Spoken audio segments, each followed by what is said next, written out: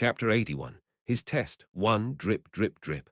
A midsummer shower poured outside the restaurant where Ephraim, depressed, nibbled on her food. Why does life sometimes go awry like this? I can't go back in time to fix this. If despair comes, one would think the hope to overcome it would swiftly follow afterward, but reality is never that easy. There can never be enough compensation for this much melancholy. She twirled her chopsticks around her food and eventually dropped them on the table. Teardrops were welling in her eyes. What's wrong? Isn't it delicious? Sylvia's maids, Leet and Indel, were flustered. The steak was delicious enough for them. She only likes a certain pig. Sylvia ate her meal nonchalantly. It didn't matter to her whether it was rice bowls, fried rice, pigs, or cows.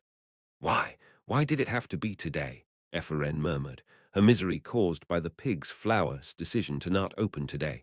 She thought about the reason behind it as hard as she possibly could, but nevertheless couldn't figure it out.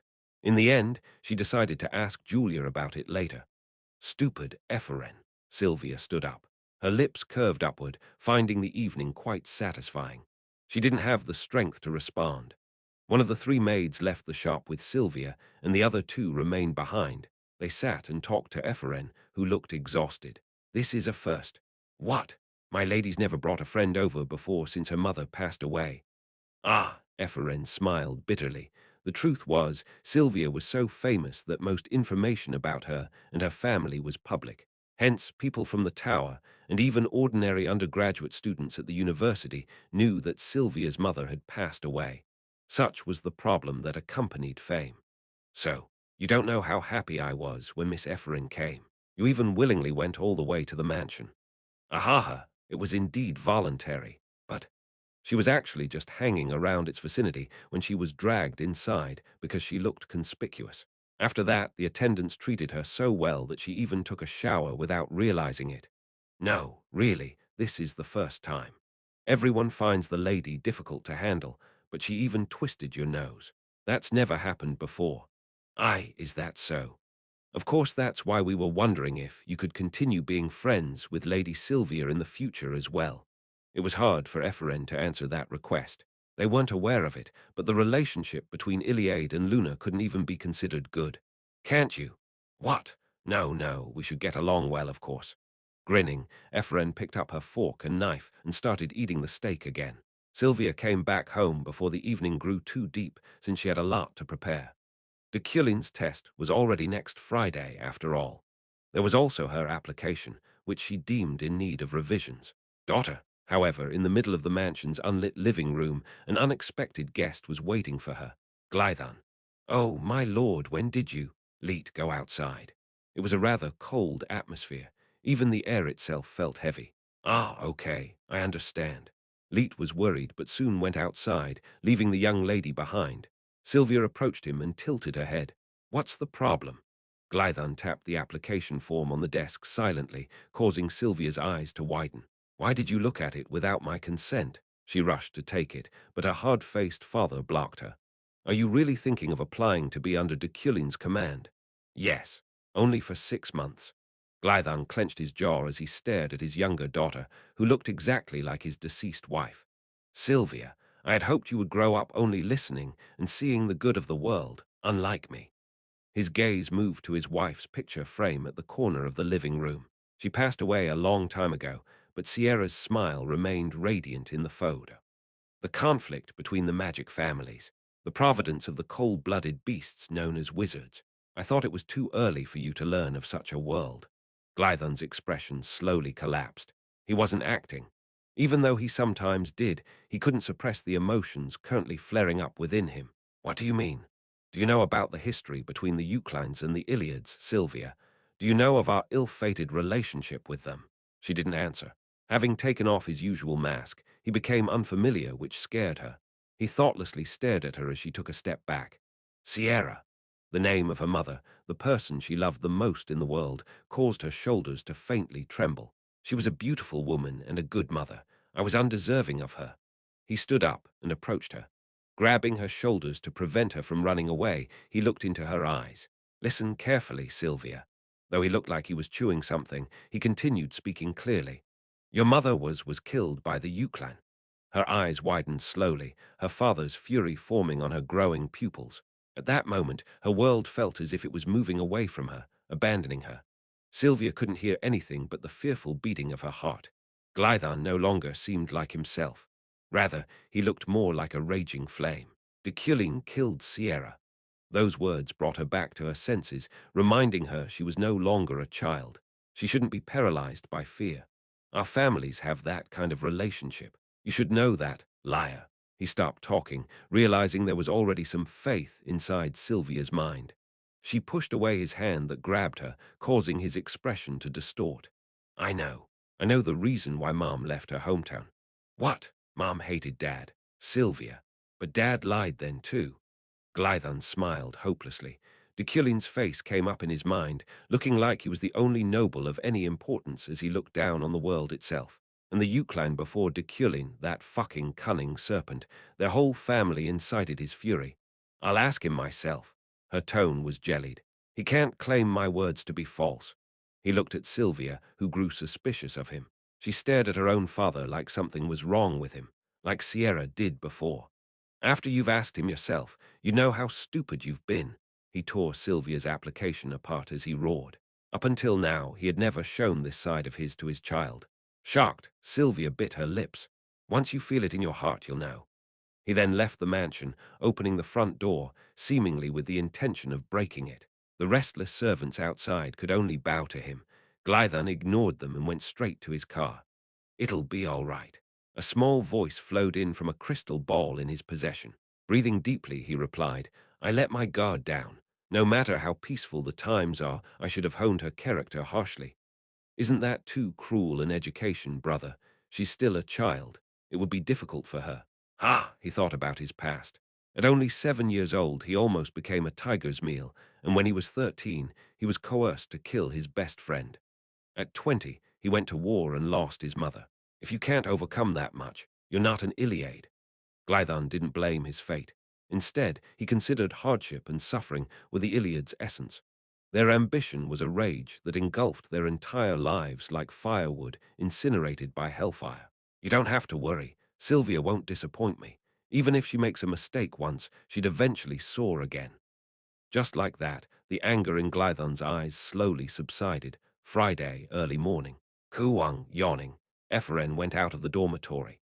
She had now completed most of her exams, including mandatory subjects such as Destruction Series Utilization and Assistance Series Transition, and even liberal arts subjects such as the History of the Empire and Pursuit of a Crime. As far as she knew, she perfected all of them. The only one left was Deculein's Understanding Pure Elements. It's the most important of them all. The final exam for a 5-credit class. She couldn't even put the value of it into words. I shouldn't screw this one up. Even if I get a plus on 3 other tests, it wouldn't be enough to cover up for such a demerit. For the solder exam and the professor's recommendation, I have to at least get 2nd place. Solidifying her determination, she saw yellow hair in the distance. No, yellow felt lackluster and insufficient to describe its elegance. Sylvia's hair was that special. Its sparkle was a mixture between pure gold and sunlight, its luster flowing naturally like a waterfall. The Iliad's blonde hair, one of their symbols, was the most beautiful in the world. Men and women of all ages envied them for it. Sylvia, Ephraim called her name as she approached her. Sylvia flinched, her face showing her usual disdain. Today, what's wrong with your face? Sylvia's current look startled her. She was haggard, dark circles enveloped her eyes and her cheeks were hollow. Did you do poorly on the exams? No, it's not that. You got a perfect score on everything. The rumors are already going around. She silently brushed past the dubious Ephraim, but she continued to tail her. 40th floor, right? They rode the elevator together, with Ephraim pressing the button for the 40th floor. Even then, she didn't say anything. Are you ignoring me? This upsets me. You're not even going to say, arrogant Ephraim. She pouted in disappointment. Every 10th floor of the tower was known as special floors. They were normally off-limits to debutantes. Among them, the 40th floor was an artificially made natural landscape called locale forest. Ding! The door of the elevator opened, the scene catching them by surprise. Before them was a forest that stretched as far as they could see. Its vegetation gave off a fresh color, and the broad sunlight shone down on it brilliantly. Wow, so this is a special floor. The two stepped inside the forest. After some walking, they could see the debutantes. Among them were nobles like Lucia, Beck, and Dupin, and the members of the Commoners' Club. Iffy! Julia! Ephraim ran and hugged her subconsciously. The nobles stared at them, but they paid them no mind. You discovered it too, Julia. Yeah, I barely did, though. It took me about 2 weeks, I think. As they exchanged conversations, Ephraim glanced at Sylvia. She looked like nobody in this space interested her. Nice to meet you. Startled by the familiar voice, the debutantes straightened their postures. On top of the forest's hill, Deculein looked down at them. Congratulations to the 117 debutantes here for finding the examination ground. Sylvia's vacant gaze on him caused Ephraim to shake her head with a bitter smile. The theme of today's test is the fusion of theory and intuition. That theme was difficult no matter what angle they looked at it. The wizards swiftly became nervous, but they maintained their focus. I've said this before, and I'll repeat it as many times as I have to. Without theory, intuition wavers, and without intuition, theory is just an empty shell. Deculein cast ductility, creating a luxurious chair out of a mixture of soil and wood. His magic never ceased to amaze their beholders, no matter how many times they witnessed it. In this forest, magical disasters capable of making your theoretical and intuitive skills tremble will occur from time to time. Your goal is to complete your tasks without wavering. Alan. Deculein sat on a chair after providing instructions, at which point his assistant professor appeared. He was smiling as always, but he somehow looked exhausted. Okay, everyone, take your test papers. 1. Manifest and seal the 3 spells recorded below by order. 2. Gather and seal the 8 attributes of pure elements. 3. Describe the mana phenomenon that you have observed in the locale forest. 4. Interpret and manifest the following mana catastrophe. 5. Demonstrate the reactivity of the following pure elements in this place. A total of 5 questions. Ephraim sighed as soon as she saw it. The other wizards reacted no differently from her. However, mental management was more essential at times like this. What she found difficult was also difficult for others. She needed to adhere to that mindset now more than ever. Some magic may need materials to manifest, but you can get all of the requirements here. Be careful, however. The locale forest is a special floor. They're labeled as such due to the dangers they possess. What about the time limit for the test? Ephraim asked. Achoo. Alan sneezed once before answering. Excuse me. Anyway, there's no time limit. Moreover, if danger arises, ask Head Professor Deculein for help. He then hopped up the hill, spread a piece of cloth beside Deculein, and modestly sat down on it. Professor, would you like a cup of tea?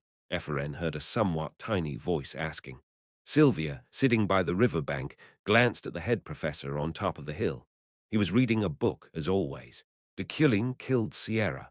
Glython's words played back in her ears endlessly. Every time she looked at Deculein, her father's rage-filled expression overlapped with his image. Sylvia shook her head. A lie. I'm sure it's a lie.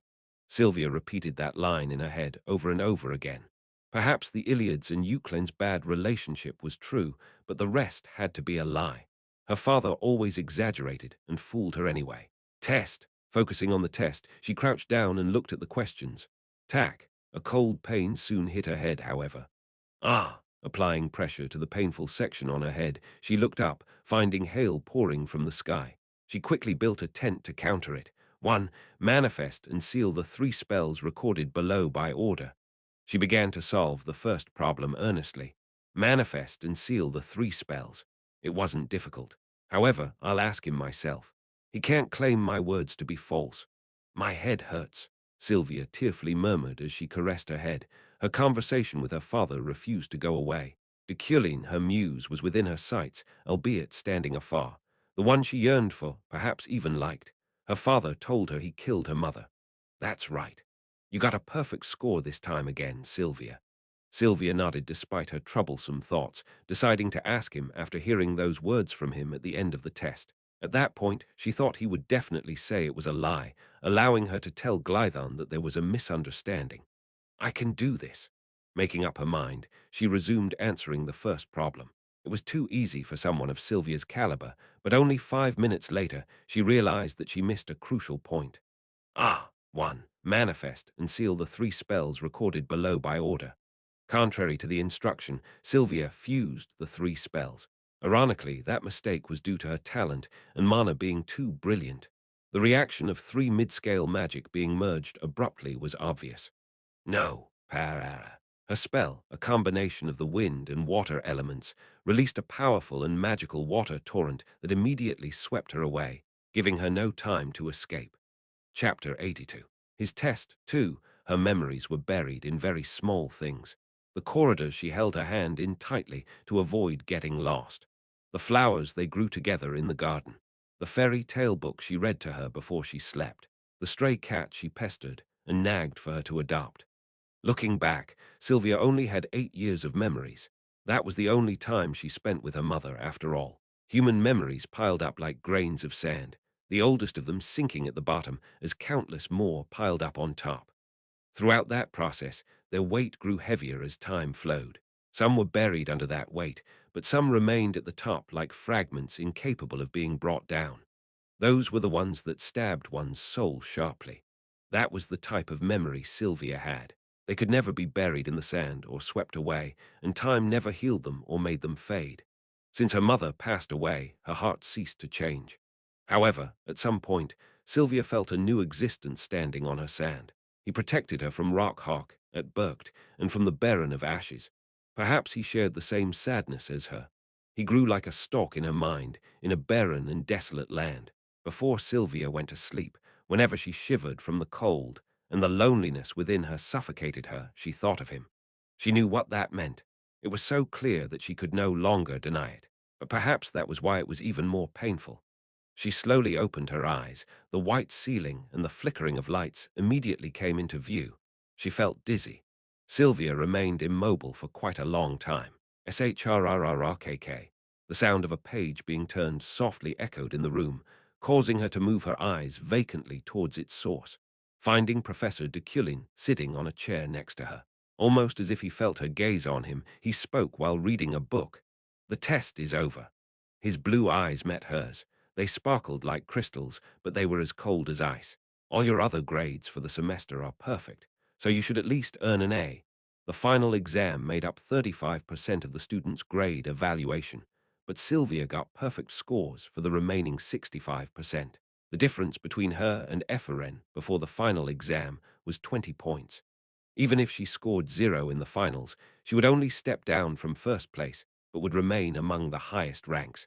Professor, with your grade, you'd be able to go up to the Isle of Wizards' Wealth. Deculein repeated what he said before as Sylvia looked at him, her lips shaking. Cold-hearted. Sylvia didn't even know that word until now. She had never spoken it. Now she felt it with her whole body. Thump, he closed his book and got up from his seat. As he was about to leave, she hastily grabbed him. My father said the reason why I shouldn't be under your command. Holding the skirt of her blanket, she continued. Is that the Iliads and the Euclines bear a grudge against each other? They're old foes who kill and get killed by each other's hands. Is it because of that? Although Deculein's eyes were as indifferent as always, Sylvia didn't avoid them. She felt like she was stabbed in the chest with an ice pick, but she could bear it because of him. Sylvia, yes, I never once thought of you as an Iliad. Sylvia's heart trembled softly. With her expectations rising, she asked for clarification. Then what do you think of me, Sylvia? Yes, she answered his call. Sylvia. Yes, Sylvia. Yes. Deculein tilted his head at the odd repetition. Soon, however, he realized his error and changed his words accordingly. The most prominent Archmage candidate, the new Wizard of the Year, the miracle of the magic world, the talent that could reach absolute authority, and a child of Iliad. Deculein recited her titles one by one. Those compliments for her would have made him tremendously jealous if he was still the old Deculein. There's a lot of phrases out there referring to you, but as Deculein, he didn't know how she felt towards him right now, but he couldn't care less about it either. That allowed him to remain indifferent. To me, you are just Sylvia. However, he had something to say as Kim Woojin. You are under my protection and guidance. He looked at his hand clad in a leather glove. It symbolized his closed heart, which remained locked even when touching someone. You're my student. She was still young, but that only meant her mind, body, and even her skill as a wizard could still grow further. My role is to guide you to the right path.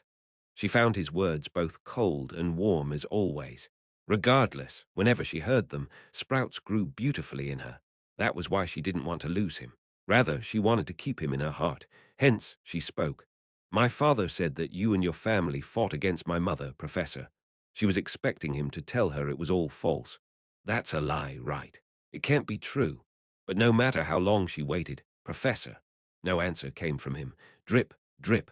Her hospital room grew so quiet only the raindrops outside could be heard. The frustration in her heart felt like it was about to make her heart stop. What my father said was a lie. Sylvia forced herself to smile. It's a lie. She repeated what he was supposed to say. A lie. Unfamiliar emotions filled her soul as she looked out the window. It was raining hard, but she could still see Deculein's reflection on the window pane. His expression remained indifferent, cold. Without looking back at him directly, she spoke. Get out. As the heavy downpour fell outside, I walked down a dark hallway, a flash of light blazing momentarily in the pitch-black sky before I could reach the end of it. When lightning struck on the other side of the darkness, an individual hidden in the shadows appeared. Professor Deculein. Underneath his clean middle-aged appearance, beautiful blonde hair, and wine-colored eyes, he was a named madman. Glython. I heard my daughter collapse due to overwork during the exam. There was no concern in his voice. Was it your fault or my daughter's? His question raised an unknown contempt within me, an emotion both Deculein and Kim Woojin felt and shared. What did you tell Sylvia? Glython's eyes sharpened, his bloodthirsty pupils glaring at me. However, they soon curved and narrowed, almost as if he was smiling with them. Do you, by any chance, remember that day 8 years ago? The day the Iliads and Euclens went to war? My memories of Deculein's past were still limited. Our families held a grudge against each other, obviously, but I hadn't found out a way to know the more detailed story behind it. In the first place, Deculein and Sylvia originally loathed each other. You killed Sierra. She was about to leave that day. Sierra, Sylvia's mother. I didn't know what Glython meant by that day. However, his words, seemingly serving as a fuse, reminded me of a scene. The sound of the rain overlapped with Glython's face. 8 years ago, under a rain close to a storm, the Iliad family head said something to Deculein that made him look at his hand, finding his glove soaked in blood. I can't let you ruin Sylvia as well. Incomplete memory penetrated my head, but I quickly grasped it all. My ego couldn't be shaken by something like this. I passed by him, ignoring his provocations. Are you running this time as well, Deculein? I abruptly stopped walking. As heat began to rise in my body, I turned around and approached him. Glython, you've always been like that, acting aloof and looking down on everyone in the world, but you're actually more scared than anyone. Glython. That outcry of mine stemmed from wrath I didn't even know existed.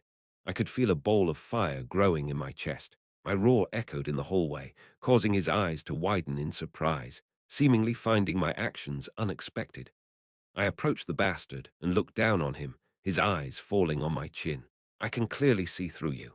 Through me. Sylvia is not your doll. Glython was a wizard crazy about his ambitions. To gain the position of Archmage, he prepared different means and methods, and his daughter was only a part of it. Did you just say you won't let Sylvia get ruined? I rattled and pushed his chest with my finger. He tried to resist, but he couldn't do anything but take a step back due to my strength provided by Iron Man. That's my line, Glython. What? The ghost of a fucking family. Glython's face grew cold. A sneer left my fangs. I won't let you ruin Sylvia. This was, perhaps, a residue of anger derived from Deculein's personality. Sylvia didn't even matter. That child was merely an excuse right now, or perhaps a pretext. But I, on the other hand, genuinely loathed Glython. You're the one who killed Sierra, Deculein. Glython sent me a similar feeling. No, his hatred for me was perfectly identical. He looked at me with his far-off eyes. You used to tremble in the past. You've grown a lot. And you've gotten smaller, Glython.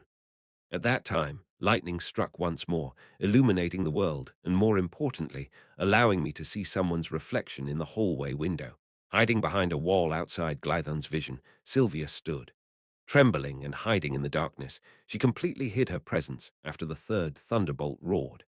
On a fresh summer 3 p.m. afternoon, the sun had begun to set between the beautiful trees surrounding the Empire's Romelot Square, which was filled with vigor and delight due to the ongoing festival that wrapped up the first half of the year. University students who had just finished their final exams workers on vacation, farmers who had finished their tasks, tourists, etc. All kinds of people gathered in that place to enjoy the games and amenities it had to offer. Wow! Ephraim stood in the middle of it all with a slightly hazy face. For someone who lived in the countryside all their lives like her, the scenery before her seemed like it came straight out of a fantasy book. Everything looks delicious. Iffy, a shout returned her to her senses. Looking behind her, she found the Commoners Club members, Julia, Ferret, and Rondo. Julia Ferret Rondo, though she smiled, her expression soon darkened when she remembered an agreement. As expected, she's not coming. Ha! Who are you waiting for? No, it's nothing.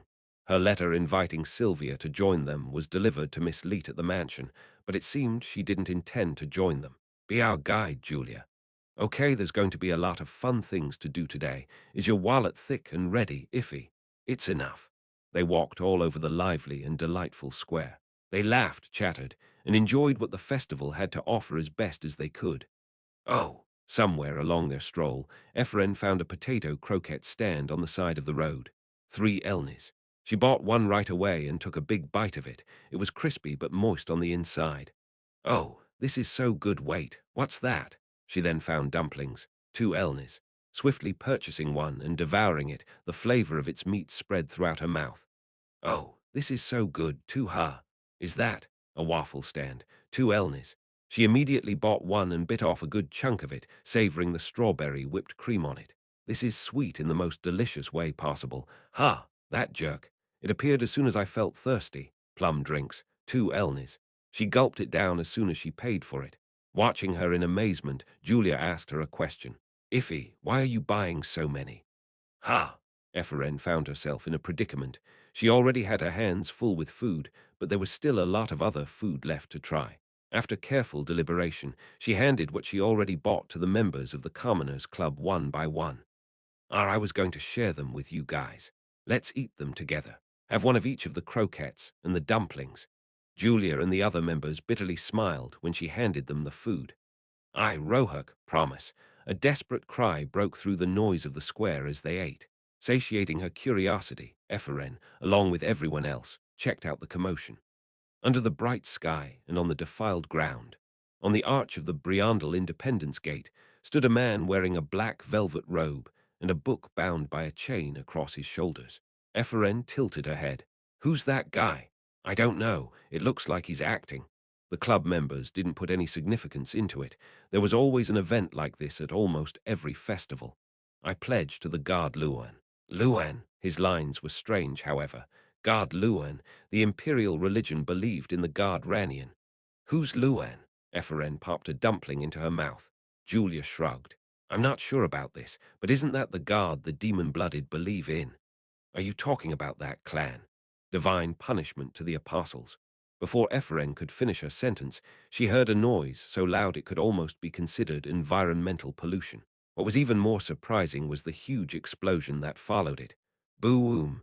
Its shockwave caused tremors across heaven and earth as it spread through all directions, but it didn't stop there.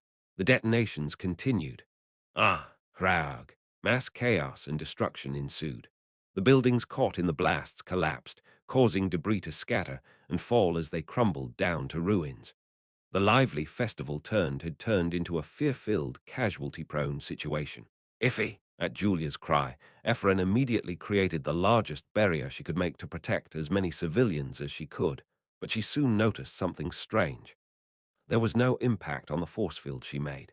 Moreover, the whole area had grown silent. She couldn't even hear any terrified, ripping screams anymore. What? Looking at the battlefront, Ephraim grew speechless for a moment as her eyes widened in confusion. The whole square stopped.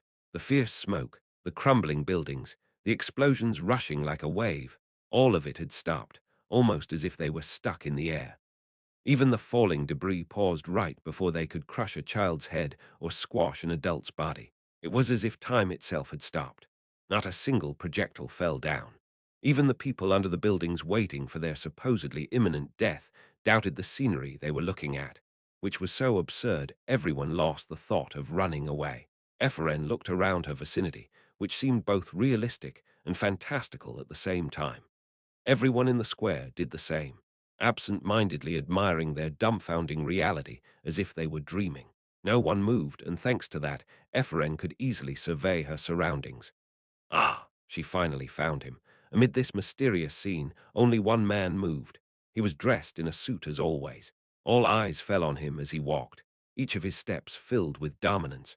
Even if they knew nothing about magic, their instincts were enough for them to know that the caster of this dreamlike magic was, of course, Deculein.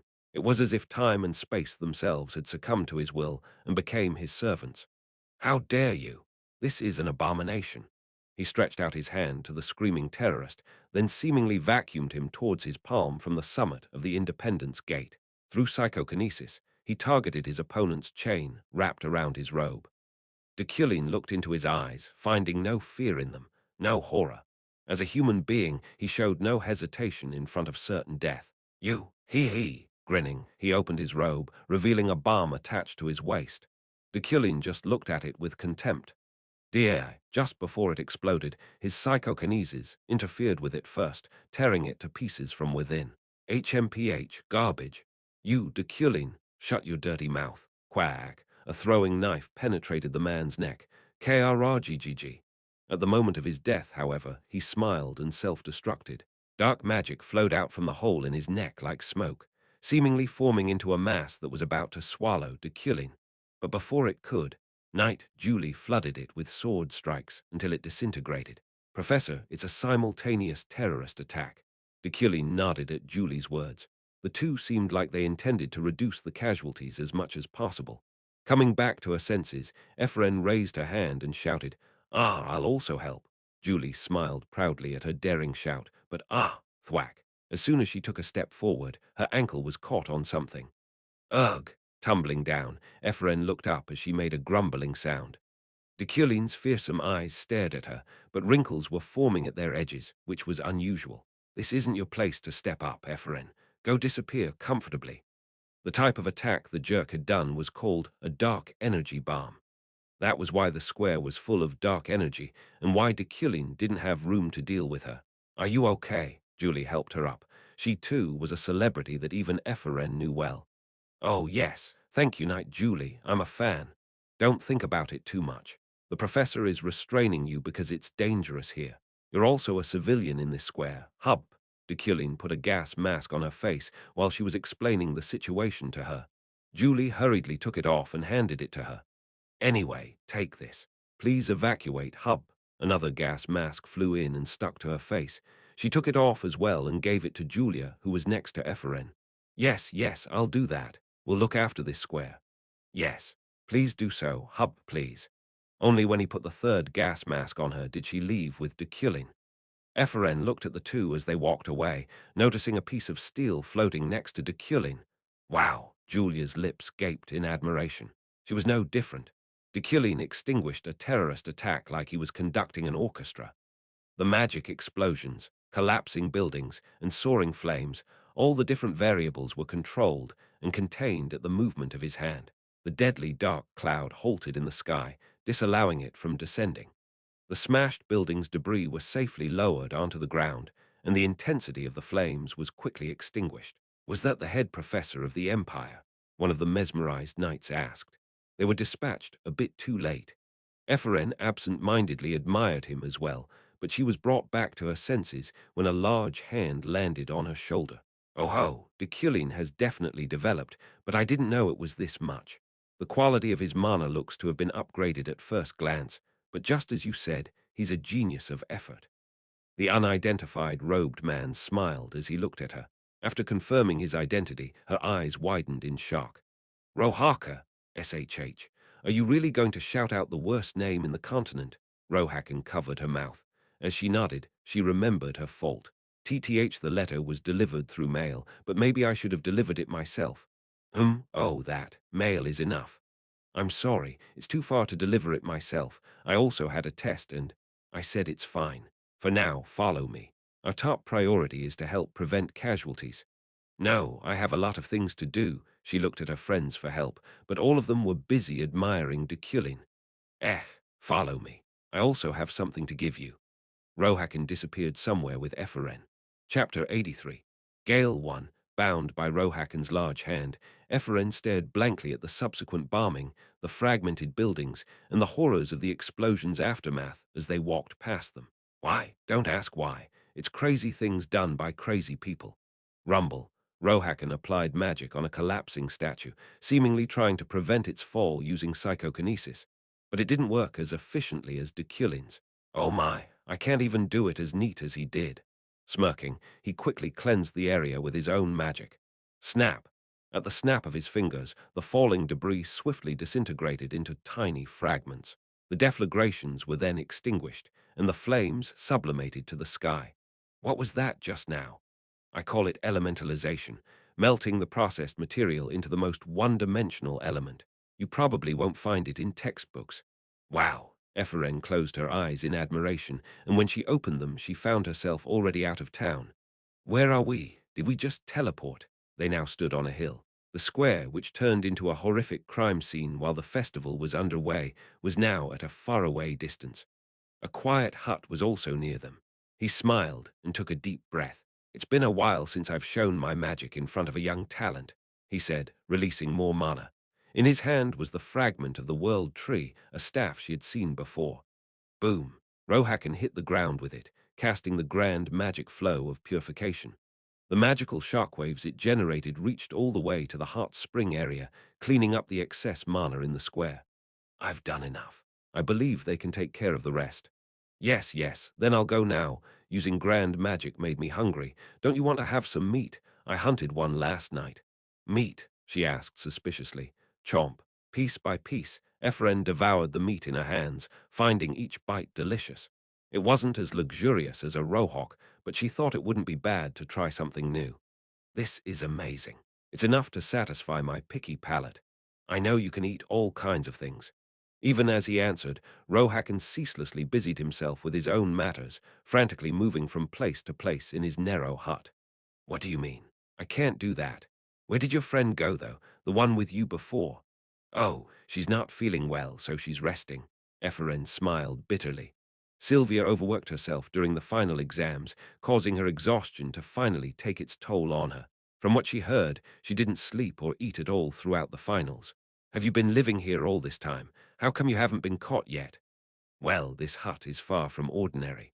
I wouldn't be able to keep my freedom in my possession during the past decades otherwise. Think of it as a ship. A ship? Yeah, you guys also call it the ninth series, or specialized magic. I think they define it as a wizard's signature that combines all of their disposition, personality, and talent. Signature magic. The ultimate achievement that all wizards desired. Ephraim only blinked, albeit she moved her mouth as well to chew on the meat. Here, look. Rohakan closed the hut's door, then pulled a lever installed near the fireplace in a way that made it look like a decoration. Boom, she flinched when she felt her surroundings vibrate, but she didn't stop eating her food. Chuckling, he opened the door again. Ha! As she looked past the doorway, her jaw dropped open. Before her widened eyes were a desert, its sand stretching to the horizon and mixing with the scorching wind. Her lips dried up after just 10 seconds of staring at the scenery. Softly, he asked, what do you think? It's uncanny, right? This, Ephraim grabbed him by the collar. Take me back. Ha ha ha. Don't laugh. Hurry up, you kidnapper. Bump, bang, bang. She clumsily shook the large criminal's body. Do it. Ha ha ha. Take me back. Don't worry, I will. You might get scolded by Deculein if I don't. What? Why would he do that? Weren't the two of you Deculein's disciples? She frowned. Nonsense. More importantly, where the hell are we? We're at the Cahal Desert in the eastern part of the continent. Despite this place's absurd climate, there are several demon-blooded people's villages here. You mean the instigators of today's terrorism?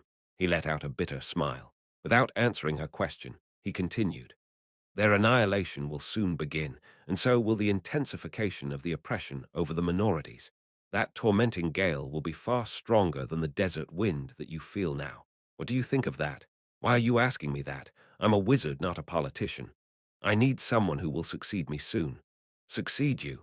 Rohakan's slanted gaze reached Ephraim, his eyes seemingly overflowing with sorrow. Yes, when you reach a certain level as a wizard, you're powerful enough to learn of your own death. That being said, I don't have much time left in this world. Then you should tell Professor Deculein to do it. Do you think that man will listen to me? Recalling the head professor's unique ego, Ephraim nodded. Haughty, arrogant, noble, and possessed by self-righteous dignity. Well, to be fair, he listens to no one. Even if God tells him to do it, I don't think he will if he doesn't want to. No, I'm certain he won't. Ha ha ha. You're right. Rohakan laughed as he closed the door, then picked up a magic pouch in the corner of the room with psychokinesis. Now, in this pouch are elixirs, a magic training book I wrote, and many others that I'm certain will help you. So, she already seemed to have set her own expectations. I'll give this to you and your friend. What? Why, that's suspicious. Her doubt was just for formality. Ephraim's eyes were already fixed on the magic pouch. He chuckled. There will come a point in your career as a wizard where you'll start finding it easy to decipher other people. Of course, it only works for simple people like you. I will never understand those as complex and reserved as Deculein. What? Sylvia is far from simple. No, that one is probably simpler than you. Anyway, will you take it? His words made her ponder. A black beast, and known as the world's worst criminal, Rohakan, seemed to be a good old man. Half belongs to you, and half belongs to your friend. I even wrote your name tag. Deeply thinking about it, she glanced at him as she grabbed the pouch. Okay. Good. Now that you've taken it, I'll leave Deculein to you.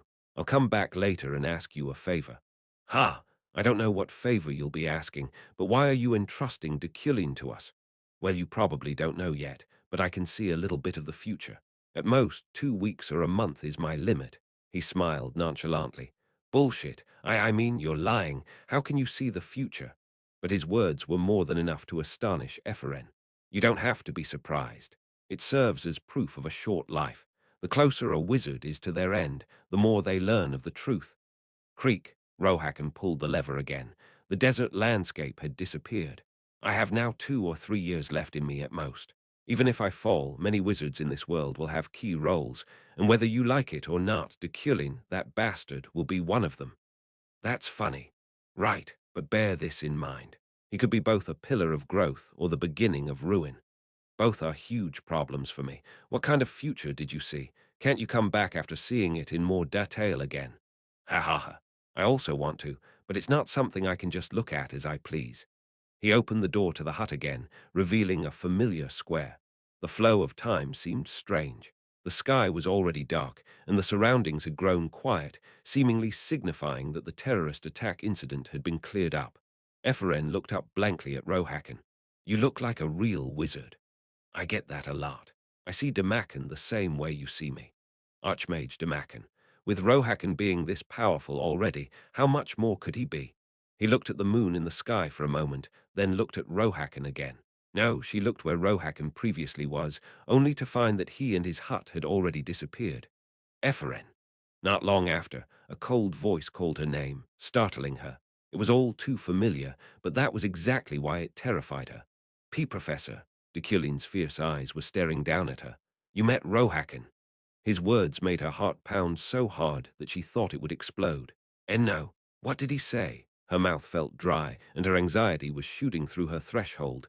It was as if dark pressure was squeezing her body. Ephraim. He called her name once more. Answer me. It's a secret. Closing her eyes as she shouted, she resisted his intimidation. The punishment she was waiting for didn't come. However, the magic pouch she held slowly moved to Deculein's hand. Please give it back. She grew restless like a dog that had lost its treat as he looked into it calmly. Gulp, he will take it from me. He will confiscate everything. Take it. Ha! When her heart was about to shatter, he returned the pouch to her. The atmosphere around him was still dark and overbearing, but he neither reprimanded her nor confiscated it. You disappeared without a word. Yes, I was looking for you. Of course, his face and voice were still cold, but his words told her he was worried. Ephraim, who wasn't used to it, noticed a potion in his hand that had the name tag Deculein attached to it. Rohakan, that old man, deliberately dropped her off near Deculein. Go to the police station. Your friends are waiting for you. Ephraim stared blankly at his back as he walked away. Sylvia slept for so long in her room she felt like a hibernating bear. With her were her familiar and the panda. Tack, tack. However, for quite some time now, she kept hearing strange noises coming from her window. It was 4:30 in the morning. Tack, tack. She tried to ignore it, but she eventually grew annoyed with it as it persisted.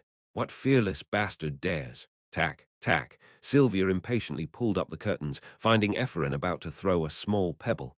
The intruder smiled brightly. Stupid Ephraim. She drew the curtains again. Likewise, Ephraim resumed throwing stones at the window. Tack, tack. I'm only going to hold out 3 more times. If you keep doing it, I'll hit you. Sylvia narrowed her eyes, but the noise soon stopped, almost as if she read her mind. No, on the contrary, knock, knock. It simply turned into a knock. The moment she sighed, her door swung open, revealing Ephraim as expected. Who told you to come in? Who let you in? Who let you open the door? Oh, sorry. Miss Leet, get out, get out, get out. Wait, just look at this. You'll change your mind after you see this. Ephraim pulled out a rare-looking book from her pouch, causing Sylvia's eyes to light up momentarily. I met Rohakan, that old man. He gave this to us as a gift. Look, here's your name tag, Sylvia. As a document collection enthusiast, she couldn't reject Ephraim's offer, who sat next to her. What are you going to do now? She asked, curious about her career path. She stared at her intently, but soon answered in a low voice. I'll head to the Isle of Wizards' Wealth, the floating island. I'll become a high-ranking wizard even greater than that Professor Deculein. Sylvia couldn't yet understand her own feelings. The scenes she witnessed that day came as a huge shock to her, causing her mind to become intricately entwined like a tangled thread. And I don't know what I'll do next yet, Ephraim nodded.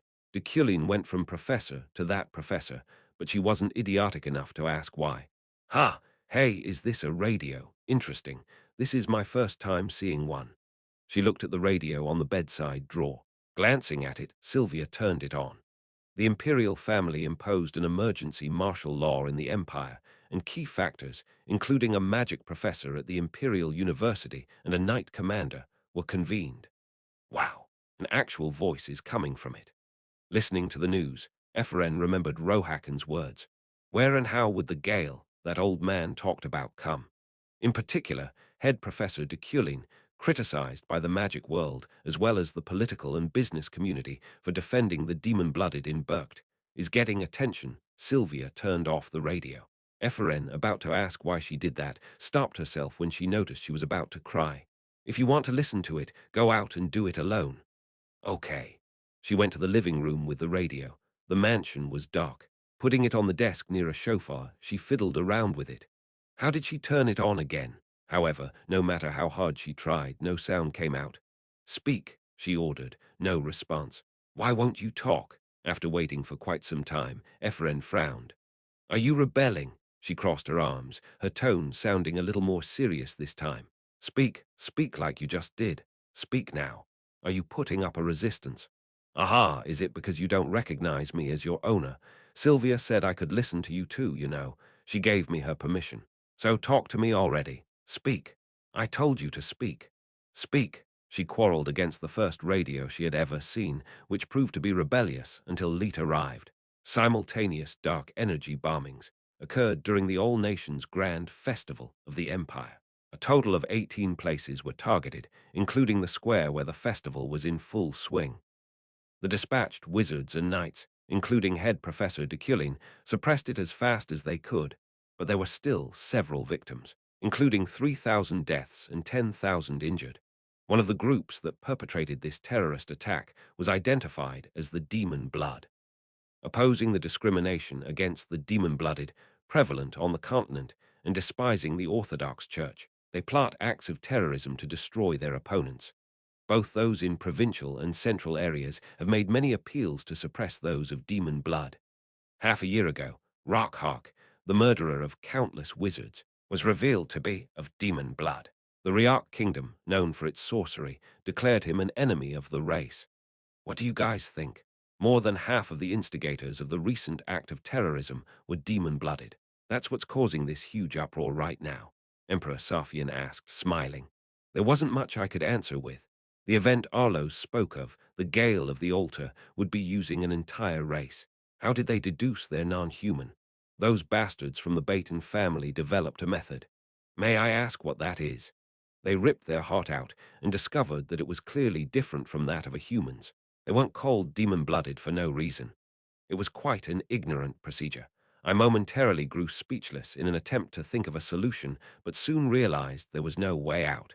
Eucline, I will not be able to reject this public opinion. The suppression of their kind was a huge event.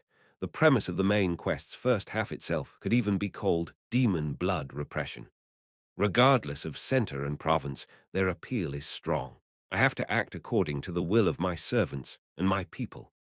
I wanted to delay it as much as possible, but this era would eventually suppress those of demon blood.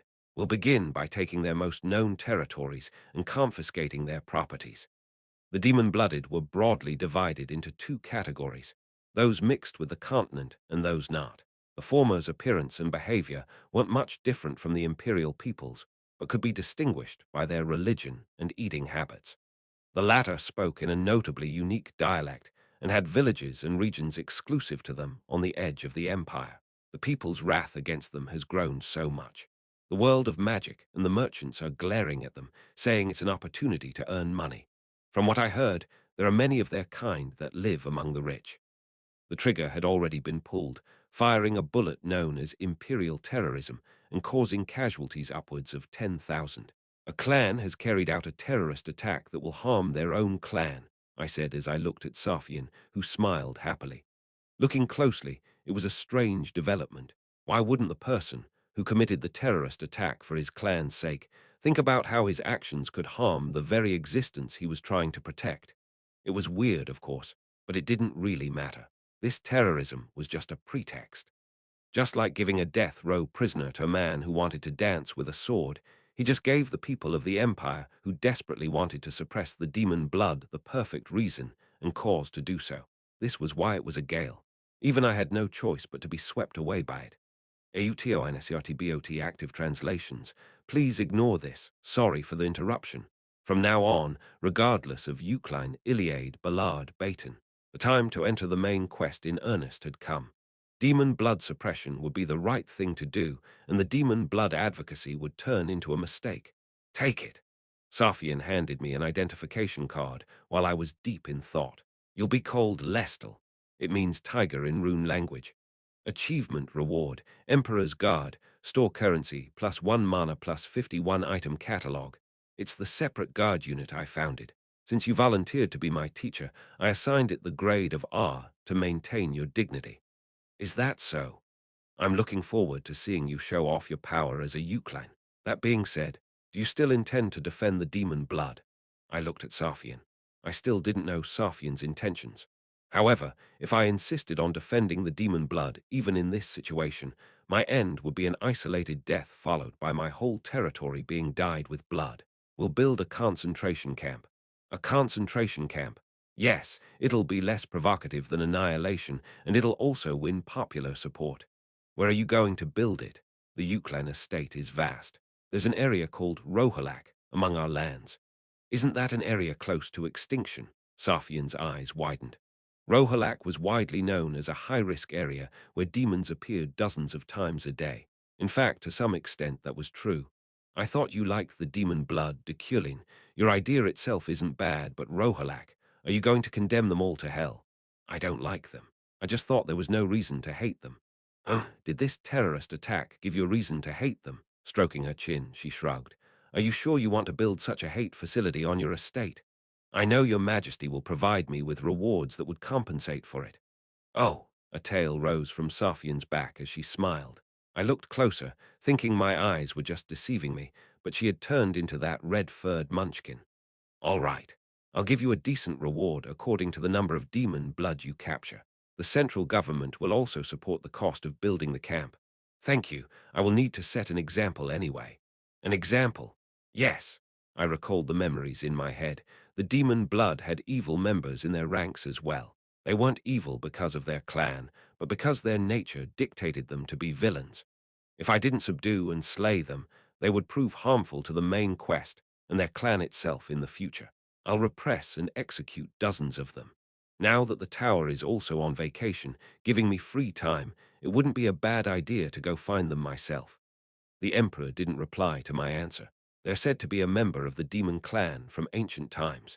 Reading the servant's appeal condemning the demon blood, I raised my head as her silence prolonged, finding the Emperor looking at me with a surprised expression.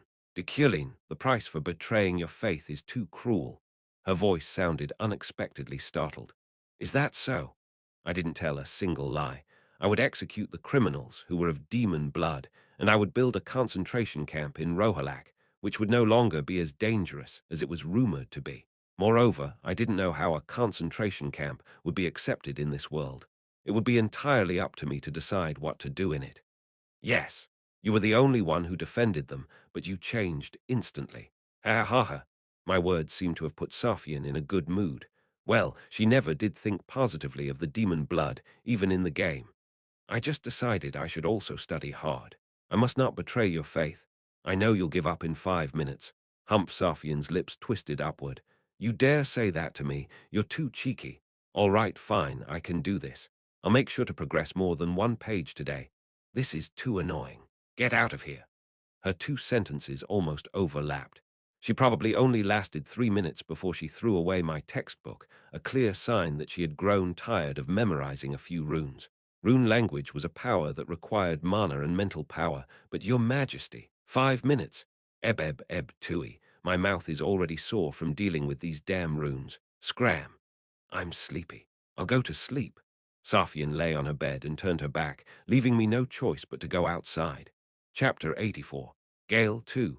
Under the blazing sun of the Kahul Desert, some people lived only on camels and tents. Originally a native of the eastern part of the continent, the poor demon blood clan got entangled in foreign rites, were banished, and since then became the living evidence of discrimination and oppression. Whoosh, as sandstorms pounded on their tents amid the darkness, their leader's anguish coursed through the clan's future. This is troublesome, Chief. It's finally begun. Captain Zubikron stared at the dark tornado in the desert, finding it no different from hatred. It whirled around like a never-ending cycle of grudge breeding resentment and resentment breeding hatred. That cycle would only end with the destruction of either side or the proliferation of harmony and unity, in an era when the latter was reduced to a mere mirage. He watched the altar's movements, knowing full well that the demon blood and the altar's religion were the same at a glance. There are rumors that Professor Deculein is building a concentration camp in Rohalak. Disappointed by his passive attitude, the demon blood radicals joined the altar, which seemed to have similar religious doctrines, and in the end committed horrific misdeeds. The groups will be taken there. Zubikron nodded. Deculein, the Euclan successor defending the demon blood at Burkt, confused him. Nevertheless, he was grateful. I see. He bought us time in Burkt, but since this attack was our clan's doing, he must have thought we betrayed his good graces. He remembered the former Euclan family head and Deculein's father, Deculein. He was a hunter of wealth and had no mercy, a pitiful man who couldn't even develop feelings to love someone. Though more Euclan than anyone else in their family, he was never bound by the yoke of it. That was why Zubikron was afraid of him. The cost of betraying them has always been excruciating. Yes, I know. Fear the demon. Fear the demon. That was the Euclan's dictum. It made people aware of the demon's existence, and at the same time revealed the tradition and power of their family. Having been hunting demons since ancient times, the Euclan resembled their targets the most. That was why the demon their enemies should fear wasn't only the devil itself, but also the Euclan who would become a demon to them. A gale will soon come, rendering all words we utter into excuses. Even peaceful rallies will be difficult to execute. The Demon Blood clan was spread out in groups across a low-lying area, some of them having decently sized populations. We won't be able to control all the new and bloodthirsty groups. If we press them hard, they might leave and cause incidents like the terrorist attack. That's true. Don't let the Cradle of Trees handle it. Elessal and Caraxel will be able to lead well. He then looked at the distant whirlwind, gradually growing larger as it absorbed the sand and mana of the desert. Beyond it, he could see the faces of his long-lost friends. The sweeping and howling air currents seemed to act as their screams, the grains of sand their blood. He felt as if they were calling out to him. I haven't been thinking properly until now, but what can I do? The answers I seek aren't in this world. Captain Zubikron sank into the darkness amid the sandstorm. Haidkane, 3 days later. What nonsense is that? Uriel yelled at the family head, who visited after so long. Why would you build a concentration camp on our estate? Answer me, sir. Though Uriel usually sat on the Lord's seat, Deculein took to it silently for the first time in a while. I hate the demon blood as well, but a concentration camp, that's a hate facility, sir. Stop adding, sir. After a few moments of waiting for her to subside, she finally gasped and sighed. Only then did he get to the point. It's far from the private mansion. Where are you going to build it, sir? Are you rebelling? What, sir? I won't ask you again. I'm not, sir. She chuckled in disdain, to which he responded by shaking his head. The camp will be in Rohalak.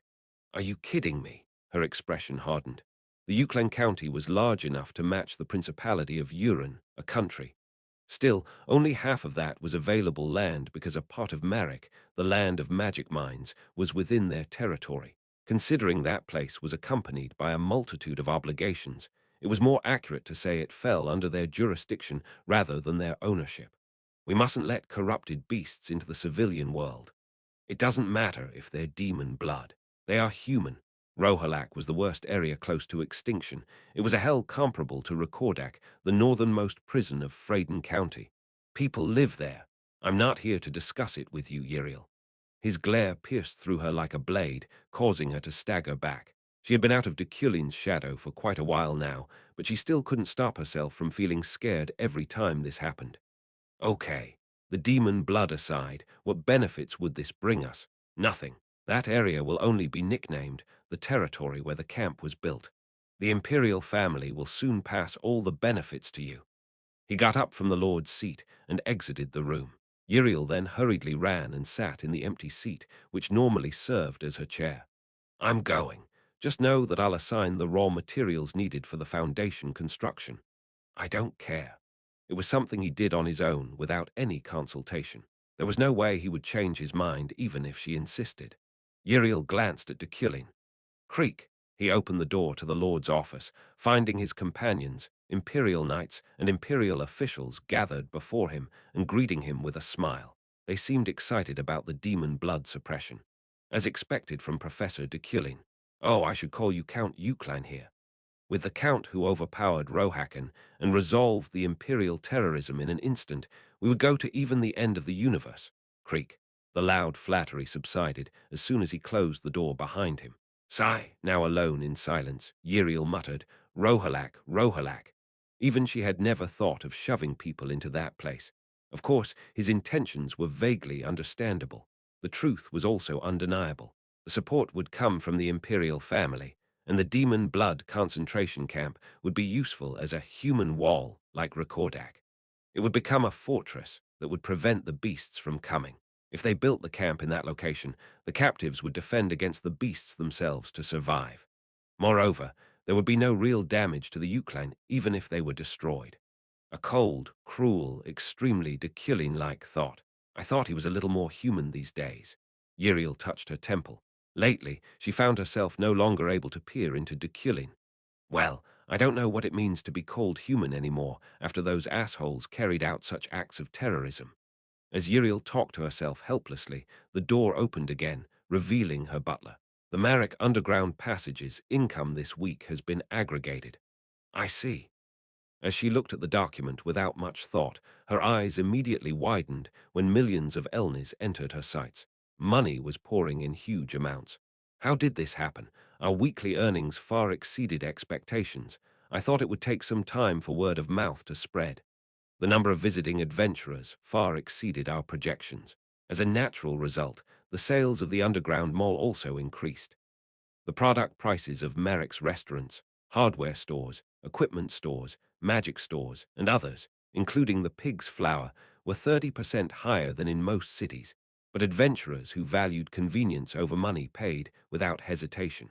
Okay, that's a good thing. Let's stay calm and keep the profits flowing. Got it.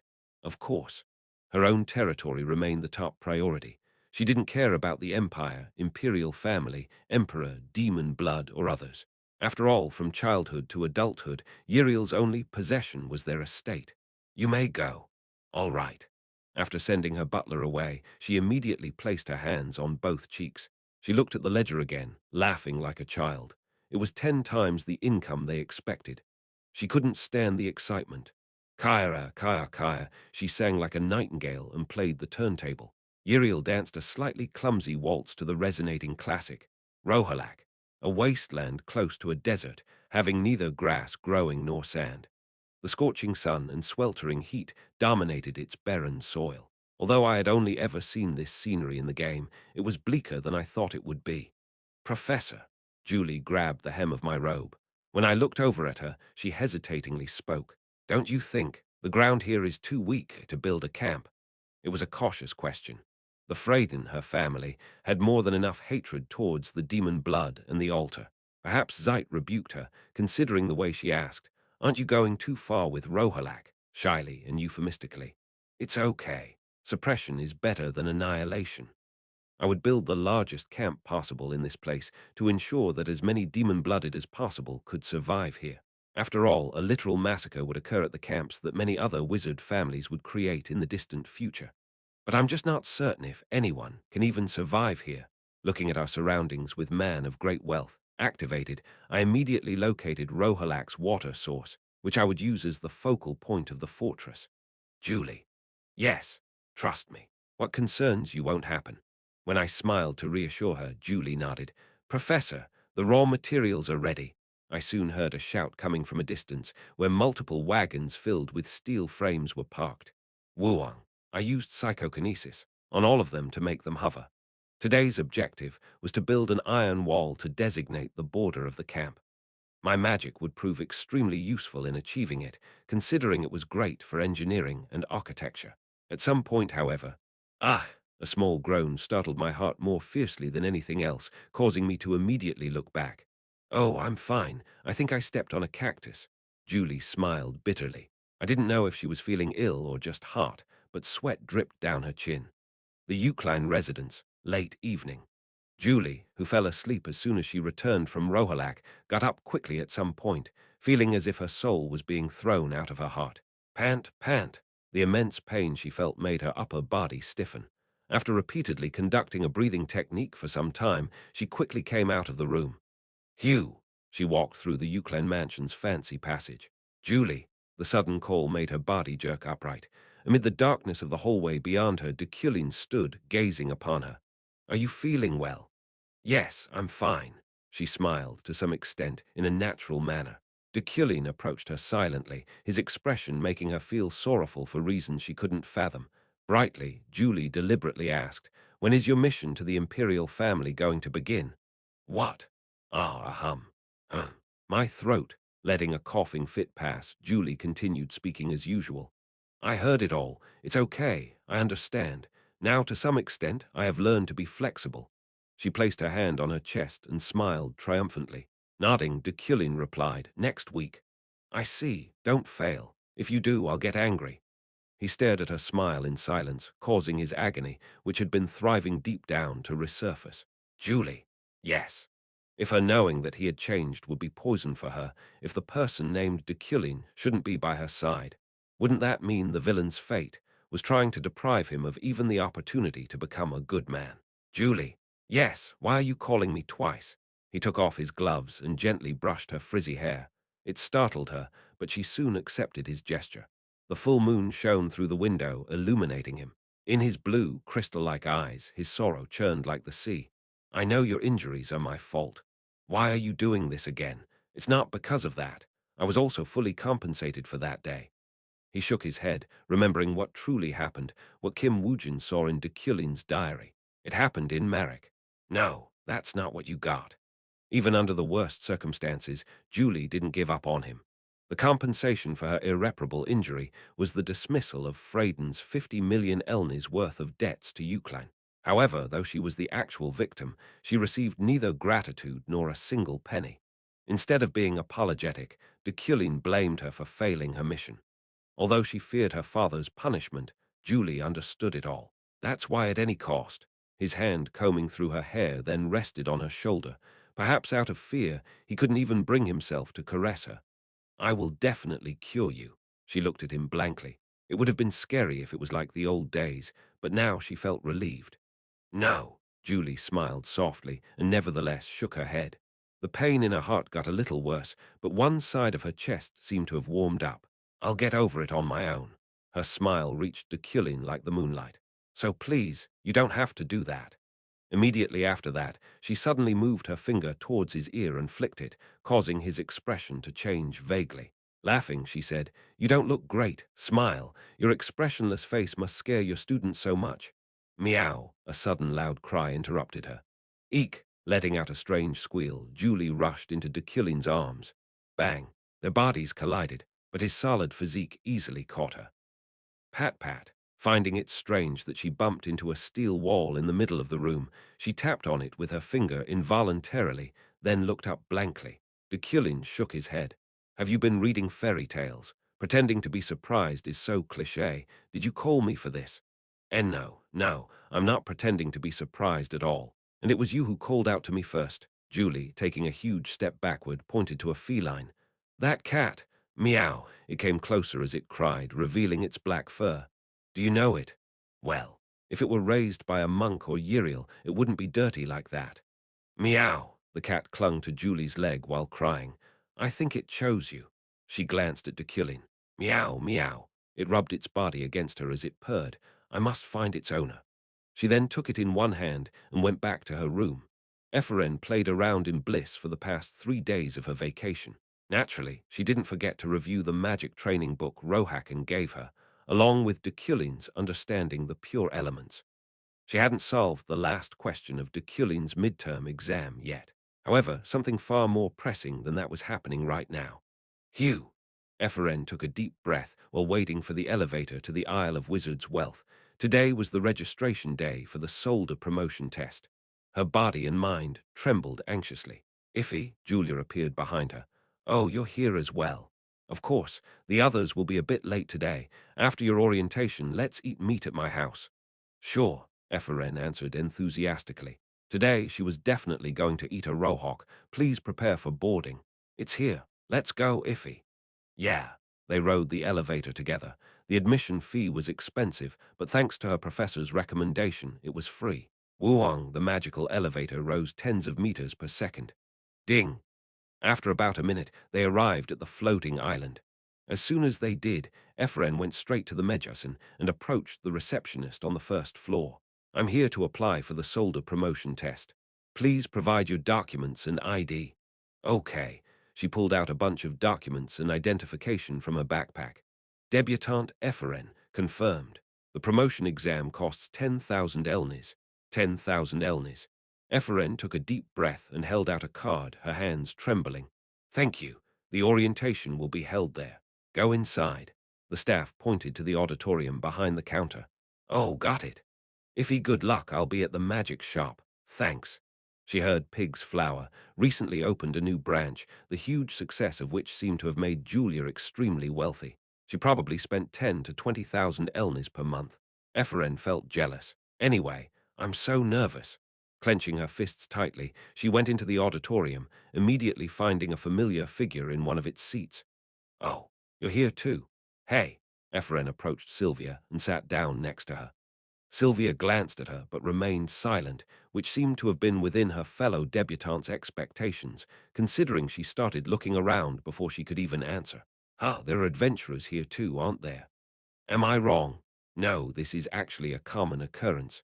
Instead of Sylvia, who kept her mouth shut, the man beside Ephraim answered. "There are many wizards among adventurers. Even if they don't meet the required credits, they can take the test if they've retained their adventurer license for 2 years or more." "Aha, is that so?" "I heard the adventurer test and the soldier promotion test will be held at the same time this year. Some of its procedures will probably overlap." Although adventurers and wizards appeared to be far different, they had a certain degree of homogeneity. After all, the creator of the Isle of Wizards' Wealth and the founder of the Adventure Guild were one and the same. "Oh, really? How do you know so much?" Smiling, the man showed his license to her. "Whoa, you're an adventurer." "Yes, it's a pleasure to meet you. I'm Caraxel. I've been an adventurer for 3 years now." "If you're in your 3rd year, can't you just get promoted to soldier?" Adventurers could usually be classified by years of experience. If one were to get a license only to play around afterward, it would be confiscated after a year. Hence, their number of years in service served as evidence of their skills. "Ha ha! I already have 3 children. The difference in unit price between soldier and debutante is almost 2 or 3 times." "Aha! Wait. 3. How old are you?" Ephraim's eyes widened. Even though he looked to be in his mid-20s, his words made him sound far older. 33. I got married 10 years ago. Whoa! Eferen covered her mouth in amazement. We will now begin the orientation, which will be conducted by one of the solder exam's actual supervisors. The auditorium's light turned off. After that, a wizard appeared on the podium. Eferen grew momentarily surprised, and Sylvia, sitting next to her, trembled profusely. She almost looked like she was vibrating. Nice to meet you. They were already all too familiar with that introductory greeting. I am a mana-cranked wizard that specializes in elements. The supervisor of the solder promotion test orientation was none other than Deculein, the head professor of the Imperial University Tower. Chapter 85, Gale 3, feeling powerful tremors, Eferen glanced at Sylvia. She thought it was an earthquake at first, but as time passed, it gradually subsided. Was she dumped after confessing? It wasn't a bad hypothesis. Shaking her head, she focused her gaze on Deculein again. This test is divided into 3 stages, and passing the first stage will immediately promote you to solder. The second and third phases are simply additional exams that would factor in your subsequent promotion to the next rank. After clearing all 3 stages, solders would get a chance to earn additional points to aid their next advancement. This system was made since not all wizards in the same rank were equal in prowess. Moreover, this exam will be conducted at the training island.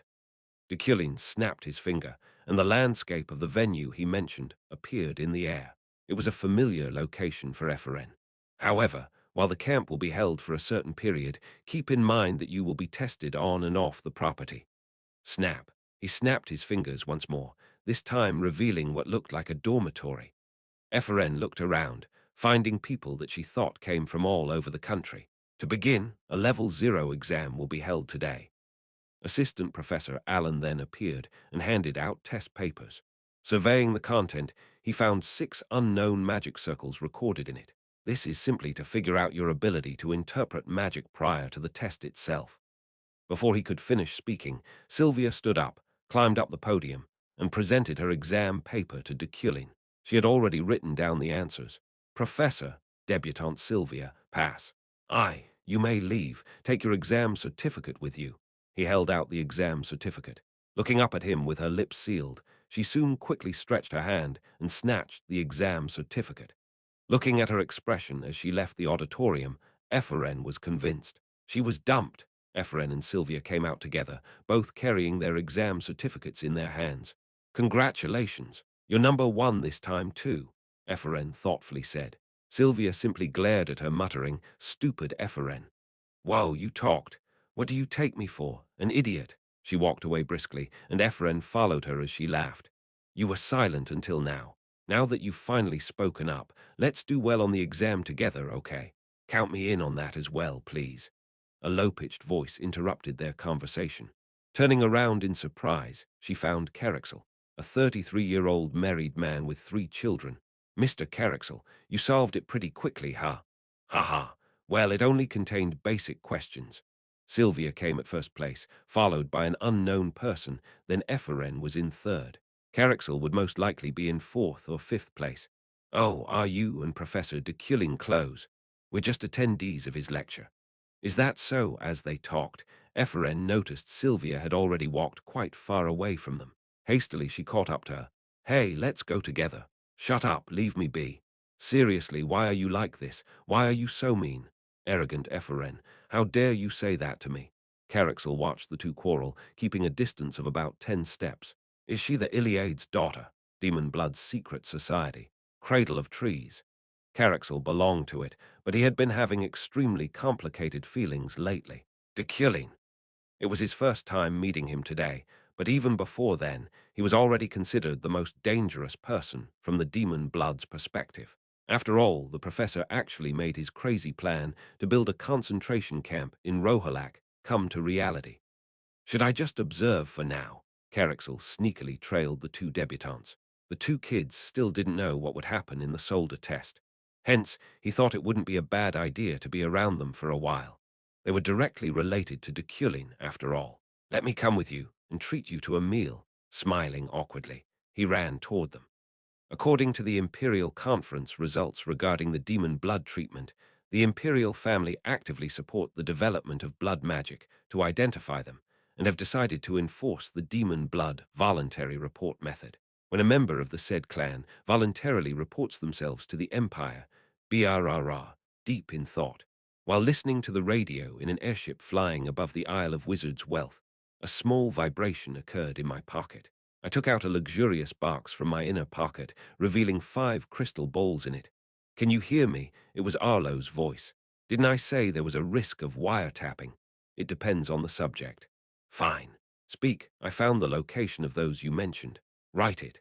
Western Empire, Viscounty Rodman, Peaton." Since her information network was reliable in tracking down people, I recently asked her to find a certain named. "Done. What are you going to do? Isn't it obvious? The demon blood repression order was issued last week. Are you going to the concentration camp?" "No, I have some that I have to kill. I'll make sure that the loach-like trash in dirty water won't even be able to regenerate." PFFF. Arlo's hung up the connection, chuckling. Perhaps she knew what kind of demon blood I was talking about.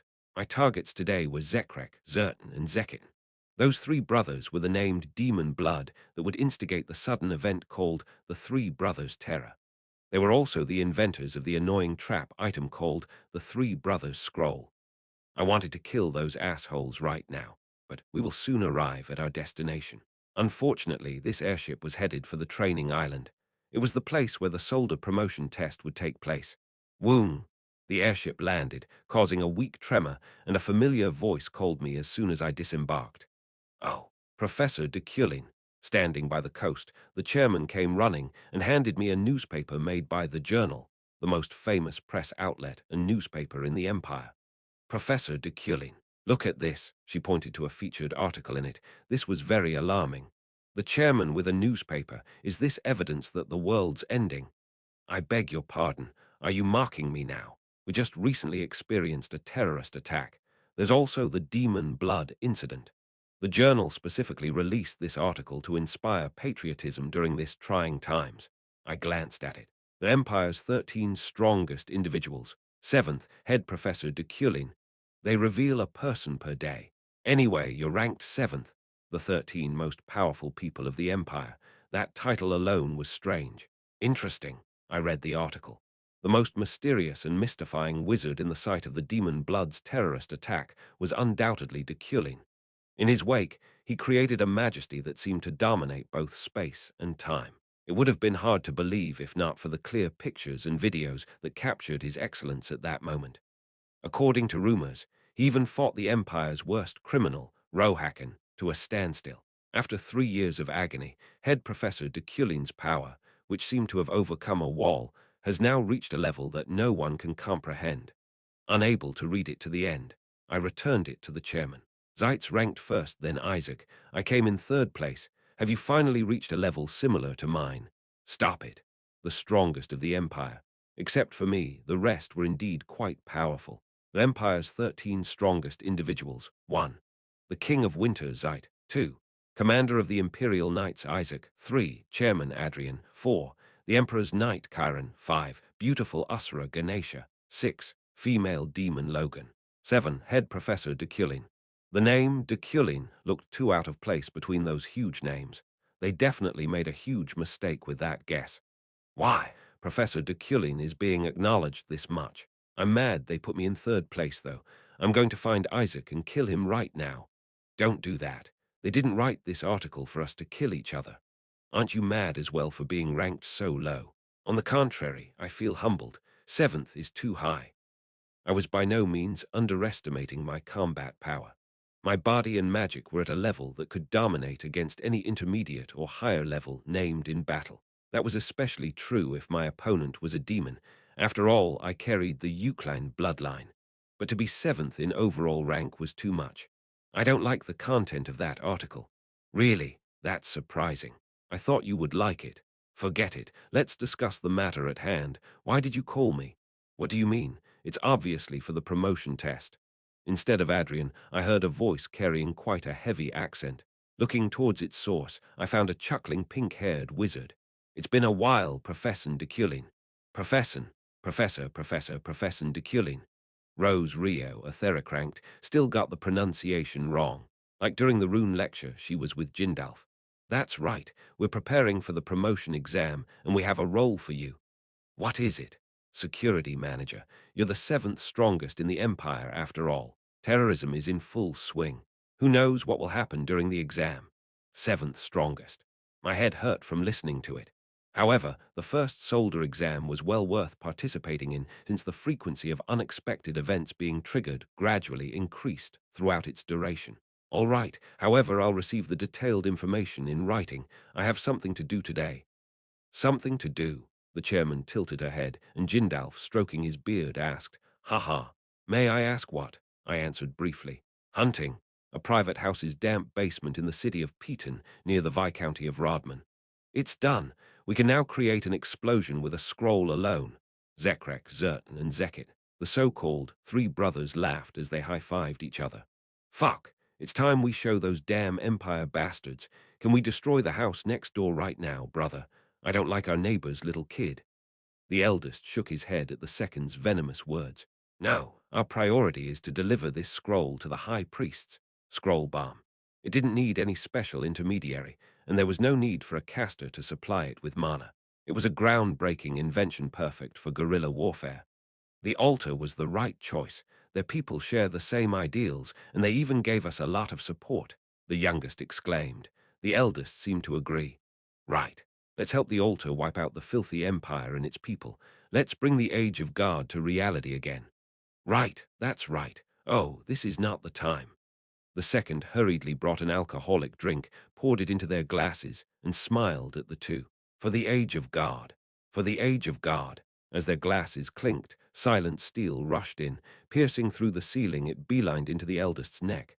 Ah! After a short throw, he fell. A bizarrely sudden situation. The remaining of the three stared at their brother, who had collapsed onto the ground. Dazed, they felt as if they were merely having a nightmare, but a tremendous sound soon reminded them this was their reality. Boom! The moment the basement door and light were destroyed, pure darkness engulfed the room. The cold sound of footsteps entered their ears. "Why you?" They stared into the shining blue eyes before them, knowing all too well who they belonged to. Deculein. His eyes narrowed down, seemingly offended just by having their lips call out his name. Their stupefaction only lasted for a minute, however. Finally making sense of their eldest brother's death, anger boiled up inside them. "Oh, our brother." Deculein's wood steel soon came crashing in like waves to a cliff as his opponents gathered mana to create a barrier. However, his 10 projectiles didn't stop swinging against it, seemingly willing to destroy the whole place if it meant making their blood spill. Bang, bang, bang, their continuous barrage quickly smashed their defenses, but the steel pieces didn't stop there. Ah! Arag! The terrifying sound of flesh being ripped apart echoed along with their agonizing screams. "Professor, are you all right?" Hearing such pain-filled cries, the knights swiftly lit up the basement, only to find 3 corpses with so many holes in them that they looked like human beehives. They're dead," one of the knights muttered, stunned by the horror before them. Regardless, when Deculein's expressive gaze fell on them, their posture straightened. "I had to kill them." Yes, that's right. You are absolutely right." As the knights responded in fear, he looked at the whole riddled bodies apathetically. "Take them out." Yes, all right." The 6 knights hurriedly carried the corpses and went out. Alone for a moment, Deculein stared at the 3 brothers' magical legacy. The 3 brothers' earth magic. They met each other during some games. 3 brothers' bomb scroll, 3 brothers' detonation scroll, etc. As named characters belonging to both the wicked and insane categories, those mad inventors annoyed the world by making whatever they could explode. "Let me use this technique as it is." Deculein turned around after taking their research results, climbed the stairs, finding the knights loading their bodies in wagons. One knight asked, "Are you going back now?" "No," Deculein shook his head. "Then, before rumors about this spreads, we should catch as many of them as possible." Deculein's aura remained cold as he answered. The knights staring at him felt chills and fear, and they knew the reason. Although they were in charge of escorting Deculein on Julie's behalf today, they were still F-ranked and at the bottom of the Imperial Guard. The difference between them and the R-rank Deculein was enough, with a little exaggeration, for them to commit suicide immediately if he ordered them to. "She's coming." He then pointed at the direction the Deputy Director of the Public Safety Bureau approached from, having received the report. Rushing over, she looked at Deculein. He didn't avoid her gaze. I caught 3 demon blood. I'll leave the rest to you. Primian's eyes reached the corpses on the wagon, her expression remaining unchanged. She was, after all, already used to hiding her true emotions. "Did you hear me?" he asked. Primian nodded. "I will take good care of it." August 1st. I came to the underground passage today after applying for the adventurer test at the guild. It's a bit odd that the underground passageway was built a lot faster than expected, but I don't think it's bad.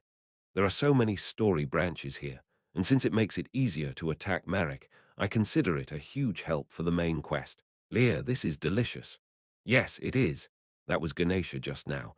We're currently eating meat called rohok at a fine dining restaurant called Pig's Flour. It's delicious, but I guess I have a sweet tooth. Ah, Ledek just passed by. Isn't he dead? That's interesting. There are a lot of adventurers here in the underground passage. Sometimes I see people who can be called named. I even saw Jarek, an insane named character. Our eyes met for just a moment, and my heart almost stopped. He is, after all, a really horrifying person. If he gets mad, he'll destroy this tunnel in no time. "What are you going to do at Marek, Ganesha?" I asked while eating ice cream. Ice cream was free at this restaurant. Both in the modern world and this world, I think it's a characteristic of well-known restaurants. Do you know what I mean? There are sometimes meat restaurants where ice cream is free. Well, I don't know, Leah. Ganesha tilted her head, looking like she had no plans. In terms of combat power alone, she's one of the strongest in this reality, but outside of battles, she's so easygoing and sloppy that I can't properly trust her. Maybe I'll mine a couple of mana stones, do some hunting. There's a lot of things to do there. Mana stone mining and hunting. Good, this is my chance to get free items. Marek is still tough for my level, but Ganesha will be able to kill them all with ease. Are you okay? Aren't you scared? Yes, I'm fine. It's great that Carlos and Leo couldn't come due to age restrictions. If I don't see them, I get worried and feel empty, but those annoying guys piss me off almost every day. It takes a little getting used to this daily routine, but it's not bad. If I keep growing, I'll meet Julie, Sylvia, Zeit, Arlos, Deculein, Safian, and even Guard one day. I will meet Guard and ask him to send me back to my original world. For that growth, sweet things, growth, sweet. No, not sweet, but growth. Only sweet. I mean only growth. Growth. That's all I have on my mind right now. End of today's diary. P.S. I don't know how long I'll be able to write in this diary, but I plan to keep it going for as long as possible as a means to maintain myself. After finishing her diary entry, Leah took a close look at her surroundings and released her magic, turning it into a mere air current that stuck to her body like a tattoo. That was caused by inventorization, one of the essential characteristics of a player. Hugh, that was a good meal. Well then, Leah, shall we go now? Rayleigh's probably already waiting for us. Yeah, let's go. She smiled brightly as they walked out of the dining room. I returned to my office in the tower. Alan, whom I hadn't seen in a long time, had a strange expression but soon smiled brightly and held out a newspaper to me. "Professor, have you read this?" It was the Empire's 13 Strongest Individuals article again, which ranked me as 7th. "I've read it. Put it away." "Oh, okay. Then, here." Alan handed me a document. "Finally, a bit of good news. Drent's application form." "I see," I nodded. With this, I secured Drent and Epheren. Epheren was an all-time talent, and Drent was also quite a genius himself. I could even form my own school with just the two of them. I looked at my assistant professor involuntarily, who was now expressionless. When our eyes met, she smiled a little awkwardly, but she was strangely cold. "You may go." "Okay." When she left my office, Julie came in immediately afterward. On her shoulder was the imperial cat, Blackie. "It'll begin in 3 days, won't it, Professor?" She looked more serious than me. "Yes, Imperial Palace quest, Demon's Mirror, store currency +10. This quest had finally come to the fore. "Yes, I've been thinking about it lately and have made a decision." She closed her eyes and then took a deep breath, her face growing more serious by the second. Interested in what she was trying to say after setting this atmosphere, I watched her intently. "The day I met Blackie, I understood the potential in your body." "You mean the day you hugged me?" No, not that. It was the day I met Blackie." Julie blushed, but she quickly regained her composure. It seemed teasing her twice wouldn't work right now. I found it a bit of a shame. "Your incoming mission will definitely be dangerous. However, your body is naturally that of a warrior."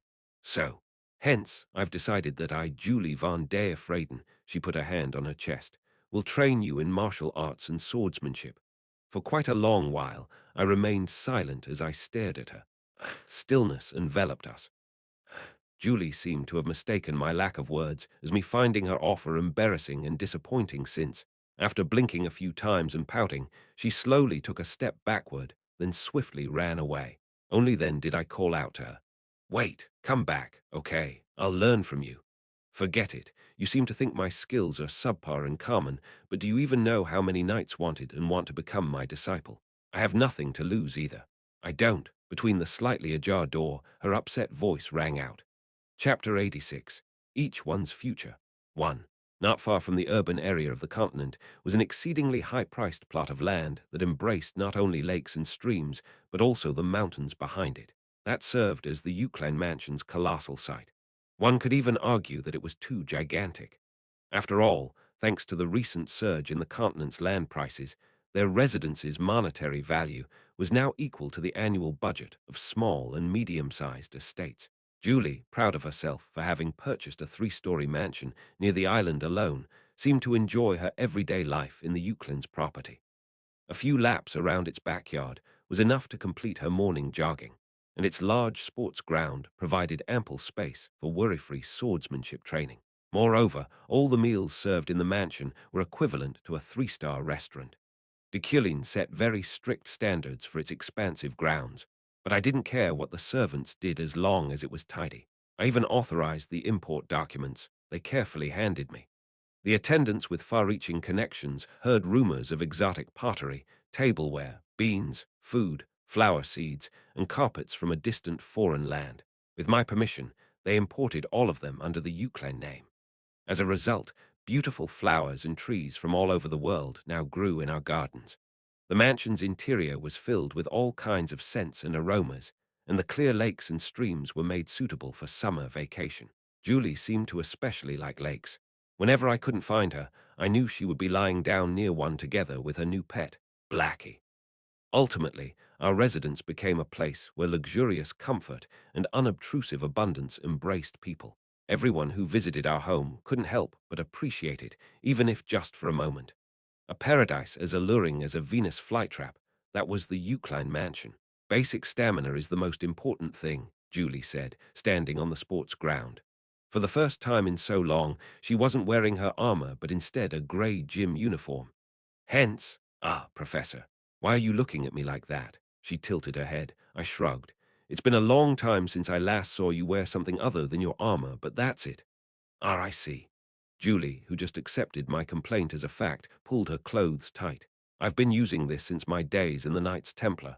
It's pretty good stuff. It's made of femuren, so it should still be fine for the next 20 years. I see. MMHMM. Going back, when it comes to physical fitness, one's basic physical strength is the most crucial factor. She swiftly returned to the main topic. Julie grabbed a wooden sword. Let me first show you an example. This is the simplest rotation move. Weak. She swung it twice. She initially drew a diagonal frontal strike, then turned around, rotating it around with her. Her movements were almost simultaneous. I even momentarily thought there were two Julys. It's also known as spin move, spin move, spin movie, spin move. In any case, although a very basic move in our field, it can cause an injury if its executors carrying a large load on their back and knees have poor basic physical strength or are equipped with untrained muscles. Julie handed me a wooden sword, which I grabbed and immediately used to follow her movements. Swish, swish, it wasn't that different in my opinion.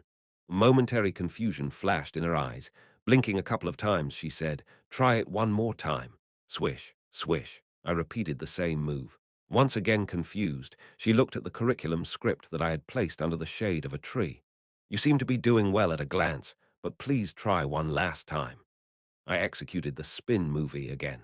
When she doubted her eyes for the third time, I finally decided to interrupt her. "Accept it. I can do it just like you can. You can, but your risk of injury is greater. I won't get hurt. You might think so, but your risk of injury is high. Are you a parrot? That's why basic physical strength is essential." Drops of sweat formed on her forehead. She seemed to have thought of me as someone weak, like most other wizards, which made her decide to start with the basics. We'll begin with a running session today. Are you ready? Sure. Okay. Let's go. Julie moved at a regular pace, and I followed, keeping a gap of a couple of steps from her. 1 2 1 2 1 2 1 2 1 2 1 2. She glanced sideways. You're really trying hard. Yeah. Good. Keep at it. We continued down our path. I didn't know how much my stamina compared to that of a knight, but Iron Man was a pretty advanced attribute, and I didn't neglect my mental strength, so it should be fine. Are you okay? Julie looked behind her to check up on me again. Yes. She nodded proudly. Our basic training went on. I'm going to speed it up a little bit more. Okay. Seemingly finding it unexpected that I could match her pace easily, she picked up the pace as if to daunt me. 1 2 1 2 1 2 1 2 1 2 1 2 1 2. In no time at all, we did 10 laps. Are you okay, Professor? Yeah. Whoa, my perfectly fine state surprised her. I felt like the basic stamina of Iron Man had grown much more than before, perhaps because my mana rating had been upgraded to the 4th rank. Do you want to stop? No, I'm okay. I see. We continued. We were practically sprinting now. I couldn't even remember how many laps we had made anymore. Noticing how Julie sweated profusely while seemingly in pain, I realized it too late. When one had a heart injury, their biggest problem would always be their basic stamina, specifically cardiorespiratory endurance. I slowed down to a halt. Let's stop. I'm tired now. Is that so? She laughed bitterly, her expression dark, which evidenced she was unhappy with her physical condition. Your basic physical strength is sufficient, Professor. You must have exercised separately. I looked at her silently. Damp with sweat, she seemed more beautiful than ever. Julie, you are a knight. Yes, I am. Julie tilted her head, wondering why I said something obvious. With a faint smile on my lips, I continued. I wanted to be someone that suited you. That's why I worked hard. She didn't reply, but her breathing stopped for a moment, and her ears tainted red. It was a cute reaction. It's a joke. I wanted to live. I see. I took my words back and told the truth, but she already had a shy blush on her cheeks. Let's go get something to eat. Sure. I went to the dining area first, and she followed hesitatingly. She also kept glancing at me the whole time we ate together. After our meal, my servant served luwak coffee, the high-quality coffee beans used on it causing Julie's eyes to light up. Thank you, sip after sip. I hid a smile as I watched her drink it dearly. Julie, let's begin preparations for today's Imperial lecture. Oh, okay. The moment I cued her to start the escort mission again, her expression changed to that of a lioness. The royal palace at the Imperial City. A cumbersome traditional event called the Emperor-Presided Meeting was underway. Safian sat down on her throne and looked down on her subjects, her hands full with the appeals presented by the ministers. I can't help but be concerned about the problems Marik's opening will cause, Your Majesty. It would only be proper to close it off now before it's too late. Those demon-blooded beasts always appear when we least expect it. Hence, I suggest focusing on them for now. The suppression of their kind will surely cause resistance. In response to the chaos and destruction that would bring, the Empire must. Safian had a headache. She didn't want to keep listening to the damn bastards before her, which she found so annoying she almost killed herself right away. I've already decided to open Marik. I do not intend to change my mind now. No, my lord. Her servant's shouts made the veins on her forehead pop. Your Majesty always said, please, don't disregard your servant's appeal so much. When adventurers invade it indiscriminately, demons will appear. While they clamored like crazy people, Karen came up to her and whispered, Your Majesty, Deculein has arrived. Safian smiled as soon as she heard that. Enough, it's time for my lectures. Begone. No, my lord, nothing has been decided yet. Are you unaware of what I'm learning from Deculein, rune language? An invincible ability for Safian. Not even her officials could mess with the days when she was supposed to learn more about it. Do you want me to waste such valuable time? Are you prepared to cope with the consequences of me doing so later? It's runes. Do you not know what runes are? Only then did her servants quiet down. Safian sat up satisfactorily. Go. This is where we end the meeting. You're finally here. The Emperor welcomed Deculein with a smile in the study room today. I am. I had a really annoying meeting today. It's a tradition that the Emperor presides over it, so it was inevitable. Those moronic subjects of mine kept asking so many things. Listening to them question every single decision I made felt disgusting. I see. Then let's start the class. Today's rune is Hebrew Tate Hebrui, Hebrew Yod, Hebrew Semic, Hebrew Hebrew He. Deculein began the lessons as soon as she took a seat. The emperor's eyes became as sharp as an axe. Follow me. Hebrew Tate Hebrui, Hebrew Yod, Hebrew Semic, Hebrew Hebrew He. Bay, not bay. Hebrew Tate Hebrui, Hebrew Yod, Hebrew Semic, Hebrew Hebrew He. Safian rested a hand on her chin while looking at him. A sigh from the emperor's lips made her boredom known. Hebrew Tate Hebrui, Hebrew Yod, Hebrew Semic, Hebrew Hebrew He. You never ask anything about my policy, do you? Hebrew Tate Hebrui, Hebrew Yod, Hebrew Semic, Hebrew Hebrew He. You're only saying that damn rune. Her motivation to learn today was close to zero after suffering from her servants. Realizing that fact, Deculein reluctantly focused on Safian's words. My servants were eager to know why I reopened Marek, even though it doesn't even really matter what the reason is to them. They'll oppose it anyway and welcome the demon blood suppression, an extension of it, with open arms. She stopped talking abruptly and looked at him languidly. What do you think of my policy, Deculein? Why do you think the ministers are against its reopening? The reason why the officials of the empire opposed it, why they desperately tried to close that door even though it had already been opened, he answered without a moment's hesitation. The supply of mana stones is already sufficient, so why do we have to take the risk and open it? Everyone being against it, I think, makes some sense. Safian's expression hardened, her lips curving into a frown. Humph, is that so? You're no different, she replied, her voice sounding disappointed as she leaned against her chair's backrest, but Deculein wasn't done yet. He slowly continued.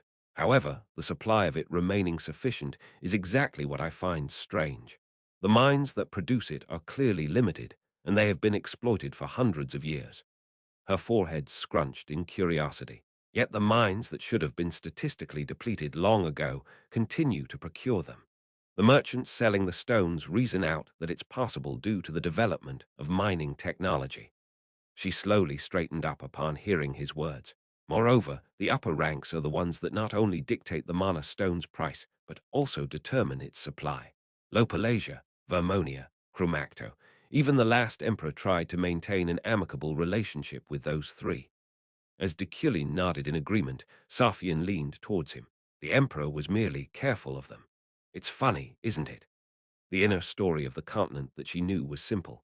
According to it, more than 70% of the mana stones circulated by the giant upper ranks now came from the altar, since the mines for it existed even in desolate lands that had been left untouched for hundreds of years. She looked at his lips, wanting to hear what he had to say next quickly. Yes. However, now that Marek opened, countless mana stones have become available for mining. It also simultaneously leaves no room for the merchant's distribution network to interfere with the supply it'll produce. After all, it's all under the full authority of the imperial family. Thanks to that, those morons are in a hurry now. Marek's mana stones are a fatal danger to them. That's why the ministers who took money from them keep pestering me. She smiled, and he reciprocated it. Exactly. In that sense, your majesty can use it to strengthen your power. If there's a demon blood among the chiefs of the upper ranks, there is. I know that for a fact, and I also know that if I keep messing with the demon blood, the altar will intervene. The empire has many internal enemies, not external ones. That's what makes it an empire.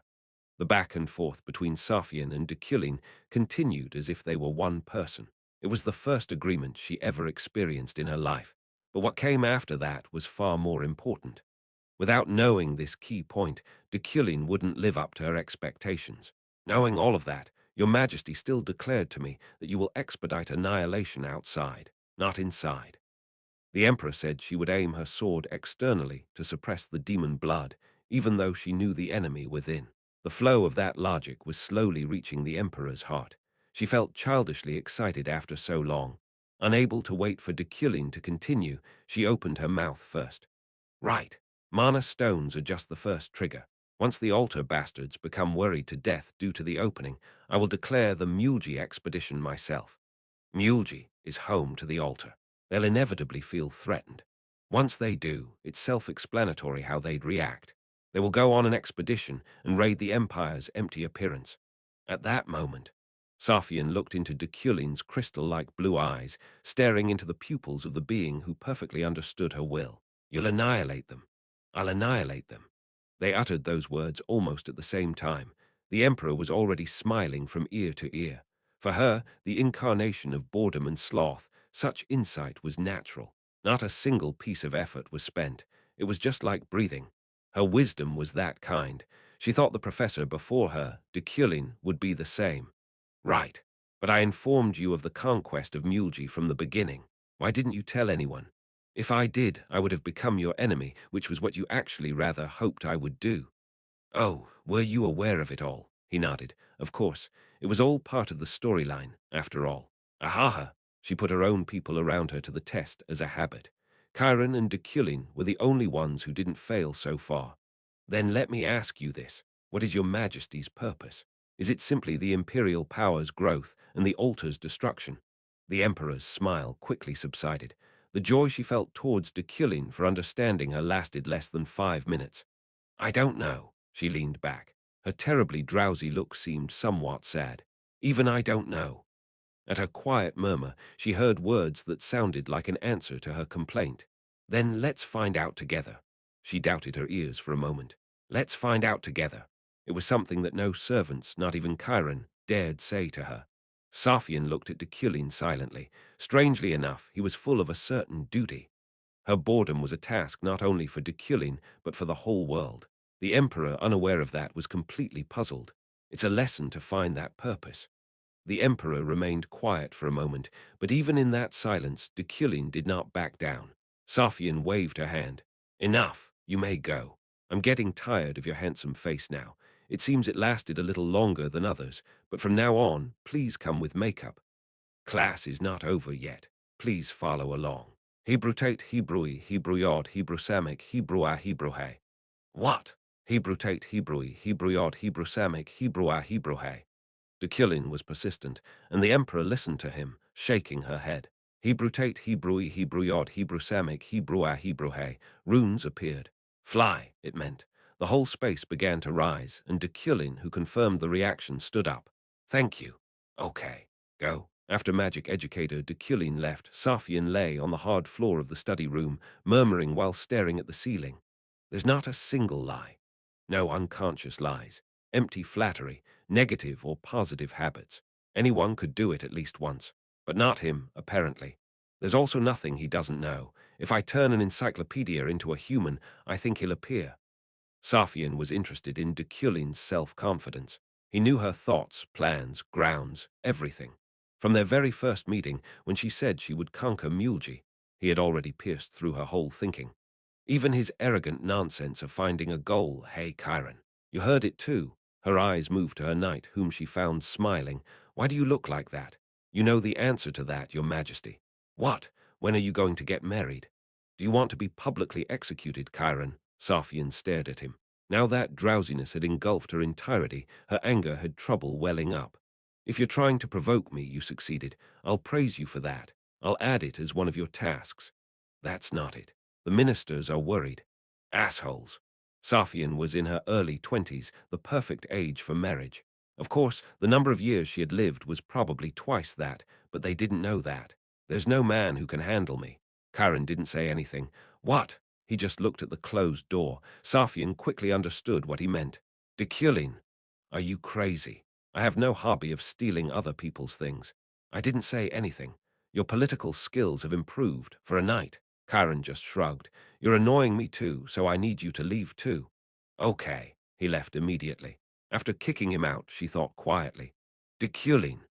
He saw the world from the same perspective as hers. Hence, it was understandable that he had that kind of personality. There were so many stupid people in the world she had to deal with, so she couldn't help but get pissed off. Should I consider myself fortunate that I'm not alone? Saphion grinned. She had found at least one comrade. I wasn't sure before, but I'm finally convinced. Thanks to him, I can finally have fun for a while. For now, that was enough for her. PFF, arrogant bastard. What? Find out a purpose together. Lessons, Saphion chuckled, recalling the conversation they just had. After an hour, she finally got tired of it. 1 hour. It was already quite a long duration for her. Ephraim continued preparing for her trip. Towel, toothbrush, soap, shampoo, emergency food, review books, and, the most important of them all, her eyes widened when she looked at it. Aged Rohawk. Those 4 pieces of rohok, which her father gave her as a gift to pass the exam, was the most valuable food right now. She planned to bake one at a time when she felt most tired and sad during the exam. Phew, time to go. With the backpack on, she took a deep breath and went out of the dormitory. She first stopped by the magistrate, wrote a letter to her sponsor, and then strolled through the campus despite the undesirable weather brought forth by the rainy season. When is she coming? She stood under the clock tower of the campus, waiting at the place they agreed on. Today, a friend decided to go to the Isle of Wizard's Wealth with her. Efren here, just in time, made Leet's soft voice called out to her. Sitting in the driver's seat, she honked. Hello. Efren smiled brightly and sat in the back seat. Sylvia next to her had a dissatisfied face, but she didn't stop the ride itself. Let's do well together. I want to get to the next rank too. Arrogant Efren. Hee hee. Without that line, she really couldn't feel like her day was complete. As she chuckled, Sylvia looked freaked out. Seemingly thinking she was beside some kind of pervert, she snuggled up against the window. Now, let's go. Yep. Together, they set out for the floating island. Vroom, watching the passing scenery outside the car, Efren thought about her future, the things she would do under Deculein, her father's past and his death. Efren clenched her fist. Sylvia, on the other hand, only thought of Deculein. Her heart ached every time she thought of him, but she couldn't stop it. In this way, he served as the firewood in her heart, perhaps according to Glython's plan. It was so huge and dry it probably wouldn't stop burning even after she became an archmage. Ah, isn't that uncle? Sylvia looked at where Ephraim was pointing, where she found the married man they had met before, Carixel, standing by the roadside. Approaching them with a smile, he shouted, Oh, Ephraim, Sylvia. What good timing, can't you give me a ride too? Leet glanced at Sylvia, who sighed before agreeing to the idea. She would meet him at the exam hall anyway. She didn't have to be mean. Chapter 87. Each one's future too. After completing the Emperor's lessons, I walked along the corridors of the Imperial Palace with Julie, who maintained a vigilant posture despite where we were. Amid our way, Jarling appeared. Sir Euclan, there was an incident in the basement. Agreeing to come with him, we headed underground through the only passageway leading to the Demon's Mirror. This place is darkness. However, it's closed. That's the problem. He frowned. The door to the basement was covered with dry tissue as thick as tar. Since when has it been in this state? Just today. It used to be an ordinary door before it became like this. He grabbed the doorknob and shook it randomly, but it didn't budge. Even the knights couldn't open it, so I had to send them all back. I nodded. Then perhaps the right time hasn't come yet. You mean, Sir Euclin, do you know what's in there? What lurked in this basement, and what the quest darkness of the Imperial Palace meant? I didn't only witness it, I also cleared it as a player. Ultimately, it pointed to the darkness embraced by the owner of the Imperial Palace.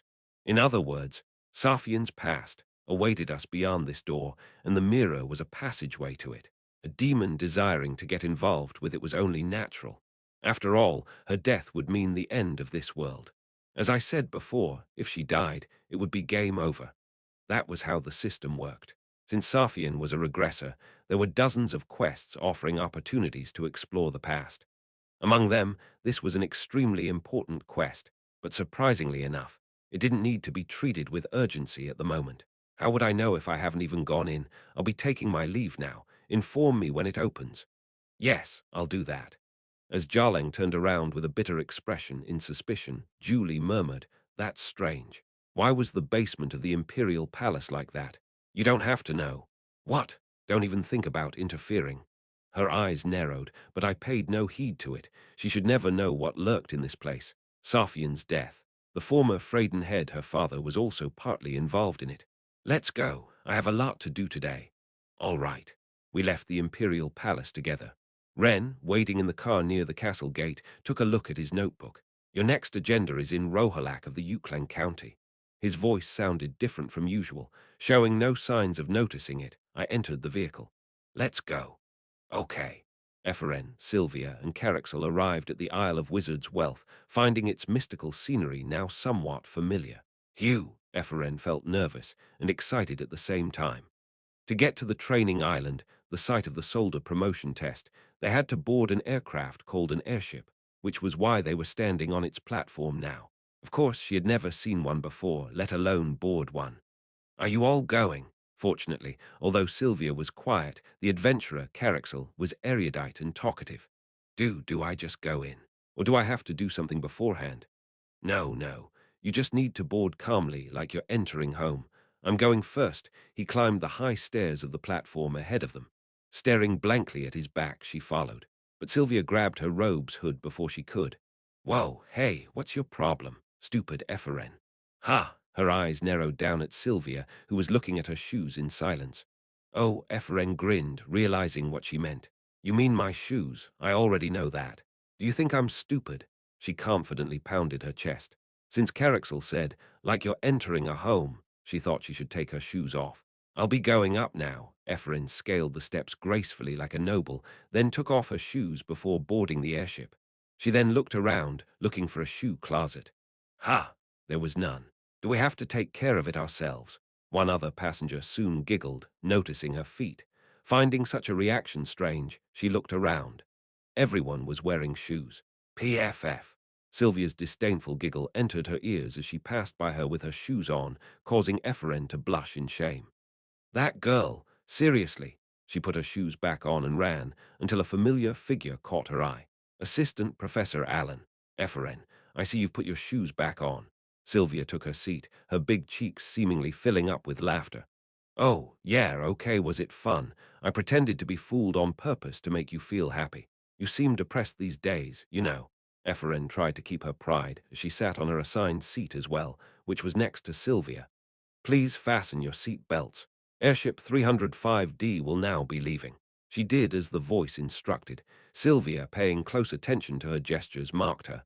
I guess you know how to wear a seat belt. Humph, as I said, I did it on purpose to brighten your mood up.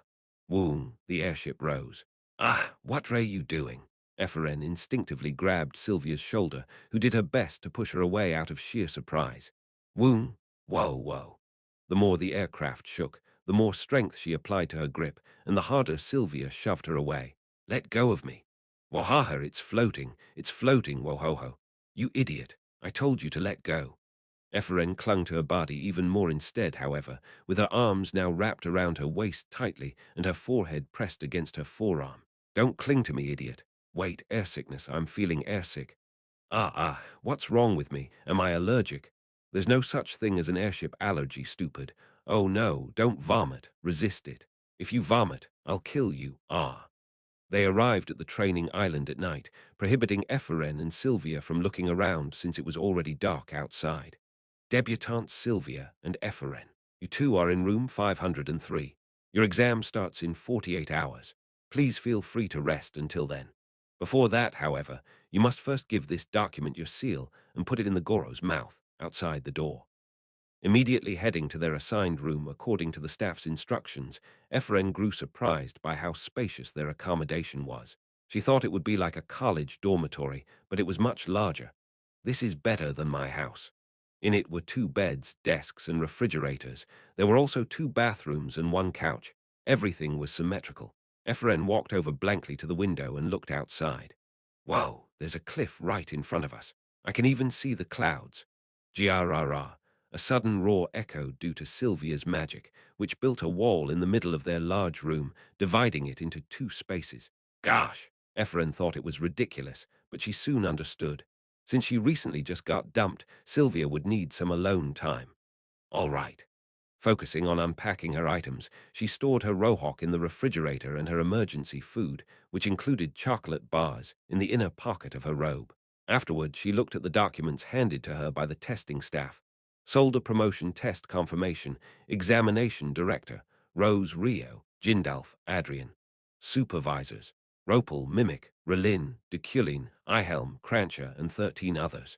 Security Officer, Deculein. Videos and reports recorded while taking the test can be purchased by various magic towers, the Isle of Wizards' Wealth, and families on the continent.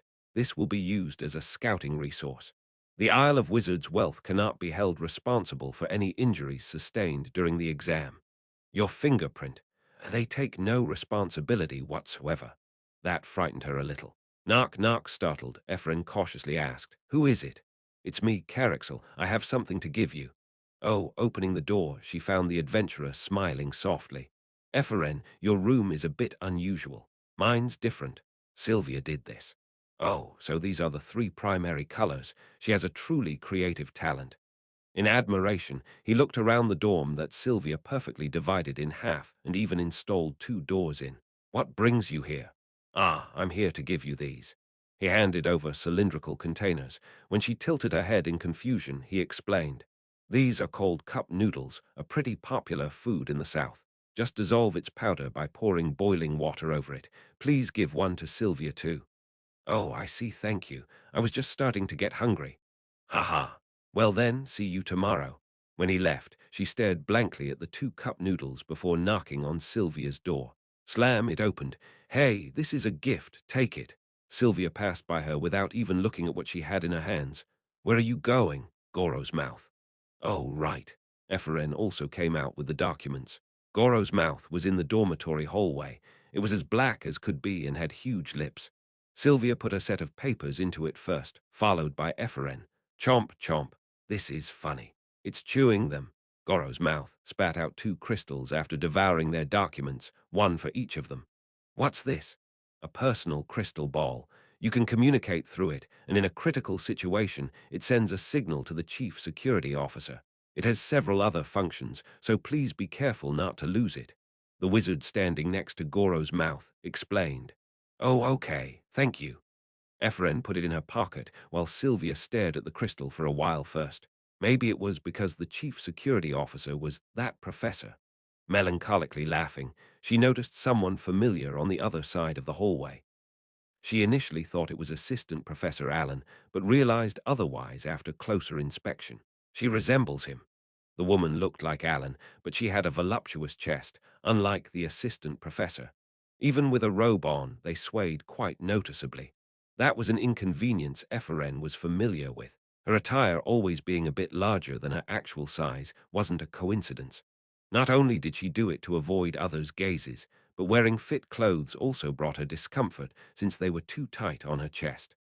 Oh, do you know about this food called cup noodles? She asked, but Sylvia had already disappeared. It's really hard to get closer to her. She's like a stray cat. Taking a deep breath, Efren went back to her room. Yuklan County, early morning. Keep in mind that today's an important meeting. I will. Lilia Primian, the Deputy Director of Public Safety Bureau, answered the director's crystal ball lazily. Don't say anything that might offend the professor. Be careful with your words. All right. Professor Deculein is the most influential person on the continent these days. He's by far nothing like the ordinary nobleman you deal with. I know, I'll hang up. No, Deputy Director. If you say something wrong, not only you but the entire Public Safety Bureau click. She hung up. As the director said, today's meeting could prove to be quite difficult. The topic to be discussed was the demon blood repression, and the location was the Rohalak concentration camp. Essentially, it was a meeting called by Deculein in the guise of a camp audit. She thoroughly hid her demon blood identity, but even so, she still couldn't help but feel nervous every time she met him. Are we almost there? Yes, that's our destination. At the driver's words, Primian looked out of the window. Rohalak concentration camp. In the middle of this desolate wasteland, they found an infrastructure still under construction. Staring at it, Primian twisted her lips cynically. We're here. Okay. As soon as she got out of the car, she looked around, searching for Deculein. He's over there. At that moment, Julie, the White Knight, approached and pointed her to a tall watchtower, on the top of which was Deculein overlooking the camp. Even in this barren and sweltering space, he was still dressed in a suit. Regardless, he killed 7 people in one night. Primian felt anger boiling within her, but she still approached him calmly. Professor, he lowered his gaze obliquely and nodded as soon as his eyes dawned upon her. You came. Yes, we have one more guest. It seems you didn't invite him. Primian gestured behind her, where a wizard that had just disembarked from a vehicle approached them from. Ah, Professor. The stocky and muscular man smiled brightly as he looked at Deculein. It's me, Baton. Despite being one of the people that had a dispute against him during the Burkt conference, he gave him the brightest smile today. Baton, yes, we had a huge misunderstanding last time. I didn't even realize your intentions. Baton looked around the Rohalak concentration camp with a satisfied expression. So I came here to apologize in person. Anyway, this is a really nice place. It's amazing. What the hell was he saying? Glaring at them, she couldn't help but exude hostility. Right, it is a nice place. Deculein answered softly and came down from the watchtower. He then addressed her. Deputy Director Primian, I heard the Public Safety Bureau conducts camp audits, so what do you think? I didn't waste the center's support, did I? Primian alternated between Deculein, Baton, and the camp. You don't have to worry about my opinion for a mere concentration camp. Feel free to do what must be done, she said, feeling a piercing pain envelop her heart. Her lips became dry as she thought of her clan dying in this place. Of course, no amount of gratitude or praise is enough for your wonderful idea. Professor, if you need Bayorad's manpower, please let me know. I, Baton, along with my family, will always be by the Euclid's side. Really? Deculein laughed, remembering how he behaved in Burkt. Well, if there's nothing to be said here, then there's no need to stay here any longer. Let's go to one of Hadekine's restaurants. All right. Sure. Unlike the energetic Baton, Primian was reluctant. Deculein led them to Light and Salt, the most famous restaurant in Hadekine, despite the many three-star restaurants in it. I'm the one who should be treating you, Professor. If you visit Bayorad, I will repay you with dignity. Primian looked at the two family heads alternately. Both of them were hell. Thank you for blessing us with your presence, my lord. The restaurant manager handed Deculein a menu. I'll let you decide, you're my guests. He gladly yielded to his company. Primian was thinking of steak, but Baton chuckled as if he noticed something she missed entirely. Ha ha ha, I see. All right, as expected from you, Professor. Primian, go ahead. Please serve us 3 rotili soups as our appetizer. Primian's fingertips trembled slightly. Rotili was a mushroom famous for purifying demonic energy. As a rare top-quality ingredient, it wasn't only used in recipes, but also as an antidote. She wouldn't die if she ate it, but it would reveal her true identity due to external reactions. After all, the blood of their kind responded to Rotili's purification effect. What do you think, Deputy Director Primian? Baton asked slyly. She nodded, her face remaining expressionless. Mushrooms, unfortunately, are one of my strongest dislikes, but since it's Rotili, a high-quality fungus, I should be able to eat it. It also benefits one's health, right? Her voice was calm, but her heart was pounding.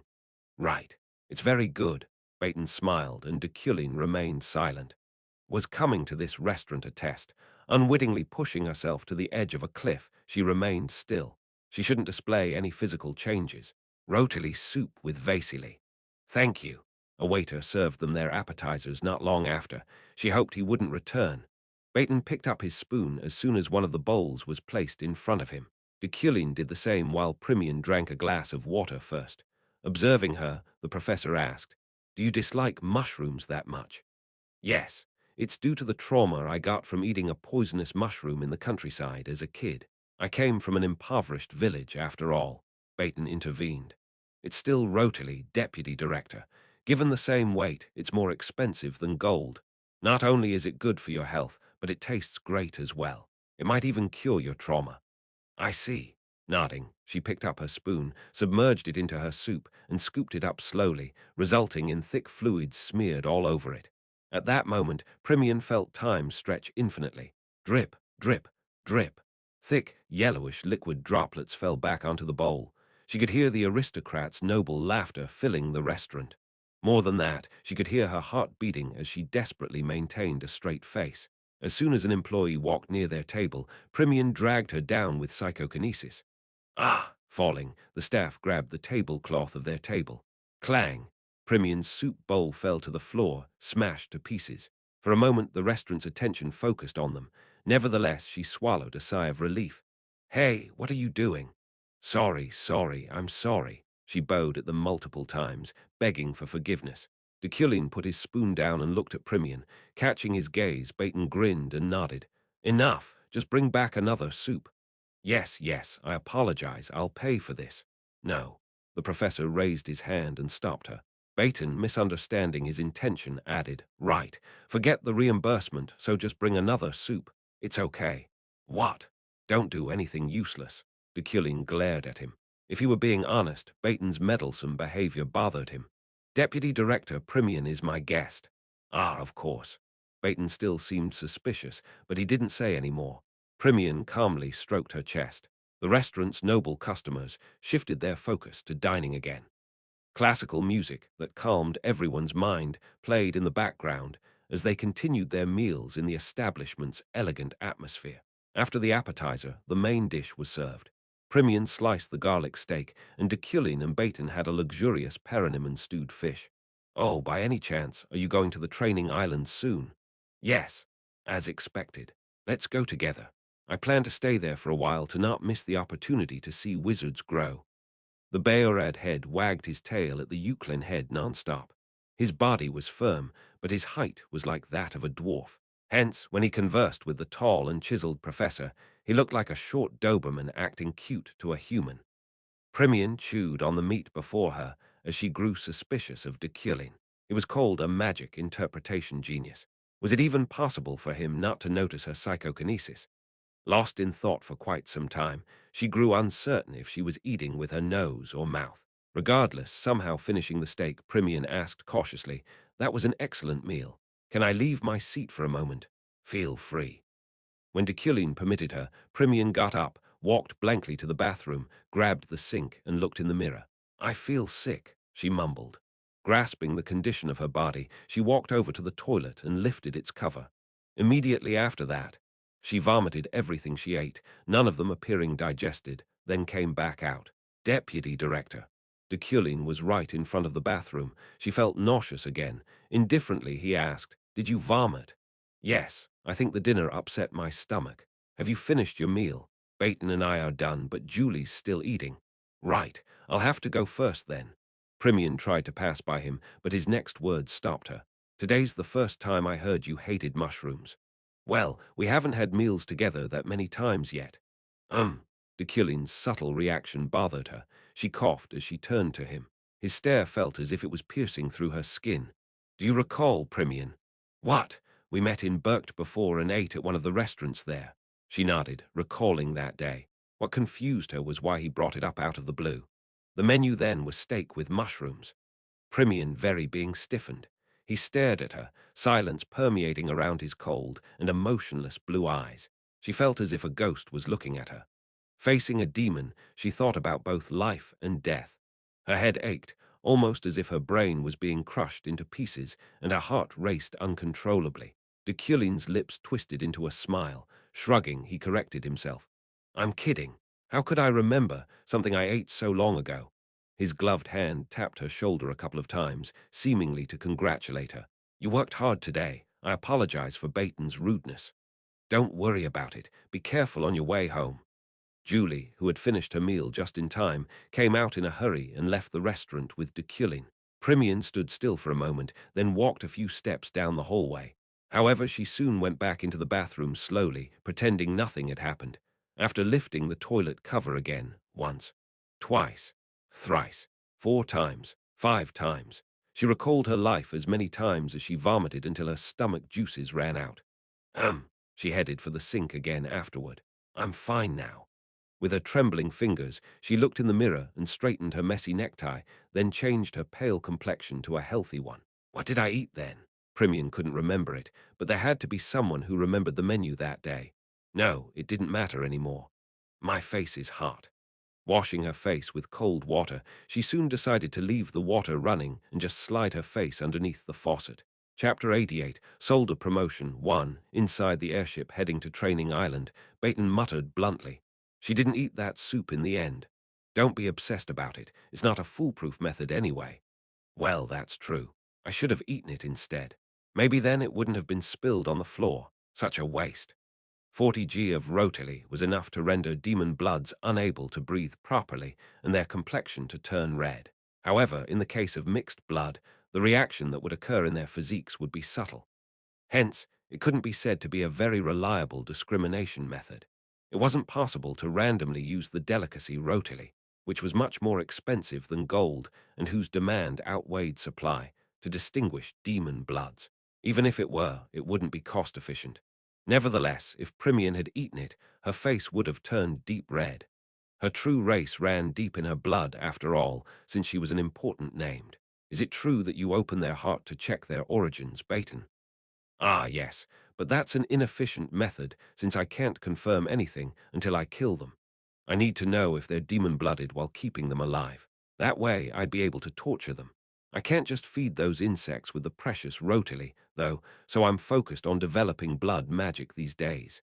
Baton smiled, and I averted my gaze from him. His expression was disgusting. The villain's fate, death variable suppressed. Acquired reward. Store currency +1. I didn't know what kind of action Primian would have taken if Baton's provocation continued, but it didn't matter now. I at least gained another story currency, as my she exuded for a short moment.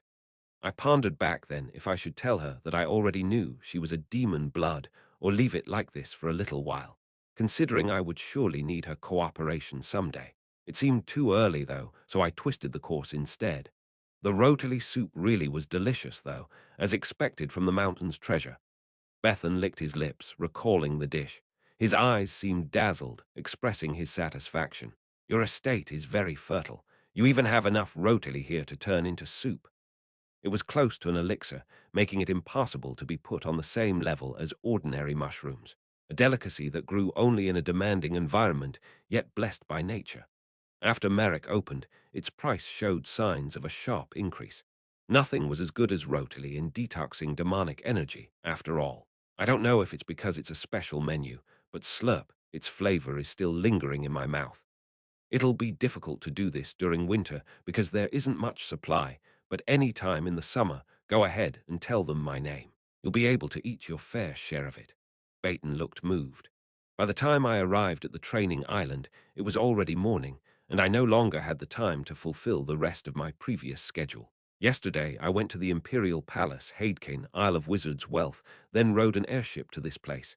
Even though I had Iron Man, I was mentally exhausted. Oh, you're here. As soon as I disembarked, the chairman greeted me. She seemed to have been walking with her dog on the seashore. Our seventh strongest. I grew a little dizzy upon hearing that. I see you came with Baton, she expressed her surprise upon noticing my company. Ha ha, it's always an honor to be with the professor. It was gradually getting uncomfortable to be with Baton. More importantly, Professor Deculein, have you heard? What? One of the overseers died on the way. The way she said such serious news brightly made it seem quite eerie. I shook my head and walked side by side with the chairman. Baton followed us 3 steps behind. You don't seem shocked. What's the cause and who's the culprit? I don't know. I haven't done any research yet, but I'll let you know when the results of the investigation come out. Like a woman living in luxury, she had lots of interests and liked gossip. If I waited patiently, she would give me the information I needed on her own. I see. Where's my accommodation?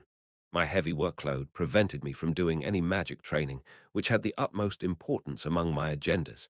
Nevertheless, I was close to reaching the peak of intermediate psychokinesis. I needed a place to practice alone, now more than ever. Oh, follow me. The circumference of Training Island was 3 square kilometers, which was similar to Uedo, or the collective size of 300 soccer fields, and in its vast territory was a total of 5 buildings. The student dormitory, supervisor dormitory, control tower, supply station, and the Eucline auditorium. Among them, I was guided to the control tower, an infrastructure standing tall like a lighthouse at the northeastern tip of this island. You can stay here. The chairman opened the door, revealing its plain interior, though its decoration was arranged to make it look like a luxury mansion. It at least seemed to have been deep cleaned in advance, since its atmosphere didn't bother me. And this, the chairman handed me a crystal ball. The external security team will keep an eye on the exam. If something happens, we'll contact you. She then ran back and pointed at the glass on the right side of the control tower. This is a magic mirror for the general manager. Do you know how to use it? I approached and injected a small amount of mana into it, causing its reflection to change. It was like looking down at the training island from an artificial satellite. I touched the student dormitory with my finger. In response, it displayed the place. Swiping across its surface, I caused the landscape to move in that direction. It was like a modern road map. Oh, you're using it quite well. That's the most cutting-edge, state-of-the-art magic technology these days. To me, it was as familiar as breathing. I even missed it a bit. A world in one hand, a smartphone. So you don't need an explanation. I'm going to go for a walk with Adrian II again. Okay. Woof, woof. Adrian went on an adventure with Adrian II. Through the magic glass, I looked all over the island. On the sports ground of the dormitory, wizard adventurers played soccer. and in the restaurant, FRN ate with a certain named. Among them, I found significant figures. As expected, there were many loaches in the first solder test. After all events on the continent would be heavily interfered with by the altar or the underworld from now on. That's amazing. It seems all magical skills have been gathered on this island, and you notice such an uncanny fact with but a glance. You're simply impressive. Baton's long praise entered my ears. Baton, he still hadn't left. Yes, you should go take a rest. Oh, okay. All right. I'll be going then. Please rest well, Professor. It was fortunate he wasn't completely blind. After Baton left quickly, I went up to the roof of the control tower while looking through the glass, wheeing a gust of wind. To my right, I could see cliffs and clouds in the distance, and to my left, an overview of Training Island. The mana that this place's nature contained was 2 to 3 times more pure and abundant than that of the continent. I sat cross-legged on the floor, basking in this wide view, then used vision on myself. Understanding status, beginner/intermediate psychokinesis, 49% progress. Beginner/intermediate fire control, 23% progress. Beginner/intermediate earth control, 18% progress. Metal enhancement, 80% progress. I engraved the psychokinesis magic circle all over my body. As soon as I began this arduous training, the grass, stones, branches, fallen leaves, and sand in my vicinity trembled profusely. Wuong.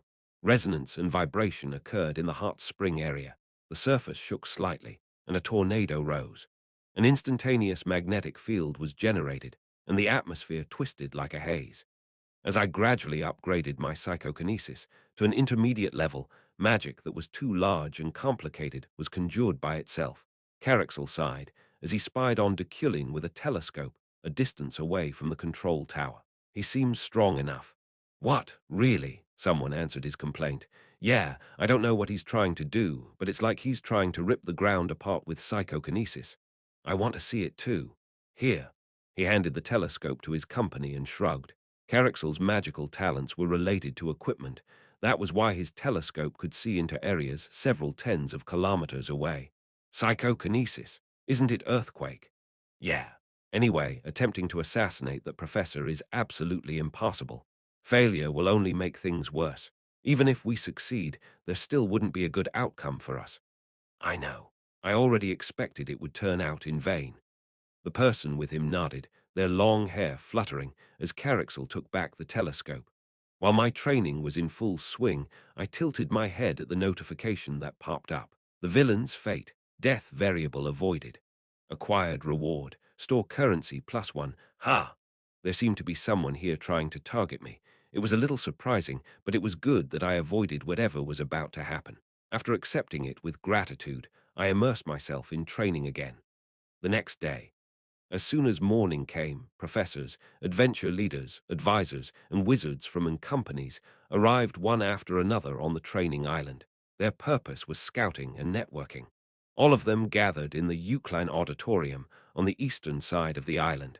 As the name suggested, it was built with Euclid donations, divided into the ground floor and grandstands on the upper floors. About 1,000 test participants were expected to arrive on the ground floor soon, while the official who wanted to scout them stood by on the grandstand. Please take your assigned seat.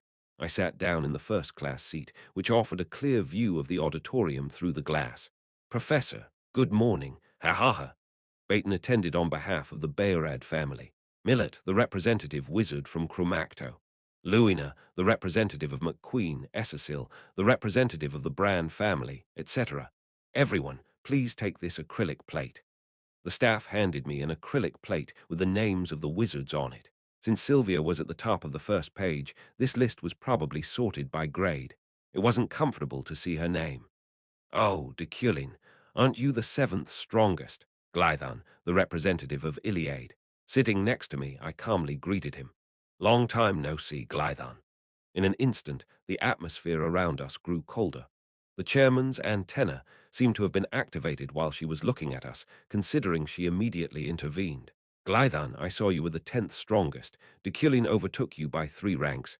Haha, that's right. It's a bit sad, but it's only natural. I'm aging and this man's still growing. Still, shouldn't you compete at least once? Well, that wouldn't be bad either. It seems like they ignore me too much these days, since I don't go to the front lines anymore. That's right, that's right, that's right.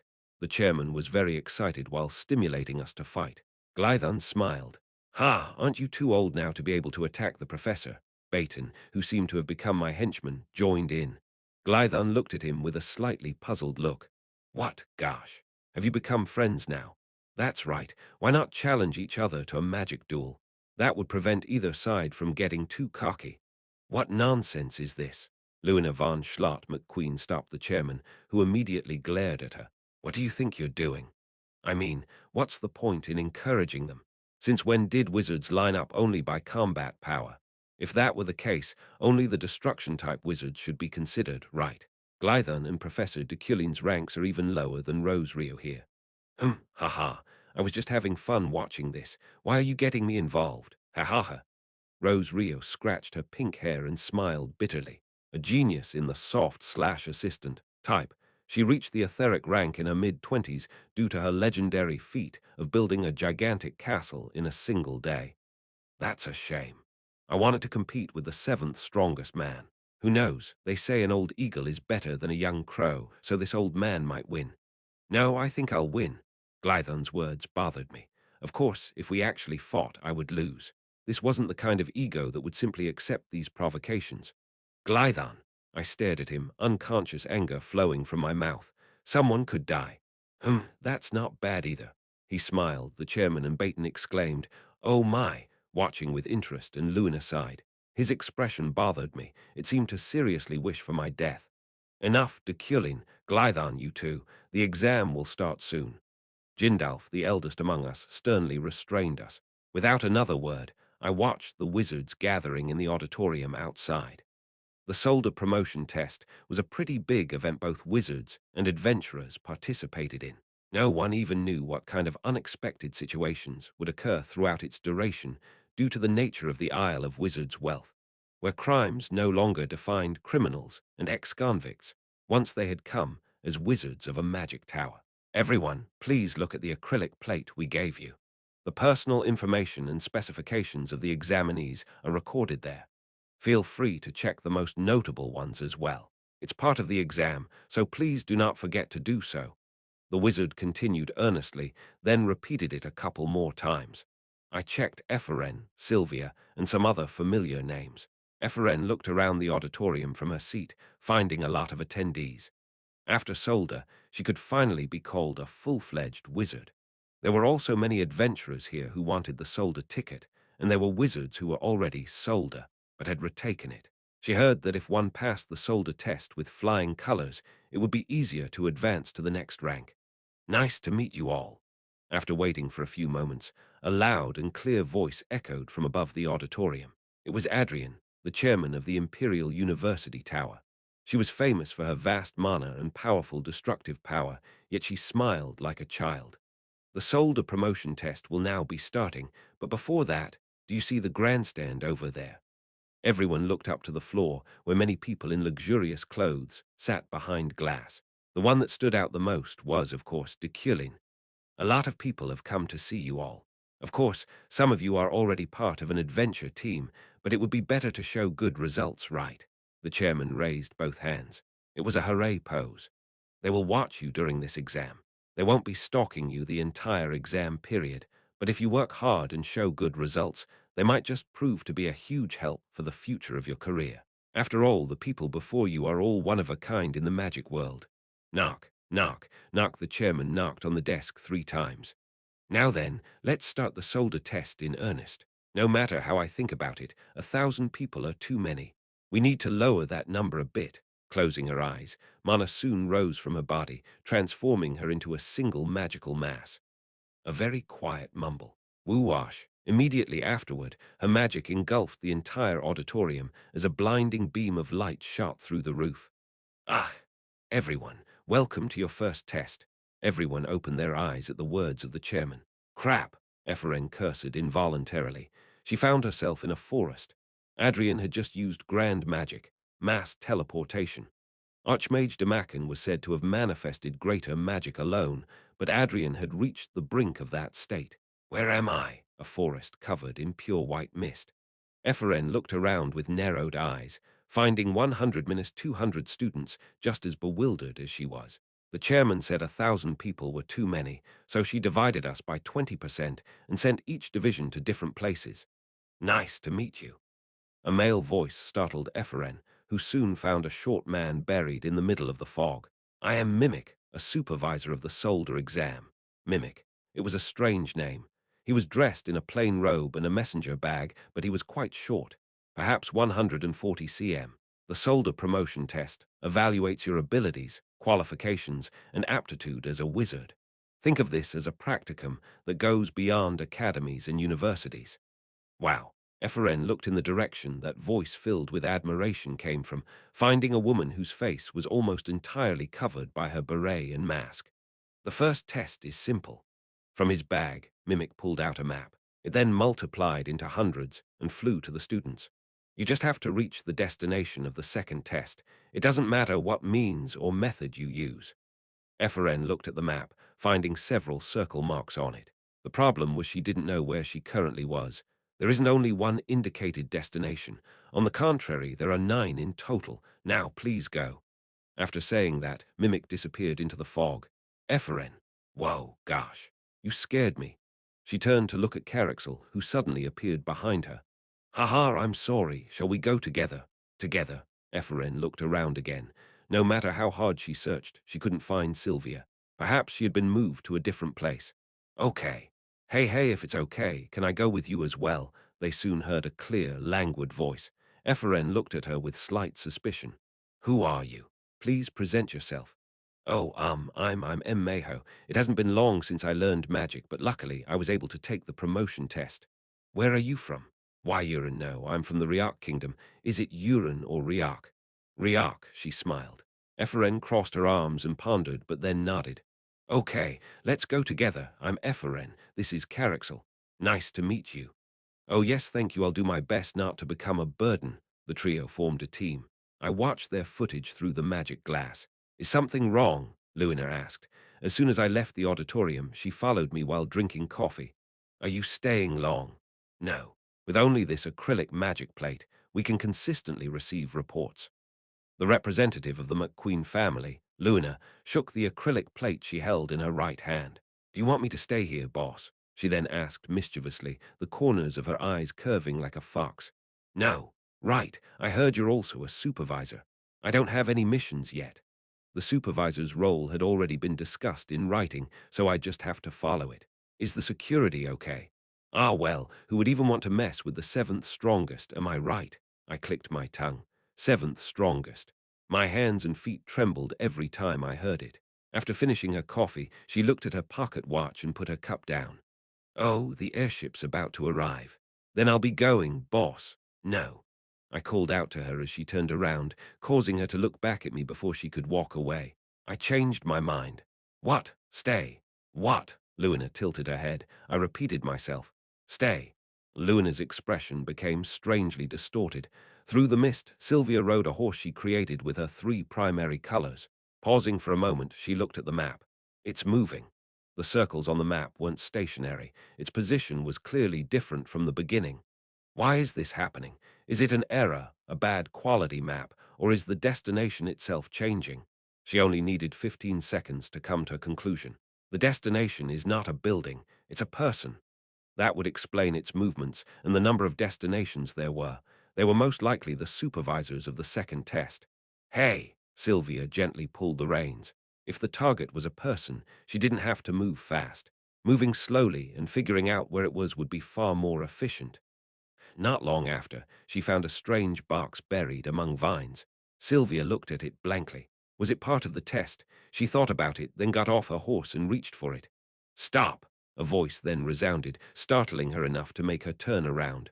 Who's there? Through the mist, a woman and a man appeared. Hello, Miss Sylvia. I am Rayleigh. This is Desmura. I stopped you because you were about to grab a box-shaped beast called Mimic. Look. Rayleigh manifested a fireball, Kiek. When the spherical flame reached it, the box screamed, stretched its legs out, and ran away. They're clever bastards. Oh, don't be so disappointed. Even if you're a genius, it's still difficult to discern them without experience. Sylvia nodded. If she had stretched out her hand to it, she would have been seriously injured. I know you. Me? How? Red Garnet Adventure Team. Rayleigh seemed moved. Thank you well, we have become a bit famous these days. Hee, why did you come for the solder exam? I'm still a solder. This might sound a bit strange, but the first time I took the test, I failed so much that I couldn't go any higher. So I'm here to take it again. Oh, the guy next to me came for the same reason. This is Desmura, she smiled, then stood by Sylvia's side. Wow, you can make a horse with 3 primary colors. That's really amazing. Anyway, Miss Sylvia. Yes, we found some suspicious things on our maps. I think we should compare and contrast at least 3 of them to determine what they mean, so can you show me yours? I already compared mine with Desmura, Rayleigh asked, twirling her hair with her finger. The man named Desmura yawned as if he had no interest in the situation. Sure, here. Sylvia held out her map. As soon as she did, Desmura, yawning, immediately reached out and grabbed it, then fled with Rayleigh at the speed of light. Sylvia stared blankly at the 2 of their backs, which disappeared into the fog. It was so sudden, no, she couldn't even imagine such an event happening, leaving her unable to react. Come back, a barely squeaky voice. It just rustled in the mist. Chapter 89. Solder Promotion 2. Sylvia held the remaining map fragment in her hand. Staring at the mere corner of it, she closed her eyes. Magic series or attribute. Those things didn't matter now.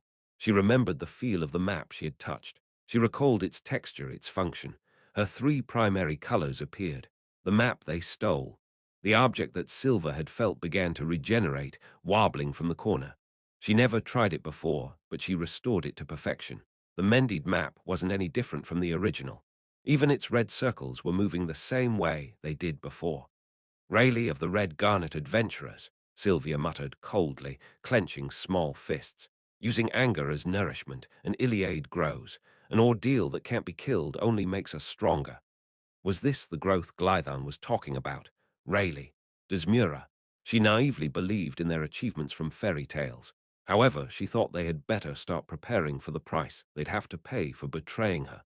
Knowing they would surely meet again during this test, she decided never to forget their misdeed. I won't be fooled anymore. Admitting that she lacked experience and learning from her past stupidity, she gradually integrated the lessons she gained from what just happened into her arsenal. Sylvia looked up at the sky. The sun was already setting. Taking out a mana stone from her pocket, she weaved it into a bat, which then flew, sharing its vision with her. After setting up a patrol around her vicinity, she looked at her map. Why did Rayleigh say 3 maps were necessary? As she pondered about it, the chairman's words from just before the exam came to mind. No matter how I think about it, 1,000 people are too many. At that moment, Sylvia realized it. They weren't looking for a destination. They were searching for a target. If everyone on this map was a target, then this was easier than she realized. Rayleigh of the Red Garnet Adventurers. Her eyes had already turned cold. Walking on the outskirts of Training Island's seashore, Desmura murmured, Glython is a very strange guy. Why is he giving us money for bullying his own daughter? Rayleigh chuckled. As part of the Red Garnet Adventure Team, they received an unreasonable request from the Iliad family head as soon as they applied for the solder test. Don't try to understand wizards. We'll never understand them. We're wizards too. We ran away because we didn't like that society, remember? Well, I think I can at least deduce Glython's intention. Sylvia's young and naive. He probably thinks her being wounded by small bites from us is better than being fatally deceived all at once due to inexperience. Lions raised their cubs harshly. Rayleigh pulled out a total of 4 maps, including Sylvia's. Now that I've caught them all. As soon as the supervisor gave the instructions, she already knew what he meant. The 9 circles on the map represented targets. However, it wasn't necessary to take all 9 maps. Just overlapping 3 maps was enough to reveal a part of the magic circle hidden inside. With her level of insight, that was enough for her to make an educated guess about the rest of it. Hey, woo-woo, a short-range portal in the form of a blue vertical vortex appeared. Done, clap. After high-fiving Desmura, she stopped as she tried to go inside, feeling someone approaching them. To be more precise, she found a group of people wearing robes jumping out of the Training Island sea and advanced into the bushes. How did they get here? Is it the altar? He asked, to which she replied with a pout. I don't know. Well, we should go. Isn't this the responsibility of the security officer? You mean the seventh strongest? Yes, Deculein's. Laughing, the two entered the short-range portal together. A dark night. Rayleigh of the Red Garnet Adventurers. I won't forgive you. I turned off the control tower's glass, the screen of which reflected Sylvia. A large moon appeared on it. I took out my untitled notebook from my inner pocket, illuminating it with the dim light. A journal-like artifact containing Deculein's memories. There was a part of it that I wasn't aware of. Sylvia and that child's mother. Glython and Deculein. Eucline and Iliade, as well as Deculein and his father. However, as Kim Woojin, I was afraid of it. If his memories in the diary and mine were mixed, then I might no longer be Kim Woojin. This is funny. This feeling didn't suit me. This was just a diary. No memory could overcome the strong mental power of my ego. Can you hear me? The moment I was about to explore the diary, the crystal ball in my inner pocket rang. It was Julie's voice. Yeah. Oh, are you okay?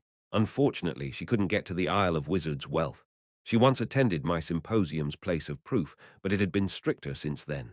Yes. Is that so? That's fortunate. Her tone was very serious. I laughed quietly. How do you not get sick of being so worried about me? Now isn't the time to joke like that. That was surprising. What's going on? All of the airships on the floating island have stopped working due to a magical disaster. Airships were the only means of transportation connecting Training Island and the Isle of Wizards' Wealth. However, another flying object has been detected by the radar. It seems that someone's broken into Training Island. Determining this as a state of emergency, I'm going to go over there now. You said the airship stopped working. There is a way. Please wait. The call was cut off. An event was about to unfold. This is trouble. Luina came down from upstairs. Deciding to stay one more day, she held a fountain pen while holding her breath. This is trouble. You mean about the airships? Did you know about that? Her face was strangely distorted. I just got the report. Gosh, the project is in full swing. Why did you tell me to stay, boss? It was because of the it, but the fact that there was one meant that a risk factor existed around me. But I didn't think she would really stay. She was oddly cooperative these days. You don't even talk. Luina pouted and poured a cup of coffee, then handed me a piece of paper filled with complicated formulas. It seemed to be her ongoing project. I'm stuck here, so can you give me a hint at least, boss? A hint? I looked at it with understanding, identifying its magical structure as a remote shield, an invention that would be quite helpful in defending against beasts. It was related to the book, Advanced Magic Book, Principles of Protection, that I had read before. It's a shield, but its circuit is too inefficient, boss. It takes 10 kg of mana stones a day to maintain it. Nobody would use it. Let me check it. I took Luina's fountain pen with psychokinesis and edited her work as my mind directed me. Scratch, scratch with my brain in a trance, my analytical ability amplified. I swiftly gave her paper all the necessary corrections. I consumed about 2,000 mana on it, but I considered it her reward for staying. Take it. Ha! That was too fast, boss. You must have just scribbled random. Her eyes widened as she pouted and read the corrections. Things? My goodness. Luina's reaction was honest. Like a genius, she understood it quickly. I shrugged. I recently read a book that can help you with your project. I'll lend it to you when we return. In return, you can help me with my work here. By work, do you mean security? She asked, keeping her eyes fixed on the corrections. Yes, but would I be helpful? You're the seventh. Don't say strongest in front of me. Why, boss, it's true. Luina raised her head and blinked in confusion, but soon after she let out a small sigh and nodded. Well, they're empty, such titles. I didn't know why, but her tone seemed melancholic. All right, I'll help you. You shouldn't overwork yourself. Her mood was strange. I turned on the magic glass again without replying. Instead of the distant sky, the scenery of the test site came to the screen. I identified a suspicious group. As night fell and it got colder, Ephraim dug a tunnel. She made supports to secure its interior and covered the entrance with leaves on top, reinforcing her camouflage. She used her experience of when she used to play war games in the countryside, replacing the things she used to make with her hands with magic. This is amazing, it's so cozy.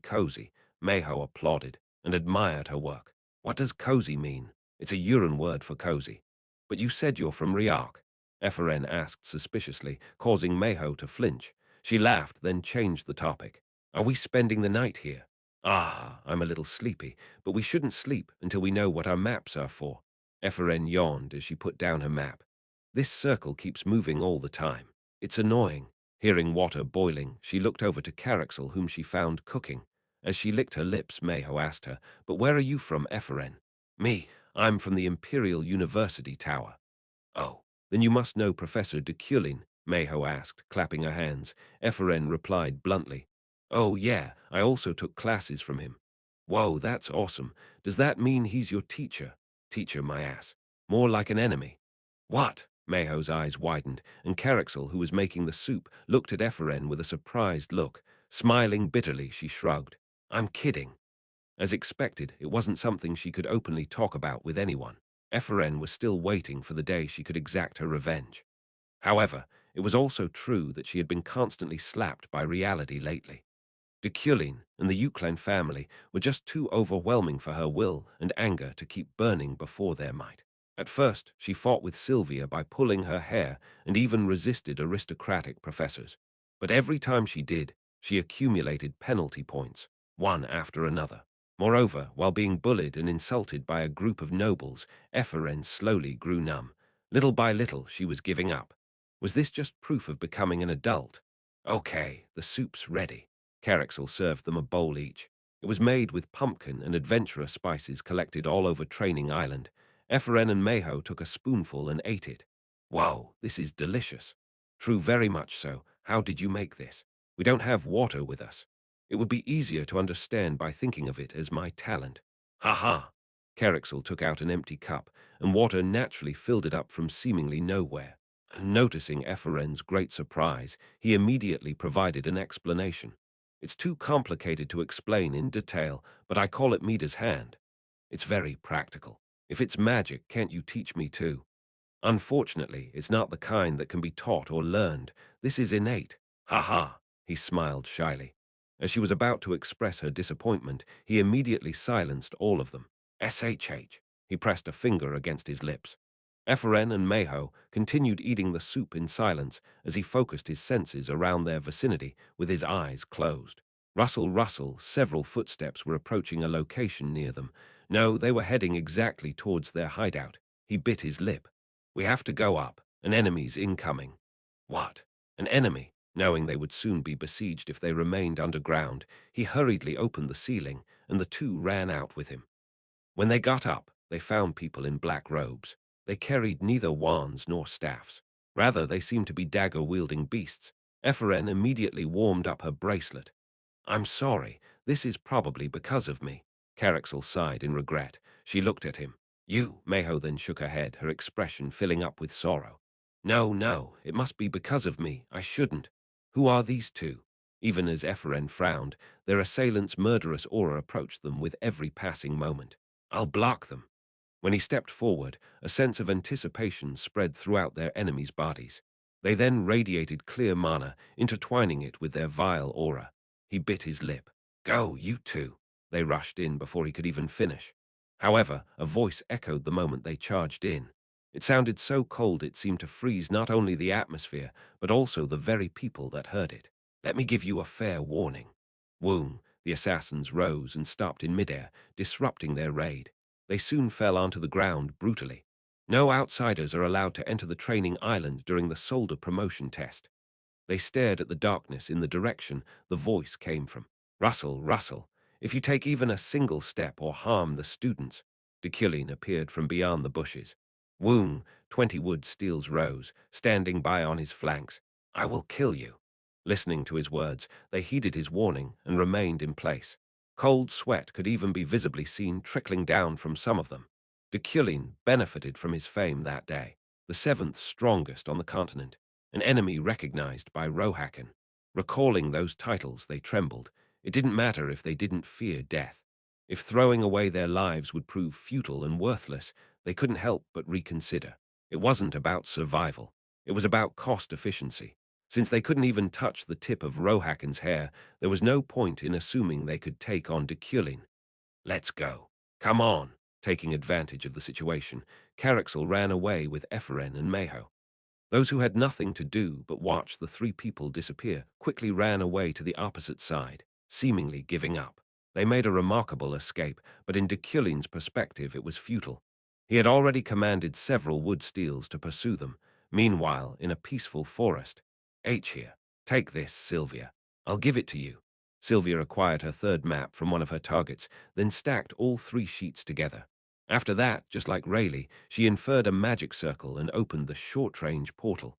Whoom! A blue passage appeared in the air. Sylvia glanced at the male wizard who had just lost his map to her. He knelt and swallowed hard as he looked at the magic she manifested. She entered the vortex without saying a word. Just 3 seconds later, with a cry, the male wizard also passed through it. That made her realize it wasn't meant for one person only. Nevertheless, she thought there was no need to fight even though she couldn't help but feel as if she got stabbed in the back again. Hugh, Hugh, Hugh. Ignoring the wizard struggling on the floor, Sylvia looked around.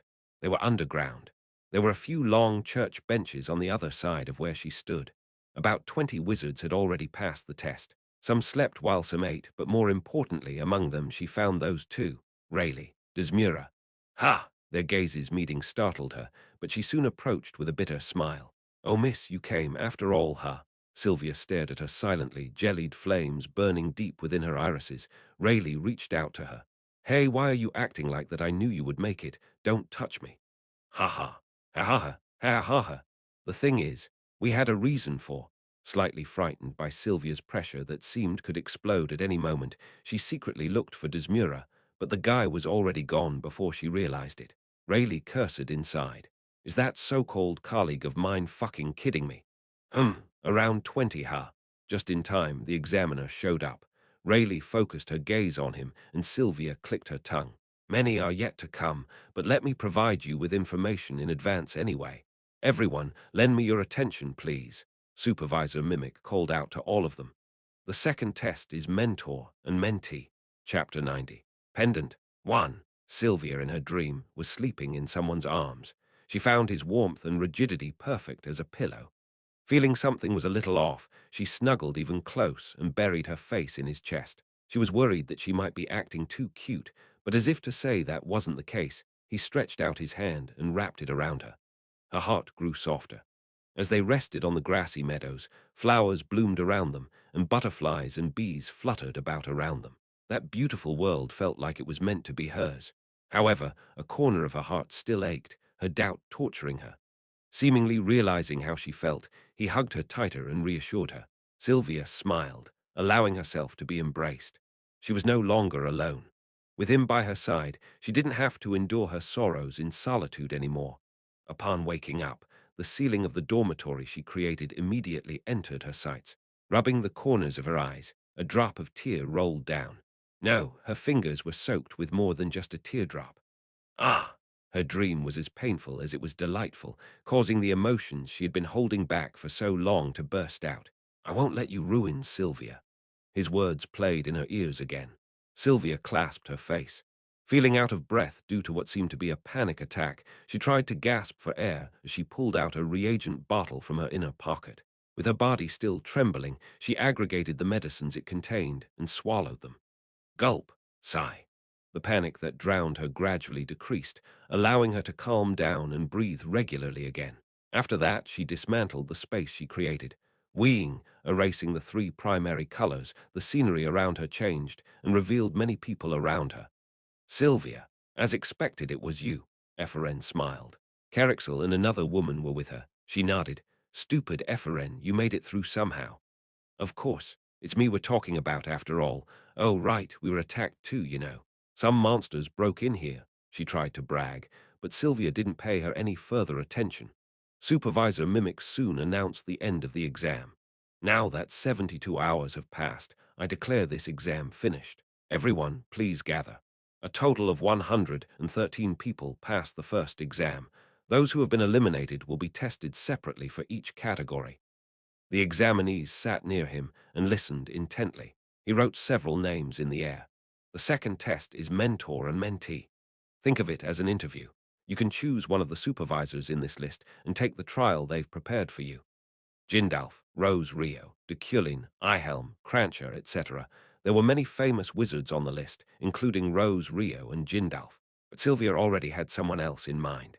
Please decide within 30 minutes and stand at the doors of your chosen supervisor. The darkness of the long hallway lit up, revealing multiple doors they assumed led to interview rooms. Each of them had a nameplate that had a specific name written on it. Among them, Sylvia approached the door labeled Deculein. You're not allowed to be judged by Professor Deculein, Debutante Sylvia, and Debutante Epheren. When Mimic stopped her, Sylvia's eyebrows furrowed. Epheren, who was standing behind her, tilted her head. Why? Because you're from the same university as him. That would create the risk of violating equity. With no other choice left, Sylvia chose Rose Rio, a wizard who reached the etheric rank at a young age. On the other hand, Epheren thought a little, then approached the Jindalf door. The exam will start soon, so please be aware that the higher the rank and reputation of the supervisors, the more difficult the interview can be.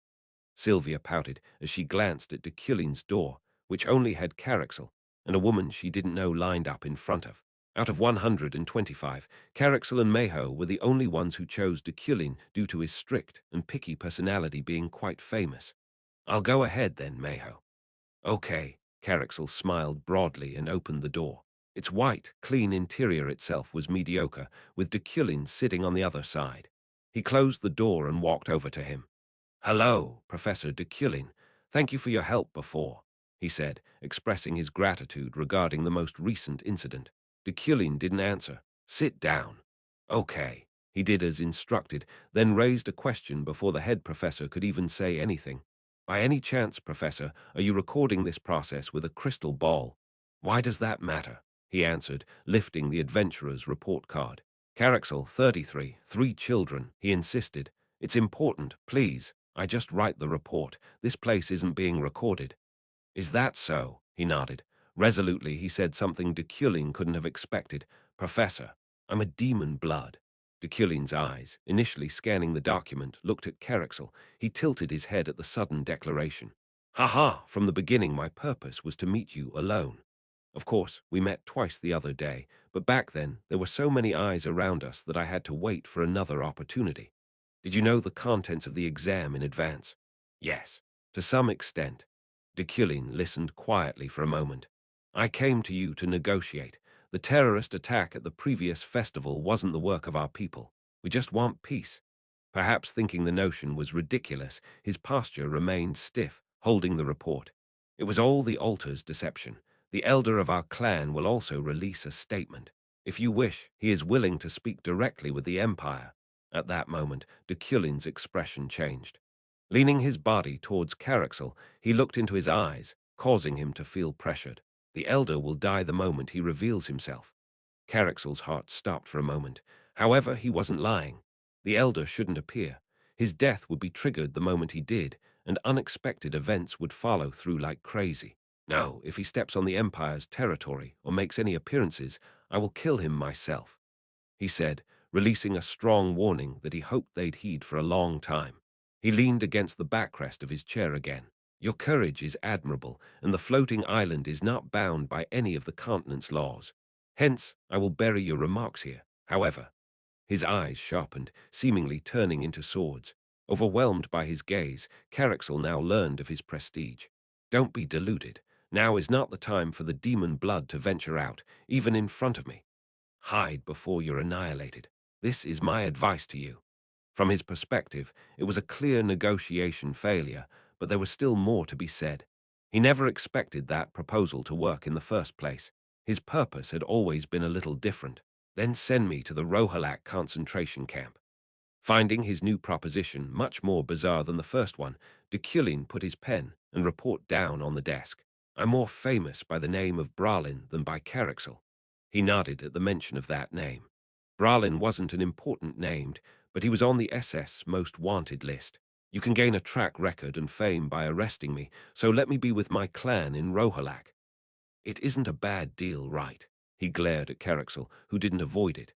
He decided to test how honest his will was. Do I really need to? I can just catch you now and put you in the gallows. Of course you can, but Professor, do you remember Rockhawk? Rockhawk, the wizard hunter and the first demon blood Deculein ever met. He said you were a real noble. He also said you were the only nobleman that understood the demon blood. Were you lying to him? Deculein was the only one who protected them at Berkt, and he did not kill Rock despite knowing he was a demon blood. Carexel believed in Deculein as a noble, not a wizard. Hence, he appealed to his aristocratic pride. What are you going to do? All those imprisoned in the camp will have their power cut off. Carexel's means were right. Breathing a sigh of relief, he continued. I have something special. These are items made with my Midas hand, talent. Pre-made ones will continue to work even if my power output has been cut off. So please, please allow me to take my personal items with me. I will never use them for terrorism or to escape. He had the same characteristics as Deculein. No, Kim Woojin gave Deculein the characteristics of Carexel. He looked at him in silence as his heart raced like crazy. Regardless, he had a bit of confidence in him. Even if he only thought of it as a transaction, the balance of his proposal should be correct. After a while, he replied, I can abolish your group and cut off one of your limbs. I know, and I will gladly accept it. It was a cruel permission. Immediately after, he took out a notebook from his arms and wrote down where and how he would be captured. He put the note between his fingers. If this is a gimmick, I will annihilate your clan without hesitation. Yes, I know you won't betray me, so I'll make sure to keep my end of the bargain. He bowed down so much the top of his head almost touched the ground. He answered, choosing to believe in the very person who declared he would kill their clan's chieftain if he appeared before him. Now go. Thank you. Carexel got up and left. Deculein looked at his broad back as he walked away, without thinking about the difficult future that would soon come, and instead of fearing the abolition and the pain that would follow, he filled himself with relief that he could be with his clan. What a strange man. No, he was a true leader. Before he could leave, Deculein called out to him. Your report says you have 3 children. Is that false personal information? Carexel paused for a moment, smiled bitterly, and shook his head. I'm not lying, but they'll survive without me. Humph, you're overestimating them. The corners of Deculein's lips twisted upwards as he waved his hands. He gave him his blessing. Meanwhile, Sylvia looked at Rose Rio in the interview room, finding her pink hair one of her most amazing features. What do you think when you see this? Rose Rio pointed to the magic circle on the desk. Sylvia reconstructed the magic circle from her perspective, then recited the scenery that came to mind. It's a city, mountains in the back with rivers flowing inwards. Okay, you passed. Sylvia tilted her head like a child. With a grin, Rose Rio explained the reason. You can only pass this rite if you have a clear understanding of magic attributes and series. To an ordinary wizard, it just looks like a set of lines and circles, and those with a little more talent will take about 10 minutes to decipher it. Regardless, you did it in 10 seconds, damn. Don't look at me with such suspicious eyes. It's actually insanely difficult, you know, Sylvia nodded. Then can I go now? Yeah, I'll see you later. Are you going to go to the floating island? Why don't we hang out a little longer? She left, without answering Rose Rio's words. Ephraim opened the door with Jindalf's nameplate on it, revealing a long, dark passage. I guess he's been a little serious. Gulp. She swallowed hard and stepped forward. The ground swelled as she swung, but she hastily radiated mana to create a footstool underneath her. At that moment, an arrow whizzed past her, flying towards her head. She defended using barrier, which she manifested almost instantaneously. Wee. When whips lashed out from all sides, she conjured fire snake, a harmony between flame and wind. Bending more flexibly than the whips, it devoured them all. Phew, that was great. Ephraim wiped her sweat and praised herself, but she still had a long way to go. Moreover, a mist not only obscured her view, but soon made her feel dizzy as well. Something like cigarette smoke made her head dizzy. Pant, pant. She felt like passing out, but she didn't. The thick, heavy magic in the air seemed to pull at her from all over, but she persevered, moving forward no matter how difficult her surroundings became. She felt like she just walked through a 30-meter-long passage for about 10 minutes. Nevertheless, light soon appeared on the other side. Looking closer, Ephraim found Jindalf standing amid it, looking exactly like the wizards described in fairy tales. He was even fiddling with his long beard.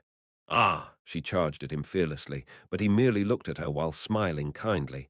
Congratulations, you passed the interview. What, is this the end? Yes, the passage you crossed is a magic trap I made myself. It grasps your mental power, mana, and magical immediacy. To pass, you must first survive it. Tests and interviews shouldn't be that hard anyway. After all, this is simply for the soldier rank.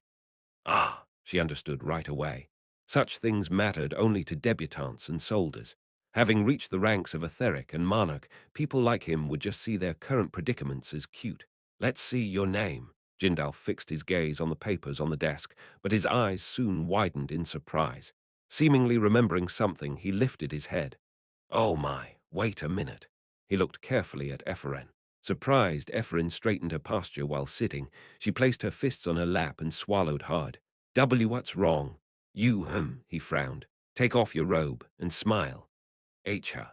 My robe. Hurry. Ephraim looked at Jindalf out of sheer confusion. Is this old man a pervert? Thinking there had to be another reason, she hesitantly took off her robe first. Now smile. Quickly. That prompt reminded her of the village chief in her rural hometown. She forced her lips to smile.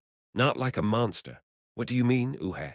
Her laughter suddenly erupted as he tickled her armpits with magic. Hee, why are you doing this? Seriously, stop. Hee, heh. Observing her bright smile, he sighed and leaned back against the back of his chair. Oh, why the hell did you do that?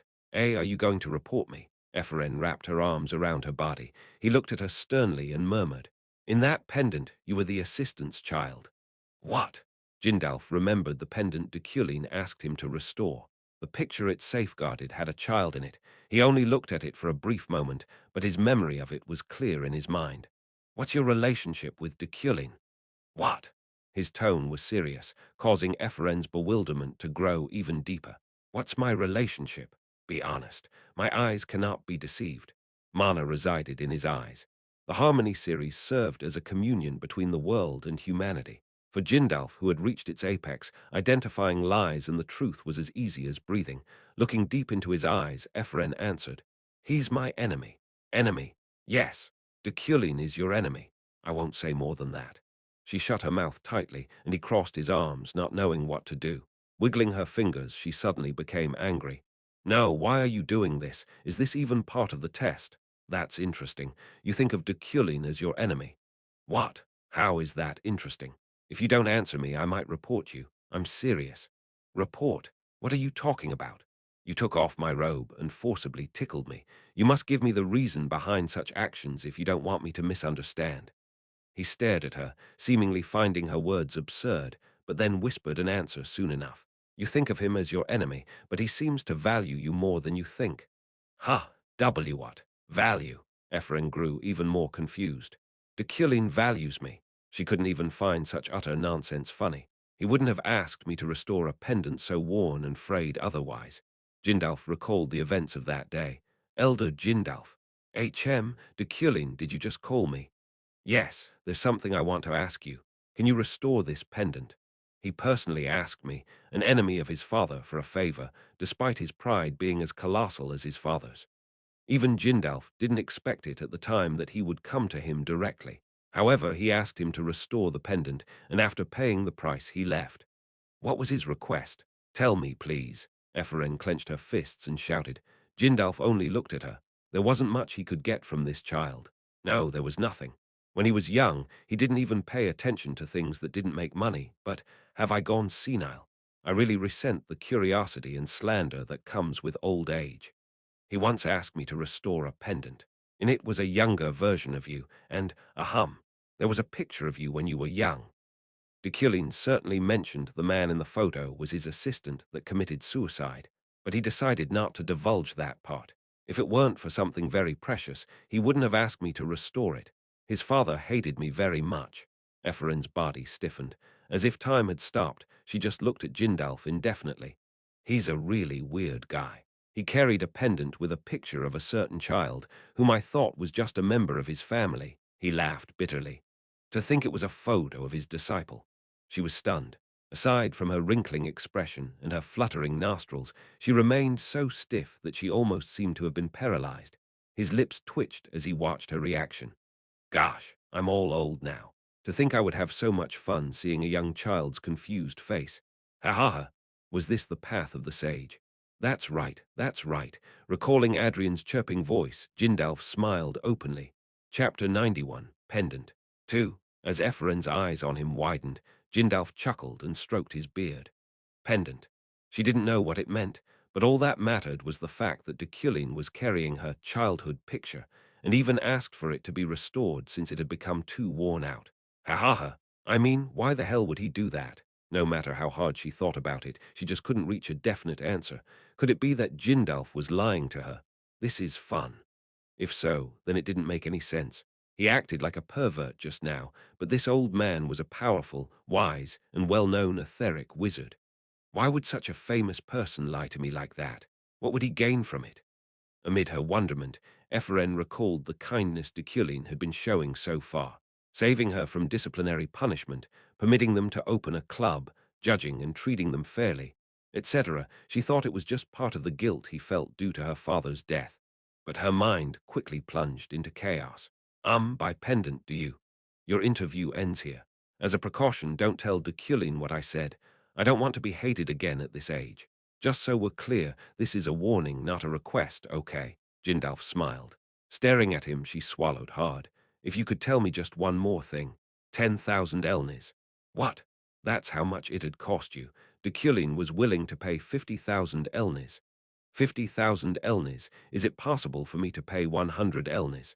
I'm still a student. Slam. The door to the interview room closed shut in front of her. After being kicked out in the middle of a bargain, Ephraim found Caraxel walking, who seemed to have just finished Deculein's interview. She stared blankly at him for a moment before running to him quickly. Mr. Caraxel, Mr. Caraxel. Oh, yes, why? Did you do well in your interview? What was it like? Ahaha, I don't know. When she tilted her head in confusion, he gave a more concrete answer while scratching his temple. I gave up. Ha! Passing the first exam alone already promotes us to soldier. I don't really need more than that. Oh, that's true. I guess you want to see your children as soon as you can, huh? Ephraim thought his original purpose was only to reach the soldier rank from the very beginning anyway. Caraxel nodded. Ha ha ha, you're right. I always miss them. Well, let's at least meet again when we return to the continent later. I know of an amazingly delicious restaurant. Do you know what rohoks are? It was a shame since she planned on seeing the test through the end with them, but she at least made a good friend thanks to this event. Rohoks. Okay, that sounds good. You'll like it. Ephraim walked down the hallway with him to see him off.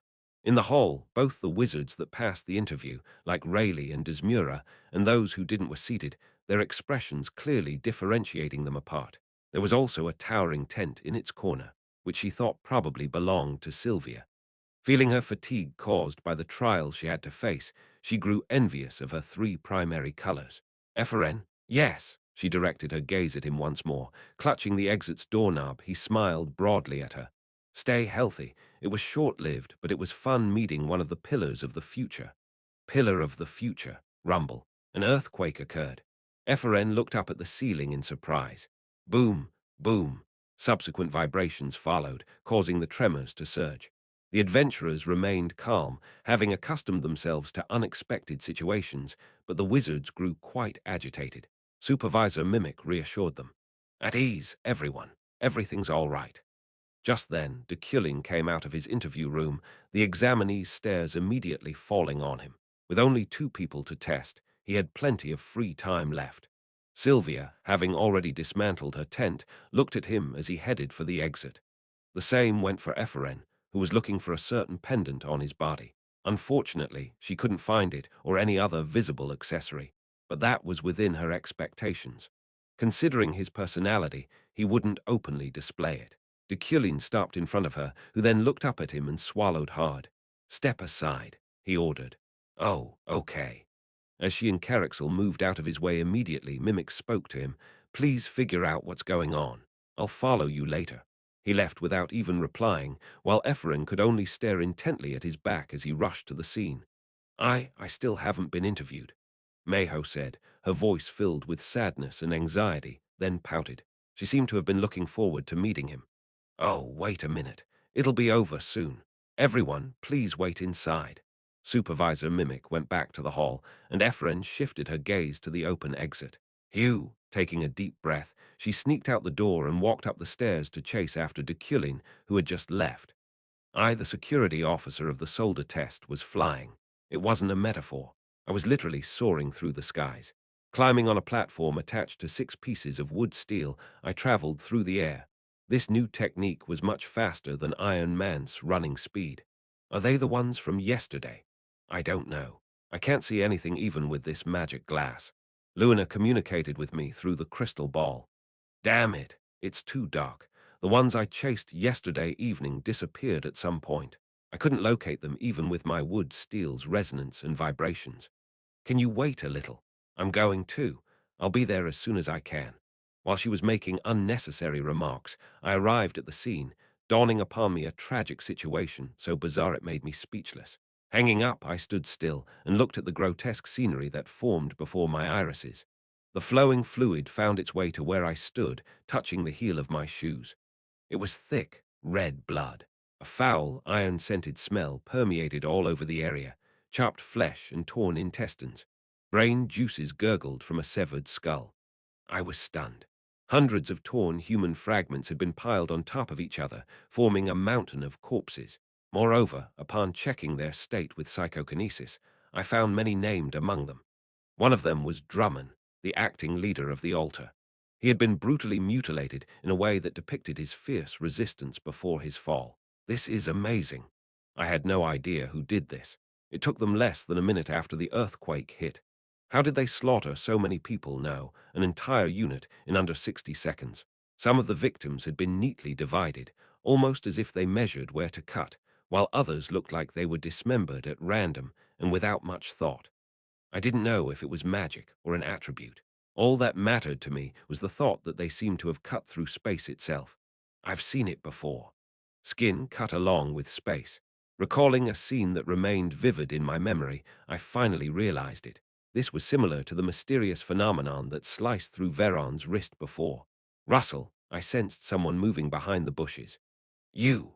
Turning around to face the intruder, I found Ephraim, whose cheeks were inflated like a hamster.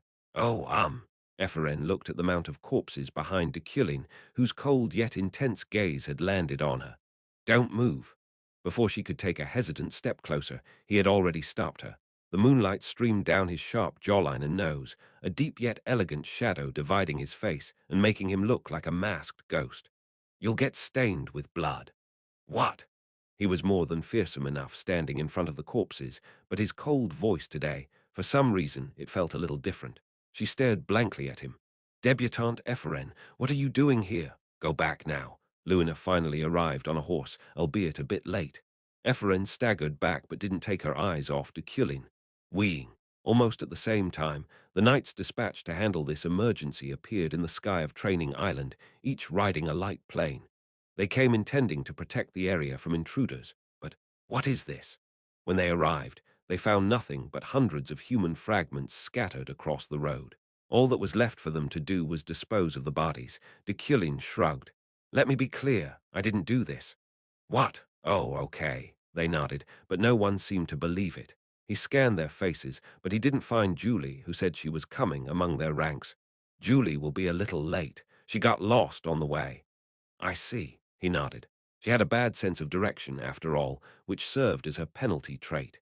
Amid a wasteland scorched by the blazing sun, Uriel, the Euclid family's vice leader and Deculein's sister, arrived at the Rohalak concentration camp with people from the imperial palace. Gosh, its vast expanse made her feel admiration for it. He built it pretty big. As she murmured sarcastically, the eunuch by her side smiled.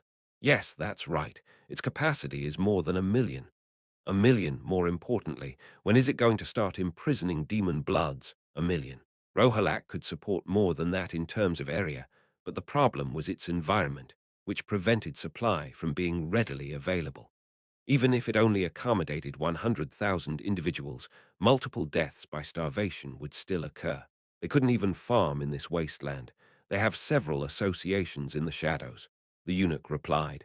Are you going to put their leaders here? No, such high-ranking beasts would be given the death penalty. Only their subordinates will be kept alive here, including the undeclared ones. Uriel put her hand on her waist out of sheer frustration. I mean, how can we tell if they actually belong to that clan and are just undeclared? What if the records are wrong and we imprison someone who isn't one of them? Ah, that's when Her Majesty will demonstrate her infinite wisdom. She has several relevant documents. and among them is a list of demon bloods the provinces had acquainted. Oh, did you know their birth process is pretty devilish as well? They're born piled up in a red box. Uriel shook her head. This eunuch didn't get her point at all. He answered that the emperor had older records, when what she asked was what they would do if the logs were wrong. Anyway, we've also identified the location of the temple where they serve. Are you saying you'll mess with their religion? Religion? Hardly, it's heresy. That's why the paladins of the cathedral will be the ones handling this matter. Uriel nodded. From her position, she had no choice anyway. It was the will of the emperor and the imperial family, and Deculein himself stepped up to do this on his own. She only had to think of utilizing that labor force. Whether there were 100,000 or 1,000,000 demon bloods, just letting them starve to death would be a waste for all parties involved. Oh, right. Lord Baton recently praised the Ritterly soup he ate at Light and Salt. I didn't really like it. Ah, is that so? Well, if you want, I can make a reservation for you. Oh, if so, only us four. Ha! The eunuch's eyes widened, finding a predatory arachnid the size of a finger rustling and approaching them. Although small in size, Rohalak scorpions were famous for their venom that could kill even knights. Be careful, he trembled, and Uriel glanced at him. What are you so scared of? How have you gotten this far while fearing such a small being? Oh, I'm sorry, but that scorpion is... SHH. It'll get scared. If it gets scared, it'll jump. Be quiet. She stretched a finger to it, astonishing him. When it slowly climbed like a gentle sheep onto her thin finger, his surprise grew even more. Isn't that a Rohalak scorpion? That's right. We're at Rohalak, so it's a Rohalak scorpion. Be careful. It has a terrific venom. SHH. Uriel spoke to the scorpion, asking why it moved here. The scorpion replied that there was a village nearby. There seems to be a village nearby. Whoa! As the eunuch admired her ability, she smiled mischievously and stretched out her finger that carried the scorpion.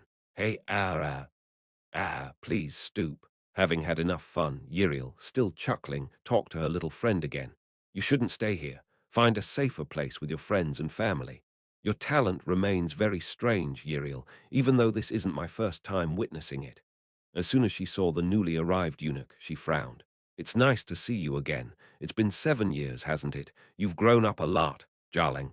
He was with an escort knight. HMPH, a eunuch accompanied by an escort. So there are knights in the imperial palace that serve eunuchs instead of Her Majesty now. There is no such distinction. We're all working for Her Majesty. In response to his reply, she disdainfully laughed. Coming directly to us despite how fastidious you are. You're nervous, aren't you? Is it because of the rumor about Her Majesty holding the head professor dearly? The power structure of an empire usually depended on the character and legitimacy of its emperor. Krebem, the previous emperor, pursued harmony between the religious and imperial powers, while a third power, known as the eunuchs, lurked behind them all. They clung to both the religious and imperial factions like bats, devouring both sides. Of course not. We are but a shadow of Her Majesty. Since Krebem had immense legitimacy, the eunuchs couldn't go wild under his rule. The same couldn't be said for Emperor Safian's reign, however, since she had already had a bad reputation before she ascended to the throne and was infamous for her indolence and boredom.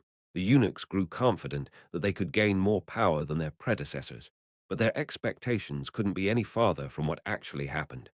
Safian, despite her laziness, pushed her policy with tremendous intensity, and in the process, the person who gained the most trust was Deculein, not an official or a eunuch. I just came to deliver information to you. Information?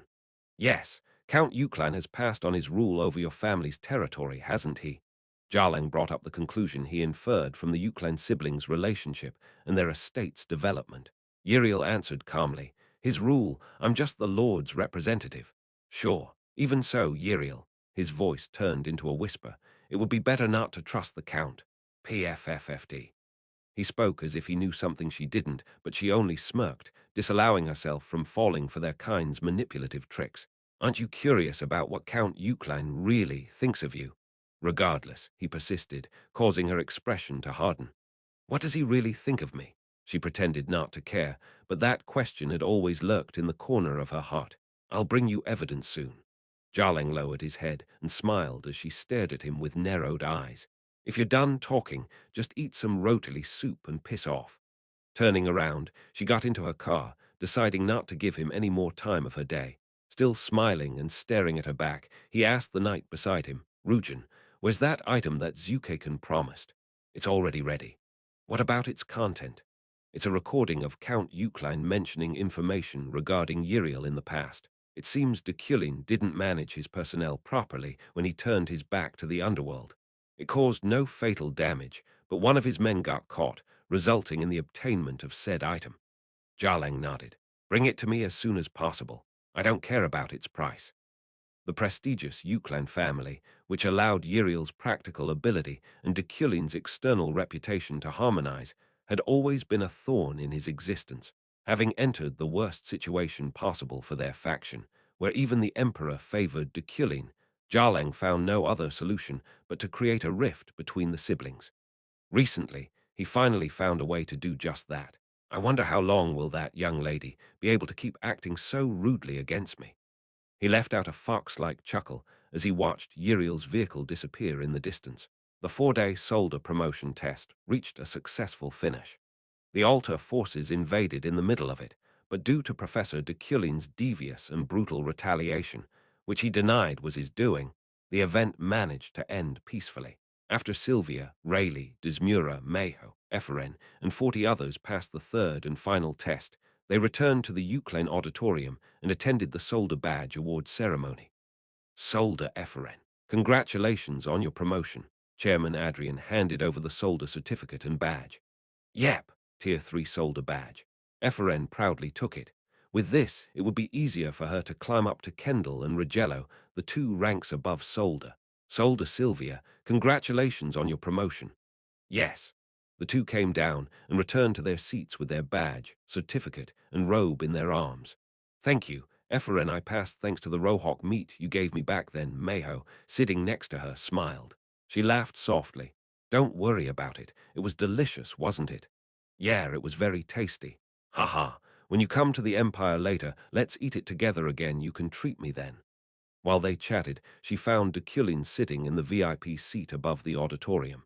Jindalf and Rose Ria were next to him. At that moment, Jindalf, giving her a knowing glance, spoke to Deculein. Frowning, he soon took out a necklace from his briefcase. Oh, right before her eyes was the pendant the old wizard was talking about.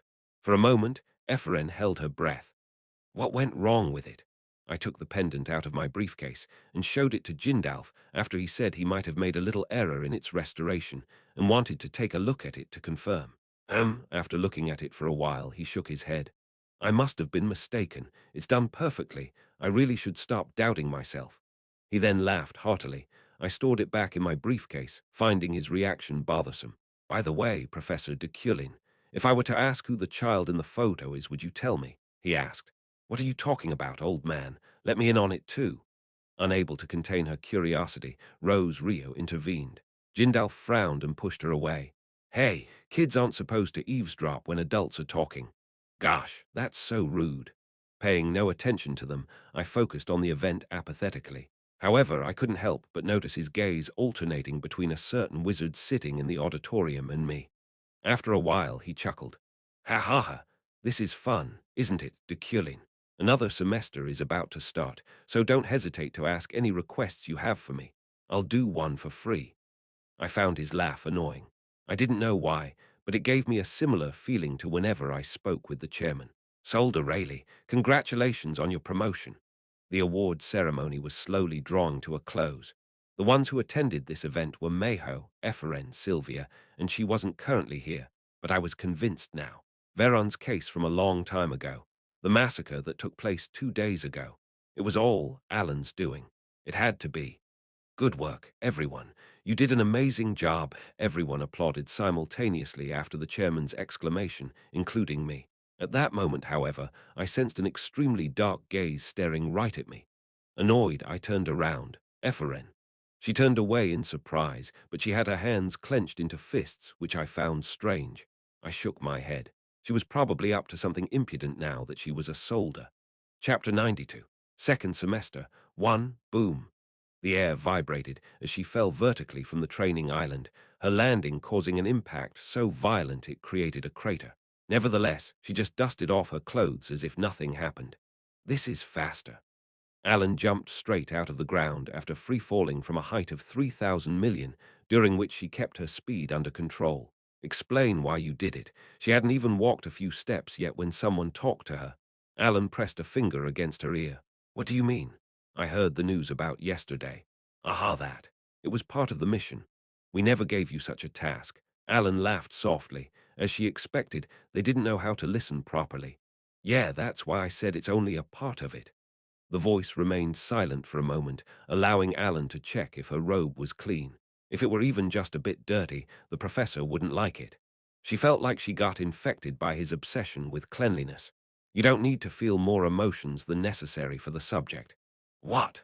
That was a bit out of the blue. She tilted her head, seemingly unable to understand, then smiled. No way, you know me. I didn't even know such a possibility existed until you told me. You're only given a 3-month extension, Ellie. Make sure you've got everything sorted out by then. She didn't reply. Instead, Ellie smiled broadly and hung up. Ha, over there. That's a supervisor over there. As she did, from the other side of the forest, 3 panting children came running to her. They had name tags labeled Carlos, Leo, and Lear on their chests. Are you a supervisor? Asked the only female among them. Ellie shook her head. No, I'm not. What test are you taking?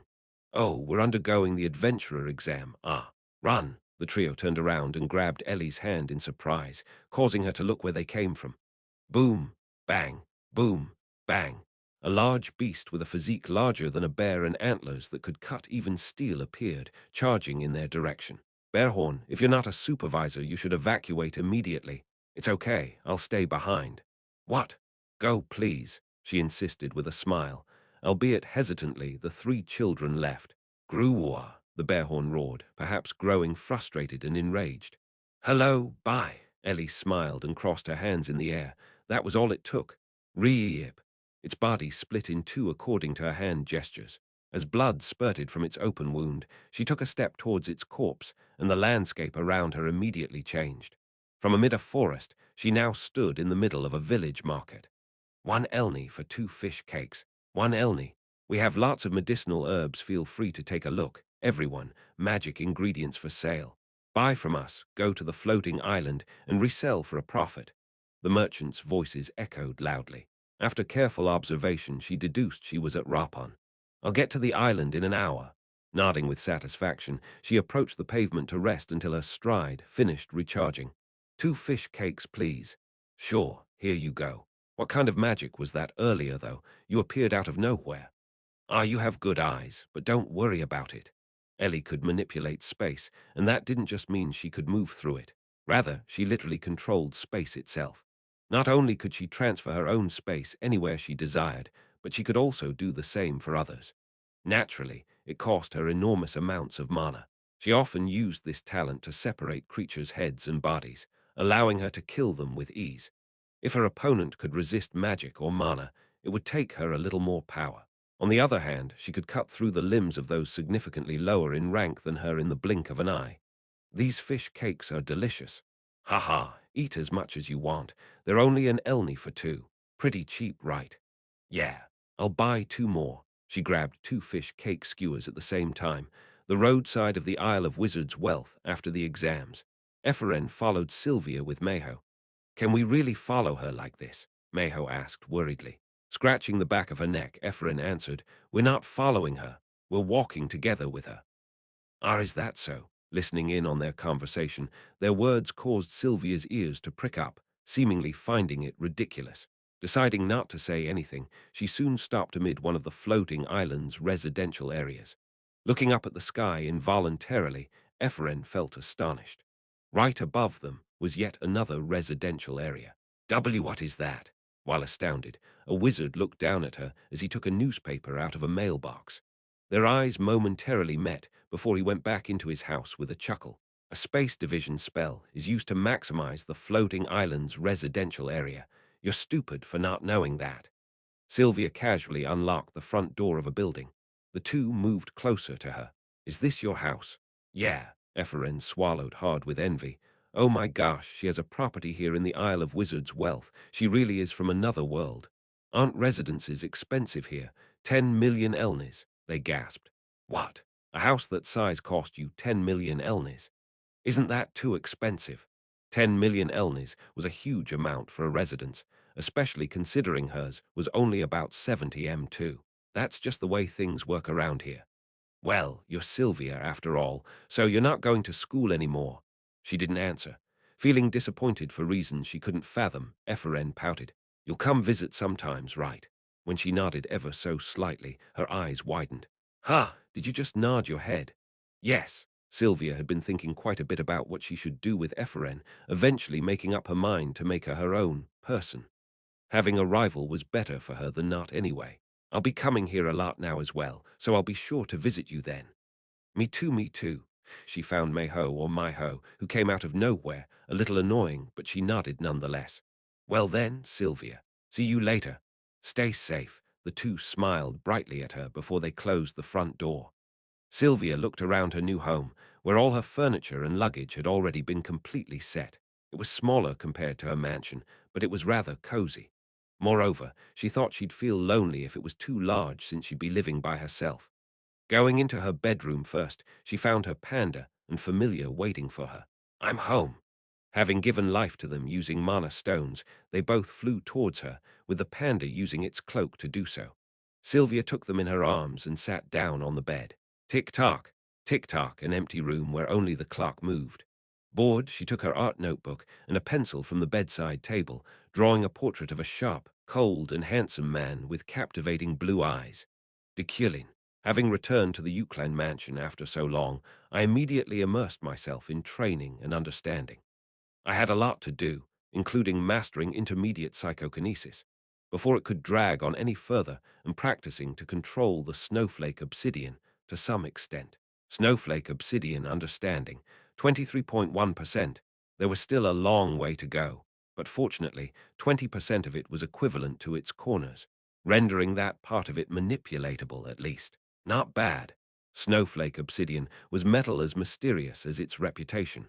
I aggregated its corners with psychokinesis, making it look like a ping-pong ball, changing freely, almost as if it had rubber-like attributes. It spread out like a cloth, then clustered up into a ball, lengthened to create a spike. Its sensitivity to psychokinesis was incomparable to any other metal. Knock, knock. Already knowing who was waiting outside my room, I held back my smile and opened the door from afar. I brought you snacks, Professor. Julie. After being unable to find her way during the altar invasion incident, she deemed herself a sinner. These days, she had taken over my servant's duties, perhaps to punish herself. Please enjoy. She put the tray containing food and coffee down on my desk. I shrugged. You don't have to worry too much, Julie. What could you do, having no sense of direction? She bit her lips slightly. Is your training going well? I just finished. I had stored 80% of the snowflake obsidian in my safe and turned the remaining 20% into a ball, hiding it in my inner pocket. A new semester is about to begin. Yes, we'll grow busy soon, you and me both. Smiling bitterly, she held out a document. What's this? After analyzing the floating population near the Deculein mansion, we identified a few among them that constantly roam around the area, but at irregular times. That's the list of all the people who exhibited suspicious movements outside the scope of the general public. Upon reading it, I found 33 individuals, but honestly, I thought this level of observation was natural. For the altar, imperial family, eunuchs, and other noble families, the Deculeins were the most prominent existence they had to keep in check. Julie. Yes, thank you. Perhaps surprised by my words, she scratched the back of her neck and turned her eyes to look at the bookshelf, only to find all the neatly arranged books in it were related to medicinal herbs. Seemingly coming to a realization, a soft smile spread across her lips. No, I should be the one thanking you. I was currently studying a way to heal Julie.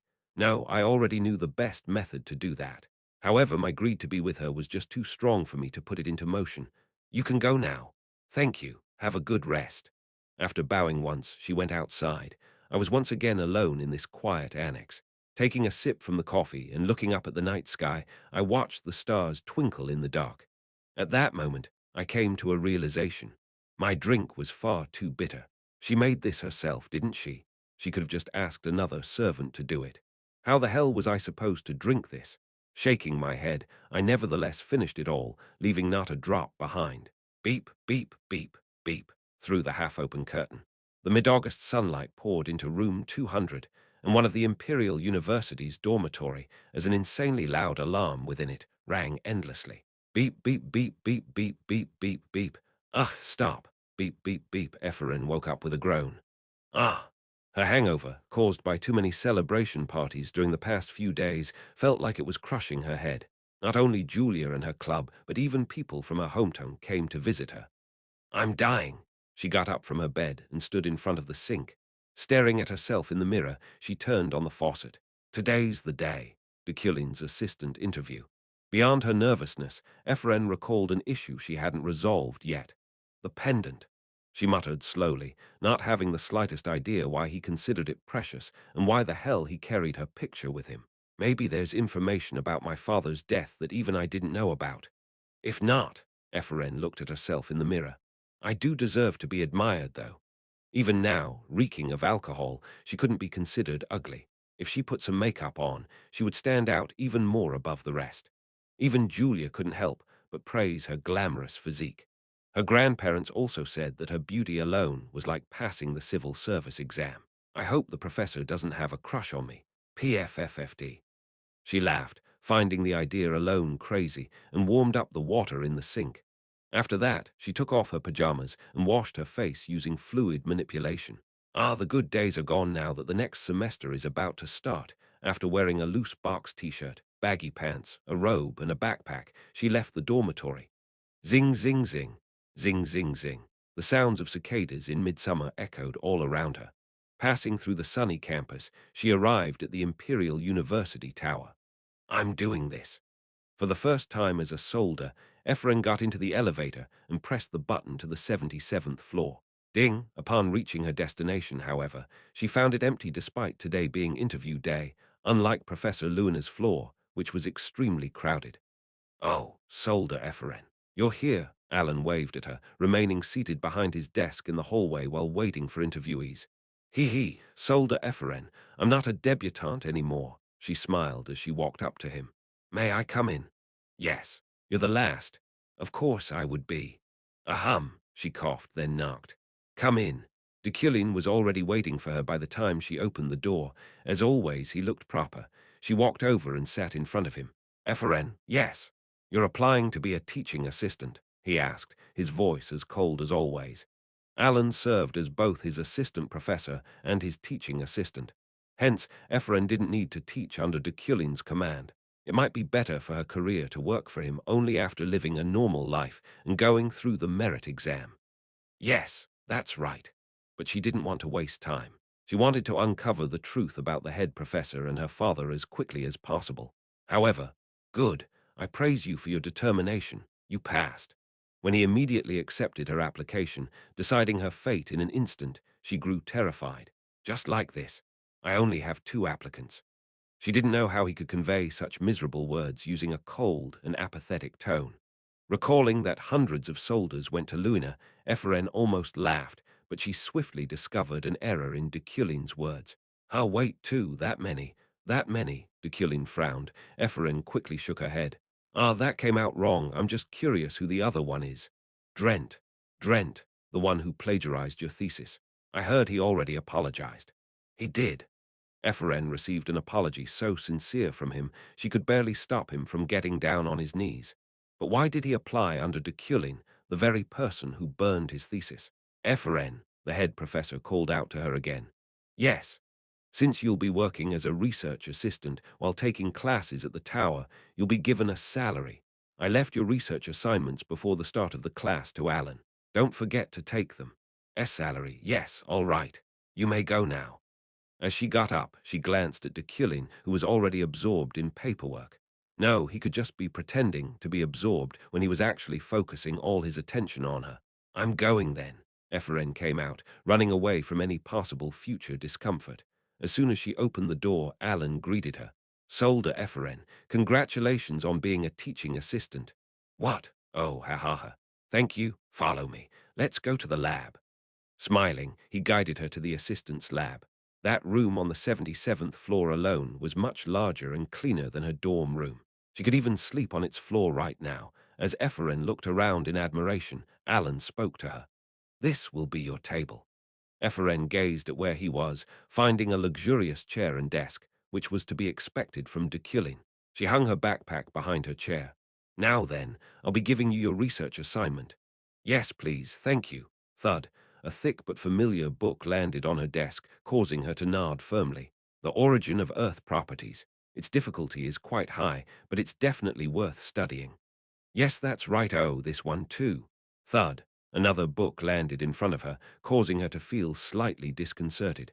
"Oh, I didn't realize there'd be two of them. Isn't Rupilin's Records a fairly complicated spellbook?" "You're not wrong. I almost forgot about this one." Thud. Third book. Oh, these are part of your assignment as well. W8. Thud, thud, thud. Spellbooks began to pile up one after another. "This too." Stop. "This too." "Please stop." No, there weren't only 4, 5, or 6 of them. Understanding Flames, see Exploration Book, Overall Property Immersion, Harmony of the 4 Major Elements, the main axis of the 4 major elements, Wind Calculations. There were 13 books in total. These are all research works. The professor's order is for you to learn them completely before the start of the semester. Deculein intended to raise Ephraim as a user of the 4 elements for his carbon research. Ephraim unconsciously replied. Did he go nuts? No, you can't say such bad words. If you ever use slang, you might lose your teaching assistant position. Anyway, take this. Alan held out a small piece of paper to her. Already feeling paralyzed, she asked slowly, "What is this?" "Oh." Professor Deculein completely shouldered the cost of the magic books, but some of them have knowledge copyrights that haven't yet expired. As you might already be well aware of, while the books can be paid by someone else, knowledge copyrights must be paid by the wizard that'll use them themselves. Simply put, it was a receipt. The moment she looked at the numbers on it, she staggered. Ah, even if they look a little expensive now, they are high-end magic books that you can't buy even if you pay 20 times the original price. Sold to Ephraim. Ha! Oh no. Ephraim. 5 seconds later, she fainted. Haidkin. Did he come again? Uriel, analyzing documents such as the Rohalak concentration camp-related logs from the Empire and the Marek Underground Passage's financial report, frowned. Yes, he said he has something he needs to hand over to you. Since he's a member of the Imperial family, I have no power over him to make him leave. Instead, I was left with no choice but to welcome him in and leave him in a room. She let out a sigh. Jarling had once again come to their estate uninvited. What did he bring with him? Tell him to give it to you and go. You know he doesn't listen to me. Tusk. Knock, knock. Hearing the sound, her butler glanced at the door and shook his head. Open it. All right. When he did, Jarling came into their sights as they unpleasantly expected. Hello, Uriel. Smiling shamelessly, he sat down in front of her, then gave an order to her butler. Leave us. After glancing over at Uriel, he left silently. The moment he did, the eunuch placed a necklace artifact on her desk. Take it. Gosh, you're audacious. How are you going to handle things later? Look, you will change your mind. He sounded strangely confident, which made Uriel gaze alternatingly between him and the item he brought. Jarling's unannounced visit was definitely suspicious. What kind of trick is this rat-looking guy trying to do? Come on, just take a look at it, and I'll go away immediately. It didn't matter what it was. He wouldn't leave unless she did, as he asked anyway. Hence, she decided to play along instead, ensuring she wouldn't fall for any of his deceptive tactics. Tusk! Clicking her tongue, Uriel picked up the necklace. Chapter 93. Second semester, 2, Haidkin's Castle. Uriel picked up the necklace on the desk. It seemed to be an artifact, specifically an accessory that recorded a certain scene. Take a look, Jarling suggested with a hand gesture. Uriel still had her suspicions about him, but she soon infused her magic into the crystal ball of the necklace. You only need to carry out your mission. No matter what the outcome is, Uriel will be kept imprisoned in the estate. Hearing a familiar voice, she began to watch the video in silence. That's all she's good for. Jarling observed her expression carefully, but she wasn't sloppy enough to show her agitation in front of her foes. I'm certain of it. Her every move remains insignificant, yet she's even added surveillance to her list of duties. Along with his voice, it partially reflected Deculein's figure. He was sitting on a fancy chair at their mansion, swirling a glass of wine with a frown on his face. If she's going to do something stupid, Deculein looked at his company. She couldn't see who it was, but their red hair stood out. I'm certain you already know what to do even if I don't say it. The video ended. It was short, but according to the date of the recording, it happened last year. Jarling smiled. I think you as a wizard can confirm the authenticity of this artifact better. That's not all. He then held out a piece of some sealed paper. Red hair isn't common, so I looked it up and found out that. Jarling obtained certain documents by mobilizing all his connections in the Adventure Guild, demonstrating his power to break through even those that prioritized trust and loyalty above all else. Look at the target. Uriel checked the paragraph he pointed to in the Gainshire Deculein contract. Guild Submission Agreement Overview. The Red Garnet adventurers faithfully must fulfill the mission assigned by Deculein von Grahen Uklein. Target Uriel von de Lun Uklein. Content verbally delivered for security. Client has paid for the first-class confidentiality fee, preventing the details from being written in this contract. Seal // I don't know what kind of mission it is, but with you as its target, it's obvious. Moron. What? However, Uriel's reply was far beyond what Jarling expected. Looking at him, she smiled. Nothing. I was just wondering if you only learned of our poor relationship now. Ha ha, really? The way you talk would make anyone think I devoted myself to the estate's work because I like Deculein so much. Enough. If your business is over, just piss off. Much like her, Jarling wore no expression as well. Instead, he spoke calmly. If so, then you understand what I want to say even better. Even better, my ass. Are you really a complete moron? You can't even seem to understand the words piss off. He displayed a soft smile when she cursed, but when she spoke again, his face hardened. Freaking dickless bastard. He clenched his fist hidden under the desk as lines of humiliation and shame ran through his eyes. Jarling trembled. Uriel just twisted the corners of her lips upward. What are you looking at? I said piss off. You'll regret this one day. After leaving that threat, Jarling slammed the door shut. Uriel, quietly staring at his disappearance with the knights of the Imperial Palace, immediately shifted her gaze to the necklace and contract on the desk. Miss, when her butler entered the room, Uriel looked out the window quietly. In the passageway, she could hear loud sounds coming from Jarling's explosion of anger, but the night itself had finally regained its peace. She stared at the starry sky. Hey, she muttered, her voice filled with sorrow. Yes, I think Deculein never intended to keep his promise from the beginning. She traced the contract and the necklace with her finger, admitting he had successfully fooled her until now. He told her he'd even swear an oath on the surface, but actually performed such dirty deeds behind the scenes. Though he reassured her repeatedly, it was all part of his plan to use her and throw her away at some point. Is that so? Deculein only promised verbally, possibly already knowing she would reject his notion to take an oath since they were still members of the same family in the end. Believing his words, she received nothing but betrayal in return. That damned bastard. What should I do? She knew, at the very least, not to tell him any of this. She shouldn't show even the slightest sign of her being aware of his plans. Jarling wouldn't speak to him first anyway. He came to her to prevent Deculein from gaining more power than necessary, after all. We know this estate has long been on your side. Those words were reassuring, but Uriel felt a sense of sadness she couldn't quite grasp in the corner of her heart. Did she still desire to become closer with the one she called older brother? Thank you. You may go back. All right. Rest well, miss. As soon as her butler left, Uriel turned off all the lights, allowing the light of the night sky outside the window to pour into the Lord's office. In the darkness, she played the necklace's video again. Listening to Deculein's cold words and looking at the contract more intently, Uriel secretly wiped away her tears. Students began returning with their suitcases, the rivalry and cheers between the knights occasionally resounding. Likewise, the dormitories and shopping streets returned to their ordinary lives. From the campus's atmosphere alone, it could already be inferred that the reopening of the Imperial University was imminent. Head professor. Students heading back for college from their hometowns or other countries enjoyed a peaceful break while waiting for their classes to begin. But their educators spent their time quite differently. Both the undergraduate professors and the magic professors busied themselves with class preparation. Here, I found it, Alan said, approaching me. She was about to leave at the end of the last semester, but seemed to have decided to stay a little longer. These are the old plans you mentioned before. She held out a pile of documents. Ephraim's father, my still-veiled friend, had previously written a lesson plan proposal. I intended to consult it for my second semester class. I read through the papers. Lecture title, Pure Use of the Four Major Elements.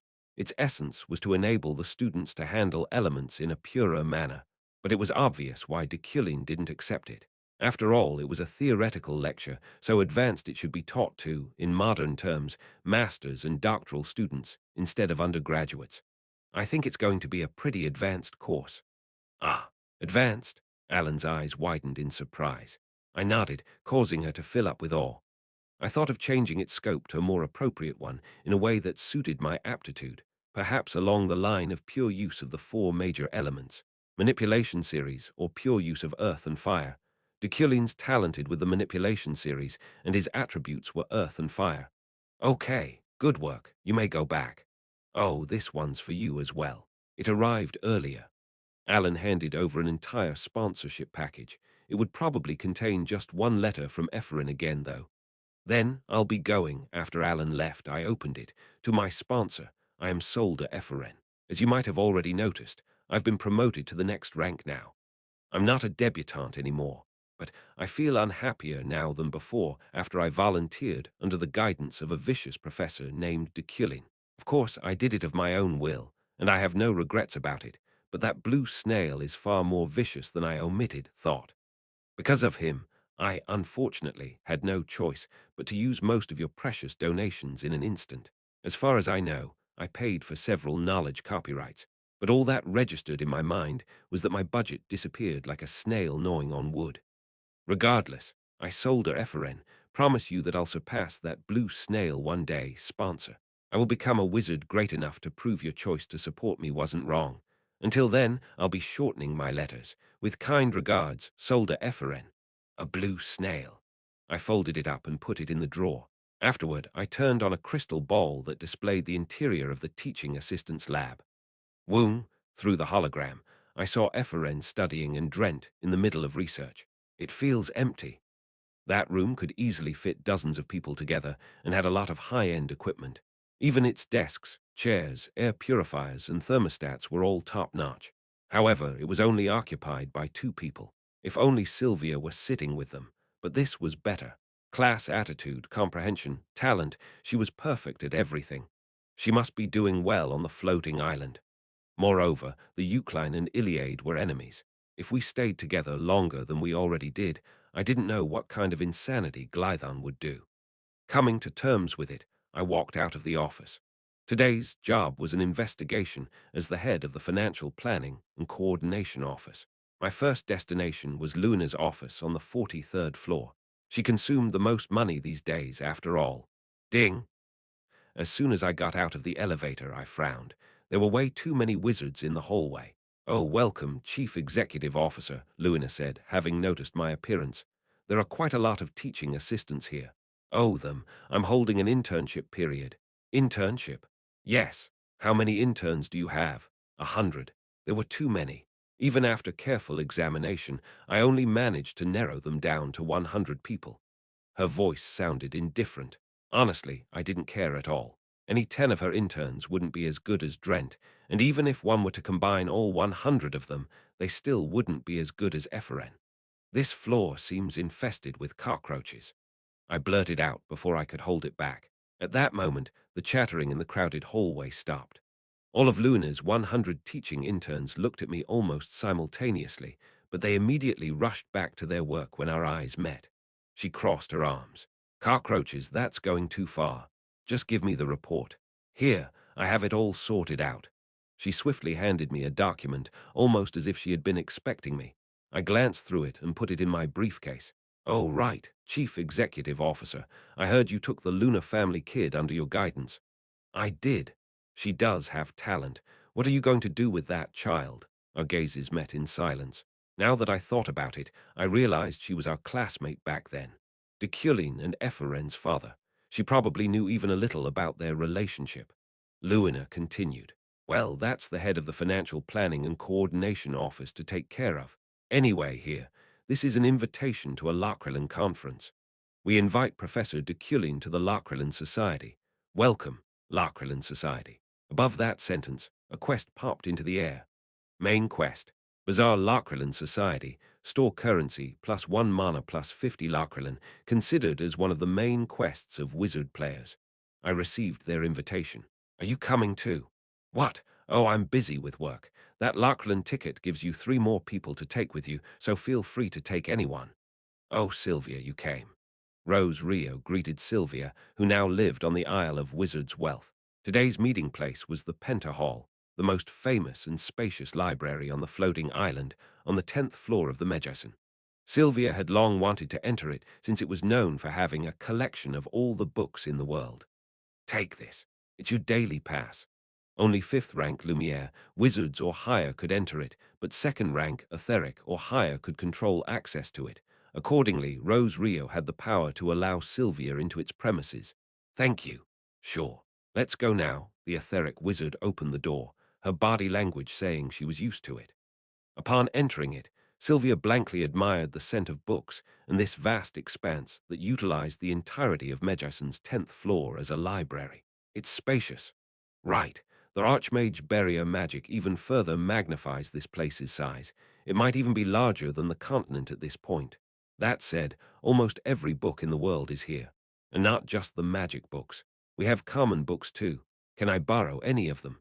Only 3 volumes. You'll also have to pay for the knowledge copyrights of those with authorship attached to it. Knowledge copyrights. Yeah, exactly, Sylvia nodded, realizing Rose Rio was unable to utter complex pronunciations. This is a leisure center. If you're looking for something, just ask that kid. He's a library addict. Arriving at the library's information desk, she pointed to the robed wizard. Silva tilted her head. Library addict.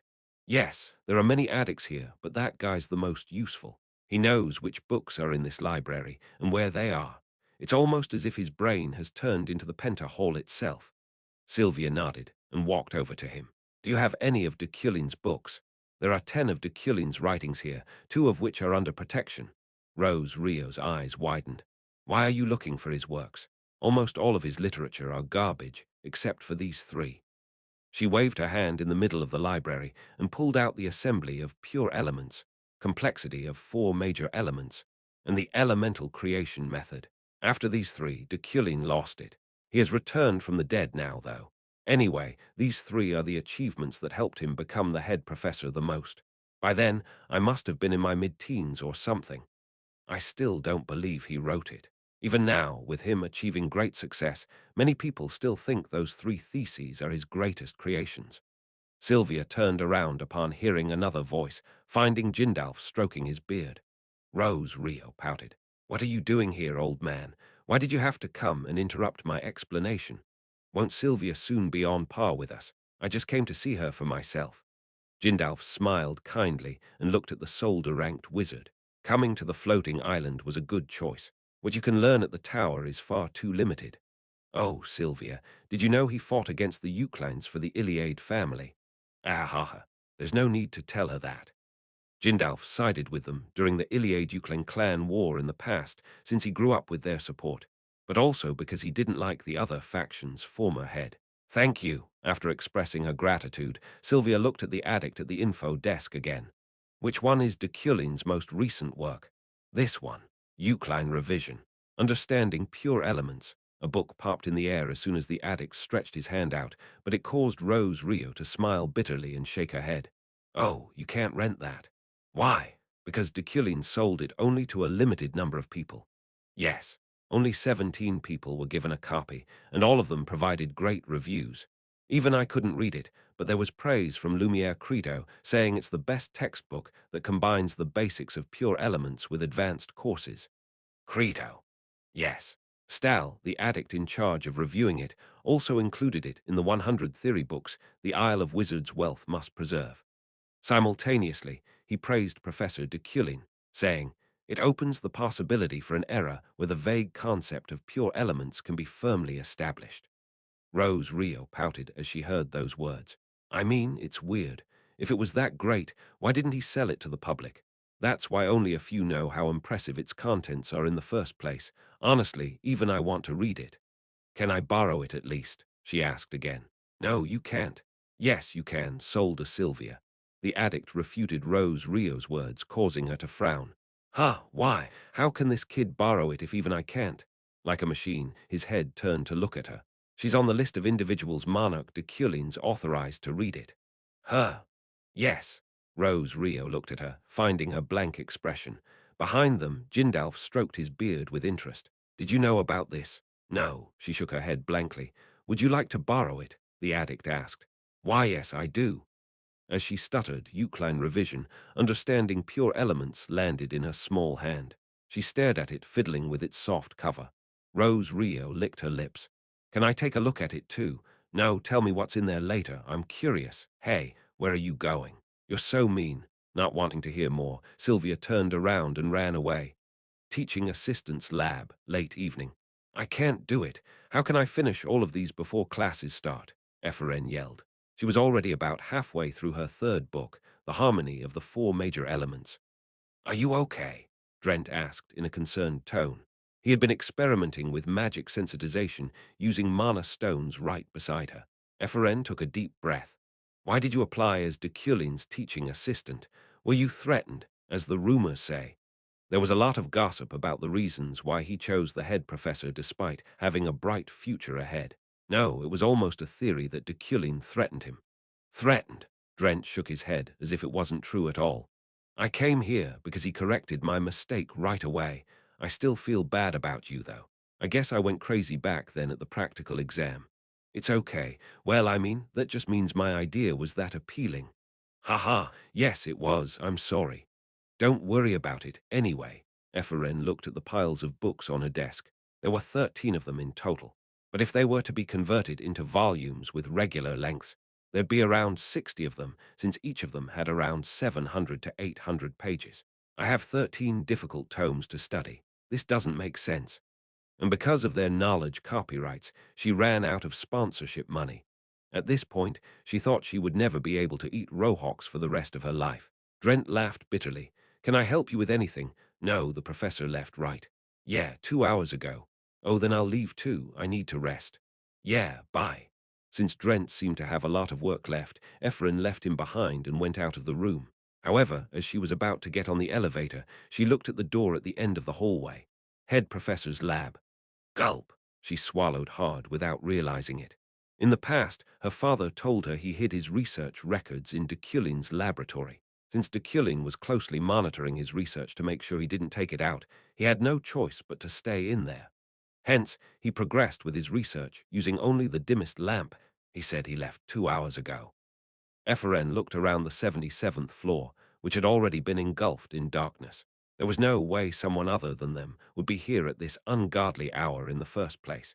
She slowly sneaked into the head professor's lab, with her heels up, taking her 3 minutes to reach a distance that could normally be covered in 30 seconds.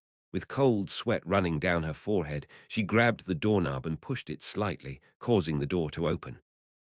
Ephraim was terribly surprised. It wasn't locked. No, or it was locked, but the moment Ephraim touched it, it opened. Could it be that her father arranged it that way for her? There was only darkness inside the laboratory. Surveying the surroundings, she found nothing suspicious in the empty darkness.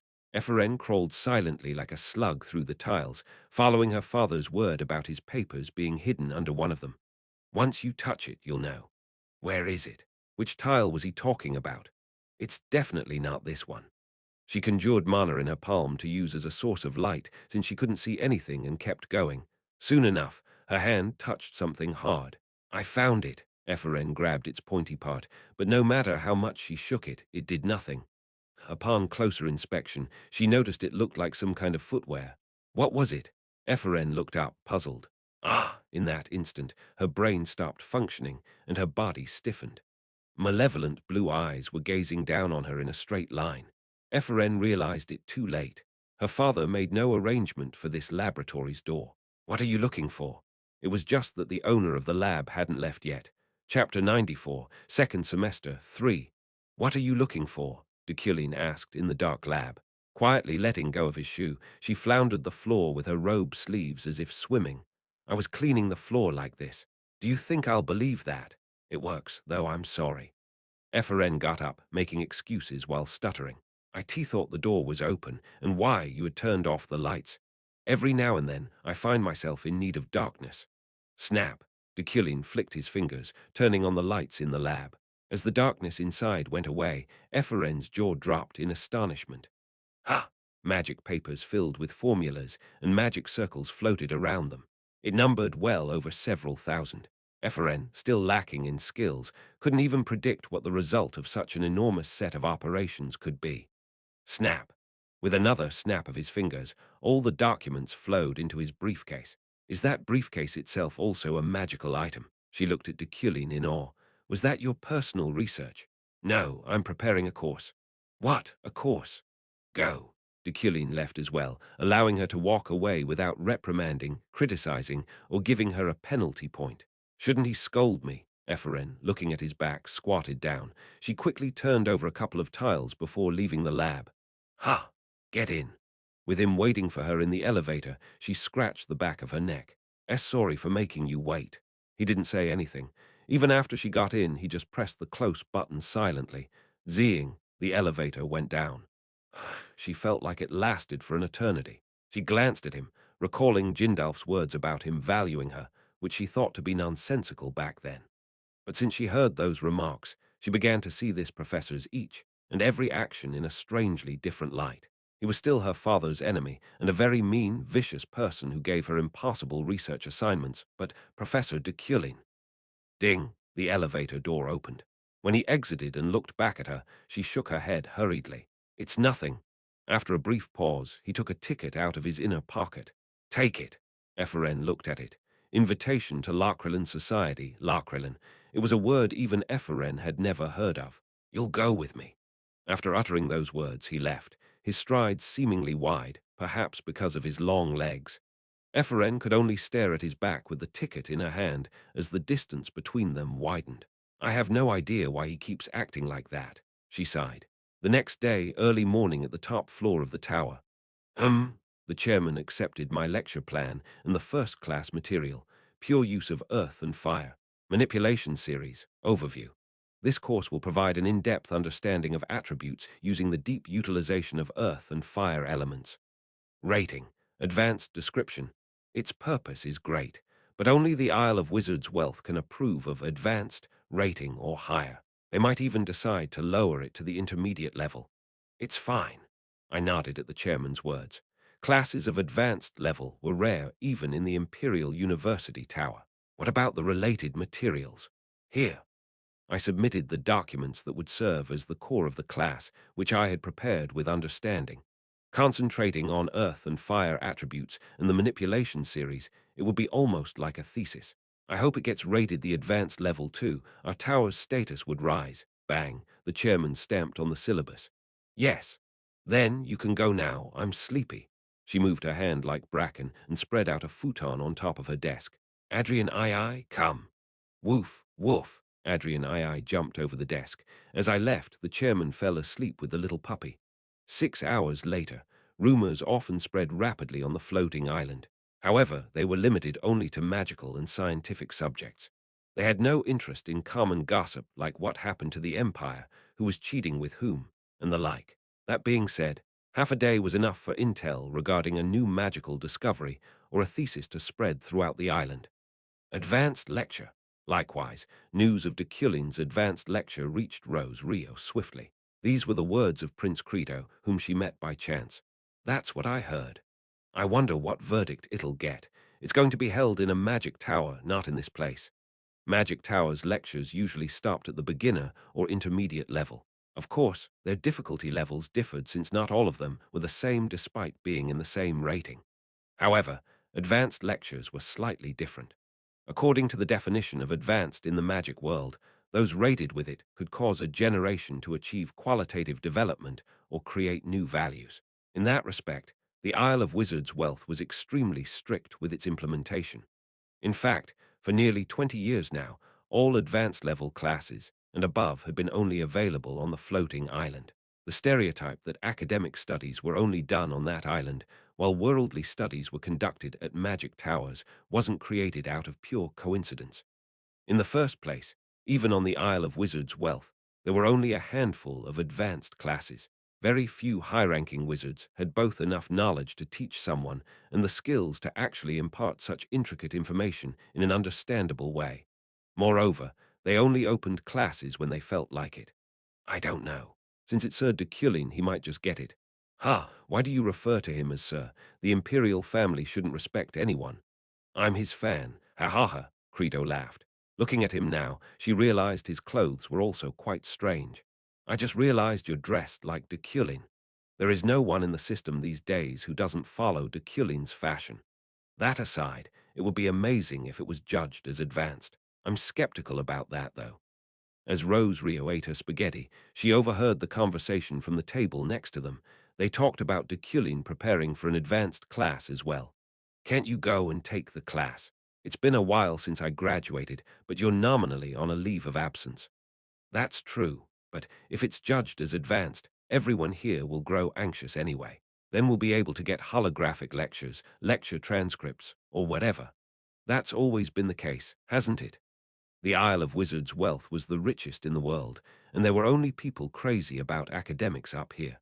Hence, its population's general stance had always been, if you don't sell it to us, we'll take it through other means.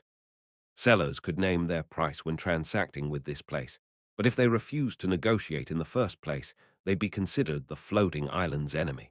That's true. Oh, right. There's also a conference going on in Lakrelin. Aren't you going? I didn't even get an invitation. I've been a little neglectful of my research these days. Is that so? Rose Rio narrowed her eyes and pulled out a ticket. Do you want one? 2 weeks before the start of class, Solder Eferen was looking into her Ouija board in their club room. From Solder, establishing your series becomes the most important aspect of magic, since differences occur in that regard, unless the properties involved are very specific. Therefore, the class unconditionally focuses on that aspect. It was the advice of a senior wizard. Establishing a series is important. Eferen crossed her arms and thought about it. There were 8 basic series categories in total: summoning and spiritual, destruction and auxiliary, manipulation and ductility, hunting and harmony. The distinctions between them seem to be made more clearly from Solder. Half of the Magic Tower wizards choose only one series, which we refer to as series deepening. The other half is divided into those who have plural series, in which they equally learn 2 or more of them, and those that have a main series and a sub-series, which means they focus on one series more and use the other as support. Eferen nodded. Most wizards chose no more than 2 categories. Of course, one could pretend to be crazy and try 3 or more series simultaneously, but in that case, it would be obvious how many classes they'd have to take. What's Professor Deculein's series? Deculein, I heard he has 4: manipulation, ductility, destruction, and auxiliary. Julia answered, sitting next to her. Glancing at her, Efren noticed a new expensive-looking artifact necklace around her neck. She heard that the pig's flower was doing great these days, and her buying such a valuable item evidenced that. She felt envious. Doesn't that mean he's a 4-series wizard? Yeah. Then me too, Efren decided. Destruction, auxiliary, manipulation, and ductility. If Deculein could do it, she could too. What? Have you gone crazy, Iffy? You'll have to take tons of classes. Humph, it's okay. Do you know what I'm studying these days? Professor Deculein gave her 13 high-difficulty books to research. If Eferen couldn't understand a thesis, she'd have to study its research paper first. If that also proved incomprehensible, she'd have to visit new professors, including Kellogg, for advice. Well, you're even sleeping in the club room these days, Iffy. Yeah, pillows, blankets, duvets, toothpaste, toothbrushes, and more. The room was filled with her belongings. Then how will you apply to the classes? If you want to go to 4 series, you'll have to take 12 classes about them per semester. Ahem. Eferen coughed and looked at the registration list through the Ouija board.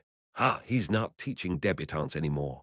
Deculein's lecture caught her eyes. Pure use of earth and fire. Manipulation series, Professor, Head Professor Deculein. Overview. This course will provide an in-depth understanding of attributes using the deep utilization of earth and fire elements. Core materials. Head Professor Deculein's personal works. Credits. 6 credits, 3 hours every 2 weeks. Registration procedure. Students will be selected by the aforementioned educator among applicants. Lecture rating to be announced at a later date. Wow, a 6-credit course. Julia laughed in surprise. Seeing that paragraph, Ephraim also expressed her shock. How can it be worth 6 credits when it's only held every 2 weeks? Is it because he's the head professor? Right, don't take this, Iffy. It'll be extremely difficult. Um, if I take this and one more basic lecture worth 1 or 2 credits, I'll be able to meet my quota for the manipulation class. Yeah, but it's 6 credits every 2 weeks. It'll probably be extremely difficult. If you fail to follow even once, it'll be hard to recover. There will also be a selection process, so just applying to it won't be enough. It's okay. She had been overflowing with confidence these days. She had read a total of 2 advanced magic books recently and was in the middle of the third. She knew literary works and lectures were different, but I can do it. Whose daughter does he think I am? Ephraim clenched her fists and nodded. Study room, Imperial Palace. I heard the Rohalak concentration camp is almost complete, Safian uttered. I looked down at her, finding it a bit absurd. Having become more comfortable as her lessons progressed, she ended up lying down completely today. Yes, the mana stones are also circulating smoothly in the market right now. It's only natural for those at the top who have been controlling the market through Unity to suffer huge losses. That's true, she grinned.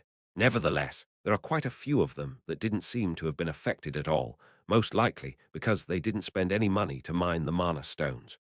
She drew her finger in the air and continued speaking. That begs the question, however, of how it was possible not to expend anything to do such a task. I'd say the answer is that the altar members in the underworld mined the mana stones at a low price or for free. Perhaps. With just one opening, we were able to filter quite a few high-ranking individuals. She was still grinning, but her eyes remained serious. Deculein. Yes, here, take this. It's a list of those who received money from the altar.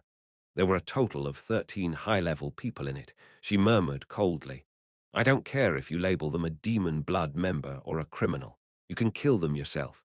As you wish. I'll have the imperial family confiscate all their properties afterward. Safian frowned and tilted her head. It doesn't matter if you take them all for yourself. It's better not to have any wealth that can cause trouble. I had to carefully ensure the concentration of power wouldn't fall on the Euclid any more than necessary. That left a dissatisfied expression on her, almost as if she suggested it while completely knowing that fact. Have it your way. Regardless, I'll be ordering the full-scale demon blood subjugation to begin now. Okay, you'll have to catch them as well. I've already completed my investigation. I'll soon be bringing you good news. Is that so? Safian raised her eyebrows at my words. The day I promised Caraxel was approaching. After arresting him, I'd take him to Rohalak. Yes, if the operation is successful, I'll be dropping them in Rohalak to serve as an example. However, before that, looking at her, I grew silent. Realizing what I meant, she grinned and recited a word. Hebrewesh, Hebrewe, Hebrutate, Hebrewe, Hebrutate. Meaning vibration. It was a rune that made one's brain cry. Good job. I got up. Safian, still lying down, looked up at me. Deculein. Yes, you always make me do annoying things. No, you're the only one that bothers me.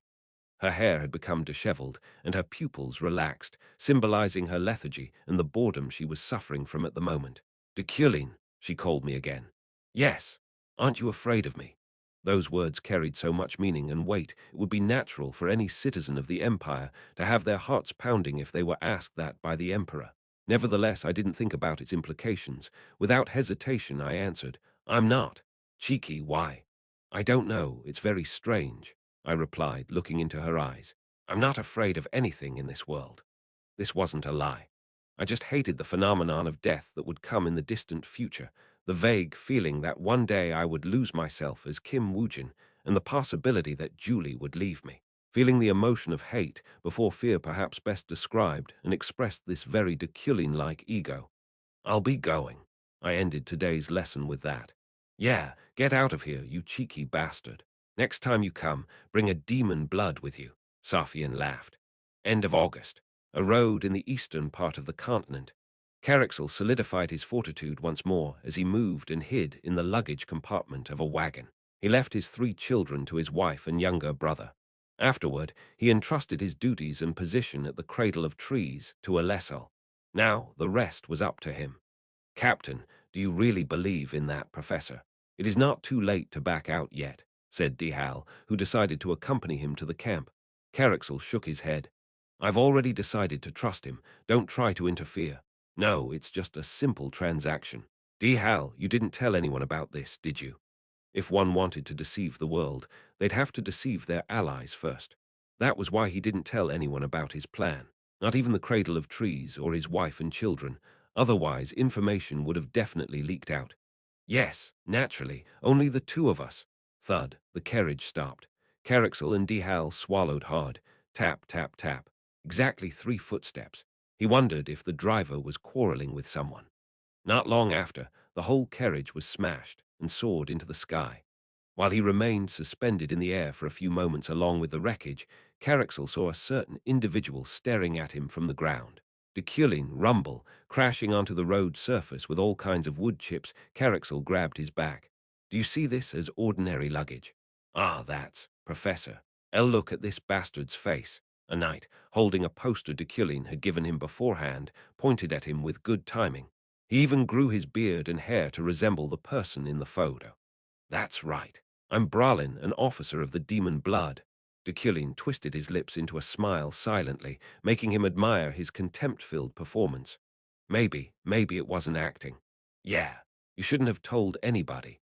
Carricksel jumped up and started a riot at the promised signal out of desperation, but the knights rushed in before he could do anything, crushing him with their bodies. Meanwhile, the professor picked up his bag. Isn't there anything other than this bag?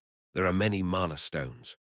Deculein ripped off the bag and dropped it on the pavement, causing plain equipment and tableware to litter the ground. Are you trying to sell these off somewhere? What should we do with these mana stones, Professor? There are quite a few of them, a knight asked, his voice filled with anticipation. That greed was the reason why Carricksel had to prepare the mana stones in the first place, to distract them. That, too, is evidence, but we only need a couple for that purpose, don't we? Deculein said, discreetly sliding the mundane items scattered around into a bag with psychokinesis. Oh yes, thank you, they bowed thoughtlessly. Carricksel smiled inwardly. Now, once the contents of that bag came into the camp, he would be able to feed his family. You scum bastard. At that moment, a knight struck his forehead with the hilt of his sword, causing him to pass out immediately. 3 days later, the Emperor's lounge at the Imperial Palace. That cheeky bastard is really good at what I asked him to do. He catches demon blood like he's just buying ice cream. Safian grinned as she ate a genuine Hiadran marbled ice cream. That's right, he's a very talented professor, Charon answered, wrapping his right wrist with a bandage. Is that Bralin person going straight to Rohalak? Yes, he's guilty of organizing an association, but he has no records of committing other crimes, allowing him to avoid the death penalty. Well, Rohalak would be a far worse fate than a quick and easy death. As soon as Safian nodded, she threw away her leftover ice cream and went back to bed. Gosh, I'm even tired of eating these days. How were you injured? You're fucking bandaging it, she mumbled sullenly amid a yawn. Charon shrugged, fiddling with his swollen right hand. Zeit came to the island. He's a total monster now. Did you lose to him? Is there any knight on this continent who can defeat him? He's even more powerful than my father right now. At his words, she grinned. The Emperor's knight is acting like an asshole. If I study a little harder, I'd probably win against him. Are you even studying at all? Why did Zeit come? He's looking for a wedding venue. Safian pursed her lips. If that were the case, then it had to be for Deculein and that night Julie. Is that so? Did that mean he was going to get married? He said he had nothing to fear, so he probably wasn't afraid of marriage that would forever affect his life. Indifferently, Safian nodded as Charon observed her reaction, pretending not to. Chapter 95. Lachrilin, one Carricksel, a wanted demon blood under the alias of Bralin, was captured along with Dihal, another wanted person from their clan. The eunuch's anger, including Jarlang, burst as soon as they heard about Deculein's achievement. However, they had no choice but to let the trial proceed steadily. In the end, over 1,000 demon bloods, including Carricksel and Dihal, were condemned to Rohalak as punishment. Not even Public Safety Bureau Deputy Director Lilia Primian could object against it. Faster, you cockroaches. Move. Hey, that old man over there. Yeah, you. Do you want to die? With Rohalak engulfed in a 45-degree heat wave. Yiriel watched the captured and rope-bound demon bloods inside the car, with a cool breeze blowing through the thermostat. We haven't contacted the Red Garnet adventurers yet. but none of it caught Uriel's interest. She had only anguish in her mind. However, the items you asked for are ready, miss. Her vassals and butler moved more steadily for her sake. As her loyalists, they also suggested the most extreme but effective method to break through this situation. If war proved unavoidable, if they had no choice but to die and kill each other, it would be ideal for them to launch a surprise preemptive attack. I told him as clearly as I could that if he breaks his promise, I will never forgive him, Uriel whispered coldly. Her butler in the driver's seat lowered his head. You did, but not yet. Keep looking. Scour around the underworld as well. I need reliable information, which is why we must contact Ganesha no matter what. Yes, we'll move through the underground guild. Uriel created an organization that worked directly against the suppress the Deculein family. Ironically, however, it was now tasked to repress Deculein, the head of the very family they protected. That would be ideal, but don't let those damn eunuchs get even the slightest clue of our operation. Of course. Okay. Thank you. Answering helplessly, she looked out of the window. Stop acting weak, you demon bastards. Move, damn cockroach bastards. Their prisoners were stripped of their core energy and had their hair shaved. Afterward, they were forced to bask naked amid the wasteland's heat before being caged behind sweltering iron bars.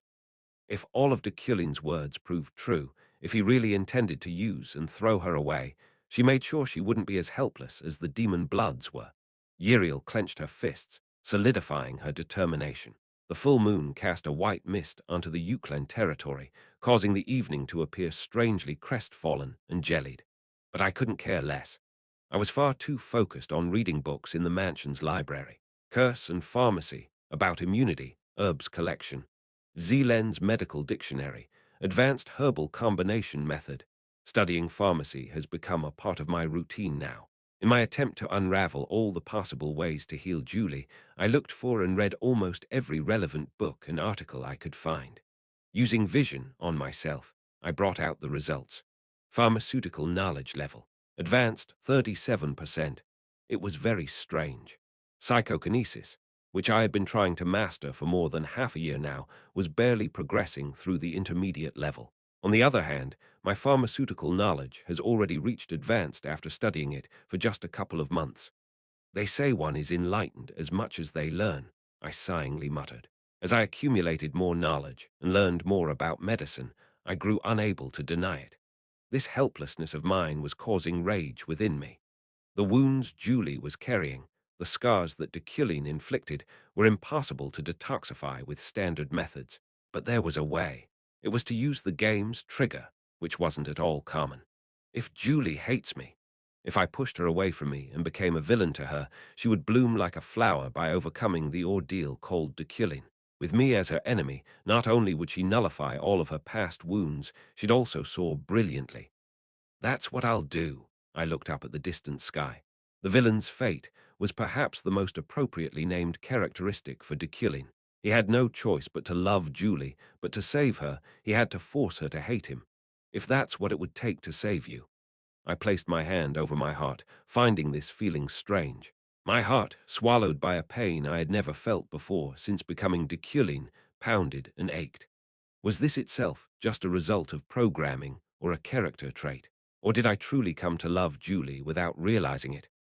I put down the book in my hand and opened a secret door leading to the herbal medicine room, a sweet-scented place filled with cool air, which I remodeled with my ductility magic. After applying all sorts of magical techniques to it, including the temperature control barrier, I had nearly all medicinal herbs in the world stored in it. But none of these could heal Julie. Knock, knock, Professor. It's time to train. I didn't even realize dawn had already come. Exiting the annex, Julie greeted me with a smile. Here. Yeah.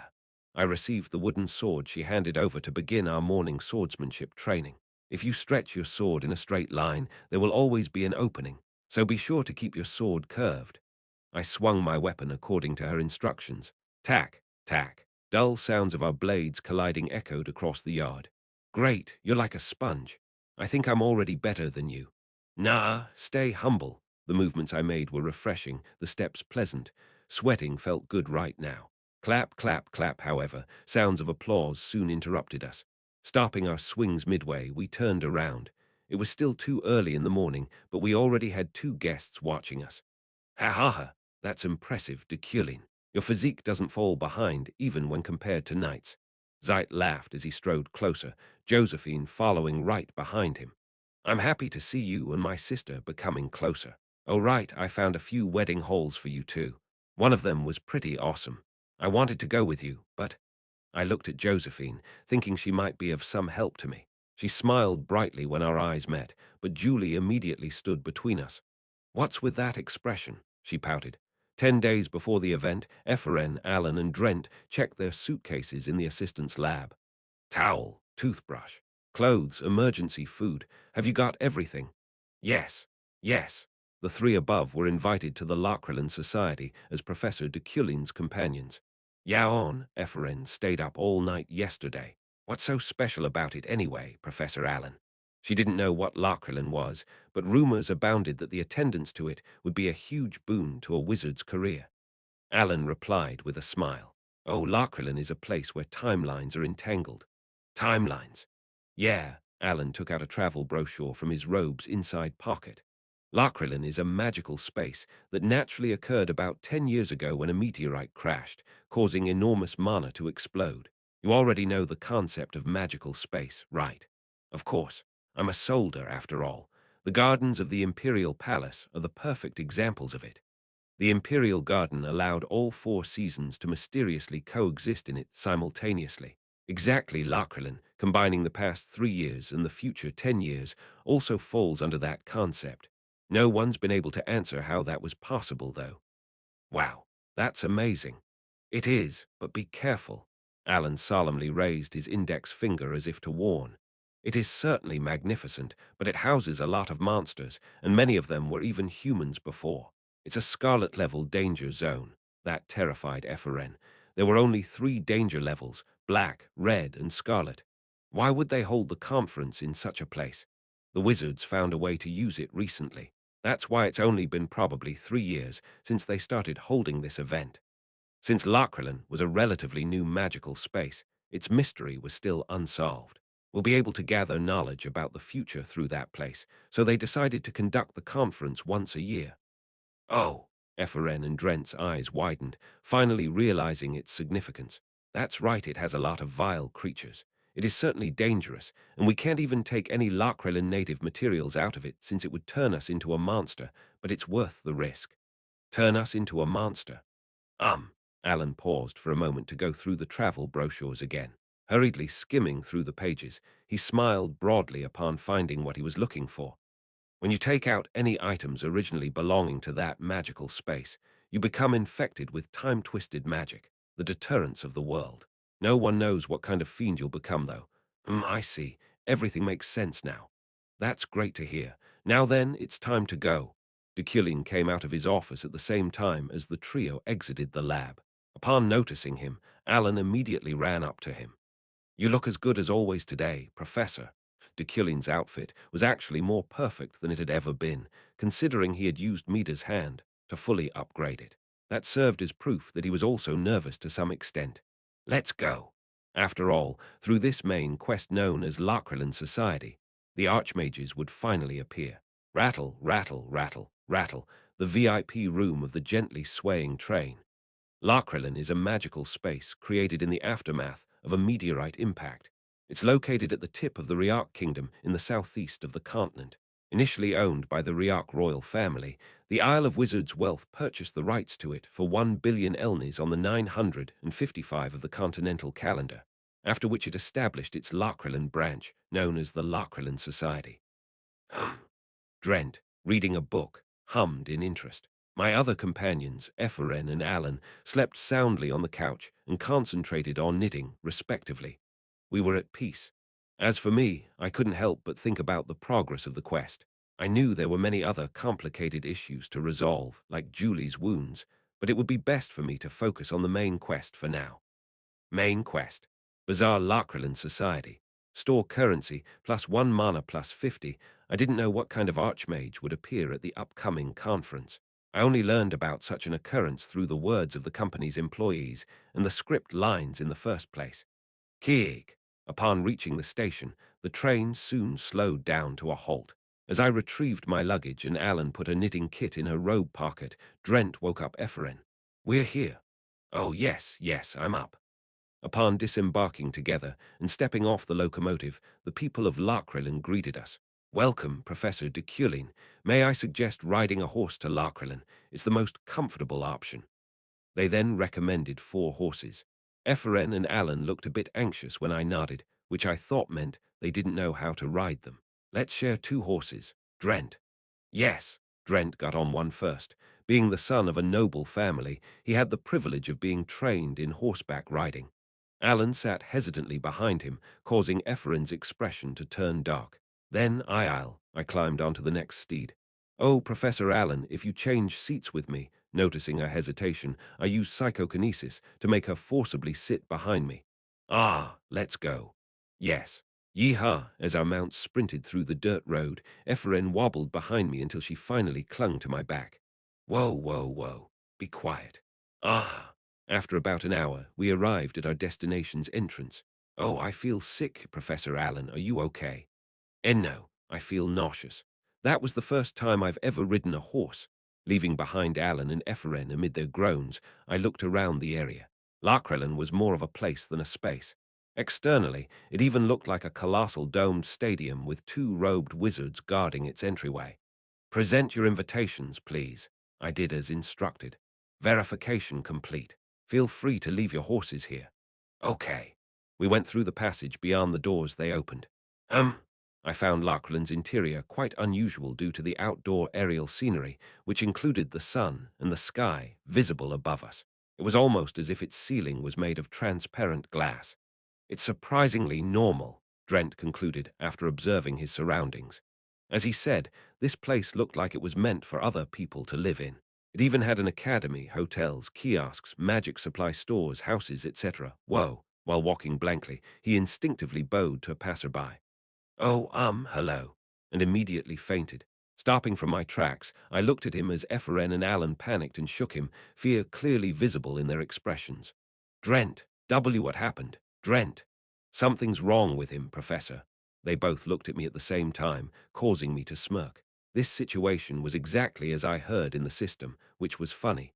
He talked to someone from the future or the past. What? To communicate with those who didn't actually belong to our timeline, one needs to have a tremendous amount of mana. Otherwise, this would happen. Even in the game, talking to Lakrelin characters consumed quite huge amounts of mana. "Let's go. Carry him, Ephraim." Me? What, do you want me to do it?" She lifted him and walked to Lakran, the conference hotel, with him on her back. So heavy. While Ephraim groaned about him being such a tall guy, we arrived at the hotel's information desk, on top of which were several plates with numbers engraved on them. 958. Alan tilted her head. "What's this, Professor?" "It means 958 years of the continental calendar. Wear it like a nameplate." Does this mean I'll be able to talk to people with the same tag, Professor?" I shook my head. "There may be individuals from the past or the future pretending to be from our year." "Oh, you're right. There might be people like that." As I attached it to my chest, the hotel staff put a key on the counter without even looking at us, perhaps because she wasn't from this year. I took it with psychokinesis. "Room 801. Let's go." "Okay." He's too heavy. Stop complaining. We're almost there." We used the elevator, hastening our arrival to our accommodation, a large room occupying half of the floor it was built on. Ephraim quickly put Drent down. "Hugh, I thought my shoulders were about to give in." Announcement. "The 958th conference will be held today at the Academy at 6 p.m. I repeat, I looked at my wristwatch. Ephraim did as well. It was 5 p.m. "We have less than an hour left. Get ready." Aside from Drent, who was still unconscious, Deculein's group headed for the Lachlan Society's main building, and upon their arrival, a wizard wearing a 958 nameplate on his chest came over to them immediately. "Please come with me, Professor Deculein. You'll be provided with separate instructions before the beginning of the conference. Your company should wait here." He guided their leader away, leaving the two no choice but to watch his back disappear into the distance blankly. "What should we do, Professor Allen?" "Well, I'll wait for him to return here." Alan seemed calm, but Ephraim most definitely wasn't. Looking around anxiously, she found a sign with the words Underground Archives engraved on it. Can I go to the archives room for a moment? Sure, but don't talk to anyone or bring anything out. Of course, she smiled. With no one blocking access to the place, she barged and rummaged straight into it. Whoa, so they weren't kidding. We have access to the future here. There were more papers than books on the bookshelves, but some of them came from the future, such as the years 959 and 960. Marveling over such a fact, she scanned through the documents. Ah! However, after reading only a few lines, she already sensed her mana nearing depletion due to the immense feeling of lethargy that permeated within her, making her feel as if she was about to faint. Ephraim leaned against a bookshelf, using it as support to barely keep herself standing. Wow, what is this? It's impossible to acquire knowledge about the future with mundane amounts of mana. No, even archmages will have a hard time doing so. Surprised by the voice she heard, she turned around, finding a robed woman. However, she didn't have a nameplate on her. Pretending she didn't exist, she hurriedly put the papers back on the bookshelf. Are you trying to pretend you didn't see me? The woman approached her swiftly by gathering mana on her feet, making her seem like she was hovering. Ephraim admired it, but she didn't express it. Instead, as if talking to herself, she asked, I wonder how many attendees are going to be in this event. They only invite 33 people every year, but they're all given the option to bring up to 3 companions. If so, then this event's max capacity is 132 people. They don't invite a lot of people to avoid time-related confusion. Of course, the 500 addicts who live exclusively in Locrilan aren't taken into the calculation. Is one out of those 132 with me right now? I don't know how to answer that, honestly. At that moment, Ephraim came to a realization. She's talking to me, but I'm still fine as far as I know. Doesn't that mean she's from year 958? She took a closer look at the woman. However, doing so almost made her heart stop out of sheer astonishment. The woman's eyes exposed under her robe, they were the same as hers. Ephraim, her clear eyes curved into a thick and attractive arc. That's right, I'm Ephraim as well. Nice to meet you. The woman held out her hand. It stunned her. Why you? It's okay. I'm paying all the mana you need to talk to me. Speak freely. She blankly gave her allegedly older self a once-over, finding her looking very mature, beautiful, and even seemingly around 5 cm taller than she currently was. How many years away am I from you? If I tell you, it'll cost me a few thousand words. Would you prefer that? Oh, it takes a lot of mana to answer my question, doesn't it? That's right. Adult Ephraim smiled broadly and took off her robe, her long, shiny hair fluttering. It caused her younger version's jaw to drop, thinking she had a beauty she didn't yet have. It's year 958, so I guess you came with Professor Deculein. Yeah, why? Oh, do you want to hit the professor? Her older version chuckled at her words, then gave an answer that was far beyond her expectations. Don't hate him too much. Ha, why? Ha ha, I can't tell you more than that. More importantly, don't trust what I say too much. I'm not your definite future. Rather, what you'll become will most likely be far different from me. After all, the timeline is too messed up here in Lanival. Ah, she nodded thoughtlessly in reply. Ephraim. A familiar low-pitched voice startled the two. They immediately located its source, although they already knew who it was, Deculein. Looking alternately at them, he approached and first spoke to the older woman. Are you Ephraim too? She nodded. Yes, I am. You don't seem confused at all, which is to be expected of you, Professor. How do you know everything? Interesting, he answered. Ephraim looked at her grown-up version and Deculein alternately. For reasons she couldn't fathom, adult Ephraim was smiling, but the corners of her eyes seemed to be wet with tears. What? Even the way she gazed up at Deculein seemed so filled with love. Urgently, she exclaimed, Hey, why do you look like that when you look at him? Ha! Ahaha! When her words brought back the older woman to her mind, she shook her head. However, before she could reprimand her further, SHH. Adult Ephraim pressed a finger against her lips. What? The academy will be abolished today, so I don't know what's going to happen. Abolished? Why? Due to several problems. We'll talk about it later. Younger Iffy, won't you close your eyes for a moment? Adult Ephraim asked in a soft voice. Sure. When she closed her eyes voluntarily, adult Ephraim gave Deculein a bright smile. Professor Deculein. He didn't avoid her gaze.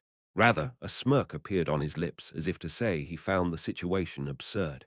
Are you the real Epheren? Of course. She looked completely different than her current self, making him think she had to be at least 10 years older or so. Long time no see. I've been waiting. Waiting.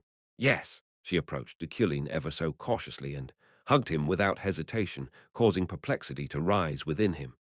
Adding more to his uncommon surprise, adult Epheren buried her face in his chest and even rubbed against it a few times. Sigh, after quite a while, she finally took a few steps back from Deculein's arms, a melancholic smile on her lips. I wanted to hug you at least once. W what? Startled, Ephraim hastily opened her eyes, but it was already too late by then. SHH. Instead, what dawned upon her was the beginning of a new predicament. Adult Ephraim pointed to the other side of the library. If we talk louder, we might all die, she whispered ever so faintly. Chapter 96. Lakrelin 2. Ephraim looked in the direction adult Ephraim was pointing, but could see nothing in the dark hallway. At least, there seemed to be nothing. In a low voice, she asked, we might die. Why? We're under serious danger right now, due to which the entire Lakrelin area was decided to be abolished in year 964. However, the execution of it has been delayed time and time again. Serious danger. Yes. Did you know that it was a meteorite that caused Lakrelin? I just recently learned about that. The microbes that meteorite contained absorb mana, using it as a supplement to become powerful monsters that devour timelines. If they manage to escape this place and reach the outside world, they'll destroy the continent. Adult Epherin's expression grew so serious, even her younger version was surprised by the sudden change in her mood. Scientifically named as Kaidesite, they swallow the past, present, and future and merge them all into a single time frame. I call it interval repetition. Epheren grew dizzy upon hearing such information. Adult Epheren immediately supported her, puffing up her cheeks apologetically. I'm sorry. That knowledge is from the distant future, so it must have been a bit too heavy for you. I can shoulder this meeting's mana cost, but there's nothing I can do to support your mental power. Yeah. Epheren fiddled with her temples and looked at Deculein. He seemed to be fine. How is that professor okay? That professor? Deculein narrowed his eyes at her. Oh, I'm sorry. How are you okay? As I said, it's caused by his mental power. Simply put, an individual with a mental power of 50 will consume 50% less mana when listening to knowledge about the future. Likewise, those with a mental power of 10 will reduce their mana consumption by 10%. In that regard, Professor Deculein's mental power is probably 99. It isn't 99. That aside, let's head outside. As you said, it's dangerous here. Adult Ephraim shook her head. No, I have to stay here and stop them. Alone? Yes. You are so strong. Ephraim shrugged, blatantly admiring her older self. So that's what I'll become. My future is so awesome. Seemingly reading her thoughts, adult Ephraim smiled, then looked at Deculein, whom she found staring at the other side of the hallway. Can you see it, Professor? She asked. Deculein nodded slightly. His vision allowed him to see it clearly. The monster of time called Kaidesite wasn't far from Epheren, but it seemed hesitant about charging towards her. Although it was threatening enough as it was, it Epheren. Yes, let's go. It's conference time. I want to stay a bit more. No, you should go. Adult Epheren put a hand on her younger version's shoulder. It's okay. We can meet again tomorrow. The conference will last 3 nights and 4 days anyway, won't it? Can we speak out loud now? Yeah, it came here to eat 2 people, but it must have decided against it since I'm here now. It's scared of me. Whoa, really? Of course I'm too awesome. Oh, before you leave, I have a request for you too. They looked at her with curiosity. Lakrelin Society, the Archmage's request, one advanced attribute catalogue. Deculein's eyes widened not because of the rare reward, but because of the quest's name. Nevertheless, he swiftly regained his composure and looked at adult Epheren with an unconcerned expression. What request? Her younger self asked quickly, sounding so impressed with her that she was almost out of her mind. There are still meteorites deeper than this archives room and the Kaidesite's main body to take care of. However, the door that leads to it is blocked by a gap in time. Perhaps the host it had eaten holds the key to it. Host? Yes. It's looking for a way out of Lakrelin. I've kept that fiend locked in here so far, but it looks like it finally found a host. Since I only have one body, I only guard the most dangerous place. Adult Ephraim looked at her other self. Oh, I guess I have two bodies now. Ephraim was startled. What do you mean? That's creepy. Haha. Anyway, will you please grant me this request, dearest Professor? Deculein looked at his wristwatch. 6 p.m. All right, he nodded. Advanced attribute catalog. He had to acquire the quest's reward no matter what it would take. Deculein, so you've been invited as well. As soon as we came out of the archive room, Rose Rio greeted me. We're meeting quite often these days, huh? Crito, an Etherocrank wizard, served as her companion. They were both from year 958. Nice to see you, Prince Crito. Politely greeting him, he smiled and nodded. Haha, it's nice to see you too, Professor Deculein. I must say, the Euclid revision proved really helpful. Hey, am I invisible? Rose Rio narrowed her eyes. Oh, Professor Deculein, it's me, Delpin. Professor, it's me, Relin. There were quite a few other people who knew me. Relin from year 958, Delpin from 960, whom I still haven't met, Essesil from 958, one of the Birch Conference's participants. The conference will start soon. Please proceed to the conference area on the second floor. That announcement mobilized everyone still outside the exact venue. Let's go. Okay. I walked with Crito, followed by Alan, Rose Rio, Ephraim, Relin, and so on. Everyone is here. As instructed, we headed to the conference hall, where a blond, middle-aged man in a suit greeted us. Nice to meet you all. I am the president of the Lachrylan Society, Lachrylan. That's not my real name, but I fell in love with this place so bad I decided to change my name to it. As you might have already guessed by that, I'm also an addict. However, I am full of social skills. As Lachrylan spoke lively, I looked around, finding several conference rooms in the hallway of the lobby. This place is filled with courses, each discussing a different subject. Now then, get your ticket. He distributed tickets to the 300 people who attended this gathering, which was far below its maximum number of participants. It was understandable, though, since wizards rarely brought companions with them due to their nature. What I just gave you is your key to the conference rooms. Anyone can give a lecture, but only 3 can be attended per individual. Keep in mind that some of them are from the future and some are from the past. Ha ha ha. A list of all available classes was then provided. There was a wide variety of them. Elements of Rufagel from 958, Galley's Continental Mine Exploration from 960, Mystic Herbology of Darren from 963. I have a question. Ephraim boldly raised her hand. About to respond enthusiastically, Lachrylan's expression darkened when he saw her. Some people pass out, even just listening to a single word of those from the future, so how are we supposed to listen to these lectures? Whose companion are you? He asked sternly in reply, his eyes narrowing down on her. When Ephraim looked up at my face, the host's expression brightened up almost immediately. Oh, ha ha ha ha, you're with Professor Deculein, I knew it. Your curiosity is brilliant after all, is that so? Of course. Anyway, this building eases up the burden on the attendees to a certain extent, and the lecturers won't be speaking directly to their audience. Simply put, you'd only be eavesdropping on their conversation with themselves.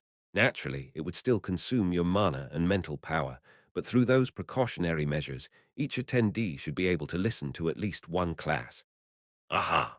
Moreover, fainting from just one word from them should be impossible. The only exception to it would be if the recipient were exhausted. Ephraim seemed convinced, but she asked another question. What if we steal knowledge about the future? Ha ha ha! Lachlan ruffled his hair and smirked in an unauthentic manner. You most likely won't be able to remember all the memories you've gained here once you leave this magical space's premises. Instead, they'd settle on the other side of your unconscious, like an afterimage. Then why would we attend them?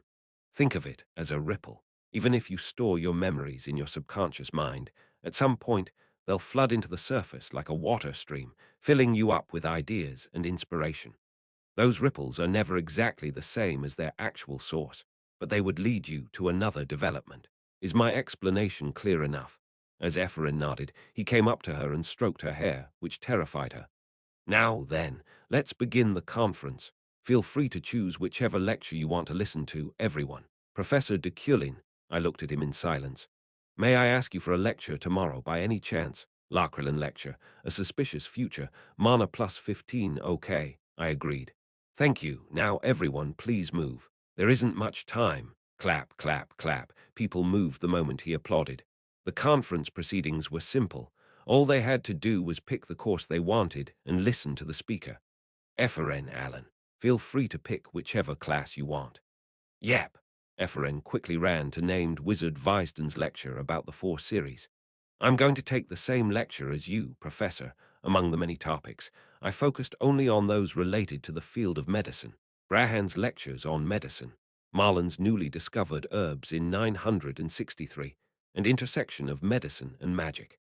Alan just followed me around and dozed off in each of them for about 5 hours.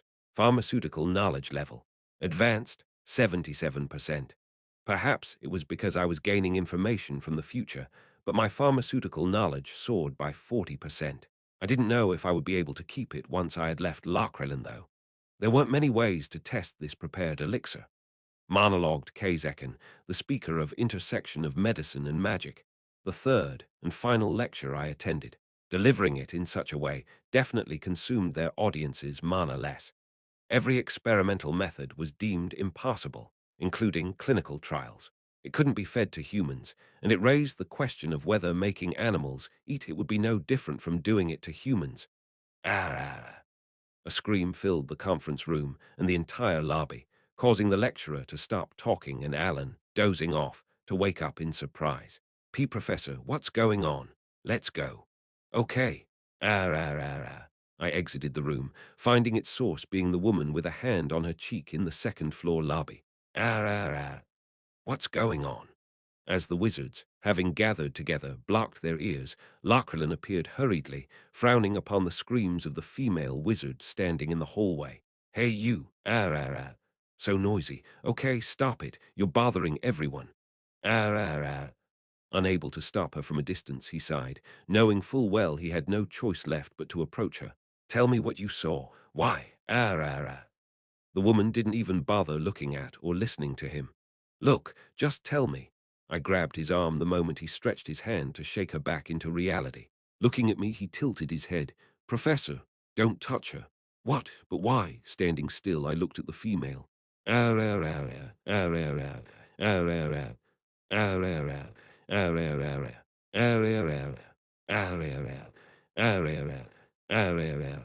She didn't stop or even move a single step, even after so much time had passed.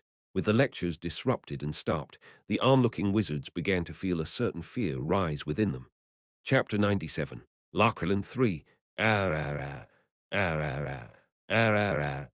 However, she didn't stop or even move a single step, even after so much time had passed.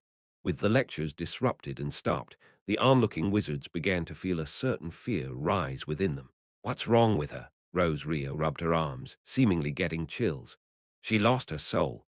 I checked her face under her robe's hood. Frightened expression, petrified eyes, deafening screams, pupil movements, facial wrinkles. Every part of her cycled through the same routine and interval endlessly. She had a nameplate from 963, a year before the abolition of Larkrelin. Ah, ah, ah. Rose Rio, can you stop this noise? Gosh, of course I can. Veiling the place with silence, she effectively muted the woman. Her horrific expression and frostbitten posture remained, however. Did anyone bring a mana stone? I need one to keep the spell going. Crito handed her a crystal ball from his inner pocket. Is this enough? Oh, yes. Utilizing it as a medium for her magic, she added a few more spells as a precaution. I'm done here, so why did you say we shouldn't touch her, Deculein? You'll likely suffer the same fate if you do. Everyone's shock was clearly revealed on their faces. Larkrelin coughed and shouted to the wizards in the hall. Sorry, everyone. Today's conference will be temporarily cancelled due to an unfortunate incident. Please go back to the hotel. No, I cut him off. I took out the wood steel and sent it down to the first-floor exit. At the same time, I ordered it to prevent anyone from going outside. What do you mean? Larkrelin's forehead wrinkled. Walking calmly, I stood in front of them. No one is allowed to leave this building. Professor Deculein. Even though it's you, I'm the president of the Larkrelin Society, so there is a host among us. A host? I looked at the attendees gathered before me. I demand everyone to take off their robes and reveal their faces. The reaction was pretty intense. Relin and the people below me took off their robe hoods hastily, but the heads of other prestigious families and high-ranking wizards expressed their anger for being suspected. Professor, you're not making any sense. Don't you know who I am, Deculein? I'm Galen, Galen. Even if there is a host among us, it's not me. I couldn't care less about what happened. Each and every word they uttered consumed a lot of mana, so I decided to finish what I needed to say first. If you don't want to be executed for being suspected as a host, then follow my command. Ah! Not long after, a similar scream rang out on the first floor, but there was no need for us to go all the way down. Oh my! Rose Rio gasped, clearly taken aback. The victim, this time, climbed the stairs between the first and second floors indefinitely.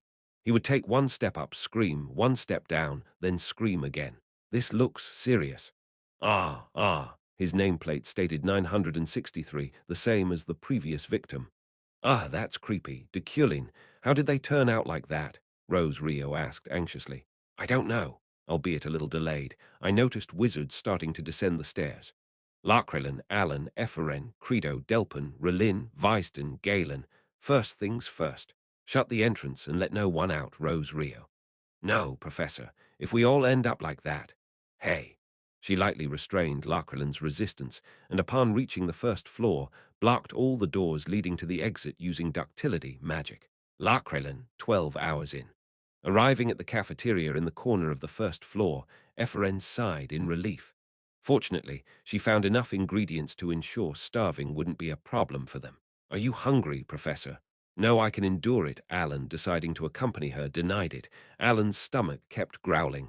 You're lying. Let me make you something. Can you cook? Of course.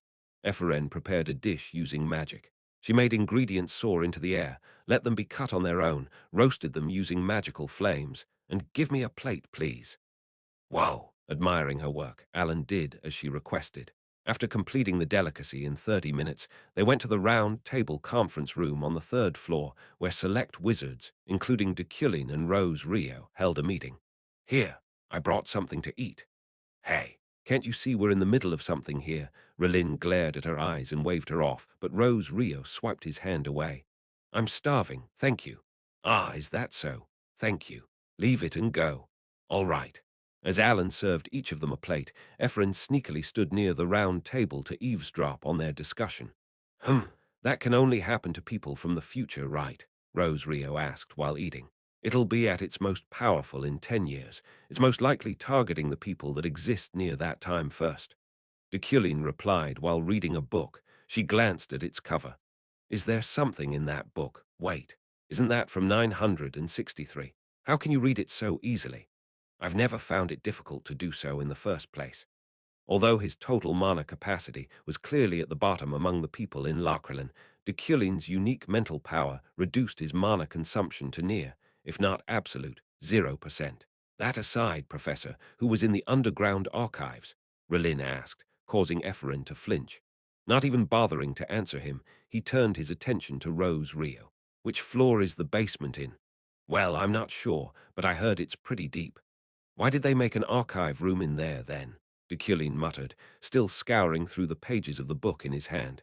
Upon taking a closer look, she finally discovered its title, 963 Lachrylan Building Inspection. Rose Rio shrugged. How would I know that? Rose Rio. Raising his gaze, he looked at her as she replied indifferently. What? How old are you? Why do you ask that now? I have no choice but to ask since you keep talking without honorifics. But I'm higher in rank. She crossed her arms and smirked, but when Deculein closed the book, she flinched. Giving her a cold, deathly stare, he whispered, Rose Rio. What? Rose Rio. What? I will ask you one last time. As his gaze pierced through her, the pressure he emitted seemed to suffocate the entire room. Gosh, all right. I'll use half honorifics then. Does that sound fair to you? He nodded in agreement.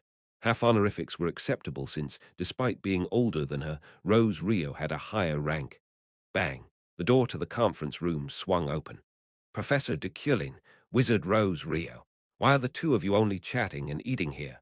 Delpin, a named wizard, raged, consuming his mana in the process. 960 was engraved in his nameplate.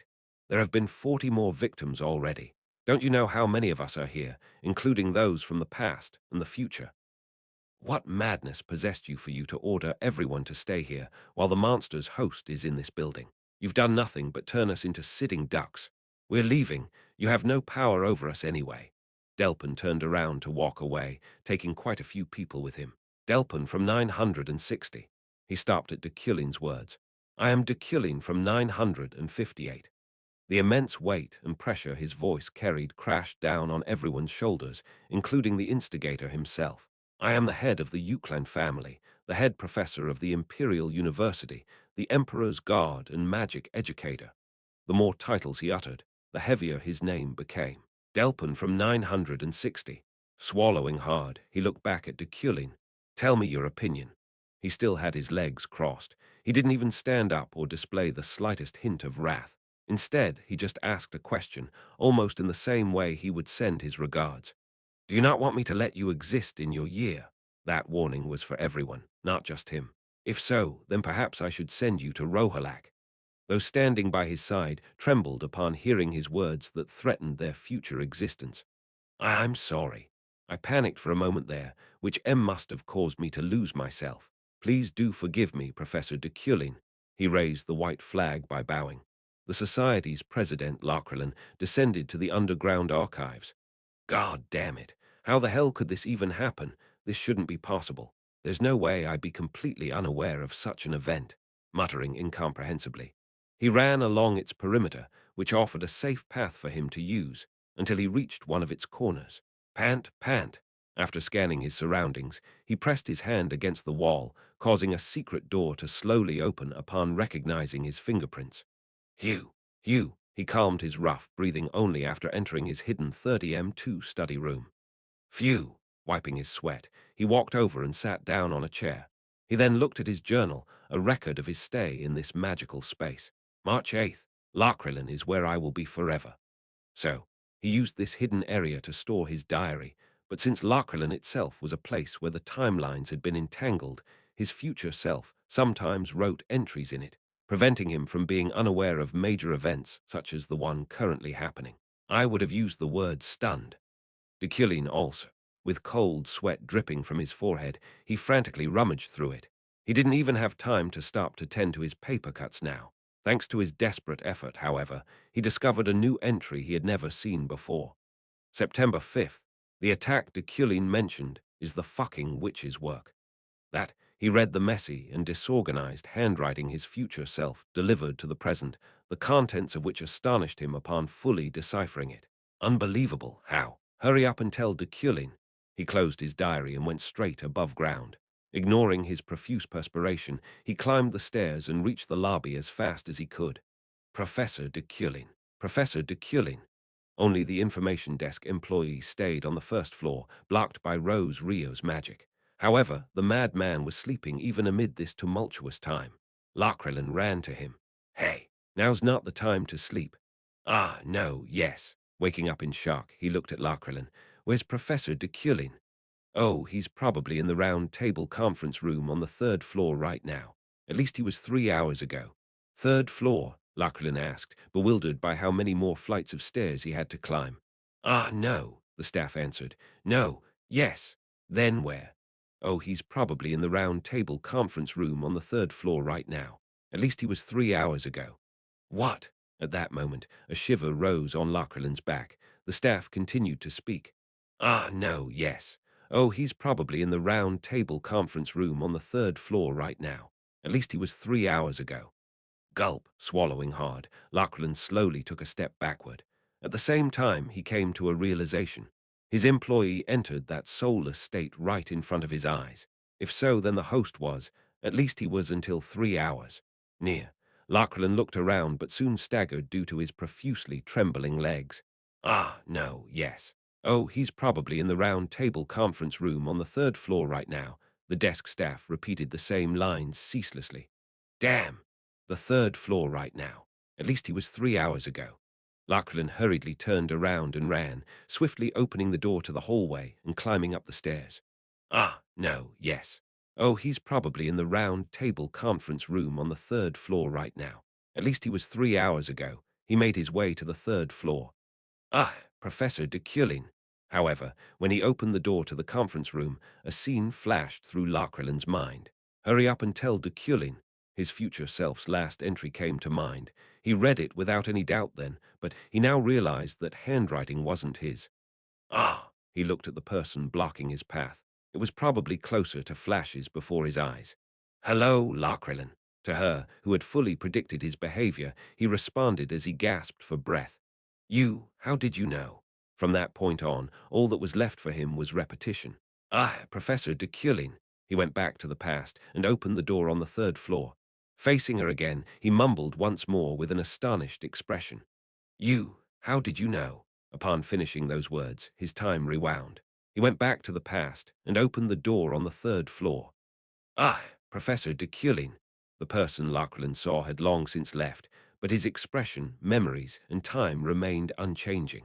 You, how did you know? Larkrillen was stunned.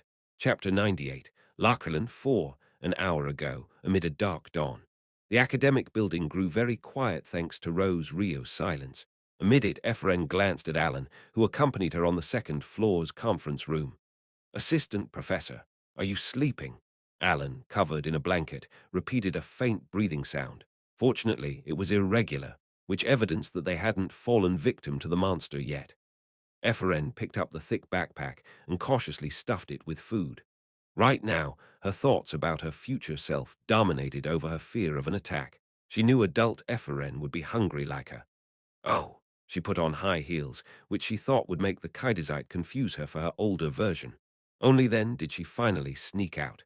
However, in the middle of the hallway, she made eye contact with Professor Relin, who claimed to be a vigilante to show off in front of Deculein.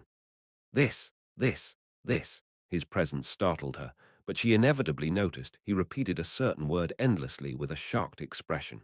This. Ephraim looked up at him and placed a hand on her chest. Professor Relin. She suffered a lot from him and talked behind his back a lot, but when she saw him in such a pitiful state, she felt bad for him. After a brief bow, she descended the stairs, finding the employee at the information desk on the first floor resting his head on his desk. I guess he's sleeping. Utilizing that opportunity, she went straight down to the underground archives. Ephraim. As soon as she reached the basement, she whispered her own name repeatedly, finding the act a little bit funny. Ephraim, where are you, Ephraim? When her older version didn't show up, she hid behind a bookshelf first to recollect her thoughts. At that time, no way. Startled, she turned around, finding the society's president, Larkrillen, running away with desperation in his expression. What's wrong with him? Ephraim took out her lunch box instinctively. As she ate a bite, the words of her future self repeated in her mind. She told me not to hate him. That was weird. Jindalf, her older version, what was wrong with her? Ephraim, surprised by the voice coming from above, she looked up, finding adult Ephraim looking down at her from atop the tall bookshelf. Why, you scared me. Hoo-hoo. Thanks to you, I could do it. Do what? I caught the host. Really? Her eyes, nostrils, and mouth widened as her future self smiled at her and landed gently next to her. Of course. I couldn't have done it without you, though. Because of me? How so? Your shoes. We're essentially the same person, so when you became as tall as I was and wore a robe to conceal how you did it, the Kaiderzite naturally became confused. While it was focused on you, I went out and caught it. Oh, I see. Haha. In fact, that's what I had in mind, too. She proudly showed off her heels, causing her older self to chuckle. Right. It's as expected of me. We're smart. It was a nice compliment to hear. Shrugging, Ephraim took her backpack off her shoulders. Wait, I brought you something. Unzipping it, she held out another lunch box. Adult Ephraim's eyes widened. Oh, unfortunately, I couldn't find any Rohawk. Rohawk, I almost forgot. She licked her lips. Grinning, the younger of the two asked, are there Rohawks in the future too? Of course. It's actually become famous for its taste. Personally, I always found it more delicious whenever I ate with the professor. Ephraim's expression hardened. With Professor Deculein. Yeah, it's going to take a very long time to make him eat together with us since he pathologically hates unclean food. That's true. She couldn't bring herself to imagine Deculein holding a Rohawk in his hands. She shook her head, preventing her from getting more distracted. She had more important matters to discuss with her. But aren't the professor and you know me, us, enemies? Can you at least give me a hint about what happened? She asked cautiously. Adult Ephraim wallowed in silence for a moment, her expression seemingly trying to choose the right words carefully and firmly. Then she laughed bitterly. Yeah, you're right. He's an enemy. I am, but he doesn't exist in my world anymore, so don't hate him too much. I honestly would appreciate it if you could make him stay in your world for as long as possible. Her words stabbed her in the back like an awl and made her feel dizzy. Adult Ephraim supported her before she could fall. I can't provide you with more detailed explanations. You're already dizzy, right? Aha, I feel sleepy for some reason. Then you should sleep. Thank you for this lunch box. Ah, sure, Ephraim rubbed her hazy eyes. Sleep well. When you wake up, it'll all be over. Okay, wait, what's going to be over? Adult Ephraim only laughed bitterly. No answer came even after she fell into a comfortable slumber. In 953, according to those who witnessed the meteorite's fall, they saw two flashes of light struck the ground. The area was then named after its scientific name, Lakrelin. The Isle of Wizards' Wealth purchased the rights to Lakrelin for 1 billion elnis, which sparked a debate in the Academy. That land wasn't in the sky but on the ground, and if an accident occurs during the study on the floating island, in particular, the imperial media, the journal, criticized it as the dark desire of the magical world. Its society's president, Jessen, later changed his name to Lakrelin. Deculein spent all day conducting investigations. The wizards, including Rose, Rio, and Credo, had already gone to bed, but he found no need to sleep or rest. With tension and concentration stacking on top of his Iron Man trait, he dedicated himself to digging into the entirety of Lakrelin. Hey, he looked at the addict who was quietly standing in the corner of the discussion room on the third floor. He pointed to himself. Me? Yes, you. I heard there were 500 addicts in Lakrelin. That's right. Where are they all? On conference days, everyone stays inside. Everyone. Of course. We are Lakrelin addicts. Regardless of where we're working, be it at a hotel, canteen, or as an employee, we all come here during conference days. Deculein nodded silently. Then there will be no one outside this academy building right now. Except for Drent, who passed out in the hotel. Most likely. The addict's reply caused a certain thought to flash through Deculein's mind, like a spark that lasted only for a fleeting moment. It wasn't conclusive, but enough to serve as a hint. Professor Deculein. The door swung open, and an addict came in. The president was also attacked. Though his voice was filled with urgency and fear, Deculein's composure remained unfazed. He straightened his collar, sleeves, and tie, then got up. Let's go. Okay. There was no need to walk long.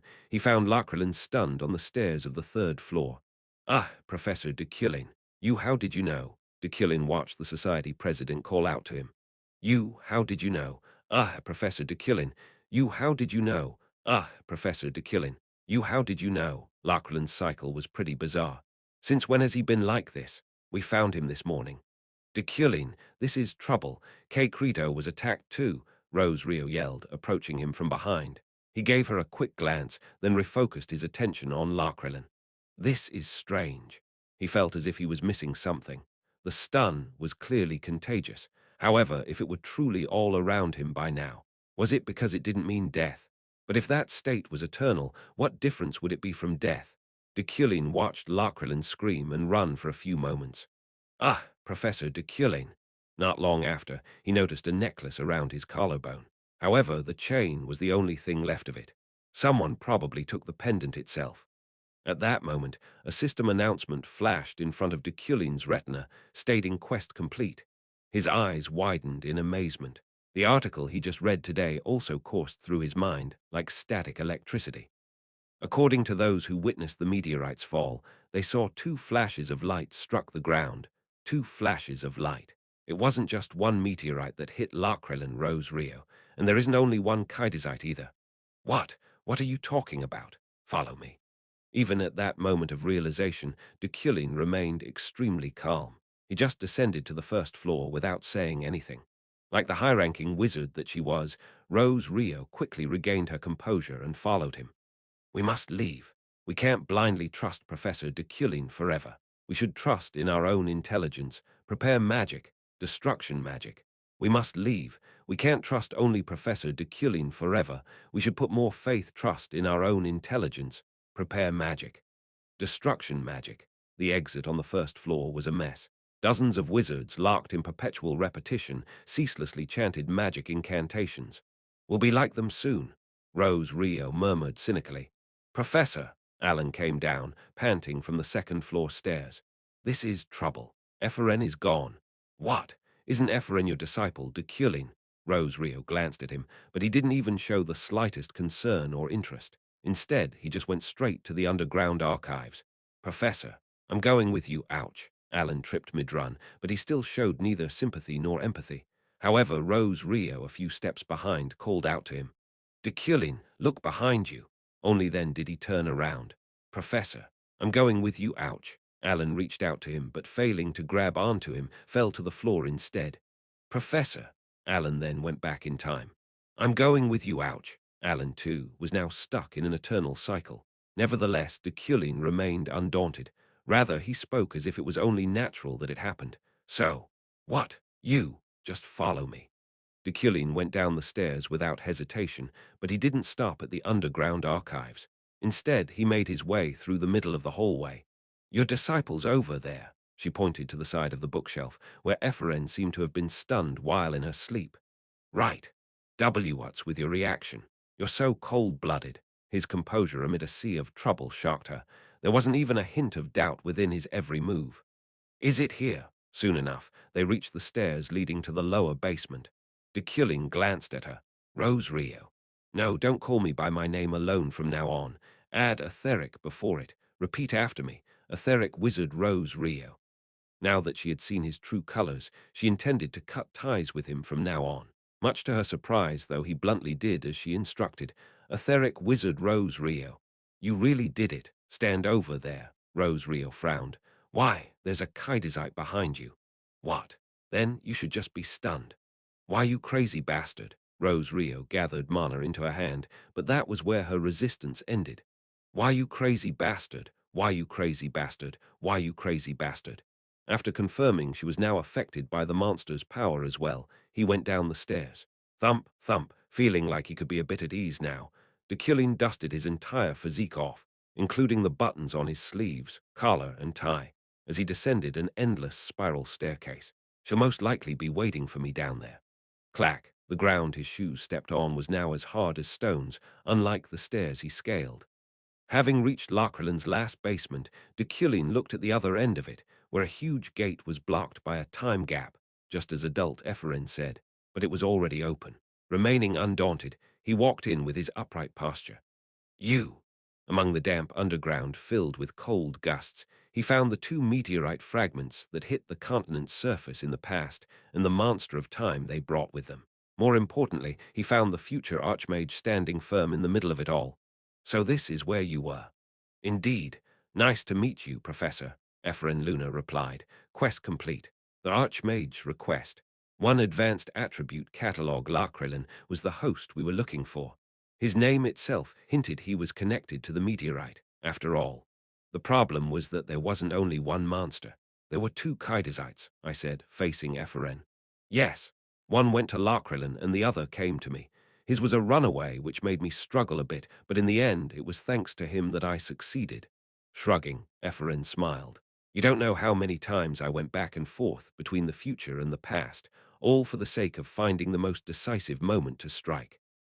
I thought I knew what Lachryllin abolition meant now, and what this brazen woman was trying to do. Thump, when I took a step towards her, she stiffened and shook her head. Don't come any closer. I ignored her words, but after a while a transparent curtain blocked my way.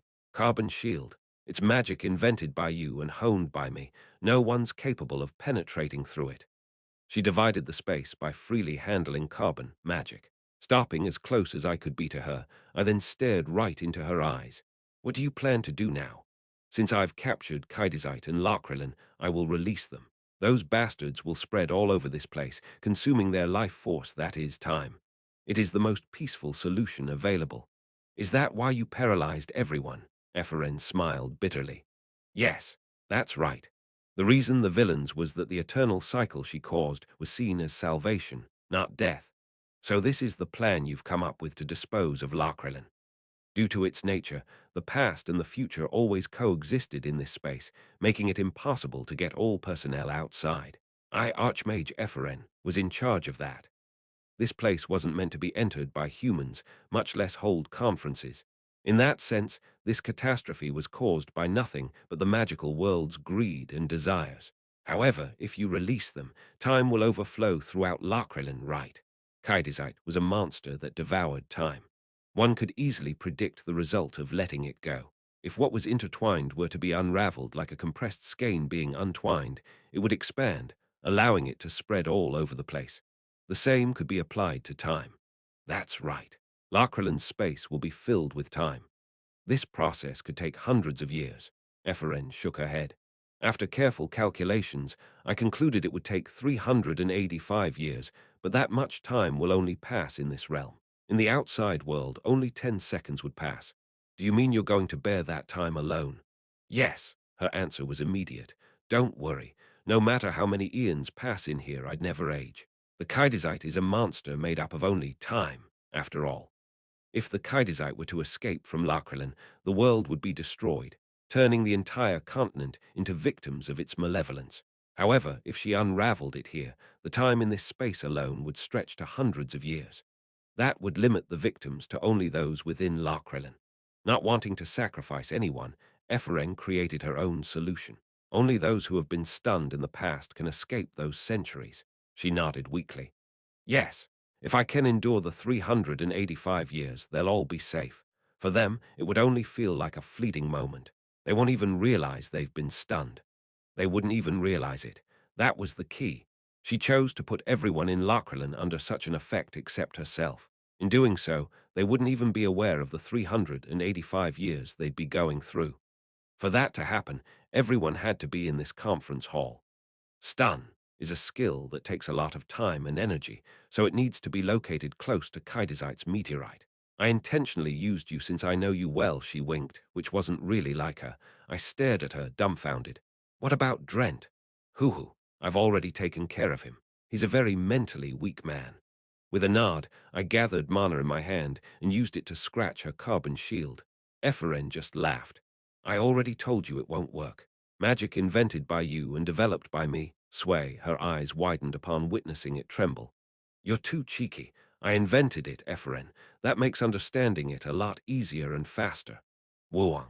I was filled with confidence until Epheren poured out even more mana, causing it to become 10 times stronger than before. My rank is eternal, Professor. There was no way out of this. Don't take the weight of hundreds of years lightly.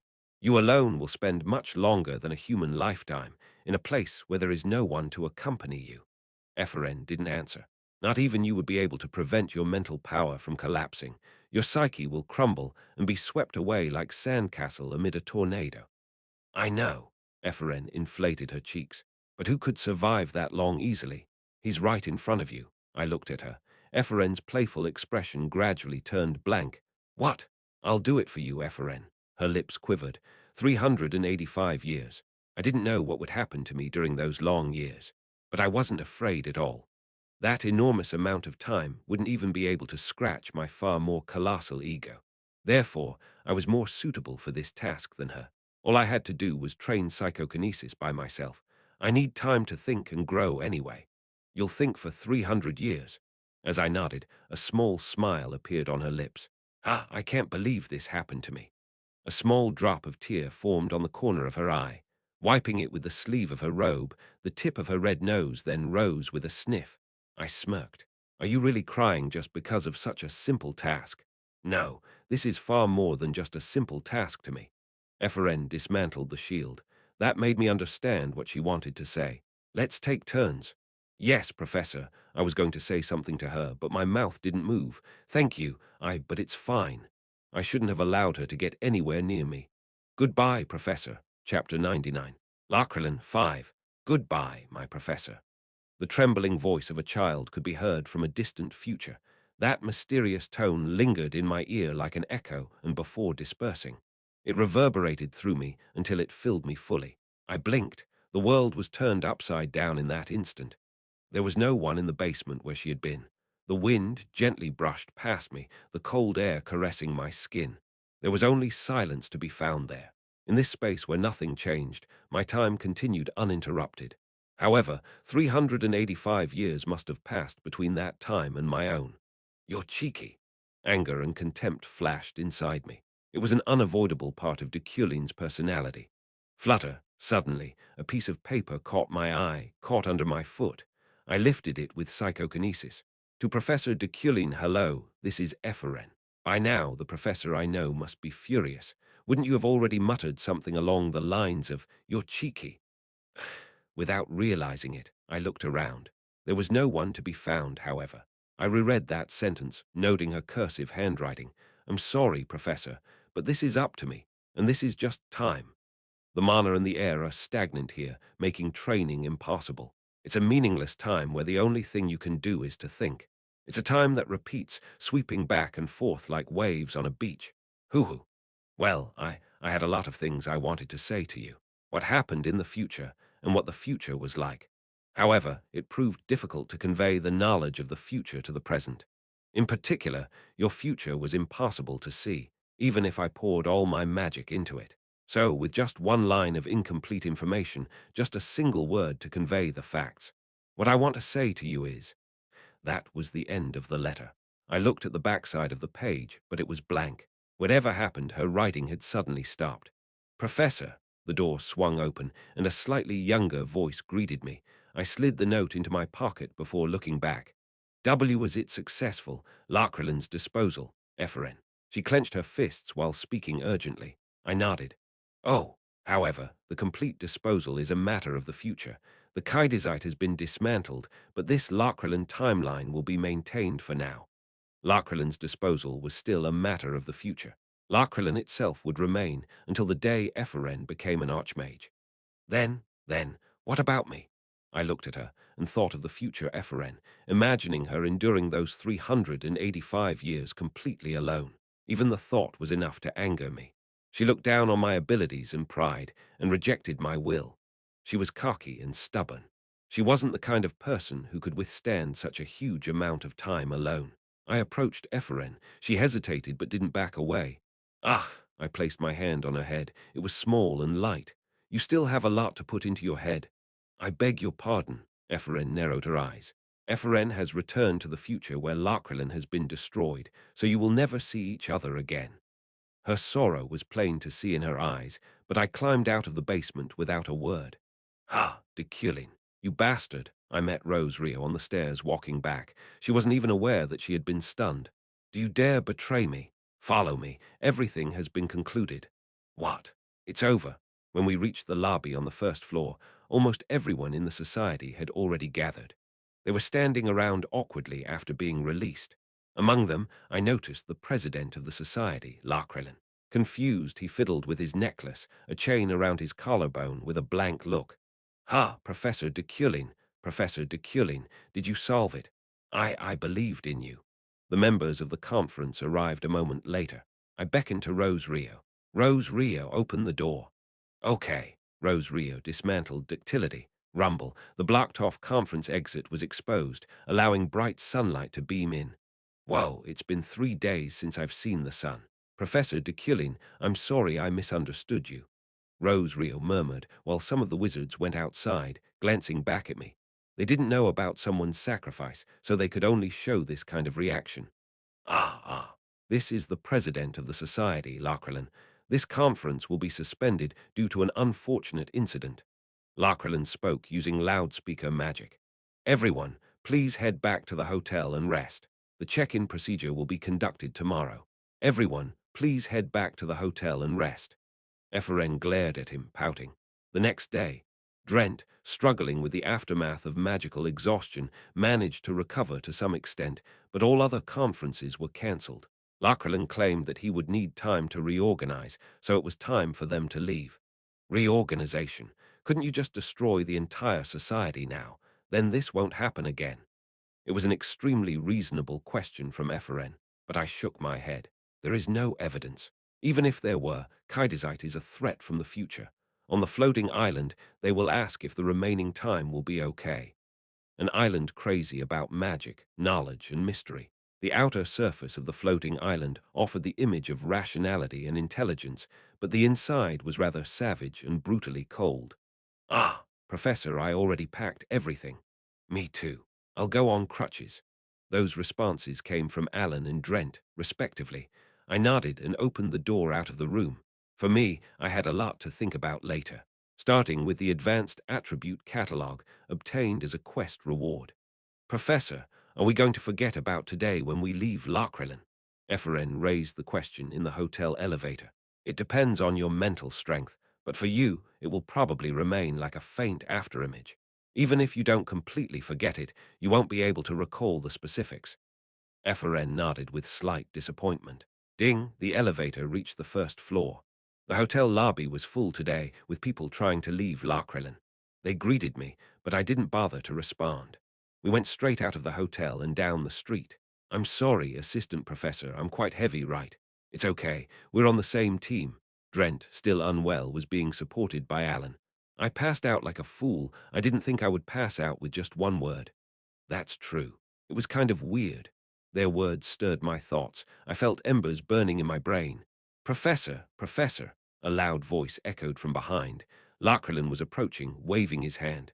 As soon as Ephraim saw him, she puffed her cheeks and crossed her arms. I stared at him quietly as he rapidly drew closer. Ha ha ha, are you leaving already? You should have dinner before going. I will be ready soon. Lochrillan didn't even seem to remember that he was the Kaiderzite's host. It's fine. Oh, okay. Still, I'm here to thank you. Thanks to you, the academy is intact. Humph, intact, my ass, Ephraim grumbled. Lochrillan glanced at her, then pointed at Drent behind them. Ha, I don't think I've seen him before. He's the wizard I mentioned before, the one who fainted with one word. Oh, what a shame. But I guess you were really tired, huh? To faint with one word, that must be impossible. I'm sorry.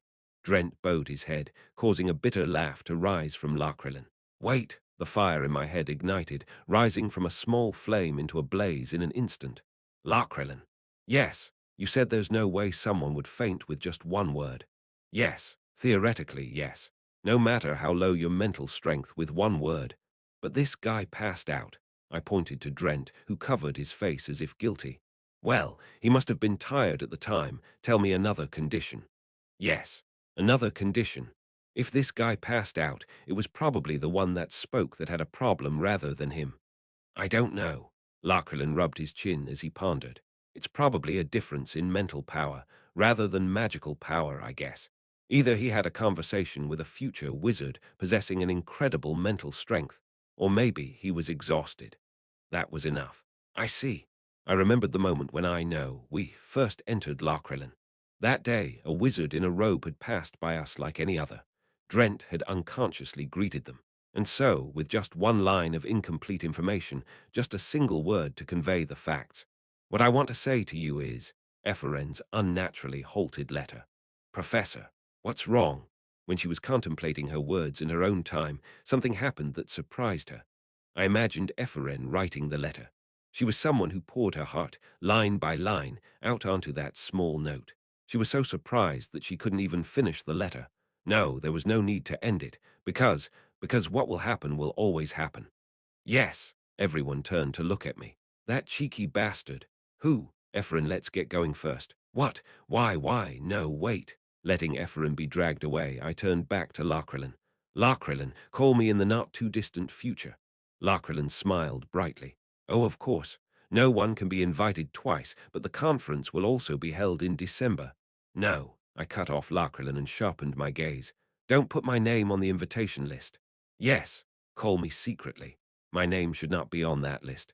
Only then would I be able to deceive his eyes. Ah, that's a little bit hard. According to Lochrillan's rules, do the rules matter now? Because of you, we almost died. I put my hand on Lochrillan's shoulder. Confused, he tilted his head. That could be a big risk. I say this for your own sake. If your name is not written on the list, later when you try to enter, I know. Rather, that's why I'm asking for this. I met Lochrillan's eyes. His pupils were moving randomly, avoiding my gaze. Gulp after a moment, Lochrillan swallowed hard and stroked the back of his neck, wiping away a layer of cold sweat. So when do you want to? It doesn't matter when. I turned to watch Ephraim leaving. She kept glancing back at us. When I'm ready, I'll come on my own. At that moment, the sun was shining down upon the domed glass of Lochrillan, the light bending gently around it. You just need to open the door. Yes, yes, all right. But why? I smiled and shook my head. There is no need to ask why. The passerby in a robe that Drent met. There was probably only one person in this world to have the mental power to stun him with just one word. From the beginning, I knew who he was, because this was what was going to happen. Deculein van Grahen Uklein, last night. Efferen's time while Deculein was stunned. Done! Efferen successfully disbanded the Kaidizite, causing it to dissipate by releasing a tremendous amount of temporal energy throughout Larkrelin. Phew! Now what she had to do was simple. She had to endure 385 years, or 140,525 days, or 3,372,600 hours in this limited space. It's fortunate that I have something to see, though. Efferen looked at the stunned Deculein. His appearance didn't age in the slightest as ever now. His paranoid cleanliness and refinement would be eternal despite the chaos and passage of time. I'll be back in a little bit. Efferen, who spent a little while watching him, climbed the basement stairs. After passing by Rose, Rio, and Efferen, who was sleeping soundly, she arrived at the lobby on the first floor. Phew! She let out a small sigh as she checked their stunned faces. She didn't miss a single one. Oh, right.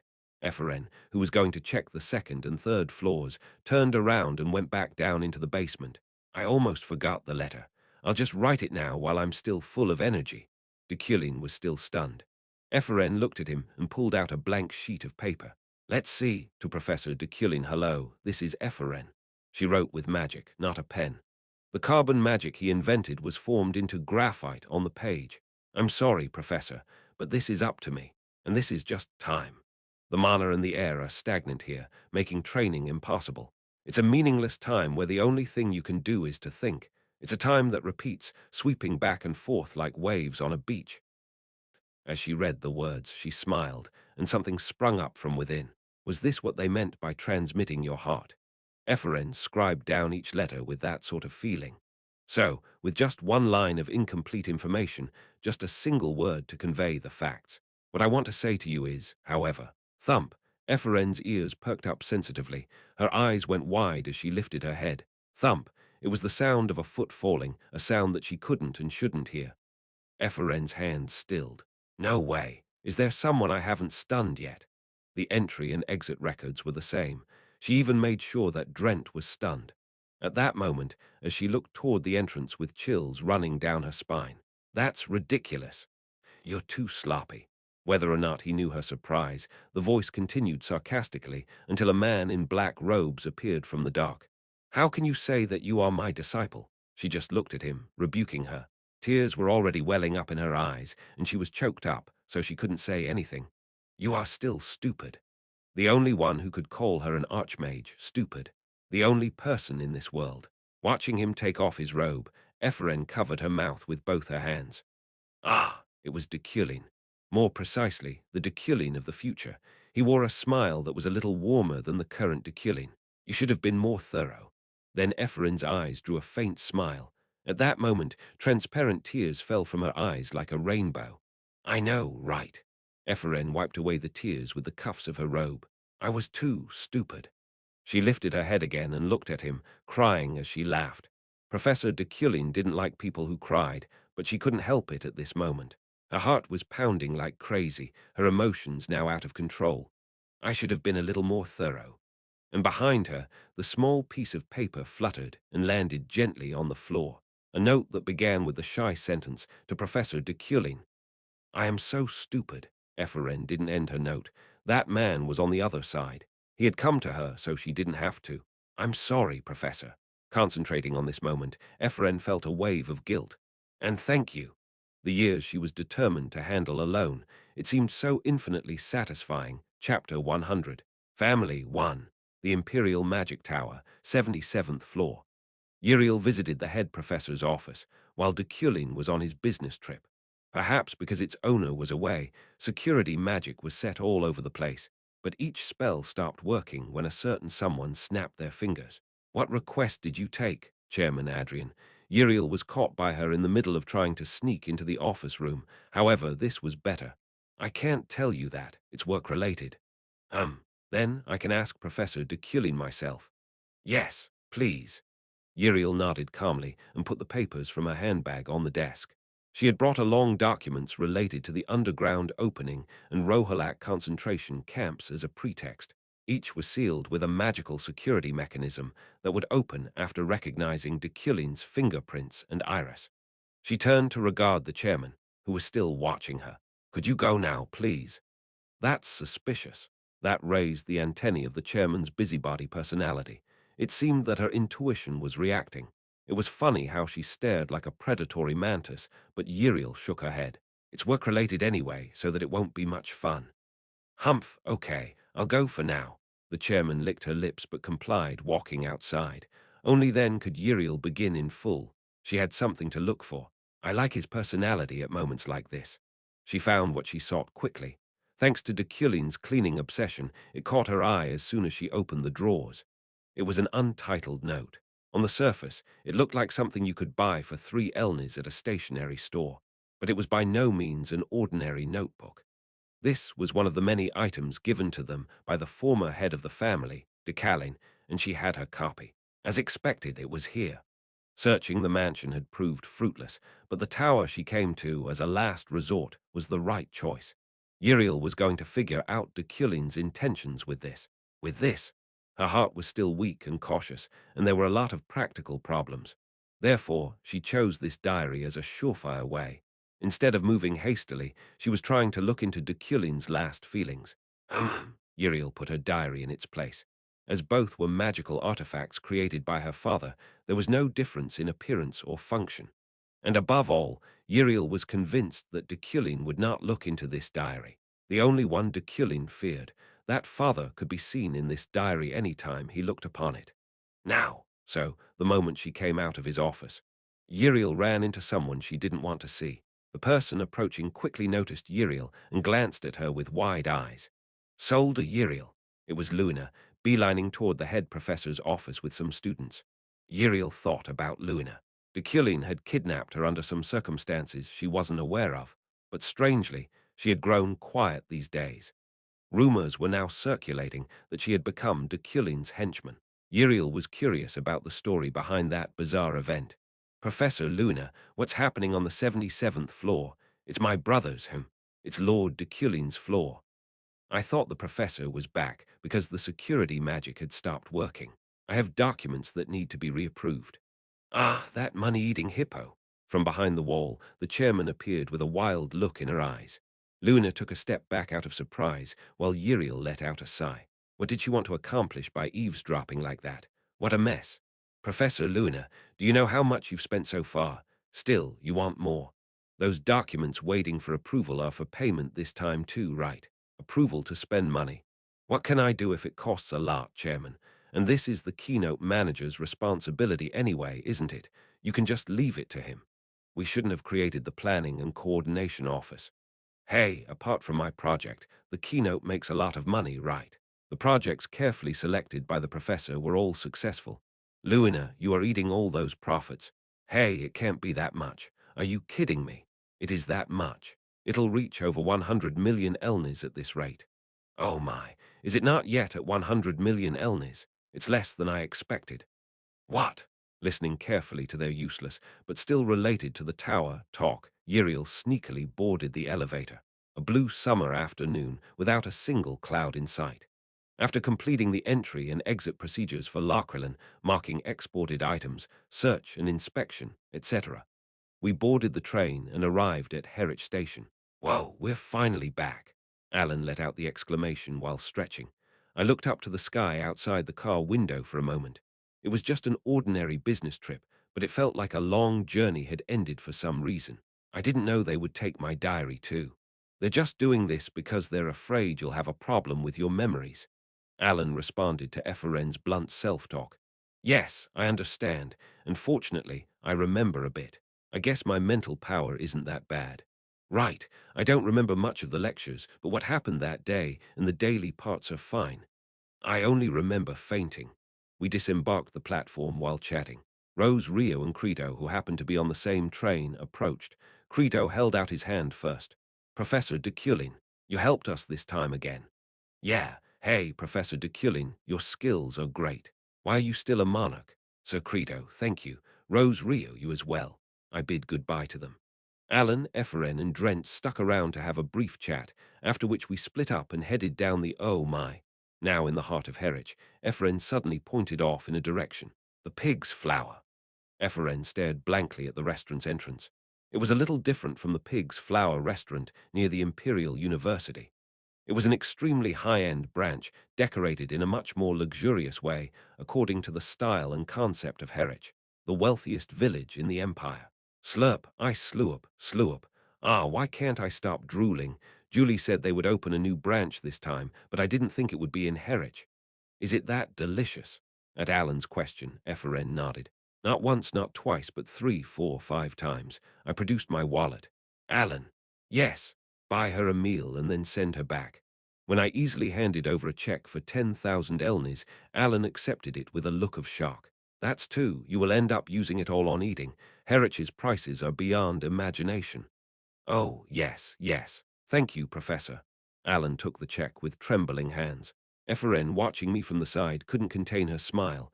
I will go first. Yes, thank you. Bye, Professor. Bye, Professor. Goodbye, farewells from Alan, Drent, and Ephraim, respectively. Without paying attention to them, I climbed into the prepared car. Looking outside the window, I could see Alan leading them into the restaurant. Let's go, hurry up. Ephraim's steps were light, a bright smile covering her entire face. That Ephraim. Does that mean that in the future she will become an archmage? I smirked. Professor, how was your business trip? Julie, sitting quietly next to me, asked. I looked at her and nodded. Not bad. Julie smiled broadly, and I told the driver. Let's go to the tower. Arriving at my tower office, I first produced the Advanced Attribute Catalog. It's a good reward. Unlike the item catalog, the attribute catalog was an immensely important item. There weren't many opportunities to obtain it in the game. However, advanced was a bit vague. The order of attributes was ordinary, low-grade, intermediate, advanced, rare, unique, intrinsic. Here, ordinary and low-grade were bonuses that couldn't even be considered attributes like Psychokinesis Master, and only from intermediate and advanced onward could they at least be considered as such. 1. Common License. 2. Tiger's Throat. 3. Aggressive Attack Stance. No matter how far I scrolled down, I couldn't find anything useful. My eyes kept scanning down, down, down. What is this? I discovered an attribute with an unfamiliar name. Encryption. Rating. Advanced Description. The ability to encrypt the target by consuming magical power. However, living things cannot be encrypted. The output of the attribute is affected by the owner's mental power. Encryption. The explanation was quite vague, but I liked that the trait was affected by mental power. Mental power was Deculein's only strength. But suddenly, I found a small note on the desk. It was a note that wasn't there moments before. How did it appear? It was suspicious, but I glanced over its contents before tucking it away. Knock, knock, Professor. When I opened the door with psychokinesis, Alan entered with excitement written over her face. Professor, they have completed the grading evaluation on the floating island. It's an advanced lecture. Behind her were Ephraim and Drent. Drent bowed, and Ephraim hesitantly followed along. You're awesome, Professor. I turned to Alan, who was making the biggest fuss about it. Good. Then let's start preparing for class in earnest. Yes, you, the two assistants, leave. Yes, I told the assistants to leave, but Alan tilted her head in doubt. Why the assistants? Drent and Ephraim. They both signed up for my class. Oh, right, that's right. Right, me too. Drent and Ephraim nodded. I naturally looked to Alan. So it's up to you and me to prepare for class. Ah, Alan looked disappointed. She must have been thinking of leaving the chores, including class preparations, to the newbies. Yes, you, then, I. Alan glanced behind her. The two assistants had already disappeared. Okay. She smiled again with resignation. I put a hand on her shoulder. Don't worry, your name will be marked as a supervisor for this lecture too. What? Her eyes widened in an instant, even though it's an advanced lecture for an advanced lecture. Yes. This is. Looking at Alan, fidgeting restlessly, I thought quietly to myself, how could I, an assistant professor? Ah, she had a natural talent for acting. The upper part of the floating island was a space that no wizard dared to imagine. More precisely, it went against the common sense of everyone in the world. The Medjason was the core and engine of the floating island, a building that stretched endlessly into the sky above the island. However, as each floor went up, it showed aspects of topography and the world rather than being inside a building. Some floating island levels were large enough to accommodate tens of thousands of people, while others only opened up to the sea, yet others still. The lecture submitted for examination by Professor Deculein of the Monarch ranked the pure use of earth and fire. Manipulation series. It was a cramped conference room. We authorized the unrestricted advanced judgment of the course. The ratings were taking place in front of many addicts and executives of the floating island. Deculein's lecture, The Pure Use of Earth and Fire, Manipulation Series, would be considered an advanced lecture by magicians of all ranks. The course itself would be recorded as a career achievement. However, the lecture is to be attended by a recorder dispatched by the floating island, and the lecture information will be stored in the floating island's archives. Jindalf chuckled as he stroked his chin. Adrian, also present, nodded with satisfaction. The lecture will be recognized as Deculein's work, and the protection period will last at least 10 years. In addition, accepting a handful selected from the floating island, Deculein will choose the attendees. The protection period for Deculein's work was set at a minimum of 10 years. Considering that the maximum was 15 years, it was a tremendously high valuation of his efforts. The floating island promises conveniences such as providing a place Deculein wants and subsidizing the costs, additionally storing Deculein's lectures. That day, the advanced lecture judgment made on the floating island was sent directly out to the world. Famous wizards such as Rose, Rio, and Creto, Baton, and Ihelm showed different reactions ranging from admiration, jealousy, and distrust. However, there was a small disturbance around each of them, regardless of how they felt. There was one wizard who couldn't even hear the news. Wheeing. This was the knife orbit, where a sharp and cutting gust of wind constantly blew. As one of the neighbors to the floating island, it was a dangerous area made of several smaller islands sparsely connected in the air. At one of those islands, a hand rose from a sheer cliff. Crash! The creature grabbed dirt and rocks. Its fair and white hands were covered with scars, and blood was oozing from its nails. It must be painful, but it only focused on the will not to fall. Woo-wash. Ah! The owner of this hand was Sylvia. She did not lose sight of the ground she held tightly, even as the wind caused her to sway. You lived bravely. At that moment, black high heels walked up to her. The heels pushed into the ground directly in front of her, causing grains of sand to spray around her in a mist. Sylvia looked up at the woman standing there. Dressed in a robe, she looked down at her as she applied lip balm. Give up. You'll be crippled. Despite her harsh words, Sylvia shook her head. I'm not giving up. You are eager to learn something. I understand why Rohakan, that old man, entrusted you to me. The woman smirked. Then let's see. She mused to herself in a heavy and husky voice for a moment. Then, bring up her foot. She set her heel down upon Sylvia's hand, upon the edge of the cliff. With the sound of her fingers cracking and her bones breaking, Sylvia fell down the cliff again. Are you Iliade's lion or just a broken wolf? The woman placed a cigarette in her mouth. TSS. She lit it with magic, the smoke blown out quickly whisked away by a gust of wind. The residence of Eucline. Uriel was with her faithful vassals. The butler Roll, the knight David, the wizard Regillon, and the maid Rachel, their heavy breathing subsided in a fog as a tight tension settled over them. A sharp air that could break at any moment. This notebook was an item my father gave me. Uriel explained, pointing to Deculein's diary placed on the desk. This diary is filled with the soul and magic of each of our days. No, in the first place, the material of this diary is our flesh. The vassals stopped breathing for a moment. Uriel held a frown as she recalled the events of the distant past, recalling the pain of being torn apart. The anesthesia hadn't helped, and she wept half-mad with pain, but Uriel endured because she was a Euclid. Flesh, what do you mean? Butler Roll asked the question with a slightly startled tone. Right. It's made from our skin and contains part of our circuits. A remote circuit, it's a monumental task to make one. Isn't my father amazing? Father Deculein gave his children countless tasks, not only during his lifetime, but also after his death. Those countless trials might still be going on.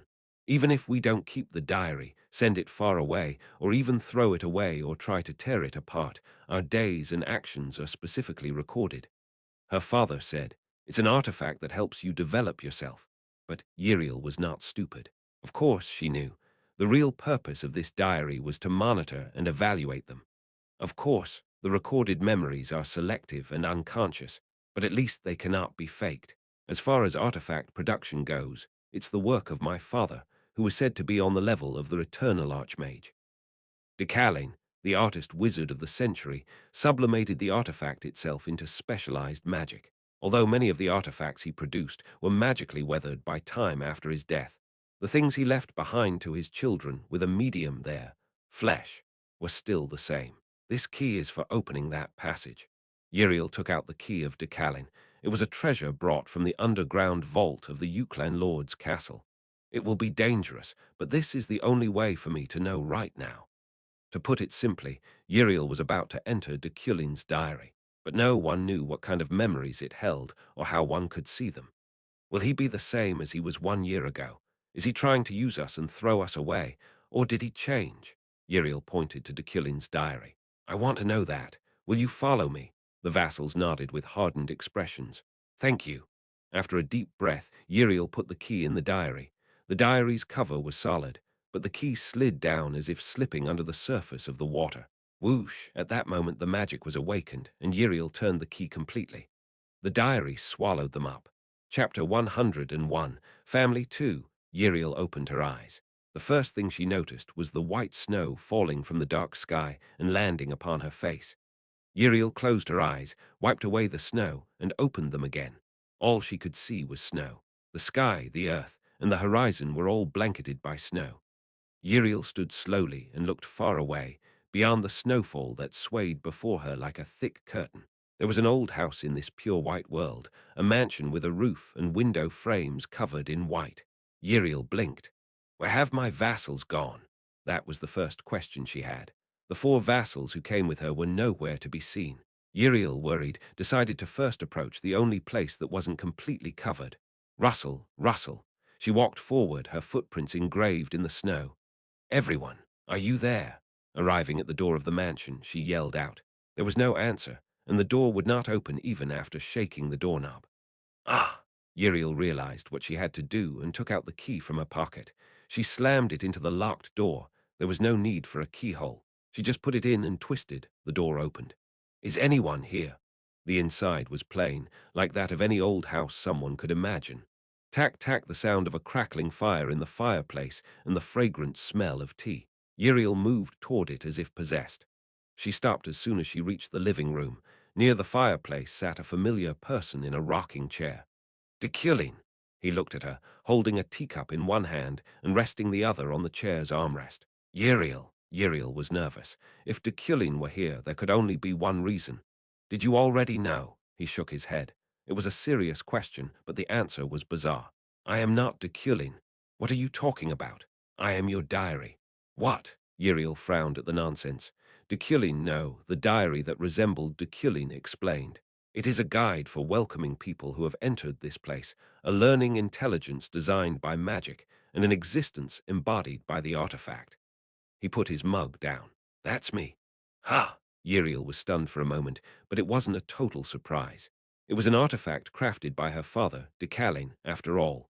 The magic of an archmage, of course, Deculein was limited to the realm of artifacts, was something that an ordinary wizard's mind could never even dare to comprehend.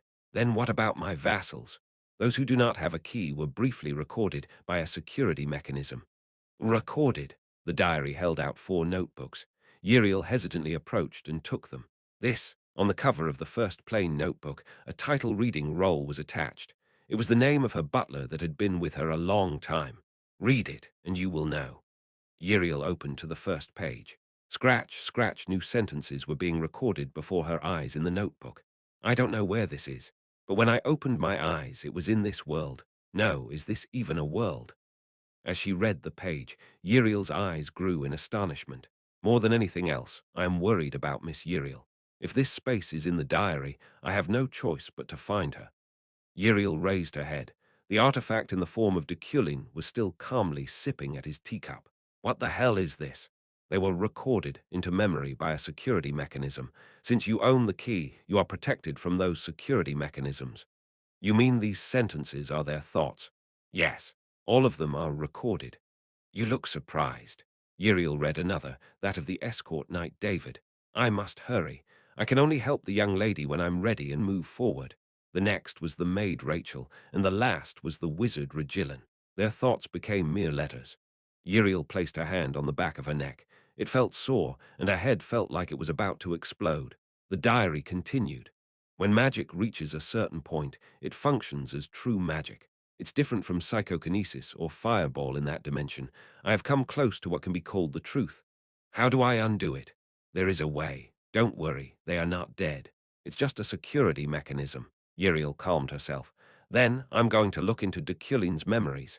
Feel free to do so. He stood from his seat, and Uriel followed. The two walked from the living room down the corridor on the right side.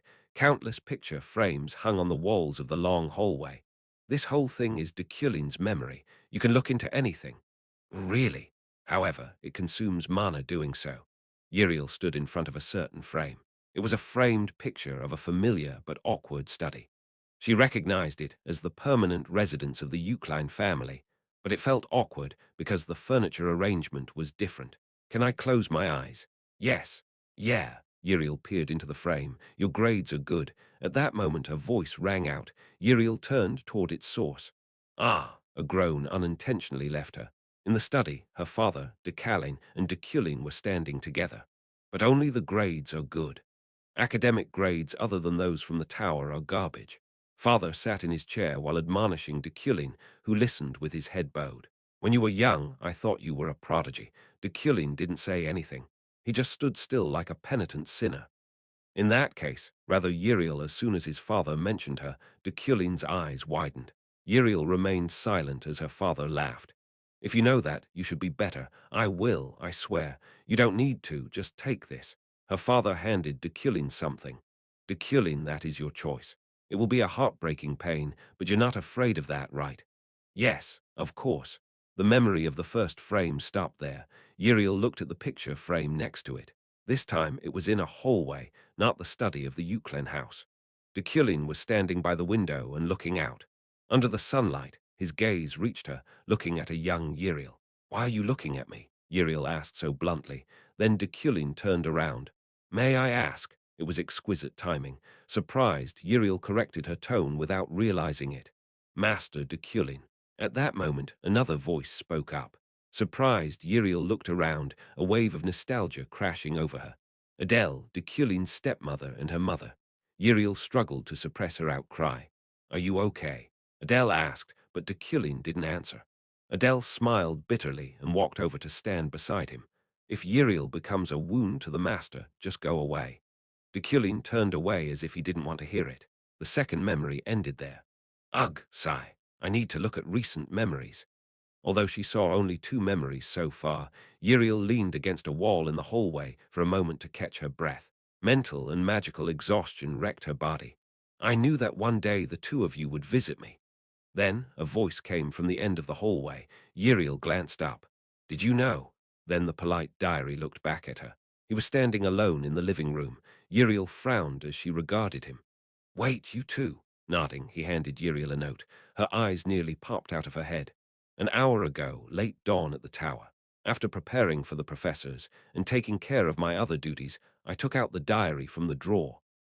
Untitled notes containing memories, but this wasn't my diary. The information reflected in vision marked it as Uriel's diary. I still didn't know why she stole my diary, but the cover was strange. The paper shook like liquid, rippling out under my touch.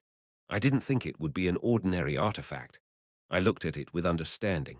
The diary itself contained human magic circuits and some soul fragments resonating together. Maybe it was Uriel's work. Was it a paired artifact? As if my diary and Uriel's diary were linked. Judging by the almost identical structure and operation, they were artifacts created as a pair from the beginning. The function itself is similar to a portal, but I turned off the understanding switch. Just with that brief analysis, 2,000 units of my mana were consumed. It is too risky to enter alone.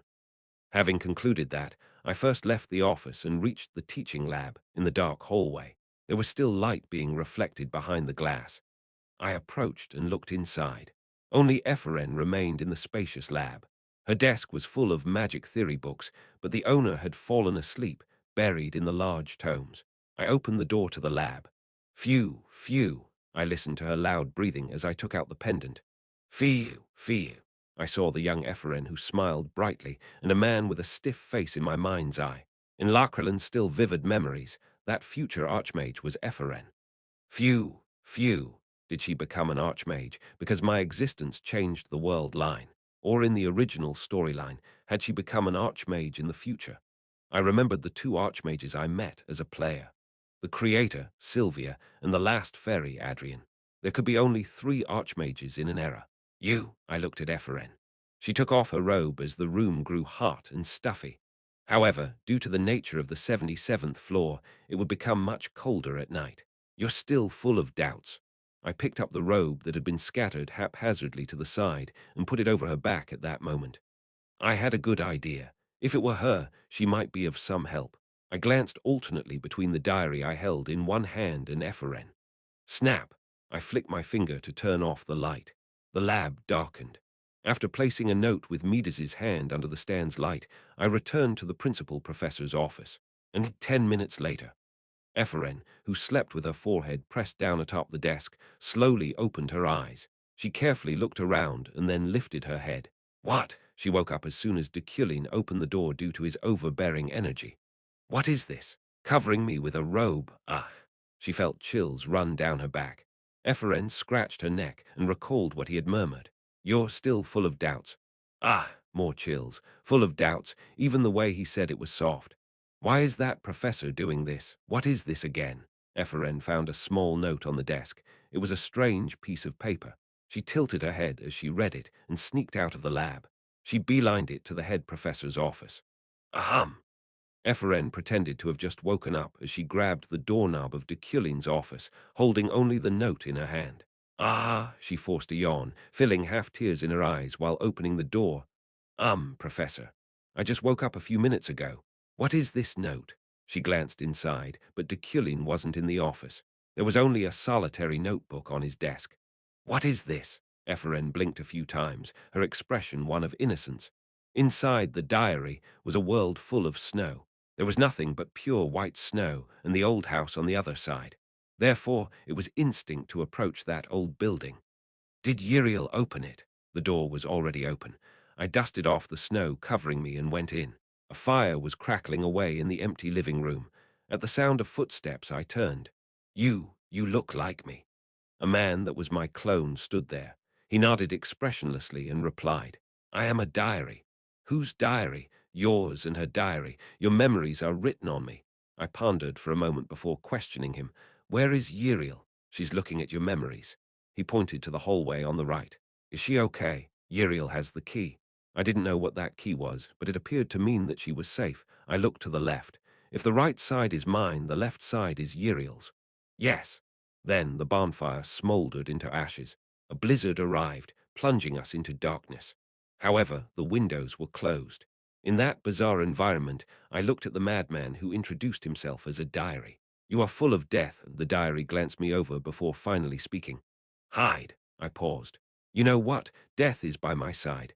Every particle is visible to my eyes. But from you, the face, voice, and atmosphere of the diary. In each of them, a death variable swelled like a bubble. You're full of killing aura. The diary held no expression as he nodded calmly. Who knows? I laughed a little. He looked like me, but he wasn't me. More precisely, even the model wasn't me. His original body was someone who resembled me, no, someone who looked like Deculein. Your model is Deculein, not me. The diary's eyebrows twitched. It's natural because it's his work. The diary, which had been listening to me quietly, then nodded. Yes, I am the master's work, a magical personality created for his succession. Is it the succession of the Euclid line? Yes. The master had no intention of deciding the succession issue so easily, because the master didn't trust you. He didn't trust me. Yes, that's sad. At that moment, a quest appeared before my eyes. Independent quest. Family, the diary spoke to me as I read the quest outline with a face that flowed with life. Hide. I didn't answer. Weeyik. The dark and the snow intertwined to form a shape. The diary spoke again. Hide. I do not hide. The man's complexion changed. Hide, the security mechanism is coming.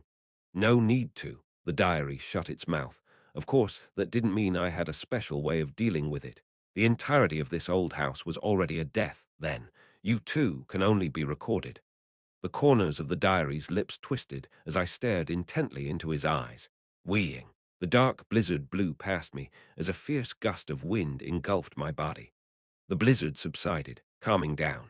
The diary stared at the notebook lying on the floor with cold, sunken eyes. I knew that one day you would visit me. It began to speak to itself. Did you know? Uriel, after observing the two frames, came out. She sighed at her exhaustion but suddenly looked up. Wait, you two. Who? In response, the diary handed Uriel a notebook. Uriel's eyes widened when she saw the name written on the notebook. Deculein. Of course, it is Deculein. Deculein had become a notebook. Chapter 102. Family 3. I had a dream of a long time ago. It was a dream of living with my family in a cramped room. The memory was fleeting like a broken sunset. Not even a single moment was left complete, but it was beautiful. I also had a family. I opened my eyes. The bright sun was beating down.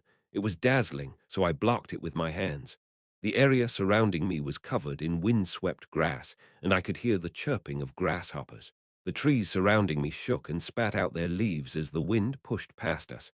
While exploring that landscape, the cute pitter-patter of small footsteps approached from somewhere. Brother, a childish and cute cry.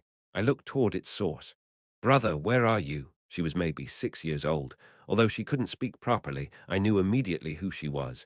A smile naturally lit upon my mouth. Brother, it was Uriel. She had run to the middle of the forest in search of her brother. I muttered to myself, is this Uriel's memory? It seemed that the security mechanism of the diary or something similar had put me into this memory. Brother, Uriel, who had been searching for a while, put a finger to her lips and bowed her head sadly. And then, I can't find it, she shouted out loud. I managed to hold back the laughter that almost burst free from me. I can't find it. There was, of course, no answer. Only Uriel's cry echoed out lonely. After all, it's my brother, I can't find him. Uriel praised her brother. I was very jealous of him. I can't find it. I can't find. Uriel walked back and forth, repeating only that cry.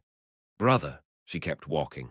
With her short stride, she jumped back and forth, but as the forest deepened, she suddenly turned back. She had come so far that she couldn't even see the way back. Ah! Uriel backpedaled in fear. Tears welled up in her eyes, and her hands gripped the hem of her dress. Where? Tusk! Before the crying bomb exploded, I stood from my seat on the ground and walked over to her. Oh, brother, Uriel, feeling someone's movement, brightened up, but when she saw me, she suddenly retreated. She held a vigilant posture, though it was more adorable than threatening. Who are you? I put my hand over Uriel's little head. I caught you. What? Uriel looked up at me with her big eyes and tilted her head. I realized it too late at that innocent reaction. Follow current novels on Light Novel PubC arm. Oh, right. You should have caught me, and I should be hiding. I was moved here so suddenly that I was a little dizzy. My head ached, too. What are you doing? Let go. I need to find my brother. She shook off my hand. I glanced around, scratching the back of my neck. You probably won't find him. What? Why? He suggested playing hide-and-seek because you bothered him. Deculein and Uriel's hide-and-seek. I'm not Deculein, but somehow, I thought I knew the story behind it. Leaving you alone looking for him, he probably went out to have fun. At that moment, Uriel's expression turned to one of absolute shock. An expression matched that of a 6-year-old who was betrayed by the world, but then she shook her head vigorously. And no way. No way, brother, there is a strange person here. She pumped her short legs and ran away as fast as she could. I followed her while calculating the magic concentration of the area. Ah, he's following me. Don't follow me. I'm just walking. I still didn't know what kind of magical phenomenon this was, but I felt strangely light. She pumped her short legs and ran away as fast as she could. I followed her while calculating the magic concentration of the area. I still didn't know what kind of magical phenomenon this was, but I felt strangely light. What is this? Uriel read, the story recorded in the notebook marked Deculein. This meant that Deculein had become a notebook like her vassals. Did Deculein come here right before me? Yes, the diary resembling Deculein answered. Uriel frowned as she held the notebook. But why is my story here? Why did Deculein meet young Uriel? The world in this artifact obeys its magical laws. Oh, what shit. Tell me in detail. Who could understand when you say things like that? Deculein entered by your diary, that is, Uriel's, and was recorded by the security mechanism. Therefore, he was recorded in the memory of Uriel. Uriel was dazed, her head feeling dizzy. Then how did Deculein get in? He didn't even have a key. The diary was made in pairs. If you open the door of one diary, the door of the other diary will also open. Uriel's jaw nearly hit the ground. It was a mechanism she never thought of because she had never opened it before. Then how do I solve this? Do you need to solve it? What? Uriel's brow twitched, but he continued with no emotion. Uriel, don't you want to be the successor? If you leave Deculein as he is, the position at the head of the family will be yours. Uriel didn't answer. She just stared at the artifact without saying a word, and he continued. If you have a hard time judging what to do, see Deculein for yourself. Me. Recorded beings reveal their thoughts and desires more openly. It's a process called internalization. Look at Deculein's record. His raw desire is there. Uriel bit her lip, but soon after she reopened Deculein's notebook. Young Uriel made a castle out of the earth with magic. Young Uriel went Tada bragging about it. I laughed. The two seemed to have become friends. Uriel's frown deepened as she read further. When I praised her, young Uriel said, Hoo-hoo, my older brother is way better than me. He's already learning college magic. A record of Deculein, who had become words. Uriel looked closely and suddenly found something strange. As I was with her, I remembered the days when I was. What is this? One word is broken. It can't be read. It can't be. You must have seen it wrong. No. In the meantime, the pages continued to flip onward as the thoughts were written quickly, hiding that one part in a sea of words. Forget it. You're fucking useless. Your eyes are the problem. Giving up asking, Uriel turned to read the record again. Instead of playing hide-and-seek by herself, it'd be better for me to play with her a little bit. Coming to that paragraph, she thought, hide and seek alone. I did this. Uriel knew this memory. She played hide and seek alone. Among the many memories she had, this left a particularly big scar. That day, Deculein abandoned her during a hide-and-seek game, and she lost her way, spending 2 days wandering through the woods. It was a particularly painful memory to recall. Uriel asked the diary, where are my memories? If this diary is a pair, there will be memories of me other than Deculein's. It's on the other side of the hallway. She turned and walked down the hallway to her left. As he said, the hallway walls were full of frames of her memories, a title under each of them. The day I first learned etiquette, I was caned. The first magic I showed to my brother. Almost all of her childhood memories were related to Deculein. When she was young, she was very dependent on him, so there were many funny titles. Ah, then she found what she sought. It's this one. Sad hide and seek by myself. The landscape in the memory frame revealed the middle of the forest where she had been lost. Uriel, who unintentionally looked inside, watched with wide eyes.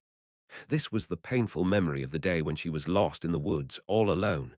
I can do this too. Oh, that's interesting. Yet Deculein was with her younger self.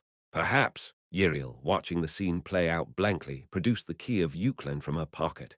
Then she slowly put it into the frame. Clank! The key was stuck somewhere in the frame. As expected in this world, this was the universal key. Crackle! Uriel twisted the key in the frame as if opening a door, and at that moment her entire body was pulled in. Ah! Swan. Her sense of space distorted as if her soul were moving. All sense of direction was twisted and bundled up like a rubber band as the world swayed around her. She felt like throwing up, but managed to hold it down. Ah! Once the dizziness began to fade, and she was able to open her eyes. Uriel found herself shorter. She looked around blankly. The clear sun that she had seen in the frame was up in the sky, and below her on the ground was a castle of earth made with magic. Don't you need to go home? Deculein stood there with a caring face, an expression he had never before shown to her. Uriel's heart sank for a moment, but then she nodded. Oh, I still have plenty of time. What about you, uncle? Oh, I still have plenty of time. What about you, uncle? I looked at Uriel and frowned slightly, but then she backed away as if frightened. Uncle. Yes. Yes, yes, yes, yes. Her short-tongued voice was cute, causing me to smile. From her point of view, I was an uncle. Well, I don't know when to go. I'm looking for a way back home. Oh, I looked at Uriel. The girl who was proud of her magic, until now sat down on the ground. By the way, do you also have a younger sister too, uncle? And then the topic suddenly changed. It was a little uncomfortable, but I managed a bitter smile as I nodded. Follow new episodes on the Lightno Velpubcom platform. Yes. Aha, then, do you hate your sister too? Uriel's voice, while asking that question, was low and heavy. She suddenly seemed depressed. After all, at this age, one's emotions must have very turbulent ups and downs. The reproduction of this memory was uselessly real. Well, I looked up into the clear sky. For some reason, I felt at peace. Come to think of it, I was still sitting on the grass. I left my clothes untidy, but it wasn't uncomfortable at all. For some reason, it felt that I had returned as Kim Woojin. Yeah, that's right. Young Uriel ripped up the grass at my response, but I glanced at her as I continued. In the past, Uriel turned to me, her eyes widened with surprise. I used to not like her a lot. I almost hated her. But I recalled my sister, that child who died too young, too early. Unlike me, who was growing old, she had become young forever. Not now. Hey, Uriel seemed perplexed for some reason. I messed up her hair and laid on the grass. That blue sky seemed to fall over me like a blanket. Then, do you like her now? Uriel was holding her knees close to her chest as she asked the question. Yeah. How much? Asking childish things. Well, she was a child. As I chuckled, her eyes narrowed and she jumped up in a flash. Don't laugh. Well, how much? I paused for a moment. Young Uriel held her breath as she waited alongside me. That reaction was too adorable. Enough to give up my dreams for her. If I continued to pursue my dream of becoming a painter, she would have starved to death. Her dream was more important than mine. There wasn't an answer. Uriel remained silent for a long time following that. Whoosh! A refreshing and gentle breeze tugged at my collar and ruffled her hair. Only then did Uriel respond in a thin, small voice that seemed likely to scatter at the slightest movement. I see, right. But why didn't you like her? This was my secret anger. I hadn't told anyone why. It was a sinful, painful memory, and talking about it was too much. However, what was the reason? Because my older brother also doesn't like me. Those tearful words pulled at my heart. I turned to the young Uriel. This little girl was nothing more than a reproduction of memory anyway. I used to think she stole the one I love. At that time, the one you loved. Yes, my mother died giving birth to her. My father continued to grieve until he died of cancer 5 years later. All that was left to me, an orphan, was a 6-year-old who could not speak properly. A burden, the one who stole everything from me. However, in the end, that child became my everything. My younger sister, who passed away soon after I realized what she meant to me. I was a fool, so I've regretted it a lot. Maybe that's why I didn't hate Uriel. Of course, Uriel wasn't my real sister, and she couldn't ever replace her. Even so, I looked to Uriel. She was on the verge of tears, had my words reminded her of the past. So, don't worry. I placed my hand on her little head. Uriel flinched, her ears drooping like a frightened puppy. One day your brother will love you too. Uriel didn't say anything. Instead, she stood up and ran away. I tried to catch her, but Uriel disappeared without a trace. Is it recorded up to this point? It was a memory in a diary so that it wouldn't last forever. With that in mind, I stood up. Ha! Then, suddenly, it started to rain. Pitter-patter. It was raining despite the clear skies. I caught a few drops on my hand and tasted them. What is this? It was salty. How was rainwater salty? My brow furrowed, but at the same time I laughed. I took a big breath. I felt at ease. It was refreshing to feel that the pressure that had been bearing down on my body as Deculein had disappeared. After a very long time, I was now only Kim Woojin. But that's that. I scratched at my head. How do I get out of here? I needed to think about escaping. Uriel fled from her memory. She leaned against the wall, clutching at her heart. Nonsense. The words that Deculein had spoken to her still lingered in her ears. As if whispering them over and over, they wouldn't go away. How? Uriel read the notebook. Deculein, again with trembling hands. The diary was still being recorded. Uriel disappeared without a trace. It was a memory in a diary, so that it wouldn't last forever. Drip drops of water dripped down the notebook, hitting the page and spreading out. She had begun to cry before she realized it. Uriel raised her face in surprise. This was also recorded in the diary. It was raining despite the clear skies. I caught a few drops on my hand and tasted them. It was salty. How was rainwater salty? Don't drink it, you fool, these are my tears. That's ridiculous. You don't even like dirty things. Uriel laughed softly. As she read Deculein's thoughts, her tears quickly halted. I felt at ease. It was refreshing to feel that the pressure that had been bearing down on my body as Deculein had disappeared. After a very long time, I was now only black, black, black. The pressure as Deculein. Uriel agreed with the passage's meaning but frowned at the blacked-out letters. Why did these 3 letters keep appearing as code? Uriel. Then the diary appeared. Have you made a decision? Yeah, Uriel nodded firmly. Okay, tell me. Everyone will come back. Deculein, my brother, and everyone else. Come back, the diary frowned. Do you not want to be the successor? I don't know, Deculein said. Enough to give up my dreams for her. She didn't know exactly what that dream was, but Uriel knew one thing for sure. She knew that she had misunderstood him so far. It doesn't matter now. We can talk after we get back. Of course, there were still many unresolved issues. What Ganesha's request was, and what he asked for, but the rest was something she should ask him herself. You will regret it. What? The diary said something strange. Uriel, frowning, looked down at Deculein's notebook. As I thought, the guy in the diary is not a diary. He's a dangerous guy. Uriel didn't show any emotion. However, the diary was staring at her with ferocity in his eyes all of a sudden. You will regret it. Uriel shook her head, clutching the key in her arms. I won't regret it. No, you will regret it. Are you a diary? What kind of diary disobeys its owner? Do you want to die? Then his eyes turned red. Uriel backed away in surprise. I am the learning intelligence of Master Deculein. The master entrusted me with the qualification for succession as my top priority. What? The result is that both of you are to be eliminated. Mana surged from him. No, it was a power different from mana. It was dark. Taking one step back, then 2, Uriel asked, what happens if we both are eliminated? I, the learning intelligence, take the place of your personality. I am the most like my master, a more worthy successor than the deficient you. She was startled by his outpouring nonsense, but soon gathered herself enough to yell back. Bullshit, you moron. I will take your body. You're just made out of magic. Do you think you can do something? I'm hundreds of times superior to you. You are not greedy enough to become his successor. Tentacles appeared from his back. Uriel clenched her jaw. She had put up a good show, but the level of magic he emanated was more than she imagined. The most up-to-date novels are published on Light Novel Pubc Arm. Give yourself up. The tentacles stretched out. Uriel turned back and ran down the hallway. At the same time, she pulled out Deculein's notebook. She thought he would know the answer to this situation. The tentacles smashed the walls around her in close pursuit. Several sentences were forming in the notebook, but the content was too complex to understand while sprinting. Boom! Tentacles protruded through the wall in front of her, blocking the way.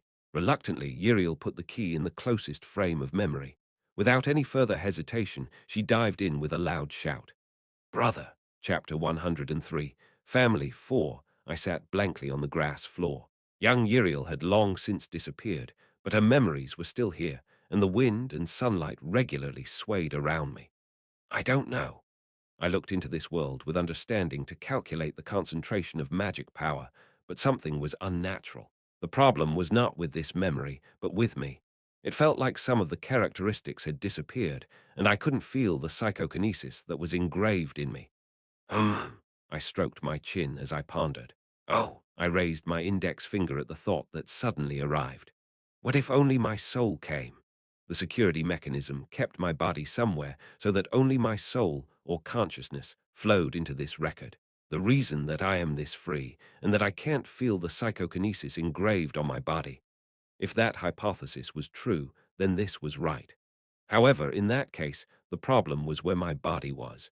Trapped in Uriel's memory, I couldn't do anything at that moment. Whoosh! The wind picked up, and I sensed a flare of magic concentrated in the middle of a group of bushes near me. I stared at them blankly. What? Mana fluctuated around them before forming a door. It was a door.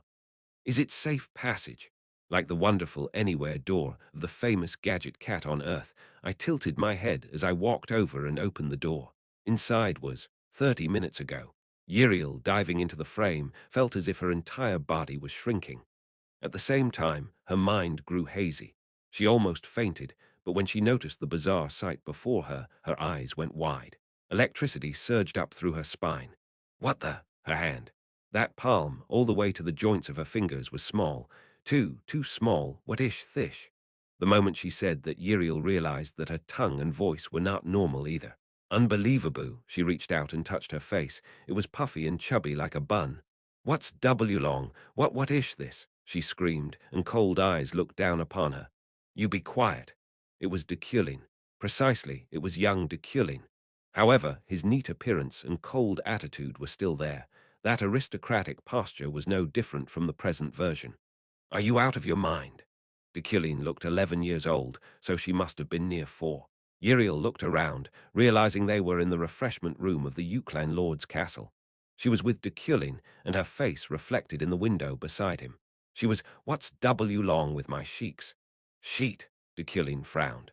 Sheik, she-yaks, cheeks. Deculein shook his head, not understanding. You're impossible. You called when I said I don't have time. Gosh, I'm going crazy. I'm going crazy. Uriel first checked her belongings. Fortunately, she hadn't lost the Euclid key, but Deculein's notebook was nowhere to be found. Did she lose it on the way, or did it melt away when she entered this record? While thinking about it, the door opened, and someone entered. Here, master. Uriel looked at her blankly. It's homemade refreshments. It was her mother, Adele. Uriel also helped a little. Oh, this memory. She remembered. She and her mother made snacks for Deculein. Of course, 95% of it was made by her mother, and the other 5% she just topped with chocolate. Naturally, Deculein didn't even glance at it. Just like now, as if annoyed, he stood up and was about to leave. Don't go. Uriel grabbed the hem of his sleeve. As if he could not have imagined such a turn of events, Deculein stopped. Mommy said we shouldn't eat alone. He regarded her with cold eyes. It was a long time ago, and even though she was very young compared to now, his eyes still made her heart sink. New novel chapters are published on Lightno Velpub. Mommy said that's courtesy. I won't eat. Eat. Were you struck by lightning yesterday? Deculein's eyes grew fiercer. Adele, reading the mood, quickly stepped forward and took her in her arms. I'm sorry. Why is she like this today? The young Deculein glanced alternately between the two, as if it was absurd. Adele was restless, but for some reason Uriel found this funny. Forget it. Just control your child. With that, Deculein left. Adele hugged Uriel, saying softly, I'll be back soon. She followed after Deculein. Don't go. Uriel, who was trying to catch her mother, suddenly remembered something. It was what Deculein said. She stole the one I love. Outside the window, the sky suddenly turned dark. Uriel glanced out cautiously. Through the crack that spread like a spider's web in the air, Decalein's red eyes were staring at her. Ah! Uriel startled backward. You can't run away from me. How did he chase her? She had to run away, but how could she with this body? Her legs were too short. No. Wait a minute. This world is my record, my memory anyway. If so, can't I change it at will? It was worth a shot. No, it was better than nothing. Hugh, Uriel sighed, hefting the golden key of Euclid in her hands, then focused her stare at one corner of the room. At the same time, she formed an image in her head.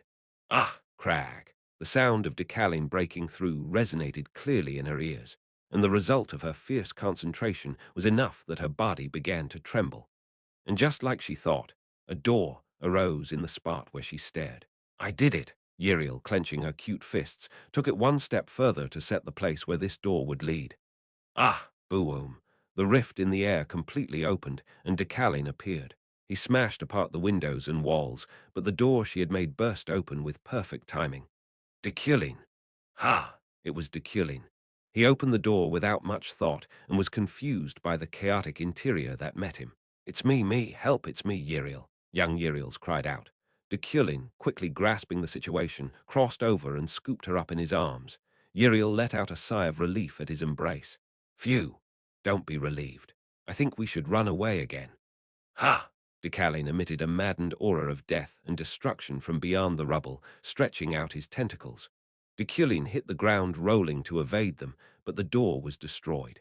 Can't you make another door? Nodding, Uriel closed her eyes again and trembled. The first was difficult, but the next would be easy. Uriel quickly created a second door. Go to that, do. Okay. You can't escape. Deculein stretched out his tentacles with a menacing groan, but Deculein pushed himself through the opening before they could reach. Woo! At that moment, the world changed like switching out a picture in a frame. Uriel's body shifted to fit the memory. The garden. The scenery that greeted them was the Euclan garden. Now she could speak properly without any baby's accent. Hugh, Uriel sighed in relief. Right, it's the garden.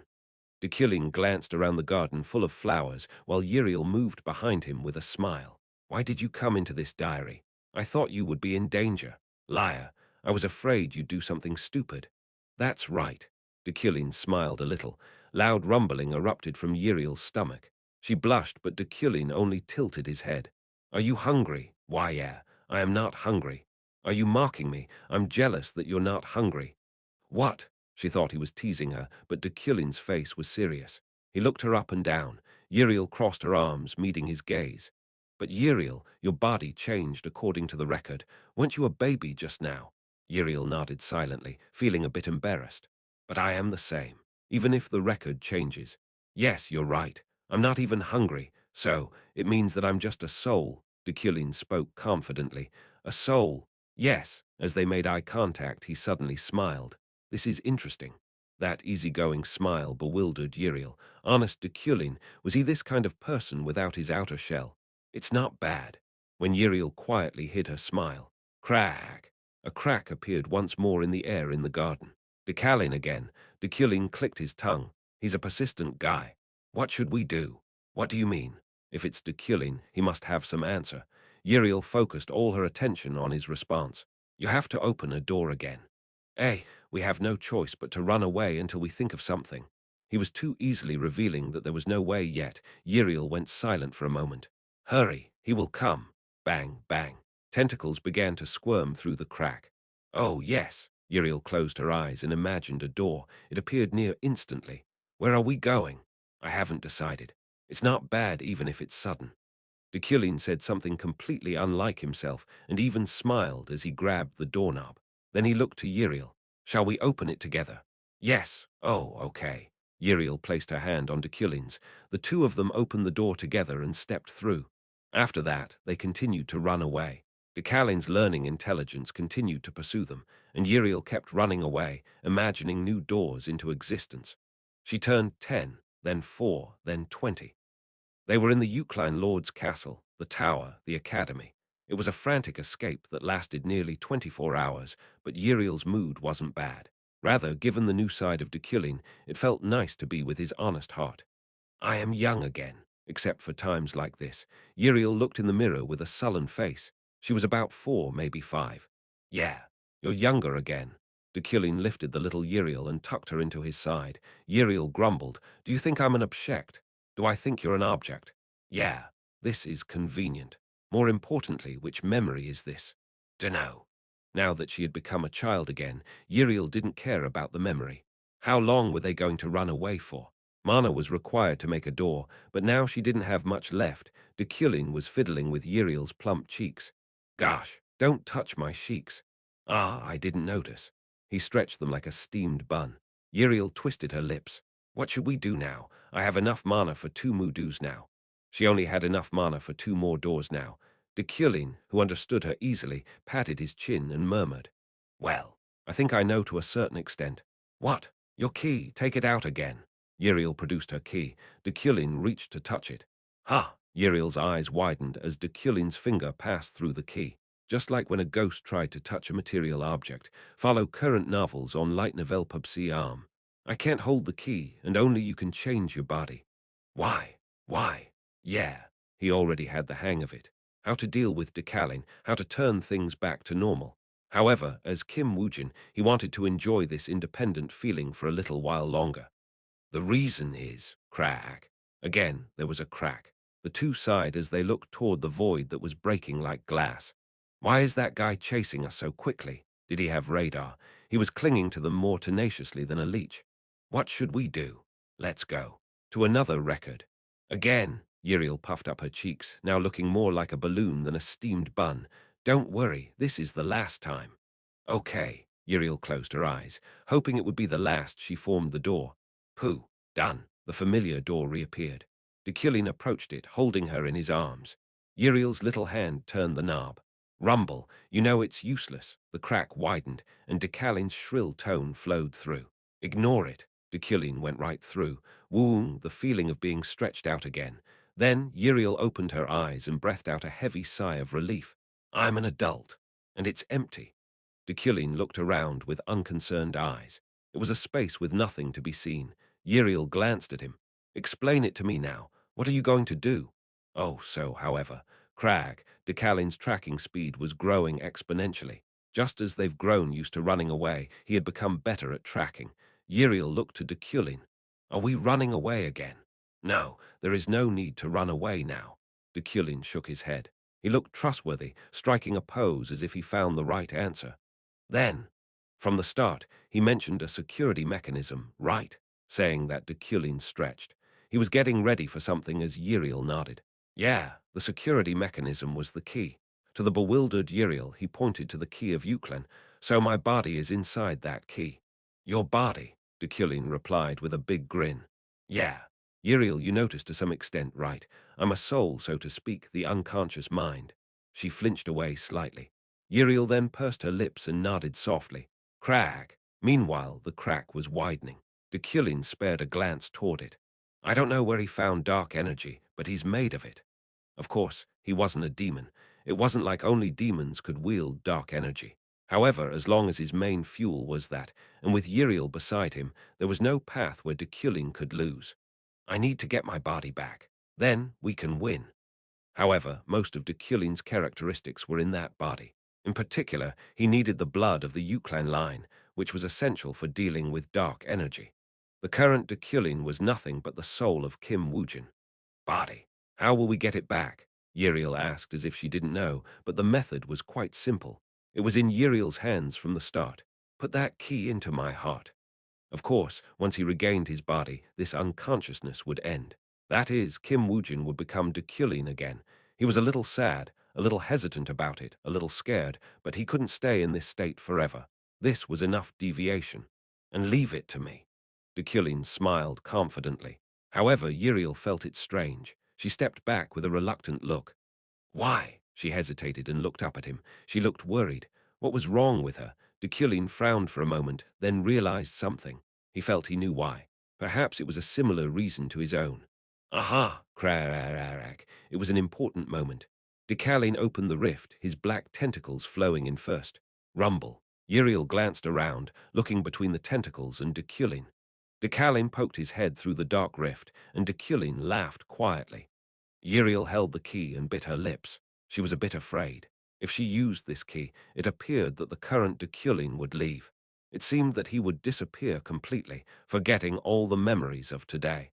I would like it if this Deculein never went back to normal. He would never smile at her again. It's okay. Did he know what she was thinking? Deculein called out to her warmly, then placed his hand on her head. Uriel looked up. He met her gaze with a bright smile. Just like you're still Uriel. In that dark and empty void, Uriel stared blankly at him. His current expression, smile, and voice were things she had never seen before. I am still me. Uriel clenched her teeth, holding back tears. It was easy. Hiding one's emotions was a basic of negotiating. Of course, this wasn't a place for negotiations or trading. But anyway, it sounded like gibberish.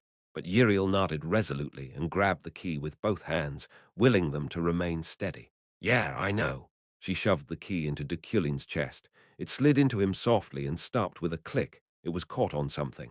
At that moment, Deculein wrapped his hands around hers. Uriel glanced up, feeling the warmth emanating from him wash over her heart. Bye, crackle. She twisted the key. Whoosh, a golden air current and mana rose from the key, the particles permeating into Deculein, who held his eyes shut. Crack! At about the same time, Decalein's rift was fully opened. However, it was strangely quiet. Swish, swish, his tentacles fluttered as he stared at Deculein.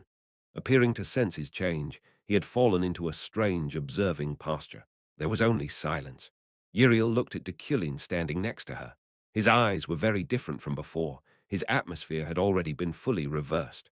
Eyes forged like the sharpest blade, the dignity of a nobleman, and a face full of self-confidence bordering on arrogance. It was the exact figure of Deculein that had been carved into her memory since long ago. He looked around without a word. He ruffled his tangled hair up, coaxing it into a neat form. He then fastened the disheveled buttons on his sleeves and adjusted his clothes. Not a single misplaced strand or wrinkle left. He pathologically patted away all dust under a stern gaze. He didn't show even the smallest of gaps as he meticulously tidied himself. Uriel lowered her head with a slightly sorrowed expression. Deculein, Decalein's personality spoke, and then Deculein, again as Deculein proper, faced Decalein. Silently, Deculein felt out his inner self. It was like he had been unaware of becoming a mere tool that was created. Looking at that rotten garbage, such filth, several emotions soared up, including hate, contempt, anger, and disgust, which Kim Woojin had not felt moments ago. Deculein expressed the totality of his negation as he regarded Decalein with loathing. You worm-like bastard, how dare you put my name in your mouth? Chapter 104, Spoiler 1. A worm. I am superior to you, Decalein's personality answered dryly. Abandoned like garbage, you don't even know your place. I laughed with disdain and checked the inside pocket of my suit. I couldn't bring the cane because it was too large, but there was a part of the snowflake obsidian that I could understand to some extent. I'll help too.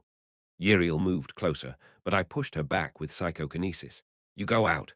Why, I'm still fine. Uriel wore a confident expression. However, her complexion had already changed. It was a precursor to dark energy poisoning. I've enough mana to do at least one spee. Be quiet. Don't disturb me and get out. Uriel shut her mouth. Angry and upset, her dissatisfaction was plain on her face, but I couldn't help it. Uriel shouldn't be in this situation. Whoosh. Then Decalein sent out his tentacles. Dark red energy swirled around their edges, staining the very air as they moved. Thank you. I would convert the guy's magic into my mana. The mana purified by my blood rose by one level, and the rapid amplification was a torrent that even I could not easily handle. I felt my head aching, as if it might explode as I activated the snowflake obsidian. A chunk of metal the size of a ping-pong ball that spread out like a net. The thin and narrow lines intersected each other to form a grid. At a glance, it appeared to be precarious from the protection that was only 1 thick. However, Decalein's tentacles froze and burned away the moment they touched the net. This contradictory phenomenon was caused by the mysterious metal named snowflake obsidian. He continued to swing his tentacles, emitting thick, dark energy. The concentration of the energy alone was already lethal. If it were an ordinary human, they would melt as if doused with hydrochloric acid the moment they were physically hit. However, I took all of it with ease while calculating the consumption value of the snowflake obsidian, which was still only a prototype. The mana consumption was more than 10 times that of ordinary steel. When the operation of psychokinesis was added as a complication, it was amplified by close to 5 times more. Therefore, the total mana consumption was, at a minimum, 10 times to a maximum of 50 times that of wood steel. The current snowflake obsidian was too unwieldy to use unless I was in a space full of dark energy. It was still an unfinished special move. You're dealing with weird stuff. Decalein's attack stopped. He seemed to have realized that he could not pierce the snowflake obsidian. No, it was because doing so would be too costly. As I watched him, I suddenly became curious. Were you made by Decalein? It was pure curiosity. His fuel was dark energy. No, he was too radical to be produced by a demon-hating wizard of Euclid, updated from Light Novel Pupsi Arm. I am the learning intelligence of Master Decalein. I was born to replace you. That was how he responded. At that moment, a red parabola soared from behind, drawing my attention. It came from Uriel. Ha! She manifested her magic into the destructive fire line spell advanced magic that harmonized the element of fire and the concept of space. It was a fairly difficult technique, condensing superheated flames into a thin line and detonating them around the target in an unavoidable burst. The fire line reached his face, and a moment later, flames exploded around his head. I can help too. Cough, cough. Despite her rough coughing, she was making an expression like, I did well, huh? But I felt furious. What do you think? Didn't you hear me tell you to leave? Uriel's expression hardened. Gulping, her jaw clenched tight. She took a deep breath before pounding her chest. Gosh, I was leaving anyway, Uriel shouted and turned away. Don't even think about calling me for help. She walked with that, opened a door with her last remaining mana, and disappeared with the key. Swoosh, I belatedly turned back to my foe. Decalein was burning inside the magic fire. After all, fire line was a notably lethal type of destructive magic. Uriel had been working hard on her magic so far, all while keeping it a secret from me. Not bad. I polished the snowflake obsidian into a different shape. With a sharp metallic sound, the net broke apart into several smaller fragments. The particles flooded the air toward Deculein, piercing Uriel's flames to cut apart Deculein. Burning, freezing, cutting, Deculein was being torn apart. Still, Deculein did not scream. He stretched out his tentacles in all directions in a rage. For him, there was no pain. I whispered to him softly, "You have no feeling, so you are a failure." "No, I'm the learning intelligence of Master Deculein." He repeated the same thing over and over. "I was born to replace you." Dark energy flowed out from him. His body was decomposing, so now the fuel inside him was leaking out. Simply put, he was dying. Deculein, Masters. His hoarse voice suddenly cut off as his body was shattered into ash. Garbage, it's fitting. I slowly walked toward where he had been standing. Something solid remained among the ashes, a bizarre object beating like a heart. I examined it with vision. Artificial nucleus information. An artificially created nucleus. An organic compound that consists of dark energy, an unfinished product. Artificial nucleus. I frowned, checking the structure of the artificial nucleus with understanding. Of course, the living things were integrated into it. It was a core made of dark energy. Deculein. Staring at the artificial nucleus, I muttered his name. Why did he create these things? What was his reason for using dark energy despite being a Euclid wizard? No matter how I thought about it, the only ones who could do this were the altar. Could it be that the Euclid family had something to do with the altar? Or was this a result of Decalein's dogma? I don't know yet. I lifted the artificial nucleus with psychokinesis. Although disgusting and dirty in appearance, it was well worth studying. Meanwhile, Uriel, who left first, grumbled to herself while waiting for Deculein. It's ridiculous. A word of praise is enough. She already knew it all, so if you were more honest, it would be weirder indeed. It felt right that Deculein was still like Deculein. They said that if you suddenly changed, it meant you were going to die soon. Cough, cough. Oh, my throat hurts. Uriel leaned against the wall for a moment and checked her body. Her mana was almost empty, and she had some minor symptoms of dark energy poisoning. Wait a minute. She rubbed the back of her neck and frowned. The Euclid bloodline used dark energy since time immemorial, or so the vassals had always said. Why am I? She was coughing because of the dark energy, and she felt increasingly dizzy. Is it because I'm tired? Uriel tilted her head and took out the key of Euclid. Now it was time to save her vassals. Well, she left the door open, so Deculein would figure it out eventually and come out on his own. No way will he be defeated. Uriel felt a momentary flash of worry, but soon recalled Deculein's face staring at her as if he intended to kill her. Indeed, I want to see if you'll lose. He was so confident that he rebuked her, saying, Didn't you hear me tell you to leave? Of course, he would win and return. It would be a family shame. She wouldn't even hold a funeral if he lost. Let's see. Uriel walked down the hallways inside the diary, glancing at Deculein's memories. The frame containing his memories had no titles. Fitting Deculein, they were all unmarked. Where are the vassals? Then, suddenly. Ha! Uriel found the memory of a certain day. Among Deculein's memories, it was relatively recent. Oh, this day. Uriel still remembered what happened that day. She smiled sadly and walked over. As soon as she set her eyes on the frame of that memory, she heard her clear tone. You treat me like a piece of trash. A cold voice filled with the intent to kill, crossing the cold and dark night air.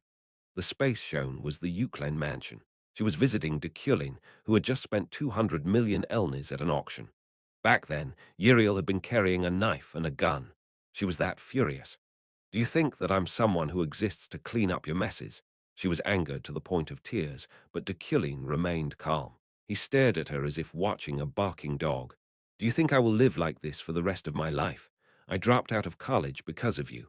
Fuck, I've never even been on a date. Although that made her even angrier, then Deculein finally spoke. I will give you the seat of the head of the house. Liar, you're lying. Uriel laughed, but the memory continued.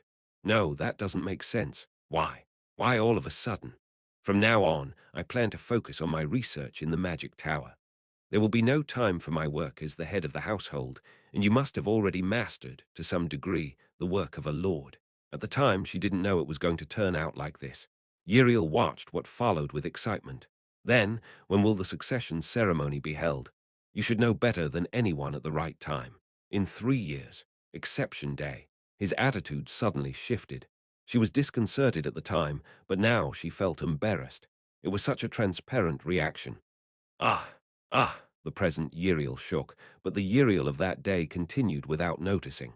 If this is a lie, then even I don't know what I'll do. It's all or nothing. You know, everyone in our territory already considers me the Lord. Believe it, it's not a lie. Humph. Shortly after they finished conversing, Uriel hid her dagger and gun in her bag. Wow, I even brought a gun. It was a small shotgun, as she had grabbed whatever weapon she could in her blind rage. Why did I do that? In any case, she managed to endure her anger like that and was about to leave. Uriel, Deculein caught her. Uriel, watching that moment from outside, flinched. You must be hungry after coming all the way here, so eat something before you leave.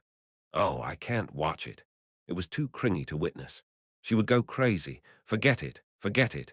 Don't say weird things all of a sudden. What are you saying after I said I have to go quickly? Why did Deculein say that back then? Uriel, shaking her head, tried to get away from this memory. However, Deculein's memories didn't end there. In the empty mansion, after Uriel left, Deculein let out a short breath before sitting down with a glass of wine. At that moment, new novel chapters are published on Lightno Velpubsi Arm, weeing a mysteriously roaring wind. At the same time, a quiet, unfamiliar voice arrived. That's interesting. It was a memory she didn't know of. Uriel watched with her eyes now wide open. I just arrived. A charming voice that whispered sweetly, red hair blowing in the wind. The woman who suddenly appeared sat on the window sill, waving her legs in the air, and this happened. The leader of the Red Garnet adventure team that Uriel was looking for, Ganesha. Hoo-hoo. She smiled at Deculein, but he responded with a frown. You are an uninvited guest, Ganesha. Oh, I'm sorry. I'm sorry. Uriel listened blankly to their conversation. Her heart was pounding, and her mouth went dry. Her temples were burning hot, and cold sweat dripped down her back. You're handing over the position of the head. Are you trying to change? Deculein entrusted Ganesha with a certain request related to Uriel. The clue to what that was may be in this memory. I just thought she would do better than me. Deculein's heart was honest. It was not a lie when he said he would give up his position as head of the family. Hoo-hoo. Really. Still, you know. The corners of Ganesha's lips twisted. It was a very unpleasant expression to see. That bitch! Uriel couldn't help the curse from leaving her. How dare she eavesdrop on their important conversation? Uriel was glaring at Ganesha, but in the next moment, she's not your real sister. She tilted her head. She couldn't understand what she had just heard, so her expression was frozen in an awkward half-frown. However, there was no such thing as a rewind function in this frame. Ganesha continued slowly. That kid doesn't even have a drop of Euclain's blood mixed in her, right? Chapter 105. Spoiler 2. You should focus on fulfilling your duties. No matter what the results would be, you must continue ruling our territory, Uriel. Uriel rewatched the video recorded in the artifact eunuch Jarlang handed over. I'm certain of it. Her every move remains insignificant, yet she's even added surveillance to her list of duties. Deculein talked to Ganesha, whose red hair was visible in the corner of the room, about a mission with a wine glass in his hand. What they were talking about was most likely. She doesn't have a drop of Euclain blood in her. Uriel looked at the time amid the dark scenery. Is this really all right? The curtains fluttered as the winds flowed past the window frames, allowing elegant moonlight to shine upon Deculein's apathetic expression. As always, he revealed not even a little of what was going through in his mind. You were the one who requested for us, Professor, to find the biological distinction between you and your sister. Uriel's heart, which had stopped beating for a moment, raced, her pulse coursing through her veins as if they were squeezing her entire body shut. She slowly and painfully understood the meaning behind their conversation. Deculein remained silent. It would have been better if he actually did say something. However, he just stood still, looking as if lost in thought. But Uriel couldn't be as calm as Deculein. As a result, the thoughts in her head didn't flow smoothly. Rather, they kept stopping, seemingly broken into fragments. Her legs shook, and pain began to permeate in her head. Didn't you inform my subordinate about it 3 months ago? Her vision blurred as unknown emotions raged in her heart.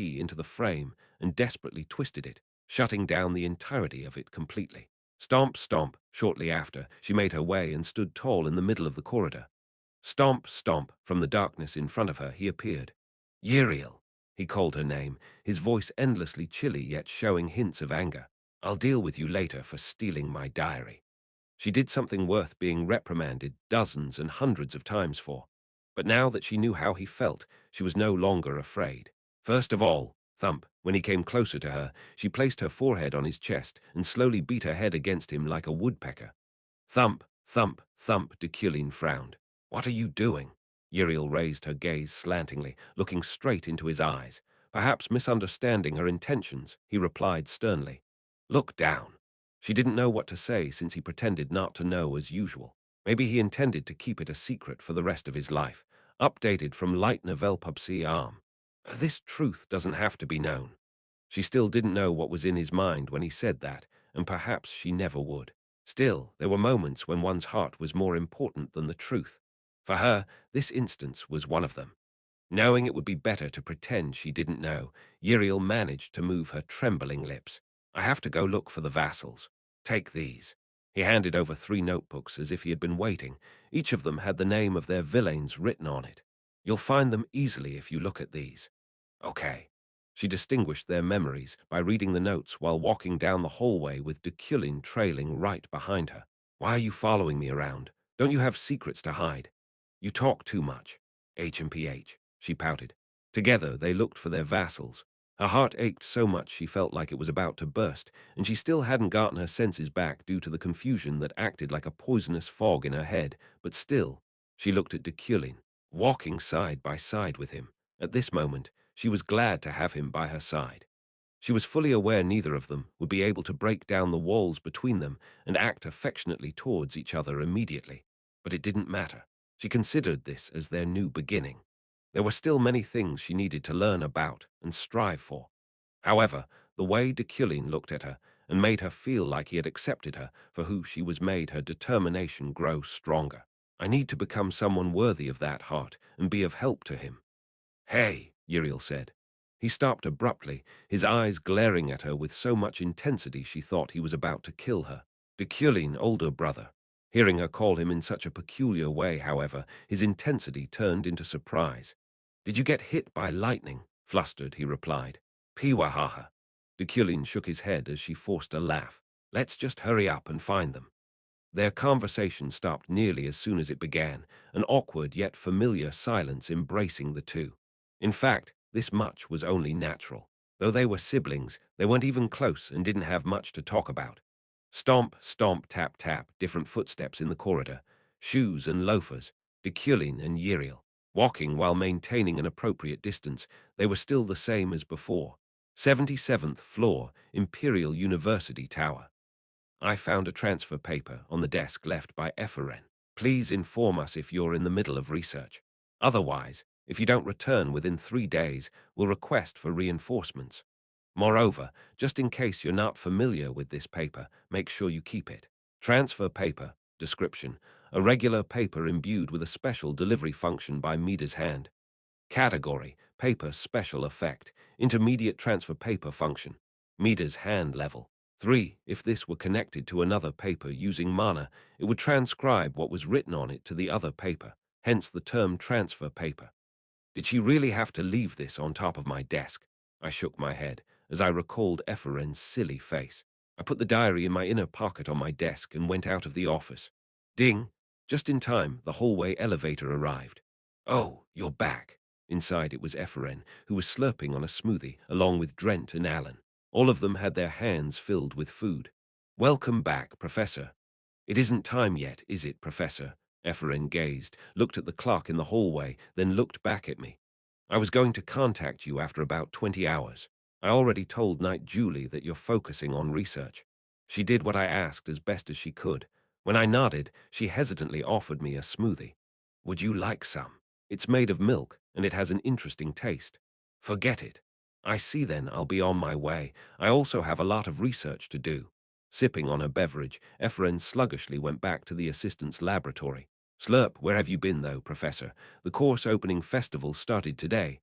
A lot of famous people came, Drent added. Course opening festival. Yes, there are so many things to see. I looked outside the window of the tower.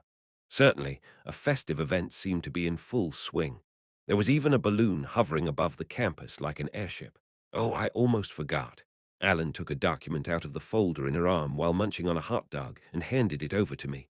Here, Shuzo. Here you go. A list of applicants for my class. There are so many students that want to join your advanced lecture. Is that so? Yes. I scanned through the special paper produced on the floating island. Like a tablet PC, this cutting-edge technology contained hundreds of sheets in one paper. Not long after, I frowned. I already knew Creto, the Imperial Prince, would be participating, but there's a cat here. I wasn't kidding. A photo of a red-haired munchkin was in the document I was holding, accompanied by its age and background. quite literally a resume of a cat. Oh, I also thought it was a little strange, but the imperial family asked for it. Can cats learn magic too, like actual cats? Yes. Isn't it interesting? Ah! Alan and Drent's comical talk flowed through one of my ears and out the other while I flipped through the list. A wizard selected by the Isle of Wizards' Wealth, an affiliate of the Tower, a magic professor, etc. I put the document in the briefcase for now.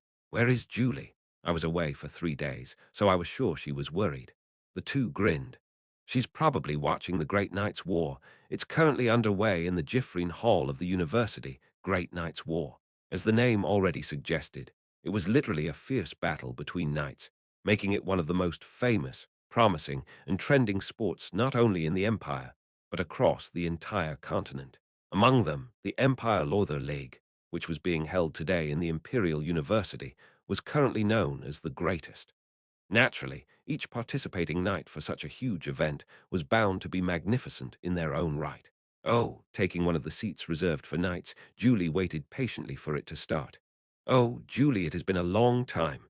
Ah, Goher, nice to see you. Her fellow alumni arrived one by one. Warrior Goher, Knight Palin, Archer Sami, Senior Gwen. Most of them were still active as Imperial Knights or members of other knight orders in the Empire. Gwen smiled slyly. You're looking a lot healthier these days. Really? Is it because Deculein is focusing on research? I heard he hasn't been coming home these days. Well, as soon as Julie answered, a sharp voice reached their ears, causing them to follow it in surprise. You prefer my absence, is that it? Deculein. Wearing a suit, he tilted his head and looked at the alumni. The knight next to Julie tactfully vacated his seat for him to take. She quickly corrected what she just said. It's not that I like you not being around. I just don't have to focus on the escort mission during such times. Forget it. No. Oh ho. A loud, majestic voice resonated throughout the hall. Not only the knights, but also the common folks' attention immediately turned toward its source. Deculein and Julie are sitting together, Zeit von Bruggen-Freyden. He was dressed in armor to participate in today's event. Visit Leitno Velpubsea Arm for a better experience. It's Duke Zeit. At that moment, almost all the knights jumped up and showed respect in the form of a unique curtsy where they put their hands on their chest with their heads bowed. Smiling, he beckoned them all to sit down, and only then did they return to their seats. That was but a glimpse of his high status. I didn't know you were interested in the Great Knight's War, Deculein, Zeit spoke as he loosened up his muscles. Shoulders as wide as the sea, neck as thick as mountains, and a core as powerful as storms. His body, standing at 2,010 cm tall, was well worth 3 adult men. Q-ha-ha-ha. Enjoy the show since you're here. Zeit laughed heartily, but his smile was different from usual. His eyes had a certain intensity and sharpness to them, and the flow of his vigor was heavy enough to overwhelm the entire space around him, clearly depicting his excitement for the upcoming battle. Of course, you should pay more attention to me, your brother-in-law, and what kind of knight I am. A knight so powerful he was given the title of king, and whose name had already made its mark in the history of the empire. He who stood above everyone else. The king of winter, Zeit. All right. I just came to look for Julie, but I'll watch closely. Ha ha ha. Good. Look forward to it. Chapter 106. Ghost 1. In one of the islands surrounding the Isle of Wizards' Wealth. Setting aside her curiosity regarding how many such landmasses orbited the floating island, Sylvia, with her hair disheveled and face languid, focused on the woman sitting in front of her. I really didn't think it would pass. I admit, you're definitely born with the blood of the Iliads. Instead of replying, she let her acknowledgement enter one ear and out the other as she glanced outside the window, beyond which only the clouds in the sky greeted her. She wasn't in an inn built on an island. Rather, the entirety of this particular floating island itself was the inn, serving as a place of relaxation for wizards traveling across the many islands around the Isle of Wizards' Wealth. Hey, are you listening? Yes. Anyway, if you genuinely want to challenge becoming an archmage, who is currently the most powerful archmage candidate? Chairman Adrian. That's right. She's a master of the Destruction series. The woman lit a cigar, transferring the light in the air to its filter. SSHHHHHH. If Adrian actually became serious, there's not a lot of people who'd be able to stop her. She can single-handedly destroy the entire continent. She's that strong.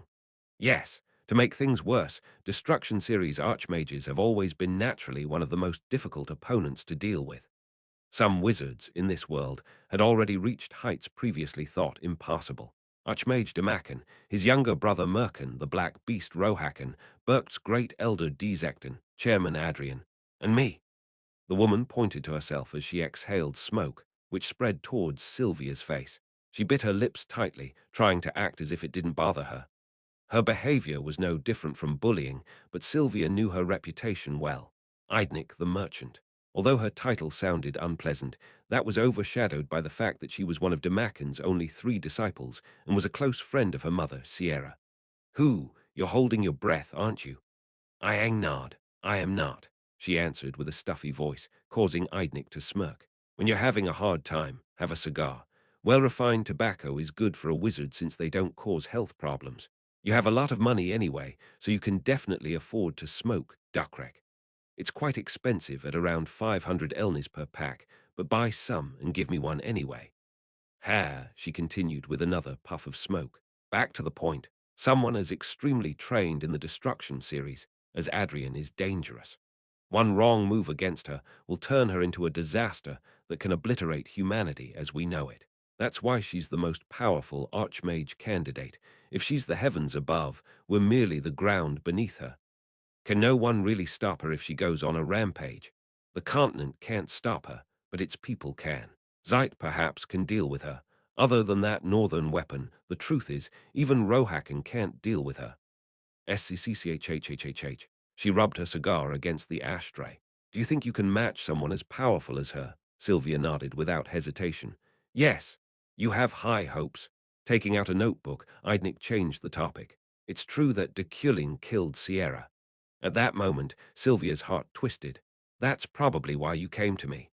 That was indeed one of the reasons why she looked for her, a childhood friend of her mother. First and foremost, put this on. Eidnik held out a robe and a badge, both indicating she had ascended to Rigello, the 8th rank of wizards. You're growing swiftly. She took off her worn soldier robe silently and wore her new red robe afterward. You'll probably reach Monarch within 3 months, which is Deculein's current rank. You might even surpass him in half a year. Sylvia didn't respond to her praise. All that meant was that the Isle of Wizards' wealth recognized her talents. It's true that Deculein killed Sierra. She didn't feel good. Her heart and mind slowly sank into the cold void. Zeit served as the opening event of the Great Knight's War instead of being its finale. No, he couldn't be its finale. Zeit's match was just far too unique for it. After all, despite having 11 knights as his opponents, he chose to fight them alone, barehandedly. An irrational duel that went against chivalry. Even so, the knights standing before him had the most nervous faces in the world. Bam, bam, bam. The sound of drums resonated, marking the start of their fight. Nearly a dozen knights rushed towards him soon after, whom Zeit countered by throwing his fist forward, the movement of which caused his long white hair, the Freyden symbol, to flutter like a phantom. His target wasn't his opponents, however. It was space itself. The shockwave from his fist caused tremors that quaked the entire hall, the explosive sound that came with it resonating throughout his vicinity. His attack was the wave itself. In other words, it flowed through space in a sound-like form. But the power he transmitted through, it was nearly no different from his actual physical strikes. Just swinging a sword, no matter how strong, wouldn't cause it to release a wave. Even if it did, its power would be significantly lower than an actual swordsmanship technique. But such natural laws did not apply to Zeit. Simply put, his punches and his fists' waves were the same in the sense that both of them could cause the same amount of damage despite their differences in form. Boom! Hit by that strike, his opponents felt as if they had been struck in the back of their head or stabbed through their sides dozens of times. The overwhelming power of his characteristic crashed through the walls in the form of an echo, its intensity and strength increasing tenfold as it continued down its unpredictable path, which made it impossible to avoid. With no more than a single punch from him, he obliterated the entire stadium, along with the 11 knights that dared go against him, knocking them unconscious. Zeit's wave, mixed with mana, then swirled around the area until it subsided. Ha ha ha! The battle ended in just 1 minute. As his magnanimous laughter filled the area, thunderous cheers and applause followed. In the middle of it, Zeit looked directly at me. Did you see that, Deculein? His short display of strength was more than enough for everyone to know he was not a force to be reckoned with. Capable of massacring tens of thousands of enemies in a short amount of time, he was truly the epitome of a one-man army. Throughout his history, few knights managed to even barely survive his ruthless decimation. That was what made him known as the world's most powerful knight. Julie, will you be able to win against him in the distant future? There would come a day when Zeit would tell her, if you beat me, you can do whatever you want with your life. It was part of the game's official storyline and was also related to the main quest. In a way, Julie was his only obstacle. Yes, Zeit's offense infinitely surged space and wind, but Julie could freeze all of it. Of course. However, as it was now, even if countless years passed by, such a daunting feat would be impossible for her. Julie's growth, from the moment she reconciled with me, became stagnant. I am not afraid of anyone. Julie's answer was no different from the knight's paragon, but that made me realize. Slowly, the time to let her go was approaching. 2 days later, at the head professor's research lab, I installed the new technology component analyzer, which I ordered from the Isle of Wizards' Wealth. While it looked nothing more than a microwave-sized glass cube magic crystal, it was actually a state-of-the-art magical machine that analyzed the composition of objects placed in it multilaterally. I thought its delivery would take quite a long time, but it had been processed surprisingly fast. That being said, interesting, I know, it's sparkly. Ho ho ho, you're as amazing as ever, Professor Deculein, known as one of this era's few intellectuals recognized by the floating island. Have you used this machine before, though, Professor? Alan, Luina, and Relin spoke, respectively. Even the other rising professors visited my lab by chance. Looking at the component analyzer, they then smacked their lips. I'm envious of you, Professor Deculein. The floating island doesn't usually give out new technologies like this.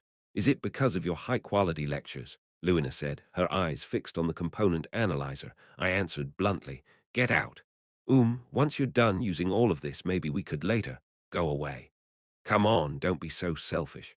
I'll write down my turn first. You won't be using it forever anyway. Just for 1 week, no, 3 days. I'll be using it a lot. Still, arg. I kicked them all out, but they chose their own turns as they pleased outside regardless. I, Luina, was the first one to hear the rumors. In that regard, I should have priority over it. Oh ho. In times like this, it's only proper to take our ranks into consideration. That's why I, Senior Professor Relin, should come first. I also need it for research. I'm Professor Deculein's assistant professor, after all. Bam. After slamming the door closed using psychokinesis, I put the artificial nucleus in the component analyzer and turned on its power. Vroom. Analyzing the item inside it like a microwave heating up food, dark energy leaked from the nucleus and pricked my nose.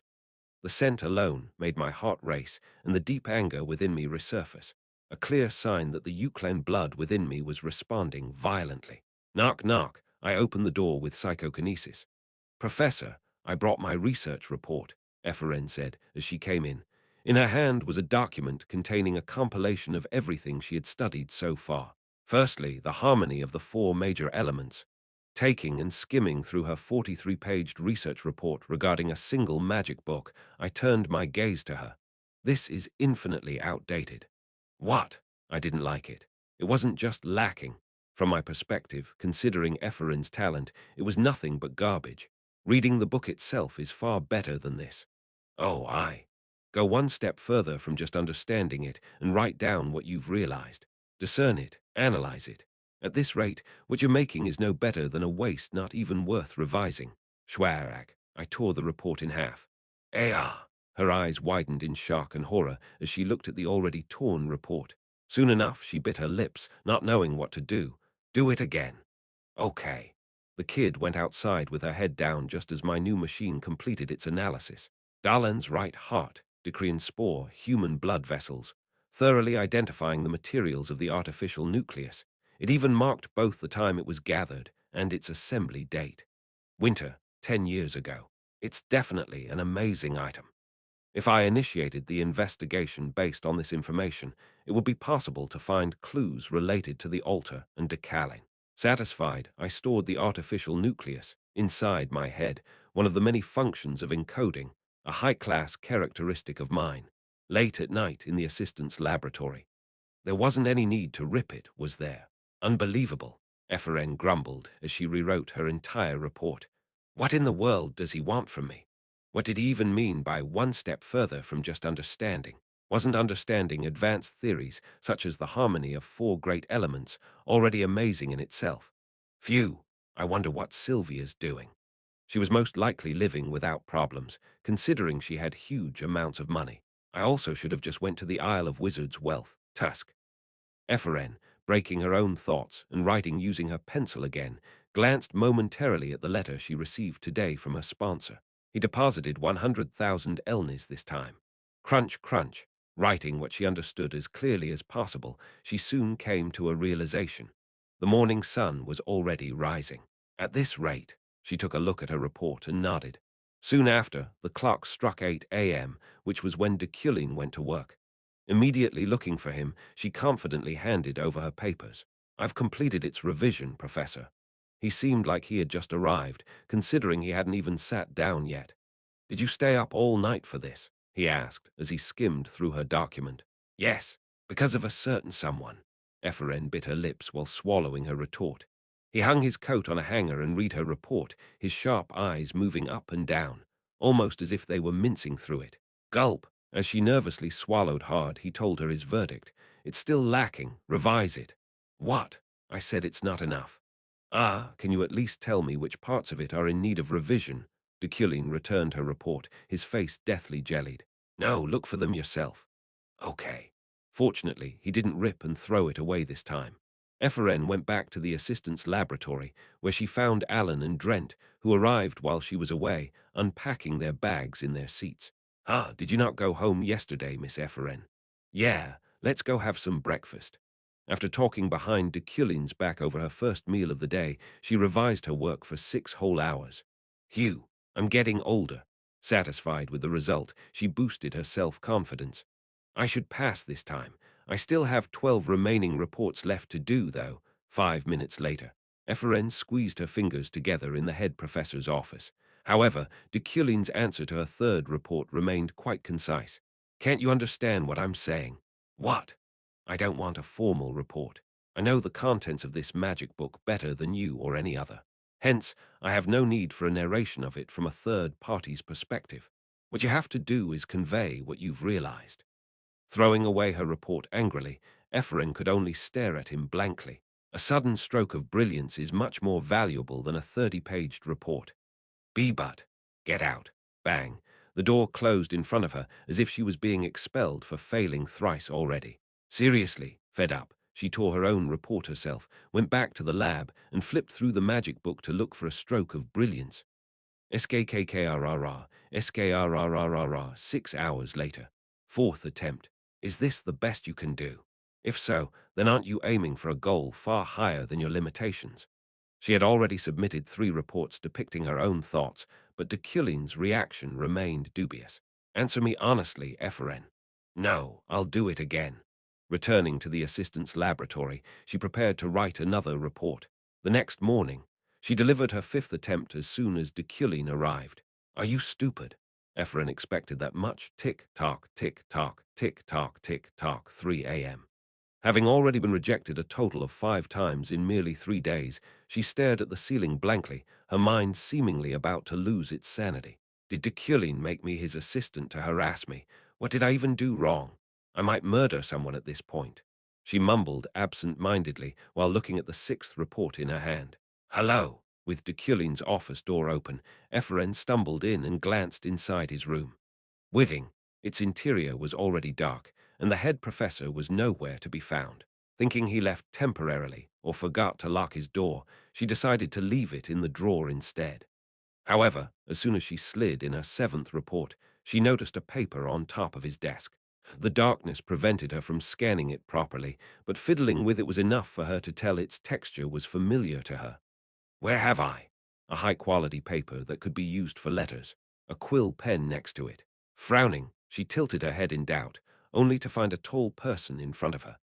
No, she only found a huge white face about 3 million long and 40 cm wide.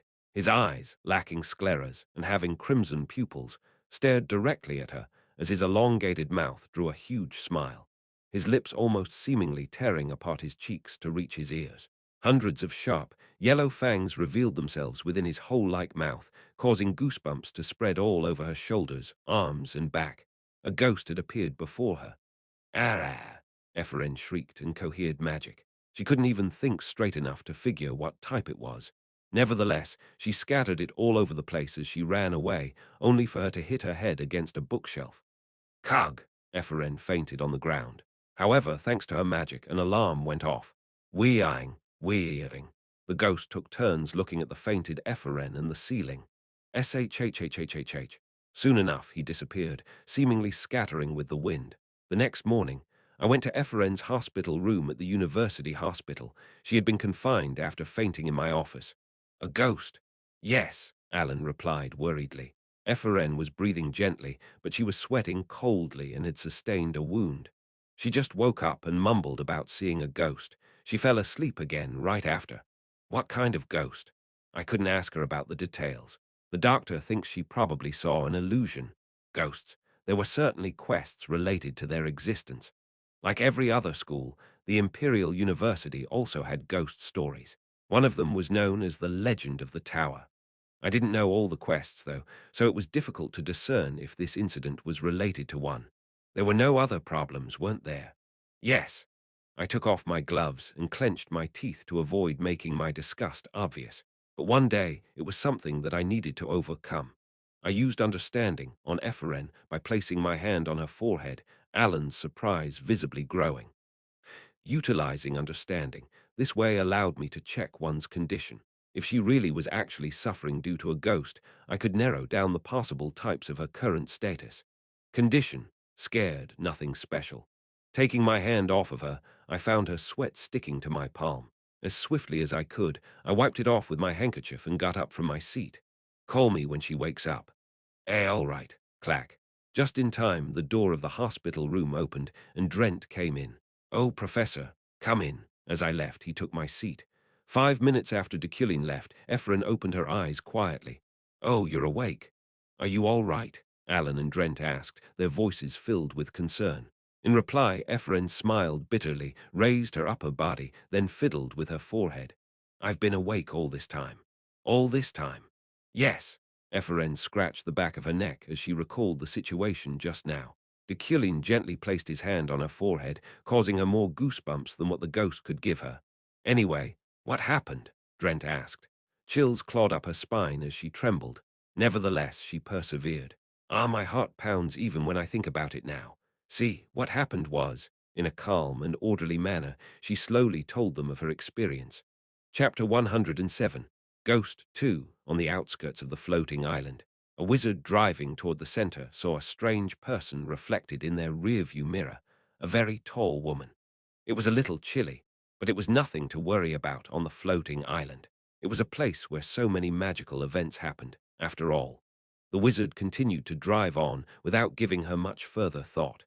After some time passed like that, she casually looked into the rearview mirror again. Even then, the very tall woman was standing in the corner of the rearview mirror. The car kept going, but the woman didn't grow any more distant. "What?" The wizard, belatedly noticing this oddity, stepped on the accelerator. Vroom, her car raced to move away from the woman. But she appeared right before her eyes. Screech! The wizard cranked the steering wheel, driving it into the bushes to the side of the road. Ha ha ha! The car was unharmed, thanks to her quick application of auxiliary magic. The wizard paid it little mind, however, as she caught her breath and searched ahead. The woman wasn't there. She was nowhere to be seen, neither in front, behind, or to the sides. "Hugh!" Did she imagine it? The wizard sighed, leaning back against the driver's chair. Rustle, rustle, she felt movement behind her. The wizard stiffened, her bloodshot eyes widening as she looked up to the rearview mirror. Sitting with her huge body half bent over, the ghost smiled bizarrely at her bright red pupils flashing violently. Ephraim was discharged immediately. No matter how much she talked about the ghost, Alan and Drent, let alone the doctors, didn't believe her. Tomorrow is the start of the class. On the way back to the tower, Julie, whom she met by chance, walked beside her. Ephraim looked carefully at the bracelet on her wrist, another new accessory she had never seen before. Her whole body would turn into an artifact at this rate. But Iffy, Was it a ghost? Didn't you see things? You've been having a really hard time with Deculein. I saw it. That terrible visage was no lie, nor was it a hallucination.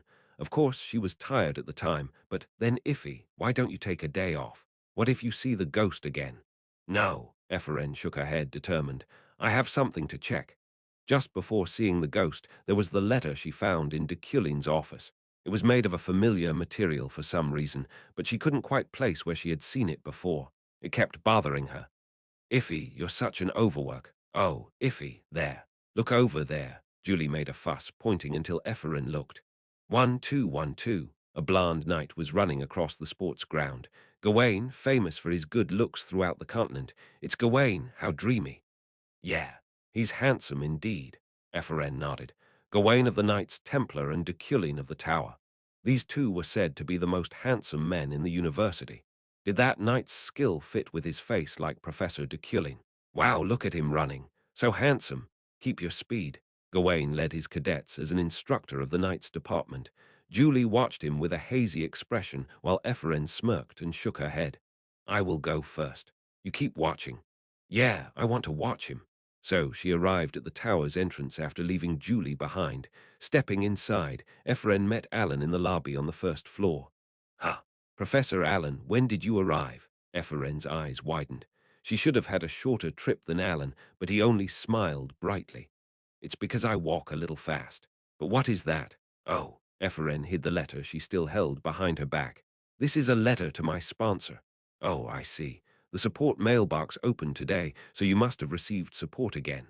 Congratulations, Ephraim. Ahaha, I'm just thankful. Ephraim put the letter in the sponsorship mailbox. Meanwhile, Alan disappeared somewhere. He does walk fast, that's that, but there's no way, right? Ephraim looked to the mailbox and had a strange thought, but soon shook her head. If by any possibility, no way, Deculein couldn't do that to her. Let's just prepare the report. It was time to focus on the report again. The use of the attribute called encryption in-game was probably simple, locking and storing items. However, in this world where the degree of freedom was infinite, and I was under the unique mental power of Deculein, its versatility was amplified. The first was digitization. Of course, this was just a name I used. Precisely, it converted a tangible object into an intangible magic code.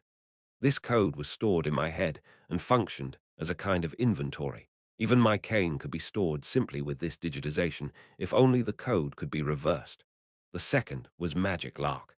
Simply, it was introducing a password to a magic circuit or rite so that only people I allowed could use it. By combining the above two methods, it was also possible to code certain spells and release them instantly. However, it consumed a hefty amount of mana and caused migraines if misused. Even with Iron Man, it was a bit beyond becoming something reliable for now. In other words, it was clearly beyond the scope of the game's capabilities. Knock at that moment, while analyzing the attribute encryption from knocked. I instinctively looked toward the office door. Knock, it wasn't coming from the door, however, but the window. Knock, of course. That wouldn't be a problem if I weren't on the 77th floor of the tower. I looked out the window. Knock. It wasn't a ghost, but a robed and unidentified wizard. Her lips moved when our eyes met. Can I come in? Were coming off her, nor did she appear to be actively hostile. I didn't need to allow her either. She went straight through the glass. The glass in the tower must be a product of magic engineering, but she slipped through it easily. Deculein, I'm not happy to see you, but it's been a while. The uninvited guest spoke without putting down her hood. I still didn't know who she was. It's me, Eidnik, Trader Eidnik. Fortunately, I knew the name. Rohaken's companion and one of the characters involved in the main quest. She was holding a cage hidden away by cloth in one hand. And I'm with her too, disciple. The strange voice sounded like he had breathed in helium. It's this, Deculein. Eidnik put the cage on my desk. A voice leaked from beneath the dark veil. Take off this veil. I took it off. What was revealed was a small cottage hut with a garden. Inside the miniature, roughly the size of a Lego house, a similarly reduced Rohaken was looking up at me. It's been a while, my disciple. Rohaken. Ha ha ha. Rohaken chuckled. I was dumbfounded for a moment. What are you doing there? It's a way to avoid being noticed. You know, I'm at the Black Beast level, right? Since the hut can't fit inside, I've reduced the size a bit. I looked at Eidnik, her hood up as always. I see you also brought your subordinate. I'm a colleague, not a subordinate. Ha ha! Eidnik corrected me while Rohakan grinned. Deculein, have you read the annihilation log I sent you? I have. I already knew most of it. Although I was a designer, I also play-tested the game, and some things reached my ears through the team members and you are a... Yes. Here, my subordinate, and I have something to tell you, not subordinate. I'm a colleague. You got a bit ahead of yourself, huh? Ha! Without me, you can't do anything. Huh, really? Rohakan extended his index finger toward Eidnik. Weeing, the mana released from his fingertip drew Eidnik into the miniature hut, turning her just as tiny as him. Rohakan, I'm warning you. Turn me back. Can't you turn yourself back on your own? You said I couldn't do anything without you. Eidnik ground her teeth, but Rohakan ignored her with a shrug. I'll count to 3. I have something to say to Deculein. Turn me back. Do it. If I die, you will be small forever anyway. Eidnik and Rohakan growled, staring each other down. They looked cute, locked in their miniature battle. Rohakan, turn me back. Eidnik, only if you admit that you are my subordinate. My only teacher is Demakan. I was the one who introduced you to Demakan. Knock, knock then, someone knocked. This time it was actually at the door. I covered Rohakan's little hut with the cloth. It's Epheren. I opened the door with psychokinesis, revealing Epheren with her report in hand. This is my research report. I read it, but just the first 3 lines were enough to make me sigh. I still wasn't satisfied. Again, yes. Then Epheren held out another piece of paper. It was covered in various complicated formulas and calculations. This is an academic problem presented in this issue of Wizard Academic by TaleVoyage, the author of The Harmony of the 4 Elements. Can you help me? Problem. Yes, Epherin's thought made sense. It was the same feeling I experienced when I was a designer. If you keep receiving a rejection, a feeling like, is my boss trying to bully me, will appear. I looked into TaleVoyage's problem. At the same time, I activated understanding. Hoo-hoo. Listening to Epherin's cheeky laugh, I calculated the ratio of the 4 elements suggested by the examiner, assumed a framework in which the elements harmonized, and predicted the circuit based on the hypothesis. Then I presented the answer. 22.1935%, 23.1105%, 27.8505%, 26.8455%. Yes, Epherin's face went blank. She leaned forward with her ear first as if she had heard wrong. Again. 22.1935%, 23.1105%, 27.8505%, 26.8455%. Ah, it's a problem revealing the golden ratio necessary for the harmony of the 4 elements. Did you not solve it? And no, I did, but, she mumbled quietly. Was this a problem I had already solved before? How could I solve it so quickly? No, it was a problem released only 4 days ago, Epheren. This cheeky girl. Yes, yes, I know what you know. And I know what you don't know. At least in theory, her level wasn't yet enough to refute me. Maybe it would never be. Epheren scratched the back of her neck, looking depressed. Be humble. If you doubt it like that, you won't even be able to reach me. Yes, I'm sorry. Epheren left. As the office door closed, I rolled up the cloth again, and Rohakan peeked out. Was that Epheren just now? Yes. How Rohakan and Eidnik were sitting at a table in the garden, sipping tea together as if fully reconciled. I suddenly wondered, can I enter the hut too? No, this is possible because Eidnik and I have a contract with each other. Of course, I can pull ordinary people by force, but a guy with strong resistance like you is impossible. Then why did you come to me? Before, I must have said that it would be the last time I would let you go. When I first met Rohakan, I warned him. Well, the words were a warning, but in reality it was a concern. Concerns about not dying after he meddled. Who let whom go? Deculein, you. This old man, Eidnik murmured suspiciously, and Rohakan continued seriously. I know, but I have something to tell you. What is it? The altar is moving, and a great threat will befall the Empire, specifically in winter. It's time for the monster waves to come. Winter and the main quest. As soon as I saw Rohakan, I expected it. Rohakan was a character whose existence was no different from a quest. So, I would like to ask you a favor. A favor? Yes. Let's meet in winter when it approaches. For more details, I'll let you know when we meet then. What do I get? I asked, but Rohakan pondered only for a moment before answering. Life. Not only you but everyone on this continent. The main quest floated in front of me at the same time he spoke. Main quest. Life. Rare attribute catalog store currency +5. I didn't even think twice before nodding. I will think about it. I expect a positive choice. In response, Rohakan released Eidnik from the hut. Eidnik, returning to normal, looked at me. Eidnik said that she has something to tell you alone, so I'll just leave. Until we meet again, be well, my disciple. Rohakan laughed softly. Immediately after that, his hut floated up into the air and vanished. But Deculein, are you this poor in receiving visitors? Eidnik looked around the office as she pulled out a cigarette. It is normal for uninvited guests to be despised, not treated. Just tell me what you need to say. I stole Eidnik's cigarette with psychokinesis. She clicked her tongue before continuing. Sylvia is in danger. I silently watched Eidnik, eliciting a frown from her. Deculein, remember what you promised then. Then, when you killed Sierra, I took your promise and did not kill you. I couldn't say anything to that. It was a part of Deculein's past that I did not know. Are you not going to keep it? I shook my head. Immediately, Eidnik's expression lightened. Good, by the way, do you still have that child with you? That child? Do you mean Epheren? Yes. Is there any reason why I shouldn't? No, Eidnik shrugged, but I noted the anticipation in her eyes. But I thought you were going to kill that child. My eyebrows rose, but I kept my composure and asked again. The reason being, because the first person to discover that child was Deculein. Anyway, back to the point, Sylvia is in danger. Eidnik habitually took out another cigarette, which I also stole with psychokinesis. God damn, in my office, one's mouth is only used to speak. Keep talking. Arrogant bastard. Yes, there was a murder on the floating island. So, Eidnik's legs trembled. It appeared to be a prohibited event to discuss. One of the prime suspects is Sylvia. I just blinked. It was definitely a new case.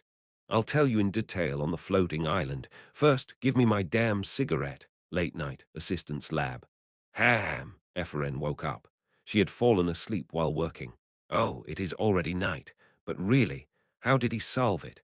She recalled the recent incident.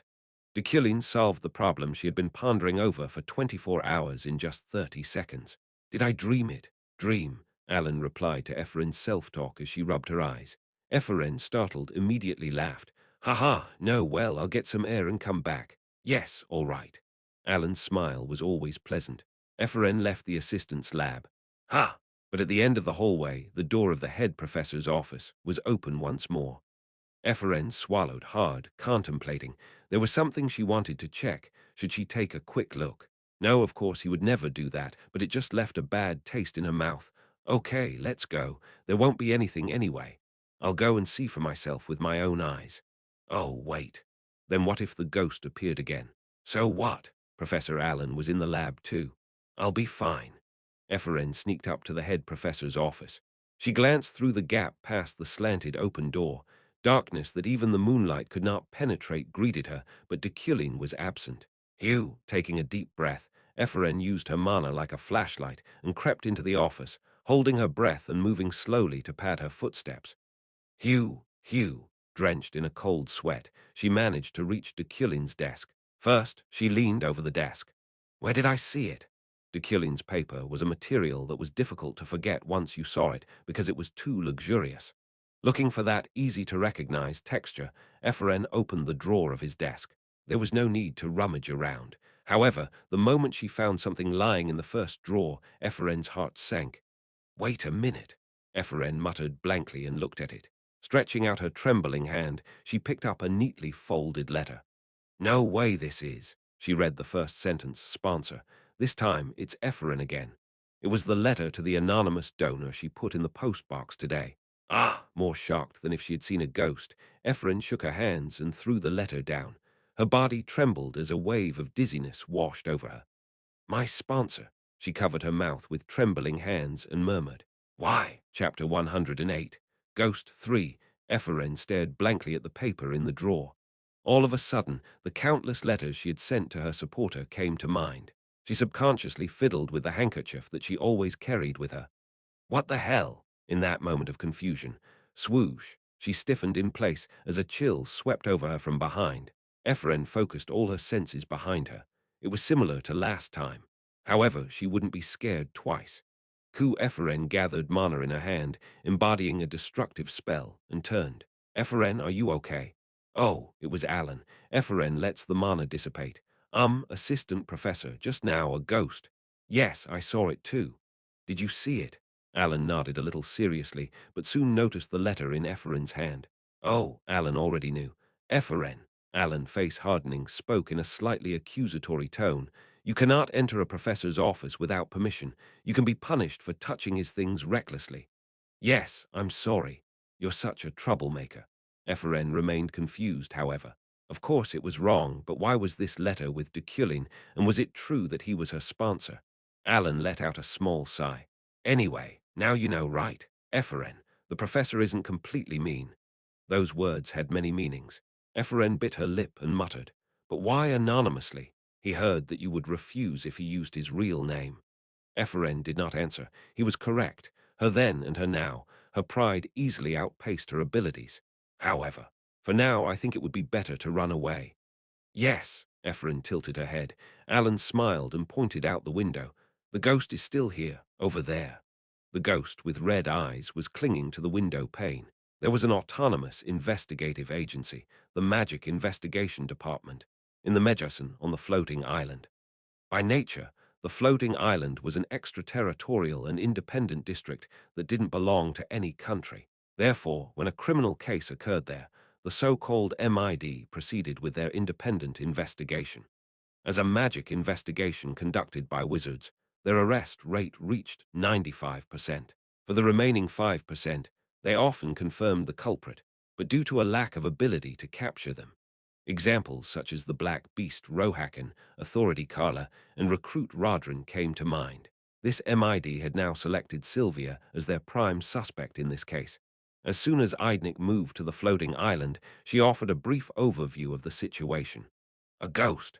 Yes. Sylvia's subconscious created a terrible ghost who performed the murder. Therefore, second-degree magical murder.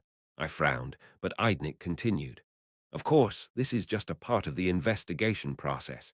Sylvia's magic was detected at the scene of the incident, but the evidence that the ghost was Sylvia's creation is still lacking. We reached the headquarters of the Magic Investigation Department. It was a geometrical structure, as if cube-like boxes were stacked atop each other. Why did you call me? Deculein, you have a floating island bail certificate. Me, Eidnik knew many things I did not. Whether she is the murderer or not, Sylvia's sheer talent is comparable to Adrian's. Sylvia shouldn't be locked up right now. Is she not well? Very. She was exhausted by the time she spent imprisoned. It would be a disaster if her stress exploded like this. Her magic will run rampant, and her power source may be damaged. If a child were involved in an incident like this, wasn't it normal for the parents to come first? What is Glython doing? We will be watching him. Rather, he would consider this the right opportunity for magical progress. Though he wouldn't be of any help even if he tried to assist, he doesn't have a bail certificate. Eidnik, I called out to her. She turned, hand on the door to the headquarters building. Why did I kill Sierra? What was the promise? I just had to ask this. Even if she started to suspect something, I couldn't help it. Eidnik looked at me with a strange expression, but instead of questioning me, she laughed sadly. Indeed, you might be wondering why she didn't run away. Sierra didn't tell me about it. Eidnik's doubts quickly found their reasons. This was why information asymmetry was convenient. There were very few wizards in this world who could deduce the hypothesis that Kim Woojin was in Deculein's shell in the first place. She was a terminally ill patient, and she hated the idea of dying slowly in front of her, because she knew she was the only shelter Sylvia had. I don't know the details of what Sierra meant. If it was murder and not due to disease, did she think that Sylvia would be able to live with that vengeance even if she died? Or was it that she simply didn't want to show her daughter how she was slowly dying? I closed my eyes without saying a word. There was a stabbing pain assaulting my temples as every word she spoke revived new dark memories. However, Deculein, it was you who killed Sierra. That doesn't change. She knew you were going to kill her, and even though she knew, she didn't run away. In return, you got everything you wanted. Everything I wanted, I thought I knew what it was. Probably Decalein's death, the murder of that damned old man who wasn't satisfied with Deculein nor Uriel. So now, don't even think about running away. For now, I barely understood. Deculein's evil deeds and traces existed everywhere. The villain's fate would reach out to me at any time, from places I couldn't even think of. Maybe it was just a normal thing to do. Deculein, Iliade, and Deculein von Grahen Deculein. He was a character designed not to live in the first place. Sigh. However, there was a smile on my lips.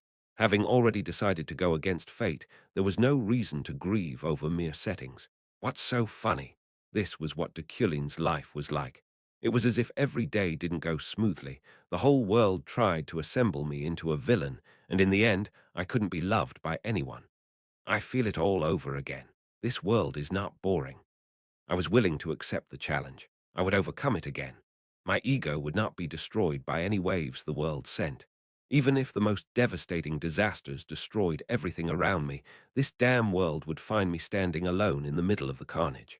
I will use the bail certificate for Sylvia, and I'll leave the rest to you. That easily. Eidnik was surprised despite being the one who asked for it. Ah, of course, if afterward the investigation reveals she's innocent, the bail certificate will be returned in most cases. Whatever it is, you will also fulfill your promise to Sierra. I want Sylvia to live long and become an archmage. What? Eidnik's expression distorted, but there was no need to wait. I immediately opened the door to the magic investigation headquarters. The magic investigator in the interrogation room wondered if the monster unconsciously manifested while she was sleeping and killed the wizard, saying that the possibility of such a case existed for everyone. So she asked if Sylvia had experienced any stressful events lately. Sylvia thought blankly with her head bowed, wondering if she was truly a murderer. She kept quiet as she pondered. If you don't keep talking, I will have no choice but to call a magician. That was investigator Lumiere Russell. Of course, Sylvia had things to be stressed about. But brrrrrrr. Rigello, Sylvia, wait a minute, please. Someone had called her. She left after telling her men to watch Sylvia. Monarch Deculein. Deculein was standing in the private interview room of the investigation headquarters. He was famous for preferring a suit over a robe, even on the floating island. As Russell approached, he glanced over her. I heard Sylvia is here. He was one of the few people who didn't hesitate to throw away honorifics on the floating island. Yes, yes, but release her. Gosh, Monarch Deculein, we're on the floating island. This isn't the Empire. I will use my bail certificate. Yes, Russell was momentarily shocked, thinking for a moment that she had heard him wrong. Despite working as an investigator on the floating island for 7 years, Russell had yet to receive a request for bail once. The bail certificate, the privilege to Rigello Sylvia, and he was using this privilege on someone else. Even worse, Deculein for Iliade. Yes. On the floating island, a bail certificate was a very special benefit that not even money could purchase. It was a right only given to those who had achieved a certain milestone-level achievement on the floating island.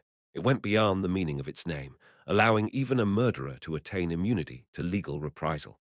After that, it could be passed on to the earner's official heir. Deculein's bail certificate probably belonged to Deculein. It was a privilege that was possible because magic and knowledge were more important than living in the cold society of the floating island. However, I will use it anonymously. That is possible, right? Yes, we will accept it. Nodding, Monarch Deculein left the office. That was that. One of the most expensive rights on the floating island was just used with more callous disregard than one might use a food stamp. No, why the hell would Deculein? Russell blankly fiddled with the detective badge on her robe's chest. Sylvia was released unharmed. Russell gave insufficient evidence and shuffled her out to Eidnik, who was waiting outside the headquarters. Take it, it's tofu. Sylvia looked at the tofu with much the same look a dead fish might give a fisherman. Are you going to stand there like a moron? Did you forget how you jumped off a cliff asking me to accept you as a disciple? Did I kill him? Sylvia replied dryly. Eidnik clicked her tongue. They're investigating, but the evidence is insufficient. It isn't your fault. Sylvia was collapsing from the inside as her heart to believe in Deculein and the truth conveyed by the people around her clashed wildly. Her emotions were slowly being worn out. Deculein and Sierra. Unless she abandoned one of them, this wear and tear would not stop. Stupid. Looking at her, Eidnik echoed Deculein's words. I want Sylvia to live long and become an archmage. Deculein, maybe that guy knew. What Sylvia needed now was the power of life, more precisely fire. Sylvia. Do you want to see the memories of that day? Then Sylvia lifted her head helplessly. Memories? Yes, the day she died. Idnik tapped her eyes. This left eye is a prosthetic. Everything I see is recorded in them, and with these eyes I witnessed the day Sierra died. Ah, I'm going to share this memory with you. At that moment, a small fire blazed in Sylvia's eyes. As soon as I left the floating island, I made my way to the Imperial Palace. It was to work as a teaching wizard after a long hiatus. However, Your Majesty, I was looking at the Emperor, and the Emperor was also facing me. No, was she? Safian, lying on the floor, was dozing off. She opened her eyes and closed them, then opened them and closed them again. Your Majesty, what are you doing? Oh, lately. Lazy voice, blurry, blinking eyes. There are a lot of things that bother me. Is that so? Yes, I'm even thinking of suicide. With that said, I straightened up. If it was enough for Safian to mention suicide, the situation was a little more serious than I thought. Of course, the situation wasn't good from the start if she were this bored. Your Majesty, only when the body is strong can you achieve great results. Great results. That's fucked up, I sighed. I would like to enter Your Majesty's head. The quest, the darkness of the Imperial Palace, was also the Emperor's past exploration. The Emperor opened her eyes and stared at me. You won't be able to stand it. There is nothing I cannot stand. How dare you, okay? If you were trying to upset me, you succeeded. Safian opened her eyes sharply. Then she tried to get up, but whoops, she fell back down. I'll correct it. You did not upset me. The Emperor's condition was very serious, a sloth beyond imagination. Your Majesty, do you know what a sloth is? You do not understand this indolence of mine. The sloth remained idle in the luxurious imperial palace. Your Majesty, didn't you sign up for my lecture as well? Oh, that wasn't me, it was the cat. Next Wednesday. It's every 2 weeks. Safian shut her mouth completely. I looked to Keron. He always stood silently, like the Emperor's shadow. Sir Keron, Your Majesty, today, it seems that she is not in a condition to conduct the class. Do you know why? I asked Keron. Nodding, he took a step forward. However, the Keron standing behind the Emperor remained the same. In other words, there were 2 Kerons. Come out. One stood behind the Emperor, and the other came over and opened the door. Okay. I left the sloth, no, Safian, and walked outside. It's grown progressively worse, and lately she's been saying that even breathing is too bothersome. The reason is probably in the basement of the Imperial Palace. You must have heard from Jarling. That's right. But even a magician like you looks curious about my magical talent. I nodded. One had increased to 2. How could I not be curious? This is why I was able to enter the Imperial Palace as an escort at the age of only 10. The more bodies, the better the escort. I see. Keron was also one of the strongest in this world. However, he was always attached to the Emperor, so I didn't get a chance to see him often. It didn't help that he was also a rather mysterious character. It's here. The underground gate that Keron led me to was not where Jarling had guided me before. Keron felt my curious gaze on him. There are 2 doors to the basement. Yes, it's different from Jarling's gate. Have you been watching Jarling? Escorting comes not only with protecting my ward from an external force, but also internal politics. When you're not holding a sword, you have to keep your eyes wide open and listen carefully. I see. I looked at the rustic wooden door. As I put my hands on it, Chiswick, sparks flew, and an unknown voice flowed out. Safian's death is by no means ordinary.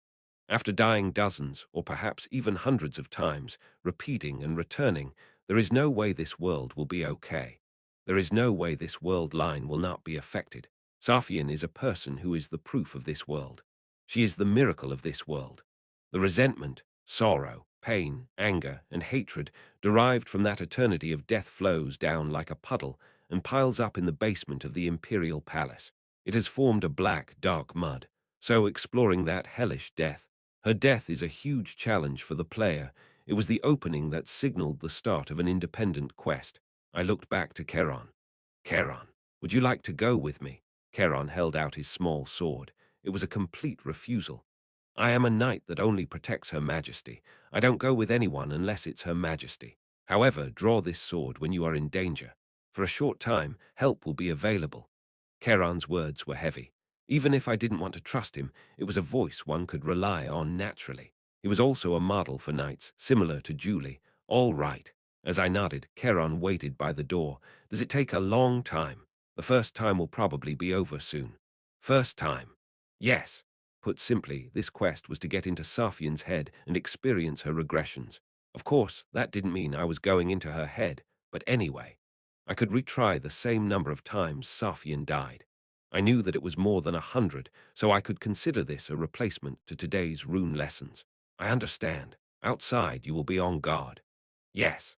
Keron turned into a statue again as I opened the door to the basement. T/N. In Korea, it's tradition to give tofu for someone leaving prison as it symbolizes purity and innocence, and it's cheap and nutritious. Chapter 109. Record of Regression. 1. I opened the basement door and stepped in. No, I didn't even take a single step. There was no ground to step upon. In an instant, I plummeted with no end in sight below me. I was bungee jumping without a rope, or perhaps skydiving without a parachute. Collar fluttering, the air resistance pressed against me. I felt it whipping around me with my eyes closed as gravity drove me down. The descent continued for some time, but just when I grew used to it, boom, I arrived. My body, which was stretched out in a straight line, now touched the ground. I lay still and managed the pain in my lower back. I didn't know if it was my tailbone, my ribs, or both that had broken. It was a definite fracture, but this Iron Man body quickly recovered. In the meantime, I looked up to the sky. A clear blue greeted me, text from the status window glistening over it. The darkness of the Imperial Palace, Devil's Mirror. Episode 1 Quest Overview. In Safian's Regression, Exploring the Devil's Mirror, Episode 1. In other words, it was Safian's first year. This area appeared to be the garden of the Imperial Palace, but no one was visible. It was a world that was noticeably empty. However, if I looked closely at the paths crossing through the area, rustle, rustle. With the sound of a rake, the messy leaves were being neatly arranged. The garden shrubs were also being pruned, as their cut branches floated in the air before being placed in a sack. The things people did were happening on their own. I suddenly found a piece of glass that had fallen to the floor. I lifted it with psychokinesis and let it catch the reflection of the world behind me. Definitely there was nobody in my world. Rettel, are you done pruning? There were people reflected in the glass, living their lives in the world beyond the mirror. I am. Her Majesty likes a neat look, so how about making it square like this? Does she? Isn't it too square? The gardeners of the Imperial Palace were arranging the garden while consulting with each other. Suddenly, one of them found the piece of glass I held aloft. Ha! What? That piece of glass is floating over there, right? He pointed at the glass moving with psychokinesis. Startled, I dispelled the magic.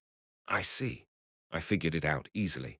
The medium of this quest, the Devil's Mirror, was this world. In other words, I had entered the world in the mirror. Therefore, from their point of view, I couldn't be seen. And if I moved something, they would have no choice but to regard it as the work of a ghost. The current me resided in the behind-the-scenes world, a creature in the mirror. Then there is a demon in it. That assumption alone set a fire in my heart. Ha! I walked through the garden to the Imperial Palace. Stomp, stomp, there was no one to stand in my way. No one in episode 1 could see me without a mirror, nor could I see them. The scenery of the Imperial Palace, which I entered, was not very different from its appearance in the future. Marbled floors, mana stone lamps lining the walls. The golden lion, the symbol of the imperial family, was embroidered on the ceiling. I slowly set out to find Safian. The most important character in this quest was her, not only for me, but also for the demon. Is she here? Now, Safian would not be the emperor, but the crown princess. Fortunately, the heir's room wasn't kept far from the emperor's private bedroom. It was kept sealed off by a luxurious door studded with all sorts of jewels as decoration. I opened it and went inside, but there was nobody inside. No, I just couldn't see anybody. I looked in the full-length mirror on the right side of the large room, seeing Safian in the reflection. Who opened the door? She spoke coldly. She was talking with the escort knights, not me. It appeared they were guarding her room. We thought that your highness opened it.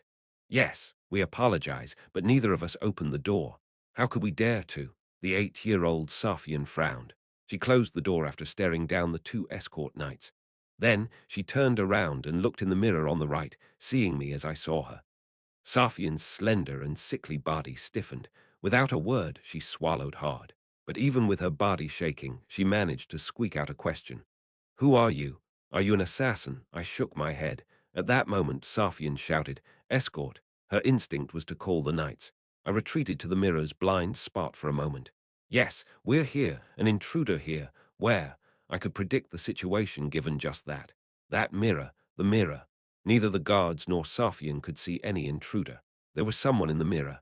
I will break the mirror. What? No, forget it. Go. Yes, all right. The two knights left. Even then, Safian continued to stare blankly into the mirror. I appeared before her again. You. This time, Safian didn't call for the knights. Who are you? I'm. Where? Safian turned her head before I could answer. To be precise, she looked back to where I should be standing, but she found nothing. What is it? Why are you only in the mirror? Damn it, is it an illusion created by my headache? I'm not an illusion. I shook my head slightly. Safian's eyebrows twitched. But what a shame. This way we can't see each other. A shame. How dare you face me? Cough, cough, cough. Safian coughed dryly. As she composed herself, I looked around the spacious room. The interior of Her Highness' room was magnificent, not a single bit left undecorated. Then I looked out the window. Spring, as expected. The Imperial Palace Garden was the most famous magical space on the continent. The four seasons coexisted in the east, west, north, and south, but spring remained eternal in this southeastern garden. The scattering pollen, the brightly blooming peaks, the flying butterflies and bees, the setting sun, the vivid colors brightened up the entire garden. Safian stopped coughing and looked at her hand, noting the red covering it. She was bleeding. Seeing her death shortly, Safian began to cry. The current Safian was the Safian who had never regressed, so she didn't know she would continue. Therefore, she thought that this death was indeed her only and last. Nice to meet you, Your Highness. I am a professor. Professor? Yes. Safian looked at me. She wiped the tears from her eyes and the blood from her lips. Do you mean like a professor at a university or the Magic Tower? Yes. I'm a professor at the Magic Tower. In the future, let's have a lot of conversations with each other. On the other hand, Rohalak of the Eucline estate. The Red Garnet adventure team visited the Rohalak concentration camp due to a request to obtain 50 ml of Rohalak scorpion poison. The camp is wide, Leah murmured as she looked around. Was it that wide originally? She couldn't remember exactly. Yeah, the professor must have made up his mind because of the terrorist incident. Leah bit her lip at Ganesha's response. Professor Deculein, Leah knew his dignity well. Fortunately, the camp was built in Rohalak. Rohalak wasn't such a rugged land, so clearing it was plausible enough. Rather, Red Garnet Adventure Team. A cold voice rang out. We only meet now. Oh, Leah looked back, startled to see Uriel. Although she was Deculein's younger sister, they weren't related by blood. She was a named who later would be threatened by Deculein using that fact as an excuse, and in the end, either she would kill Deculein or be killed by him. She was currently staring at them sullenly. Uriel, Ganesha's eyes widened as Uriel crossed her arms. Why weren't you answering my calls? Did you set up your blacklist? Oh, that. I can explain. Ganesha pondered how to explain. I ignored you because you're not Deculein's real sister. She couldn't say that. Ha! At that moment, Carlos let out a questionable sound. This was her chance. Ganesha hastily responded to Carlos. Why? What is it, Carlos? Over there. Carlos pointed into the sky. The Red Garnet adventure team glanced up, and Uriel and her vassals followed their gaze. There's nothing. No, Carlos quickly responded to Ganesha. As an 11-year-old boy, he hated being told he was wrong. What? There was a strange thing flying around. Didn't you just see a bird? It was too big to be a bird. Carlos still looked into the sky as Uriel pressed Ganesha again. Forget it. I have something to tell you. Come to the castle. Oh, ha ha ha. We would love to too, but we have a mission. Ganesha smiled bitterly at her. Immediately after. What is this? Ganesha murmured to herself, her eyes widening slightly. Leah, Ross. What are you? Why are you here? Why am I here again? Everyone tilted their heads at Ganesha's words, except for Uriel, who watched her with narrow eyes. Don't be weird. Quickly follow me. Oh, that. Hurry. I'll give you as much money as you want. Uriel and her vassals dragged the Red Garnet adventure team away. The Darkness of the Imperial Palace, Devil's Mirror. Episode 1. Here, the rule of the world in the mirror was easy to understand. The flow of time was the same. Safian on the other side of the mirror and me in the mirror were sharing the same time. No one was faster or slower. So, today was the second day since I entered the basement. I am dying. It was a sad confession from an 8-year-old child. It is an incurable disease. Everyone knows it. They watch me with pity. Those damn eyes are disgusting. I did not avoid Safian's gaze as she looked into my eyes through the mirror. Then she offered me a small smile. There is no emotion in your eyes, so it's not bad, but there are many more annoying things these days. What? At night, every night, mosquito-like things appear in my dreams. Can you describe their appearance? Safian sighed. They look like bats. They just fly around. But at other times they look like flies, and at other times they look like monsters. But they always fly around. I nodded. They are demons. Demons. Yes, a demon that flew but had no specific shape. I knew this guy's setup all too well with Kim Woojin's memory and the Eucline bloodline's instinct. The demon, Nessius. They floated like ghosts and were difficult to deal with as they had no set appearance other than to take on the visage that their target was most afraid of. A demon. I still didn't know what their purpose was. However, it was certain that this demon was related to the altar. This Nessius was a demon directly summoned by the altar in the story. Cough, cough. Safian coughed, blood staining her palm. Taking a deep breath, she continued. How do you know that? Oh, you are a professor, after all. Well, anyway. Last week, I hired an escort under my direct control. I looked at Safian. At only 8 years old, she appeared more mature than the current Empress Safian. It's a guy named Keron. I don't think it will be necessary for long. I will die soon. I might not get even tomorrow. Safian stretched out her index finger and pointed at me. More precisely, she pointed at the mirror. Maybe I'll say goodbye to you too. The mysterious and cheeky professor who clings to this mirror, a guy who I can talk to with ease. I like that look in your eyes. Saying that, Safian laughed. Blood dripped from the corners of her lips. I shook my head. No, what? This is not a farewell. What? I will always be a part of your process, and at the end of this process I will be there too. Safian looked at me, then she shook her head. I hope so, but it won't happen. Because you're an illusion created by my disease. Ha ha ha. Safian laughed and bled. Ah! Painful groans filled the room, and the blood of an 8-year-old kid covered the mirror. Wah-ah, the last cry of a child who acted like an adult. At that moment, the whole world was engulfed in darkness. I saw the status window floating in the air. Episode 1, Chichik, the number 1, shook and trembled, then advanced. Episode 2, just now, Safian had died. Your Majesty. The whole world slowly broke simultaneously as Safian regressed, shards raining down like a shattered mirror. We will meet again. Boom, the door to the basement closed. Deculein, Keron's voice shook my mind to consciousness. With my eyes wide open, I quickly grasped my situation. I was back at the Imperial Palace. The real Imperial Palace. I was expelled right after the first episode concluded. Keron, how many days have passed? I asked again, having understood. It hasn't even been a day. Don't get me wrong and listen. However, Keron wore an unusually bewildered expression. I'm back from the next day tomorrow. I looked at Keron, noting his embarrassed expression. Are you talking about the regression? Oh, yes, that's the right word. I've been looking for a way to explain this phenomenon, but that was the word. Right, I regressed just one day. Without a word, I turned my eyes to the basement door, that rustic wooden door. Knock, knock, I knocked and shook the doorknob. Nothing changed, and yet the door wouldn't open. It was probably not time to start the second episode yet. Deculein, it's hard to accept, but you have to believe me. I regressed from tomorrow to today. Yes, I believe you. It seems that Nessius has escaped from this underground prison. Nessius. It is a kind of appearances. By any chance, have you ever cut down an unknown entity? Keron's eyes flickered. Yes. Tomorrow night, it's weird, but something came out of this basement hallway and I cut it down. I nodded. Then this is probably right. It must have been carrying her regression. Carrying it. Yes. Just as a bee collects nectar from a flower and delivers it to the hive. Though still vague, the true purpose of this quest was growing clearer. Why the demon touched Safian's memory, and why the altar covered Safian's power. Explain in detail. Keron, at least for now, was the most reliable person. This is the correct way to resurrect God. God. Yes, they were looking for a body. Then all that is left will be the spirit. The altar had entrusted the body to Arlos. Whether it was created by Arlos or obtained from someone else, once they had a body, the next was the soul. Ordinary humans have one body and one soul, so if the soul regresses, It regresses to the past with the body. Charon, just like you. Tomorrow's Charon had regressed to today. The body and soul were the same living. What if it's not ordinary? If you are not an ordinary human being, that is, already dead, the body and soul cannot be separated.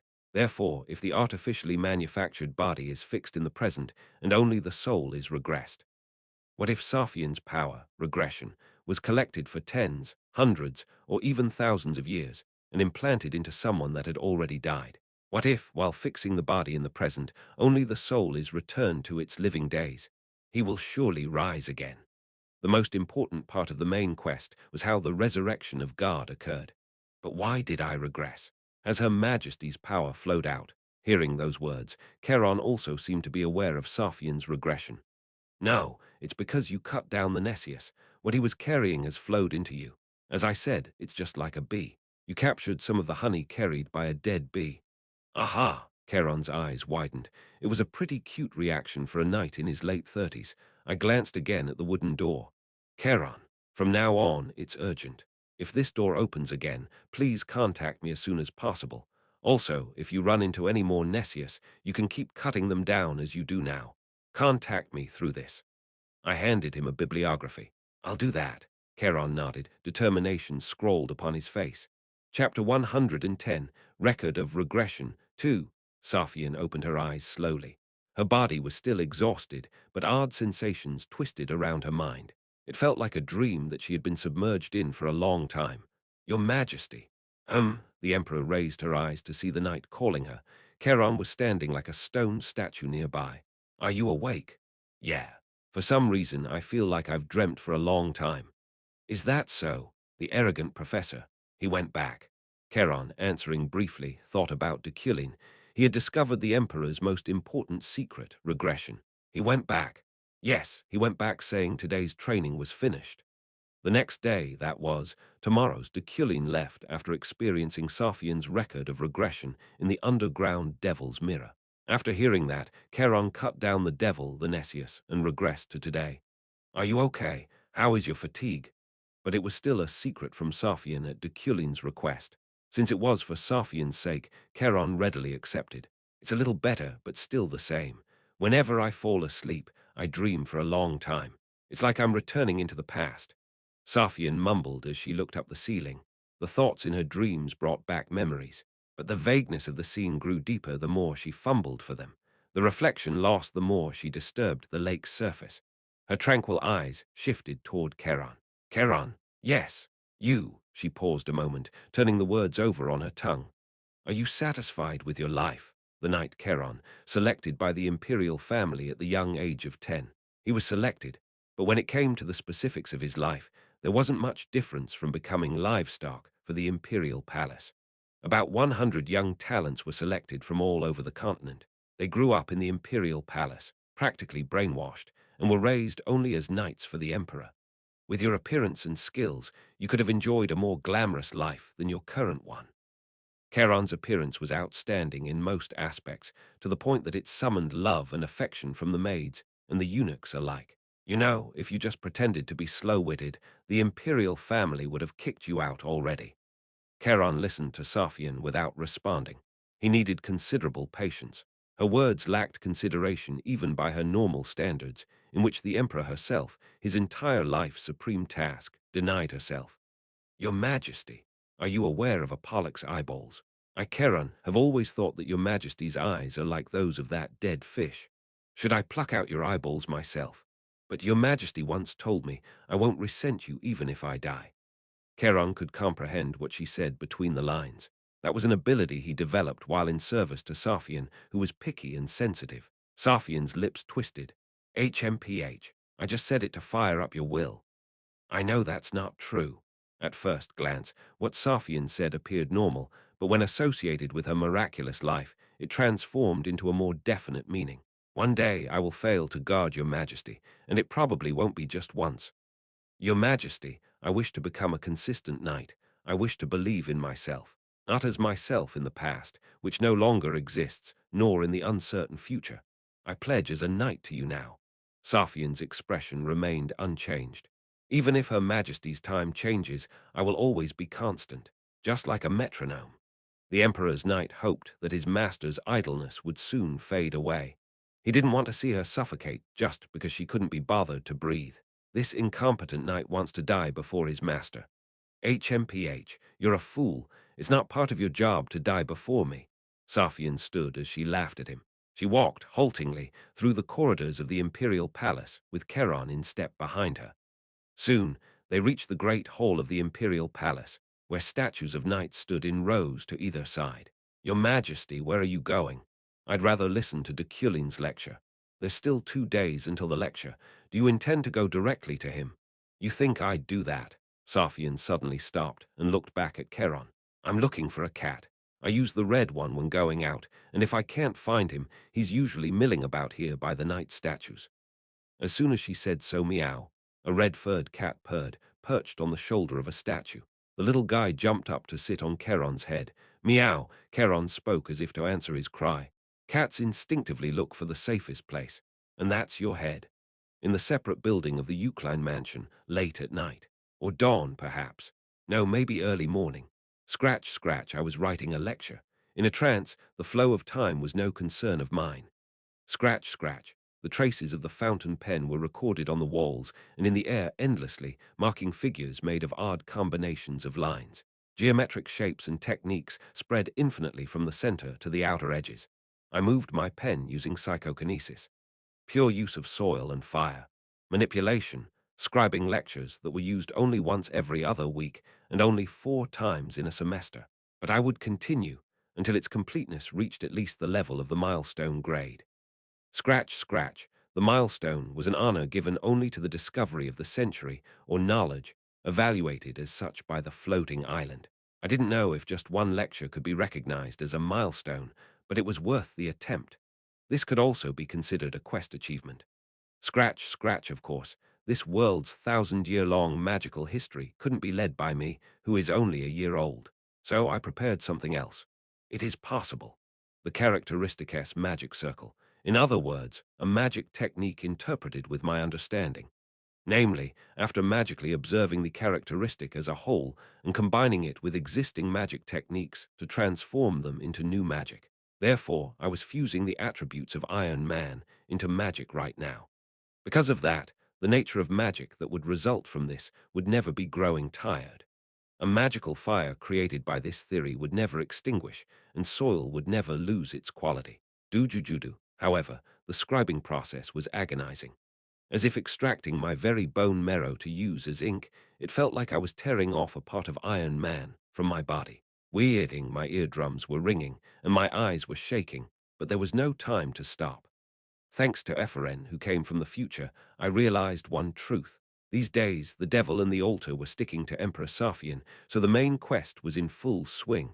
I couldn't stop them by growing stronger myself. Now. So, I would utilize understanding like I am now. I would devote myself to teaching this characteristic. Deculein held certain limitations to Deculein, but great talents that could be cultivated were scattered through the continent. There were many named that would grow with just one word of proper advice. Although I was born with a villain's fate and couldn't stand directly as the main character, I could become their dark helper. Snap. My fountain pen broke, but I didn't need another. I took a step back without saying a word. It wasn't enough, so I took 2 steps back. It still wasn't enough. So 3 steps, 4 steps, 5 steps. That's it. An outcome that was visible only when you stood at the center of the annex. My magic circle filled the entirety of the space. The records originating on the large blackboard, then scrolling out onto the inner walls of the building weren't enough, so they spread into the air and embroidered the sky like celestial bodies.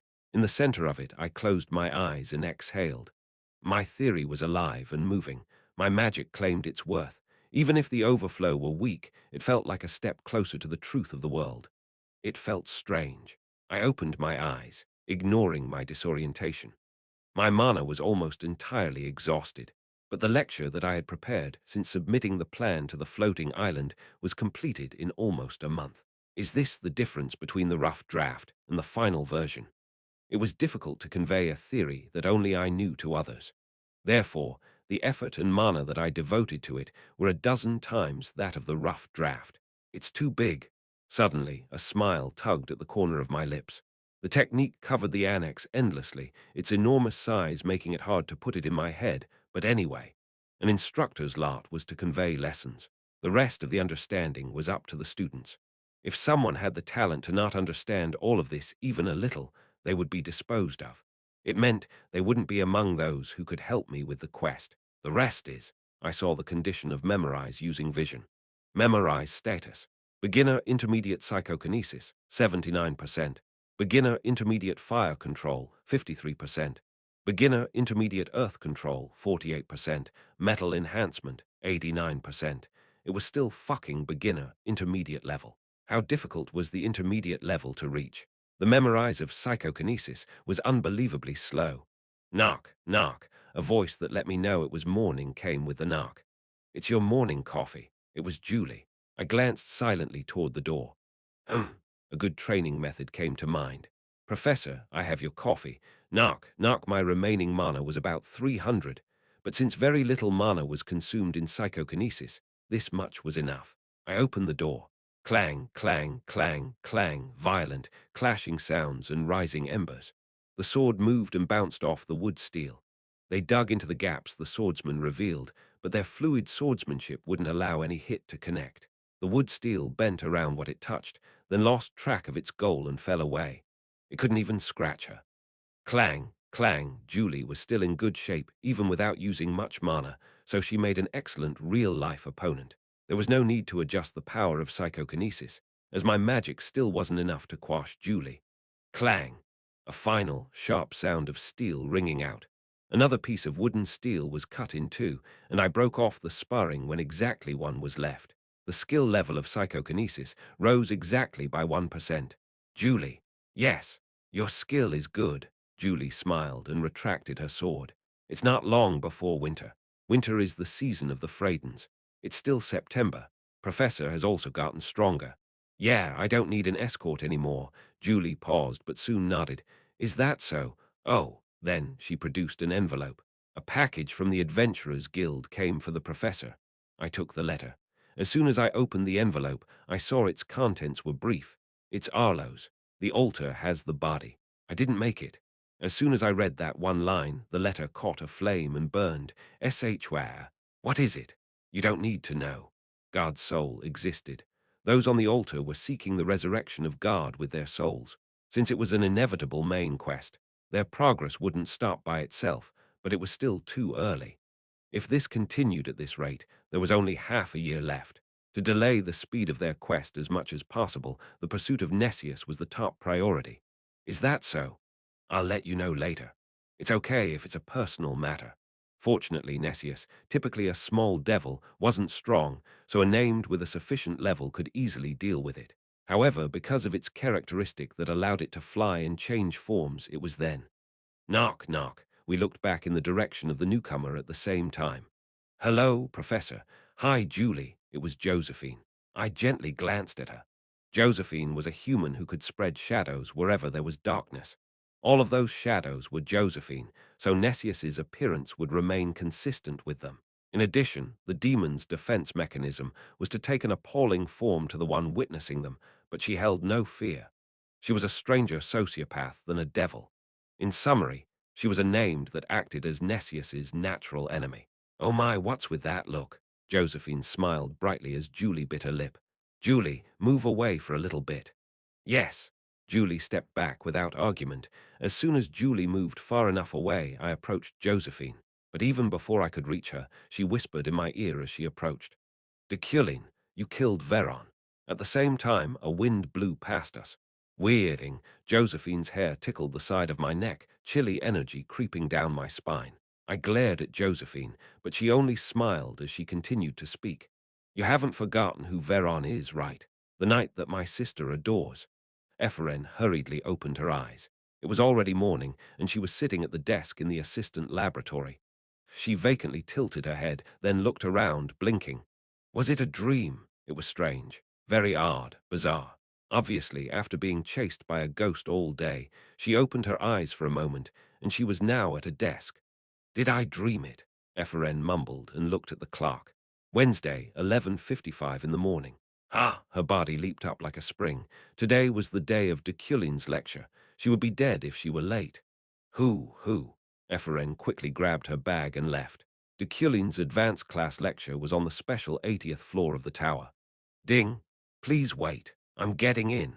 Eferen, who managed to get on the elevator, checked her appearance with a mirror. Because it's an advanced class lecture. She fiddled with her swollen face and smirked. If the lecture's content were proven to be nothing special, it would go down from advanced class to intermediate, no longer to be taught on the 80th floor. She heard that it was very difficult to maintain the advanced class status, even on the floating island. Eferen was curious how long Professor Deculein would maintain the status. Ding! She arrived on the 80th floor, but was surprised when she carelessly stepped out. The landscape that greeted her was the stadium on the special floor of the tower. An endless ceiling stretched above her. Wow, there were also many people already waiting inside. Among them, it appeared only herself and Drent were solder ranked, plus a senior named Leal. The others included Prince Crito, a cat, an imperial wizard, Addict Astal, Professor Luna, Relin, and even Rosario, who returned to school for a while specifically for this class. Numerous famous people were casually sitting around the classroom. Eferen here. Drent hesitantly raised his hand. He was overwhelmed being surrounded by this much authority. Eferen sat down next to him, wearing her hooded robe. Solder Eferen, nice to meet you. Yes, Professor. It was about midday. She could tell without having to look at a clock. And exactly at noon, Deculein arrived on the 80th floor. Step, he appeared without a second of error, walking forward with his regular stride. Step. He wasn't intimidated in the slightest by the high-ranking wizards. Rather, he was more imposing than anyone else there in his flawless suit. A moment later, standing at the lecture desk, he spoke like he was talking to regular students. Nice to see you. Eferen swallowed. The atmosphere around her suddenly changed at that moment. First of all, I will give you the prior notice about the lecture. This is the tower and my lecture, so all of you are my students. Please be aware of that. It meant that he would use informal language. Also, the class is 4 hours once every 2 weeks, but I can end the class early at any time. Deculein intended to end the class and run off as soon as he received any messages from Charon. Do you have any complaints so far? I do. Me too. A total of 4 people raised their hands as if they had been waiting. They were the etheric Rose Rio, Addict Astal, Eferen's senior Leal, and Prince Crito. Rose Rio spoke first. It doesn't matter if you speak informally, but isn't it too much to cut off the class in the middle? Astal, the most famous scholar and magic journalist on Floating Island, agreed with her. That's right. We were sent by the Floating Island, so we must assess the class correctly. Eferen took a deep breath as soon as she saw him. She thought he was just an old man given Addict Astal's status and reputation, but he was a handsome young man. However, it is difficult to assess if the class is cut off partway. Please reconsider that. Eferen was surprised again, so everything else was fine, but he didn't want the class to stop in the middle. As expected, he had a great desire to learn. Then, Deculein nodded. As if he understood everything, he gestured lightly. Get out. Gulp, the door opened as their 4 chairs began to move. They were escorted out by psychokinesis. If you're not satisfied, you can leave through that door. You won't leave. None of the 4 said anything further. Their faces were full of complaints, but they lowered their hands. Deculein nodded with a laugh. Good. If there are no complaints, I'll say a few things before we start the lecture. He placed his briefcase down on the lecture table. Then he put on his glasses. First of all, the title of the lecture is The Pure Use of Soil and Fire. Control Series. Some of the students took out their magic notebooks, while others just crossed their arms as if they were confident they could memorize everything. Deculein slowly continued talking. During the first 3 classes, I will teach you the meaning of pure use. Pure use. Eferen wasn't the only one confused about its meaning. What is pure use? How is it different from regular use? You may or may not be wondering that. Eferen glanced around. But I'm not your nanny. If you can't follow, give up. Then they thought, what do you mean not a nanny? What do you mean to give up if we can't follow along? Here, there weren't only students from the tower, but also imperial wizards and addicts from the floating island, so wasn't he being too arrogant? Then, let's start now. Click. Deculein flicked his fingers. Chapter 111, Record of Regression, 3, click. Deculein flicked his fingers, and the classroom was colored black. Eferen soon found out why this place was a special floor. Wow! The ceiling turned into the night sky, like a bright and starry piece of drawing paper, clear and dark. Truthfully, pure magic is. Deculein looked at each face in the classroom as he held the words. Something never mixed with impurities. It is pure. Even with the same spells, it is as solid and clear as different magic altogether, like the body of Iron Man. Someone smiled a little at that. Ephraim saw it was a wizard from the Imperial Palace. As expected, he couldn't have missed it. Deculein pointed at him. Your name is? It's Ran. Make a fire. The Imperial wizard Ran made a fire. It was just regular fire using light. It's a small fire, infinitely mediocre. Ran wriggled his eyebrows as Deculein looked at his fire through vision. It's an unrefined fire, so it's just hot. Far from being pure, it's dirty. The magic circle that only possessed 4 strokes was nothing mysterious or unusual. But Deculein interfered with the technique's 4 strokes, partially giving it his know-how, which was Iron Man-S nature. SSHHHH. The fire, which was faintly flickering above Ran's palm, flared up. The warmth quickly spread through the classroom. Everyone, including Ephraim, looked vacantly at the fire. To be exact, they observed its color. The fire was dazzling, and there was dense heat about it, incomparable to before. It's a fire that burns purely. The magical output was determined by the input. The larger the input, the higher the output, and when the input stopped, the magic itself vanished. However, this scorching flame, like a white-red jewel, existed without any input. Ran. Yes. Deculein called the Imperial Wizard's name again. Ran straightened his back in surprise. A common element like fire grows according to the nature that the user gives it, overflowing with a high degree of purity. That's what pure use means. Ran stared at the embers quietly. Click! Deculein flicked his fingers again. Then numerous stars appeared floating in the air. The element's essence, the pure power within. This is the main point that I'm going to teach in this lecture. Listen carefully. Everyone began taking notes. Gyu, the stars on the 80th floor resonated with the celestial bodies. Flashes of light embroidered the technique, calculation, and regulations in the air. Ephraim quickly scribbled, but the contents were too enormous to be confined to such a small piece of paper.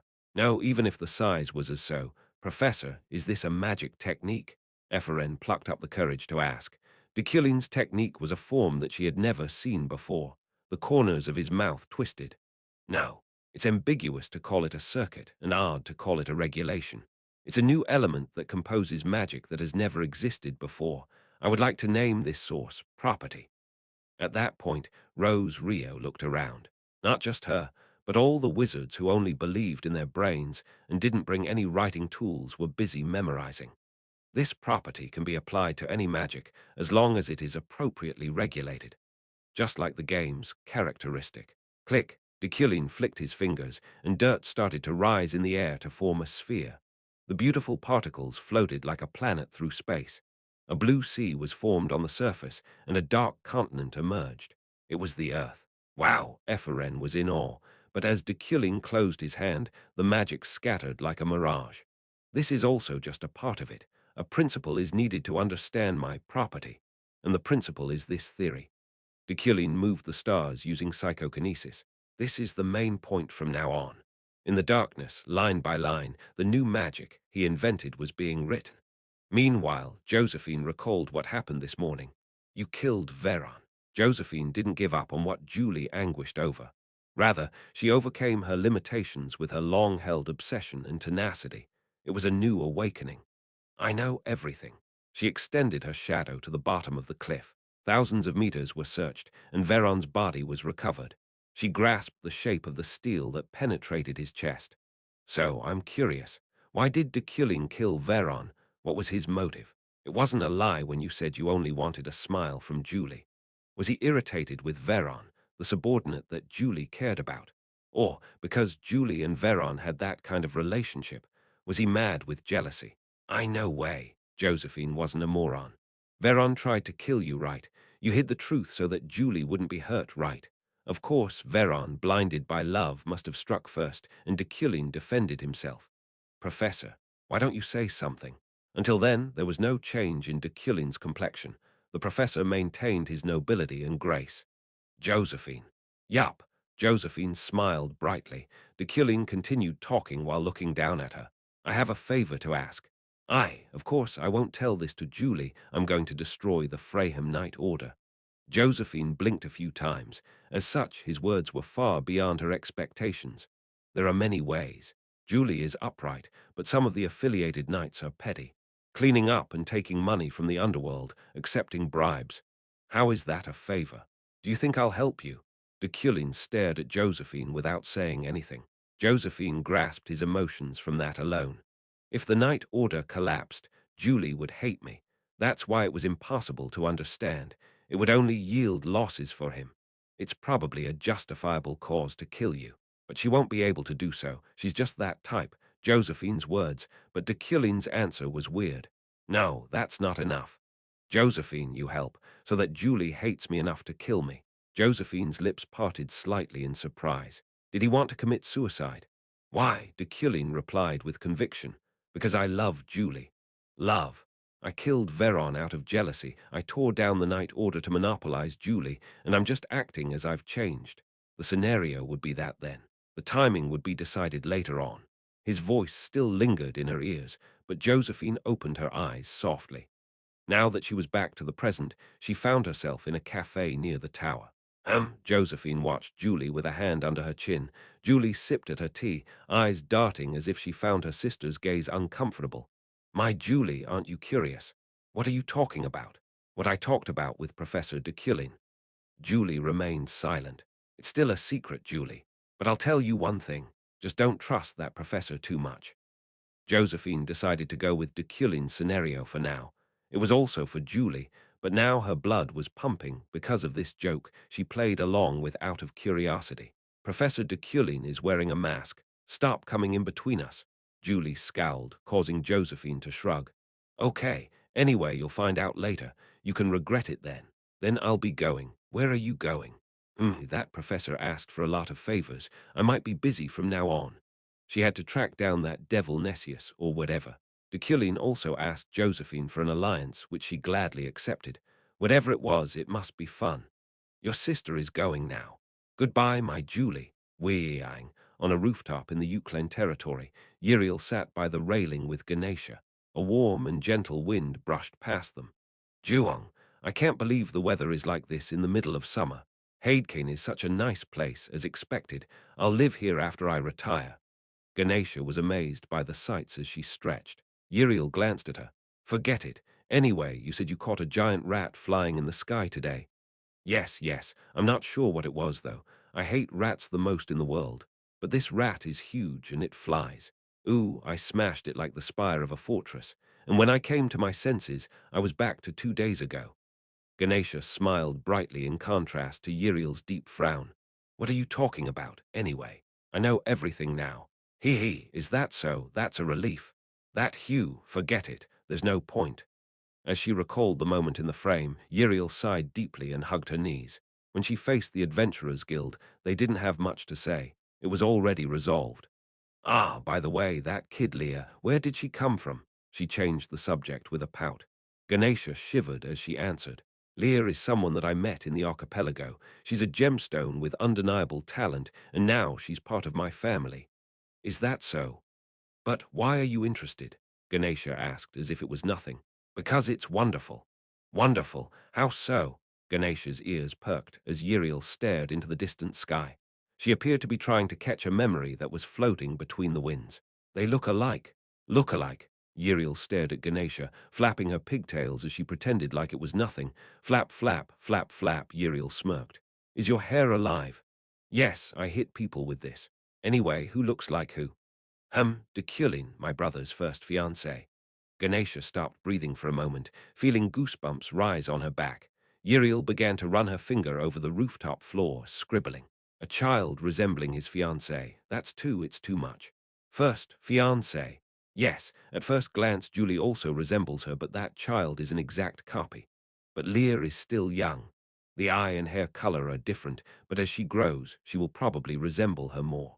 I can see people's faces very well. Oh. At that moment, Ganesha felt a certain spinning of fate. If it weren't for her, Leah would have gone to Deculein, and maybe thanks to the fact that she looked like his fiancée, she could have had a better life than what she had now. That fiancée, what kind of person was she? I also don't know much. Why do I only know the setup? I saw the agreement ceremony. Is that so? How was the professor during the ceremony? Yriel laughed for some reason. When she thought about Deculein that day, she couldn't help it. That's the first time I've seen him smile like that. It was a face that I really, truly loved. Yriel knew, for the first time then, that there was a soft smile and tone in Deculein too. Even the professor has a pure side. By any chance, he doesn't think of her while looking at Leah, right? Yriel frowned at Ganesha. Are you crazy? How large is their age difference? My brother is not such an unusual person. My brother is not such an unusual person. Just below the rooftop, their bitter conversation was overheard by someone who strengthened her sense of hearing acutely. Sorry. This was probably due to the setting she added for no reason. Knowing that Deculein's model was Wujin, she wondered why she insisted on that Easter egg. I'm such. The setting of the woman that Deculein loved was you, Ara. She wanted to find and catch it, her terrible behavior that didn't make sense. A loser. Leah sniffled as she tried to smile. She didn't know that the Easter egg would return with this butterfly effect. Oh, really? I'm such a fool. She sat on the ground and hid her face. This is why thinking of my hometown is not good for my mental health. A 10-minute break after a 2-hour class. Epheren was dumbfounded. Are you okay? Professor Luina, who sat beside her, asked. Nodding, Epheren muttered with a sigh-like voice. Yes, but I'm studying everything. In the back seat, Ephraim could see the unusual scenery of this classroom at a glance. Not only wizards from the tower that were Kendall, Rigello, and Solder ranked, but also Prince Crito, Adictus Stal, the Imperial Wizards, Professor Relin, and even Rose Rio. Everyone. They were all studying like drowning examinees moments before a test. Oh, I'm disgraceful. Just lend me one notebook, one pen, and one eraser. The floating island will pay you back 10 times. Rose Rio was arguing over writing tools. Hey, Ralhan, don't you know me? Ah, don't talk to me. I'll forget it. What? When Rose Rio grabbed one wizard's robe, he brushed her off roughly. Oh my, how could you treat an etheric-ranked wizard like that? Hey, Lamia Ralhan. I'm etheric Rose Rio. Hey, will you be quiet? Prince Credo shouted. Rose Rio feigned a smile like she was dumbfounded by his reaction. Credo, you too, etheric Rose Rio. Don't ruin the academic atmosphere. Addict Stal solemnly restrained her. The gaze of the 7 other addicts sitting beside him also focused solely on her. Oh, I'm sorry too, but I don't have writing tools. What can I do? That's your fault. Who told you to come empty-handed? I didn't know. Be quiet now. It's a direct warning from the floating island, Etheric Rose Rio. Rose Rio staggered. The several other wizards who did not bring writing tools were in a similar boat. Why is everyone so sensitive? You're a wizard from the floating island. New knowledge comes and goes, so it's a matter of fact they'd be like that. Crazy writers. If you mess up, they'll kill you. Ephraim glanced to Luina. Professor Luina won't take notes. I'm finished. My hands are fast. Ah, Ephraim looked at Deculein's theory, still glimmering in the air. By the way, how did Professor Deculein discover that? I don't know. Is it because he's going to die soon? Luina replied jokingly, but Ephraim's eyes widened. Ah, what's wrong with you? I've heard something similar before. Luina leaned in slightly. What did you hear? The closer a wizard is to heaven, the more he understands the truth. It was what Rohakan said when he kidnapped her some time ago. Luina coughed and leaned back. Is that so? Coincidence, it's a coincidence. I was just kidding. When she was coldly sweating, a shout rang out, and desks and chairs were flipped over as Mana raged. Ephraim and Luina, shocked, looked toward the disturbance in unison. Why, what's wrong with them? 4 or 5 wizards were there arguing with each other, but they didn't know the reason. No, rather, it was easy to discover. Ah, you crazy thief! As one of them began to curse and manifest a destructive spell, stop. A chilly voice stepped in. The situation was doused in cold water in an instant. Really? Deculein arrived exactly after a 10-minute break time. He stared at the wizards as if they were garbage, tangled up together as they were. That's pathetic. Miwu, at that moment, the red-furred cat suddenly escaped Credo's arms. Its possession had been lifted. However, all the eyes inside of the hall were only focused on Deculein. His head is big or small, he gets older or younger, but he is greedy like a fool, so he has no dignity. Deculein felt a vibration from the transfer paper. It was from Charon. This is the end of today's class. Bear in mind, in my class, unsightly and dirty acts are not tolerated.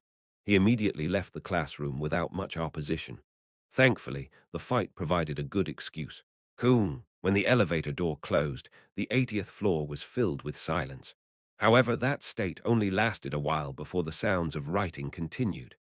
Deculein was gone, but his formulas were still intact. Epheren blinked vacantly, and Luna smiled bitterly.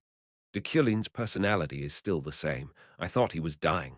But him being mean, you've experienced it the most. Has he changed at all? Ho ho ho.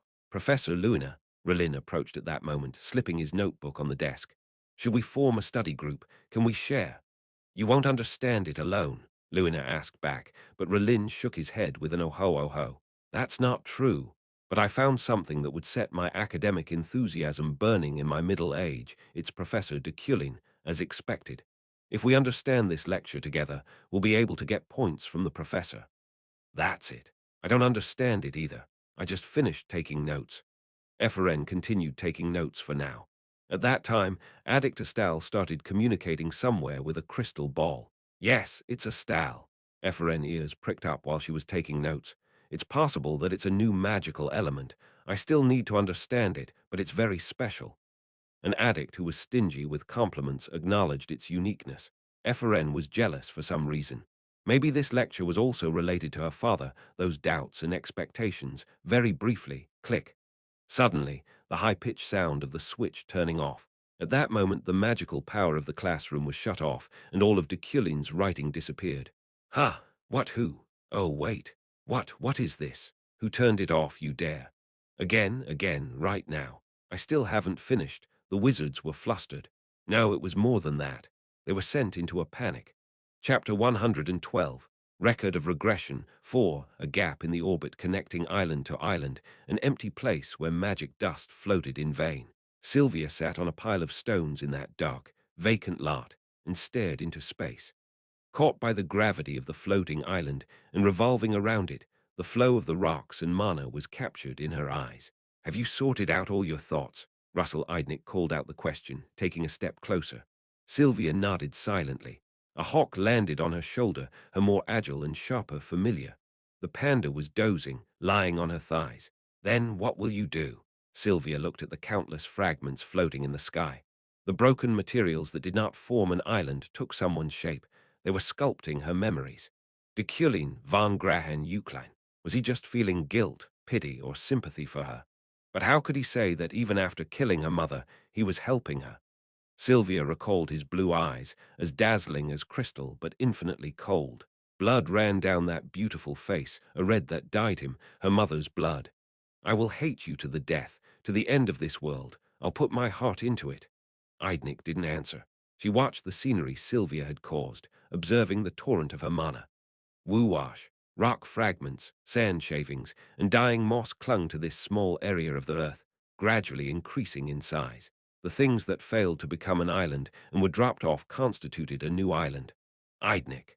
Then a voice called out to Eidnick, mysteriously as if descending from the sky. Eidnick and Sylvia looked up. It's been a long time. There was a blue being. It was a form whose entire body was made of mana, vibrating like an illusion.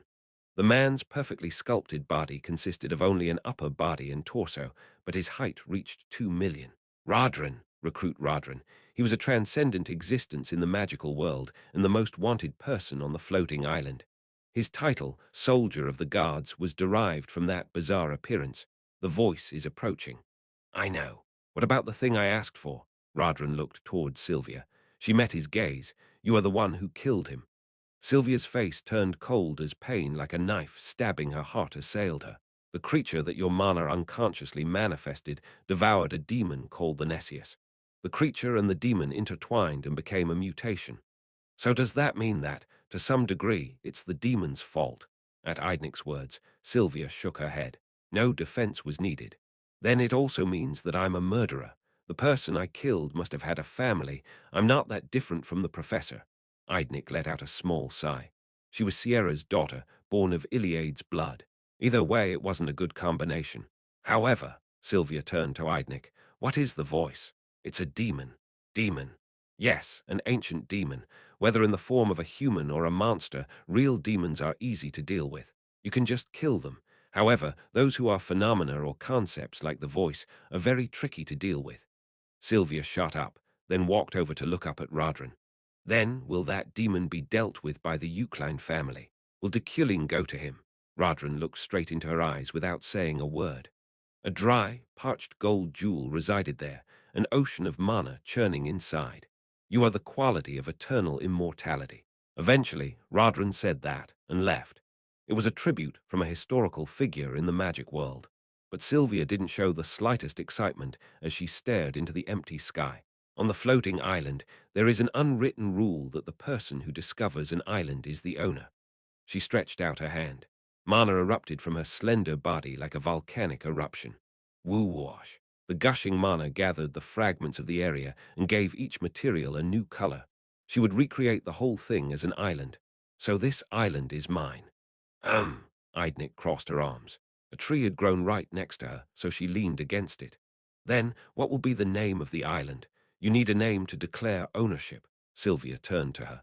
Anonymous Island is enough.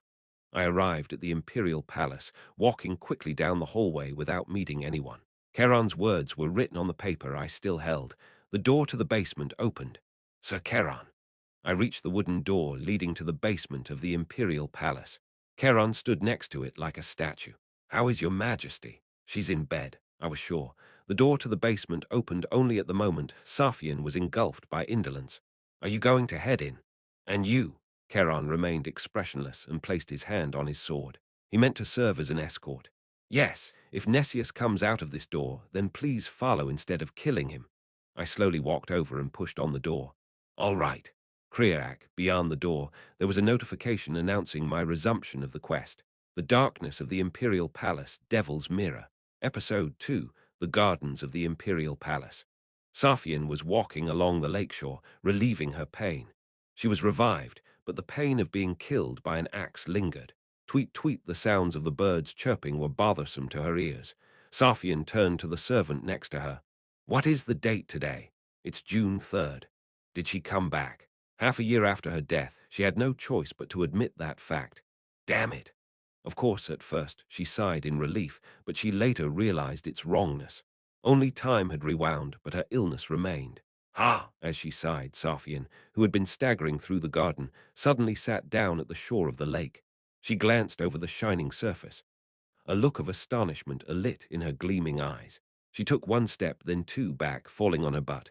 Ah, Your Highness, are you okay? Your Highness, the servants rushed over. Safian, standing with their support, pushed them away. Are you okay? I'm fine, so go. Stay over there. The servant stepped back, and Safian swallowed. Gulped the clear lake in the garden. She stared at the water's surface that sparkled like a mirror. You! There was a man there. It was the one who introduced himself as a professor in the past, an illusion caused by the disease before her regression. So, we meet again, Your Highness. Safian instinctively looked back. He wasn't behind her. She plunged her face toward the lake. Professor? Yes, that's right. How did you? As soon as Safian realized she had regressed, she made a portrait of the professor and ordered a search. But nowhere on this continent was there a professor who looked like the man in her memory. She thought it was just a hallucination caused by her illness. Didn't I tell you? The professor, who had now reappeared, spoke, as before, with an arrogant and handsome expression. I will always be with you during your process. Safian stared blankly at him. She laid her hand on his face, fingers grazing across the shore of the lake. There was a thud and the water sloshed. Oh, Your Highness, stop it. You can't. No matter how painful it is, taking your own life. The servants who misunderstood her behavior rushed in, and Safian, who was dragged away, was soon confined to her room. Even then, her mind remained fuzzy. Are you okay? A professor who never disappears, standing as an illusion in the mirror. When she didn't even move, the professor sighed. I exist. If it's that hard to believe, bring a tight-lipped, trustworthy person. I'll let him see me too. No, this is enough. Safian shook her head firmly. I believe you, Professor. You are the only one who is connected to my last life. For the next 2 months, I spent time with Safian in episode 2. The quest goal was vague, so I had no choice but to stay. Simply put, it was an exploration. Of course, there weren't many things to do with Safian in the past. She couldn't leave because she was sickly, and most of the time she was confined to the garden or the imperial palace. In this mirror, my only role was to act like someone she could talk to. In the meantime, Safian revealed many things to me. Her life was a history of surgery and healing, in a series of vain wishes and hopes tortured. She was only 9 years old, but the weight of those years was heavier than anything. Safian revealed it all calmly. It's wild. Time passed like that, and today, I am still dying. Safian said her death in bed was not far off. I even went through the miracle of regression, Professor. Yes. Safian paused for a moment and gritted her teeth. If I come back to life again, the pain was assailing every inch of her body. Can I still see you then? Of course, I answered immediately, causing Safian to smile bitterly. I'm glad. What are you glad for? You are handsome. If you looked like the many eunuchs here, I would have broken the mirror when we first met. It was a very real reason, but no laughter came out. For 2 months, I witnessed this child's slow and winding path to death. Of course, that kind of pity did not bother me, but not smiling was the politest dignity I've learned. Professor, I'm not afraid of death, but of pain. It was at that was moment, next to her, the Nessius appeared. The one I saw was an ordinary skeleton with a scythe. The Reaper. No worries, Your Highness. It was proof that I had no fear, but Safian was going to die soon. Next time I will be by your side again. Yes, I'm relieved I couldn't kill those demons. Inside this mirror, I couldn't offer any helping hand to Safian on the other side. I hope to see you again. Safian quietly closed her eyes. The Nessius stretched out its hand to her sleeping form and gathered the essence of her regression. It truly was like a bee. Episode 2. After that, the system message floated before my eyes. Chichink, the number 2 shook, and the newly engraved number was Episode 7 at that moment. I opened my eyes to hear Charon's voice. Deculein. I looked toward him, raising my eyes. I was once more surrounded by the scenery of the imperial palace. The 2 months spent with Safian dispersed like a dream, and I returned to reality. Deculein. Now my mind was full of questions. Why did it jump straight from the second to the seventh? If the regression episode did not continue linearly, I wouldn't be able to keep my promise. Deculein, are you okay? Blood vessels swelled in my temples, perhaps due to his obsession. I was furious as I looked back at Charon. I'm fine. How many days have passed? Not even a day has passed. Did you find out anything? I shook my head. I don't even know the purpose of it yet. Knock, knock. I knocked on the wooden door. There was, of course, no reply. You don't even know the purpose. In this world, there are demons that exist, there are demons that are phenomena, and there are demons that are concepts. The Nessius is a third-class demon that exists. On the other hand, is this underground demon a phenomenon? Yes, it is a phenomenon and a concept.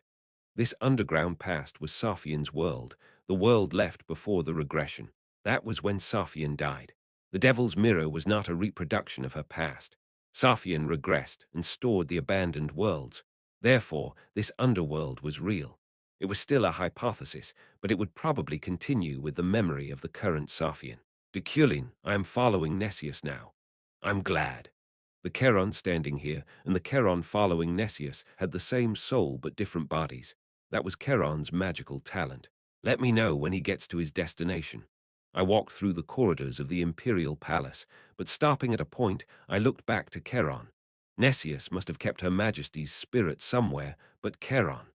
Charon looked at me without a word. How much can you sacrifice for your majesty? Everything. His answer was immediate. Safian opened her eyes slowly, feeling pressed down by a feeling of sorrow she had rarely felt in this life. From somewhere, she could hear Charon. Are you awake? Safian glanced to her side. Like a metronome, the night stood there as if announcing reality. Can't you see it? How are you feeling? What happened with Deculein's class? She listened for a couple of hours and then fell asleep. The class was over, but the cat touched the barrier on the 80th floor, and their writing was blown away. Is the cat okay? Yes. Some wizards lost their temper, but the chairman stopped them. And now Meow, the red-haired munchkin, who sat atop Charon's head, cried. Right. Nodding, Safian pushed her body up and leaned against the window. The gardens of the imperial palace could be seen in full bloom right outside. Charon. Yes. When I was young, Safian carefully recounted the events and vague memories of days that had already disappeared. Yes. No, it's nothing. A sadly sunken past. Her faint voice barely reached her ears. Next time I will be there. Then the next time he did not come, he broke his promise. However, who was he? I had a bizarre dream. Safian sat back against the bed frame. Her hair was fluttering in the gentle breeze coming in from the open window. The fragrant petals clung to her pure white face. I see. Safian looked at him. Keran, was it you? I need a more detailed explanation. No. Forget it. Returning to reality, the Emperor yawned, those unfamiliar memories buried deep within her. Do I have anything else to do today? There is a trial by the upper ranks who have been given mana stones from the altar. Shall I cut those assholes' throats myself? It is forbidden. The trial is not over yet. Anyway, let me do something before I fall asleep again. Today I am physically fine. As she eagerly rolled up her sleeves, she stretched again. Deculein watched her from afar. Chapter 113, Magic Tower University. 1.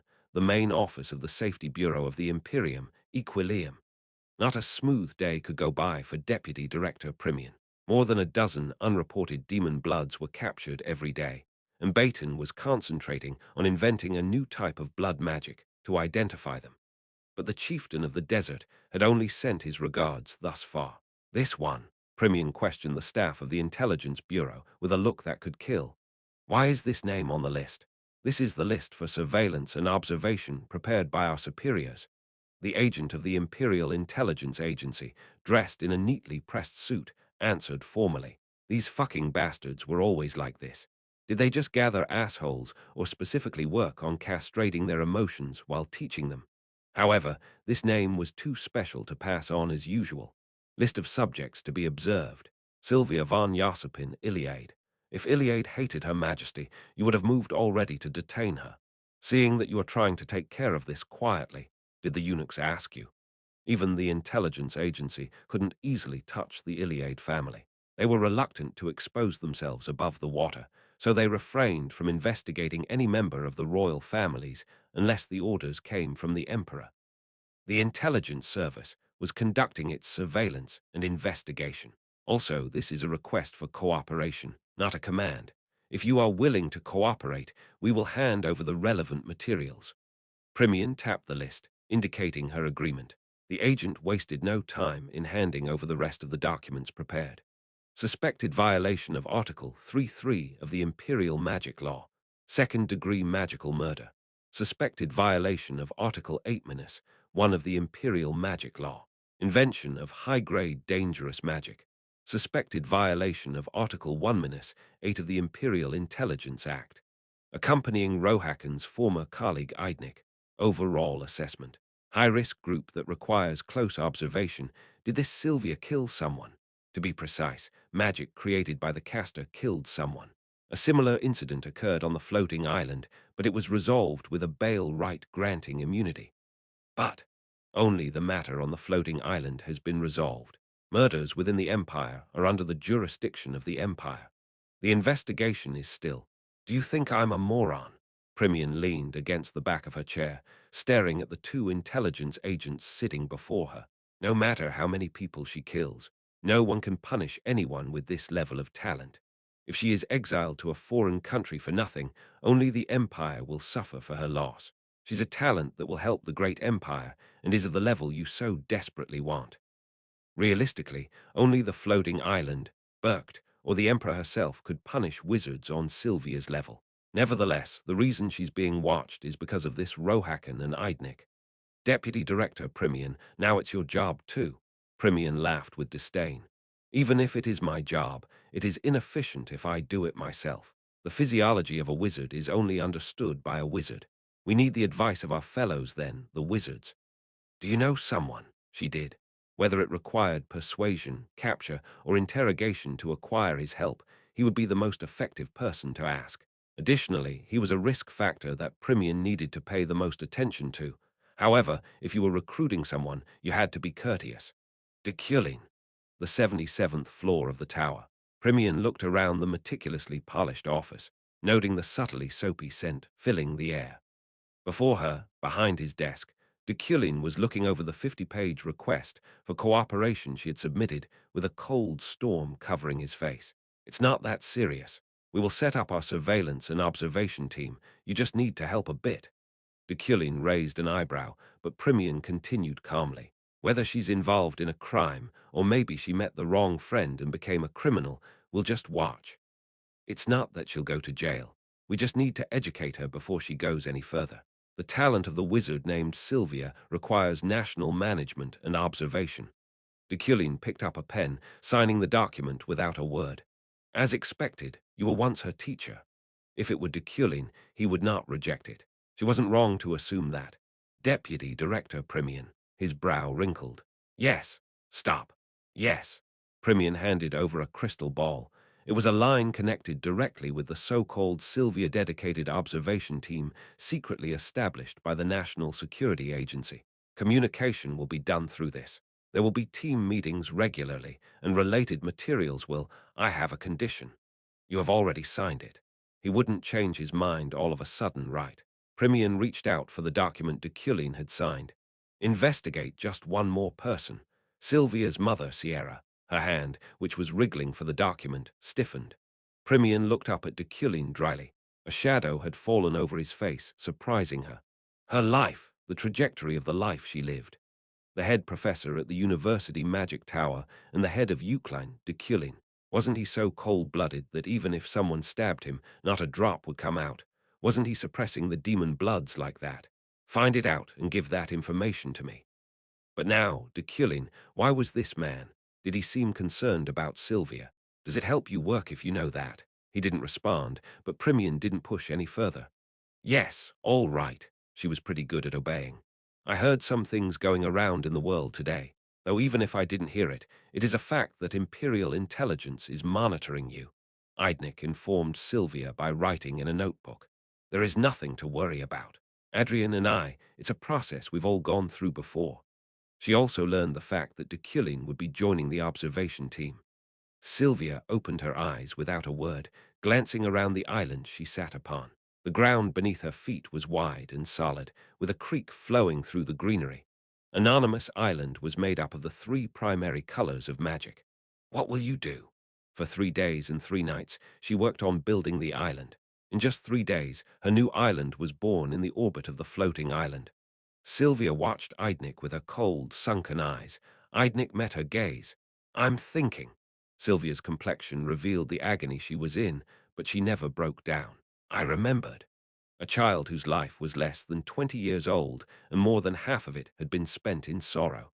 The feeling of being soaked in pain and growing accustomed to it was her usual. I will invent a new magic. She didn't know that it hurt because it was a daily thing.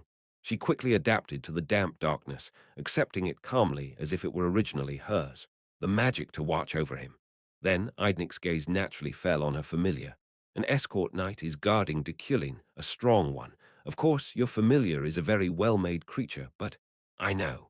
An artificial wind kicked up around them, summoned by Sylvia. I will put magic in the wind. In the wind. The wind will be my ears. Then Deculein can't avoid it. He won't even know he's being watched. A sky filled with clouds, yet they could not contain the full moon beyond them. The falling moonlight alit upon Sylvia.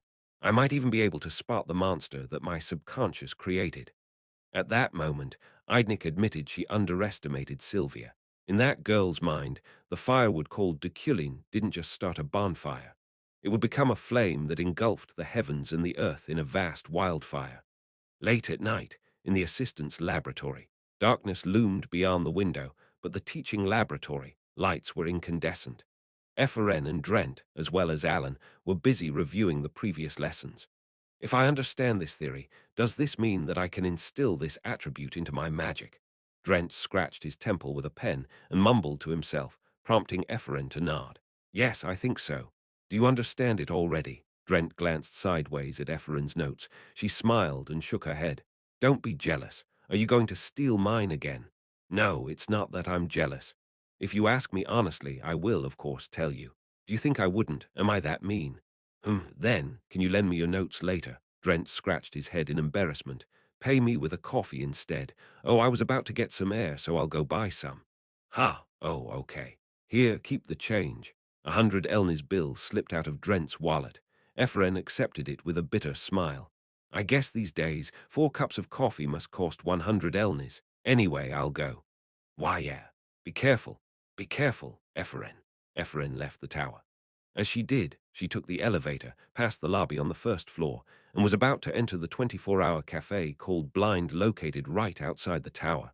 Through the window, she noticed 2 familiar people sitting inside an otherwise empty cafe with jazz-style music flowing out. Deculein and Adrian were sitting there, facing each other. Ephraim almost instinctively gathered mana in her eyes. She activated winds and clouds, a technique that condensed the elements of wind into one's eyes and ears to increase audiovisual sensitivity.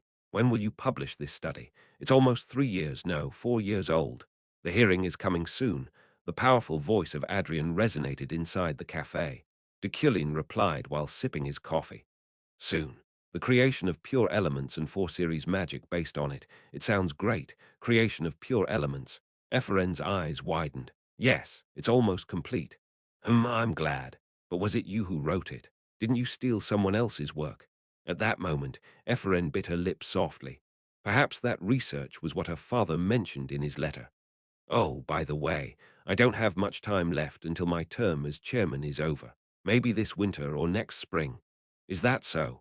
One more candidate for chairman is coming. Of course, you're a powerful candidate as my successor, Professor Deculein. Her tenure as chairman was ending soon. In other words, Adrian's rise to the ranks of the Archmage wasn't far away. There's no meaning there. If there is only one candidate, it looks too poor. We're known for being the best magic tower on the continent. Who is it? Someone you know. The ruined family, Monarch Ihelm. He's a high-ranking magician exclusive to the imperial family and the head of the Dukan University. His specs are great, so he deserves to be a competitor. Also, he's an old friend, so he'll step aside on his own. Don't worry too much. At that moment. What are you looking at? Ephraim trembled as if she had been electrocuted, glancing back. Are you watching Deculein? This man was the topic of their conversation, Ihelm. Oh, you scared me. Don't exaggerate. Light blonde hair flowed behind him as if it had just been washed, and his red eyes glistened languidly. Ihelm von Girion ruined. She recognized his face from the wizard journal. What? Do you know me? I do. Ihelm peered at the mana in Ephraim's eyes, grasping the spell there. You didn't just watch, you overheard them. Father like daughter. What? Ephraim bared her teeth, but he shook his head. It's a compliment. Look down. Compliments are things that are good to hear. Ihelm looked down at Ephraim, and she met his gaze. His crimson eyes pierced her sharply. Why are all these assholes so tall? My neck hurts. Luna's daughter. What did your dad say? No, more importantly, are you under Deculein to kill him or to serve? I'm patient, so why don't you stop mentioning my dad? Really? Let me just say one thing, though. The research that Deculein is about to present now is your father's. Ihelm passed by Ephraim, leaving those words behind. His white gown fluttered behind him. What are you? Ephraim was left stomping on the pitiful road surface. Then she glanced through the cafe window. Ah! Deculein and the chairman were looking right at her. Deculein was expressionless, but the chairman was chuckling. A street where the hazy moonlight scattered bit by bit, up the hilly road near the cafe by the magic tower. Aren't you curious? About what we were talking about? Stomp, stomp, walking side by side with Deculein, Ephraim muttered under her breath. Deculein didn't answer. For Ephraim, it was already too much to just follow his long stride. If she were distracted, he would be far away before she knew it. He said your research was my father's. Deculein didn't respond. He didn't even stop. Ephraim's grew increasingly puffy. Why aren't you saying anything? Your father could not complete his studies alone. He didn't have the talent. What? Deculein's words conjured a fury within her. She ran to catch up with Deculein's stride. Then, what about you? Professor, can you complete it by yourself? The publication of the study is next month. Then you can see for yourself. Slowly, heat rose in her head. Her back was hot and breathing grew difficult. But she couldn't. If I get angry, I lose. Really? Then I will report it, Professor, that you're a thief. Then you won't be the chairman. Ephraim provoked him, but Deculein still walked without even looking at her. I'm going to report you. Who'll believe you? Why not? You know that guy I just met. Is it Ihelm or something? Ihelm, a person who knew Deculein's secrets and her father.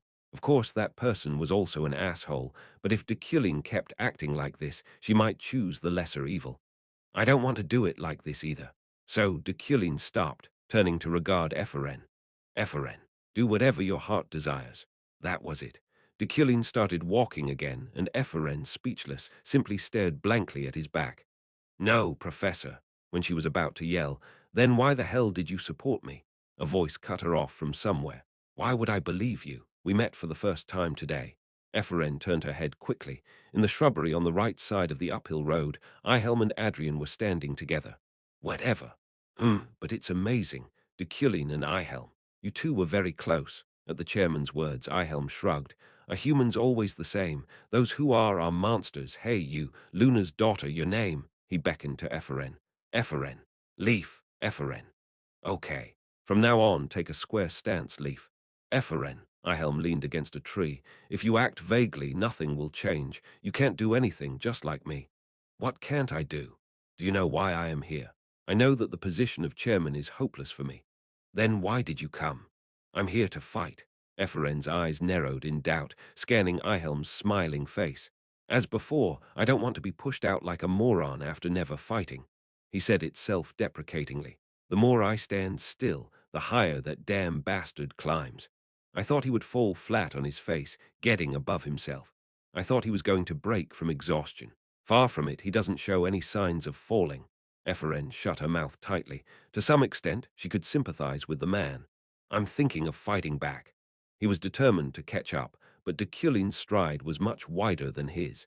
More today than yesterday, more tomorrow than today. He was running farther and farther away with each passing day. If you also have a grudge, settle it properly. If you stand still, you'll become a hopeless plant like me. Ihelm grimaced, then left. Conversely, the chairman approached and whispered in her ear. This guy, Ihelm.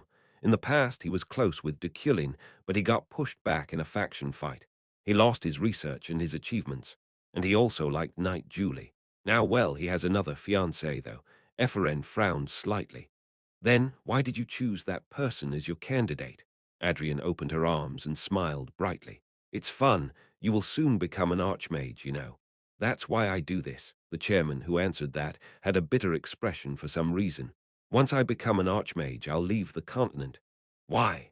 An archmage cannot attach themselves. Of course, I can visit the Empire and the Magic Tower from time to time. But if I stick around, others won't like it.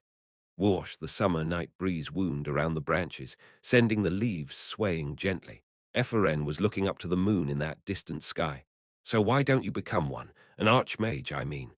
Suddenly, the future reflected on that bright orb, Epheren in the distant future. She couldn't remember the details, but she thought she was a more charismatic and powerful wizard. But that Epheren looked sad for some reason. That's job abandonment. Epheren looked to Adrian again. Unlike Deculein, the short director was comfortable to face head-on. You have to ensure you have responsibility commensurate with your talent. Hoo-hoo, Adrian smiled and turned around. Epheren watched her for a little while longer. The next day, the head professor's office. Epheren received a call from Deculein early in the morning. A little nervous, no, she was very nervous. As soon as she woke up, she was sent running right to him. Gulp. Epheren stared at Deculein, who was sitting behind his desk, replaying the events of what happened last night in her head. Take it. Bang. A heavy stack of documents, about 100 pages thick, landed on the desk. This is the study I was talking about. Yes, your father's idea. Part of it is here. Oh, so. Until the hearing in October, if you can understand this, if you can fully embody it, I will not publish this paper. I'll give it back to you. Epheren's eyes widened. Deculein asked indifferently, Are you going to challenge me? Oh, There was nothing more to ask for. Her father wanted her to continue his studies. Epheren hurried over and put the bundle of papers in her bag. Yeah, it's what I was hoping for. Scram. She said that and opened the door, but there was another person outside. Ihelm. He raised an eyebrow.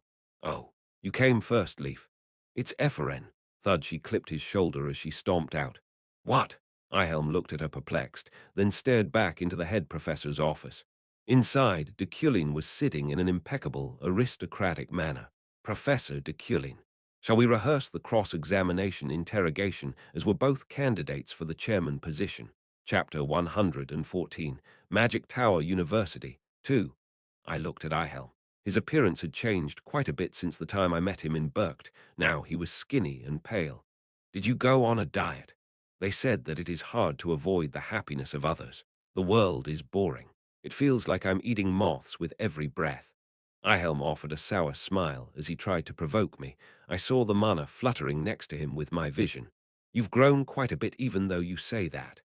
Don't pretend you know something. What do you know? The Ihelm I knew was not a very special named. Of course, in pure magical talent, he was superior to Deculein, but he was far short compared to many other powerful named. But now his mana purity was beyond my expectations. HMPH. But it's amazing. I have whiskey, brandy, vodka, tequila, and all the drinks I could ever want to be brought in from the archipelago, but my magic insight is clearer than ever. Ihelm tilted his head, watching me with his red eyes. Is this also thanks to you, Deculein head professor? Probably. It seems that I have a talent for enlightening other people's magical talents. Ha ha, Ihelm chuckled, but soon his face contorted viciously. Deculein, I still don't understand you, snake bastard. What are you going to do with Luna's daughter? Rather than kicking her out of the tower, you accepted her as a teaching assistant, when you had the chance to expel her too. I buried my back in the chair without saying a word. Conversely, Ihelm pushed his upper body towards me. I thought about it a lot. If you resembled Deculein, one could have guessed about you accepting Luna's daughter. But you don't look like Deculein. Then, as consciousness sounded the alarm, a certain voice rang in my mind. It was Eidnik. I thought you would kill that child, because the first person to discover that child was Deculein. Ihelm sneered. Why? Do you have any sympathy for her? It flowed in one ear and out the next as I carried on with my thoughts. I recalled the personality of Deculein I met in the diary and pondered his words. I am the learning intelligence of Master Deculein. The Master entrusted me with the family succession eligibility test as my top priority. The former head of Eucline, Deculein, was not satisfied with Uriel or Deculein. The result was that they were both to be eliminated. Then was Deculein looking for a new head of the household. Neither Deculein nor Uriel did he want another talent to continue the family called Eucline brilliantly. Was that candidate Epheren? Are you sorry for Luna's daughter, whose father pretended to love her? After watching that fool, you suddenly pitied her, so did you want to act as her goddamn father instead? Or do you want her body? I looked at Ihelm, thinking for a moment as to whether I should crush that face. HMPH. Okay. Whatever it is, the announcement of the succession of the chairman will probably come within the week. Ihelm, twisting his lips, spoke in a threatening manner. You and I are past. Luna's daughter, the tower's history, and the deal between Luna and Eucline. I'll reveal all of that at the public hearing and interrogation. What the deal was, what the past was. Ihelm laughed, threatening things I didn't even know about. Let's die together. The guy was about to stand as I manifested psychokinesis. I grabbed his hand tightly, clamping it down around the chair's armrest. Let go. Ihelm tried to move his hand away, but my psychokinesis couldn't be broken so easily. The guy shook his chair and sat back down. Ihelm, you'll die before the hearing at this rate. Really? He smirked. You don't know it, but I'm already dead. From the day you took everything from me. Then you will die one more time. Kill me then. Ihelm raised himself. I unlocked psychokinesis, since the way he was holding onto his chair and trying to get out was ridiculous. He threw the chair and left, fiddling with his wrists. Slam! The door slammed shut, leaving me alone in the dreary office. Being left alone, I organized the mind. Epheren, Luna, Eucline, Deculein, Ihelm. The past was intricately entangled around me like a spider's web. As I was counting those relationships, I suddenly looked out the window and saw the reflection of myself through the dark glass. My expression was one of quiet but intense anger. The reason I accepted Epheren. I asked myself again Ihelm's question. The reason was certain without having to think twice. Now or in the distant future, it was because she was my disciple. Bang! Returning to the assistant's laboratory, Epheren placed her bundle of documents on the desk. It was just 100 chapters. She repeated that like a mantra, confidence swelling inside her. Inwardly, she cheered herself up and rolled up her sleeves. Dree-in. The alarm went off on the Ouija board. Surprised, Epheren looked at the screen. Oh, the post "Does anyone know the history of the tower from 10 to 15 years ago" has been deleted. Reason. Exceeded period. The history of the tower 10 to 15 years ago, when Deculein and her father went to the magic tower together.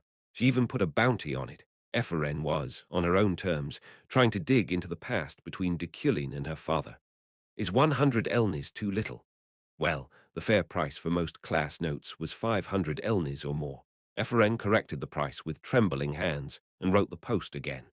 Does anyone know the history of the tower from 10 to 15 years ago? There is compensation. Anyone who knows the history of the tower from 10 to 15 years ago, if you give me information, I'll give you 600 elnis. 600 elnis should do it. Now to begin her study in earnest. Now, let's see. First chapter. The first page was the introduction, illustrating the value of creating a new pure element, plus an overview of the 4-series magic established based on it. She skimmed through it and moved on to the next page. Ha! The content didn't follow. The first page and the second page were different. From the second page onwards, there were suddenly a lot of formulas, as if something were missing in the middle. Did the professor give me something wrong? Ephraim placed a finger on the first sheet of paper and moved it. Then the page flipped over. Oh! Only then did she realize this was no ordinary paper. It was state-of-the-art magic paper. Therefore, the length of one chapter was 300 pages. That is, 300 pages of magic paper per sheet, and with 100 sheets, 30,000 pages. There was less than a month left, but the content to study was 30,000 pages. Ah! Ephraim instantly felt a pain shoot through her back like a hammer had been taken to her spine. It felt like the whole world was far away.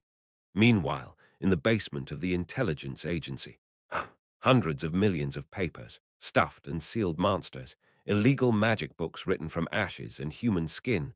The intelligence agency records and evidence storage room was full of all sorts of things. In the so-called purple room, named for the simple reason that the wallpaper was purple, Primian was digging through information related to Sierra. Fuck! Investigating a person's life was very cumbersome. This was because the character's exact trajectory of life couldn't be obtained from the person. Damn it, not this one. Human life came from those around us, not ourselves. Why are humans human? Because we live with humans. We live among humans, so we are human. If there were only one human in this world, they would not be human. This 10. Therefore, Primian was searching for all the people around Sierra. In this way, composing a person's timeline was a chore she had been doing since her junior days. This is all because of that bastard. Mumbling dryly, Primian found a burnt letter in the list of evidence. What is this? A question that sounded more like self-talk, but the agent waiting to the side answered. Oh, that. The official name is Lucky Letter. Primian rolled her eyes and read the contents. Whoever reads this letter will be cursed within 3 days. The only way to heal is to accurately translate the contents of this letter to 3 or more people. Also, if you spread this letter to more than 5 people, your next day will be full of good fortune. This is stupid. The people who received the letter were cursed and died. It's a letter that killed hundreds of people. Ah! Primian quickly threw the letter away, rubbing her hands against her clothes. It's a quietly buried case in the magical world. It has been more than 10 years, so the deputy director must not know. Magic is mysterious and crazy. The letter is not magic. It was a demon. A demon, just this. Yes, this letter was from a phenomena-type demon. Primian nodded at the agent. Well, you were under that bastard, no, that professor, and learned well. Yes, I found it out naturally, as all the books in the professor's library were like that. Primian looked back at the agent, who was rummaging through the purple room with her. They also have the hospital records of Sierra and Sylvia here, huh? They must have been in and out of the hospital often when they were younger. This was a place where eavesdropping or surveillance was impossible. Of course, there is a crystal ball on the ceiling, but it was only for video recording, so that it couldn't capture sound. Therefore, it was perfect for facilitating a secret meeting. The letter that took the lives of 358 people more than 10 years ago, the dispelling of that letter was undertaken by Deculein, the head of the Eucline. Primian saw a record related to the lucky letter. Many have died. Yes, if Sierra is involved in this case, we'll have to go through all 358 people. I think so. Damn it, I'm not a fucking servant. Watching her mumble curses, the agent had to secretly swallow their laughter. I'm doing what I used to do when I was a rookie. It seems that I shouldn't have hired the professor. Should I hope this fucking world is destroyed tomorrow? Oh, hey, Sylvia, that girl will be able to comfort Professor Deculein. Then, without a word, Primian looked at the disguised agent. Her eyes sunk coldly. You like people who slaughter their own. It isn't a massacre yet, and just in case, I'm there to prevent that from happening. Alan, no, it was Ellie's answer. Primian, biting her tongue, suddenly remembered something that had happened relatively recently. Ellie. Yes. One day, at Haidkane's restaurant, Baton suggested a soup called rotili. She only said that she didn't eat rotili because she didn't like mushrooms, but Deculein said something to her. Primian, do you know? What? We met once in Burgt. We ate together at a restaurant there. We met in Burgt before. Ellie nodded. Yes, you came to Burgt on vacation. At that time, you ate with Professor Deculein. Ellie's memory, unlike anyone else's, was reliable.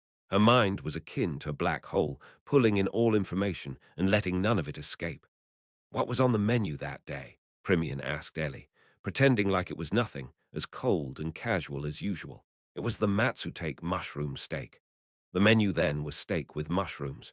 In an instant, the voices of Ellie and Deculein echoed as if they overlapped. Primian's hand, flipping through the documents, halted. Was it, that day, the words that Deculein had said? Ha, it's a joke. How could I remember what I ate a long time ago? Primian put all the records related to Sierra in a box. Thud, thud, thud. She grabbed everything that might be helpful.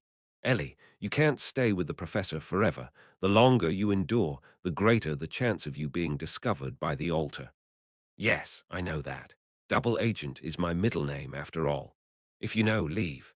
Yes, I'll go. Lilia Primian, bye. Alan grinned and pulled his hat back on, then proudly opened the door to the purple room and left. You don't need to have more feelings for the subject than necessary. With a mumble, Primian put the boxes down and flopped into a chair. Damn stocks. It hurt as if her head were being punctured. The damn stock market crash came to mind as his voice trembled in her ears. I didn't know you hated mushrooms. The menu at that time was steak with mushrooms.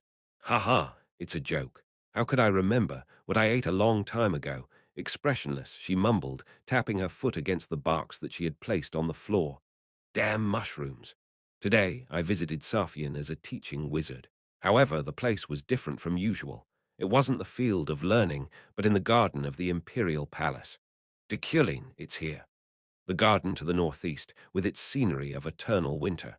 A snowy field where bare trees were as dense as thorns, and the perennials that colored the road surface white were endless.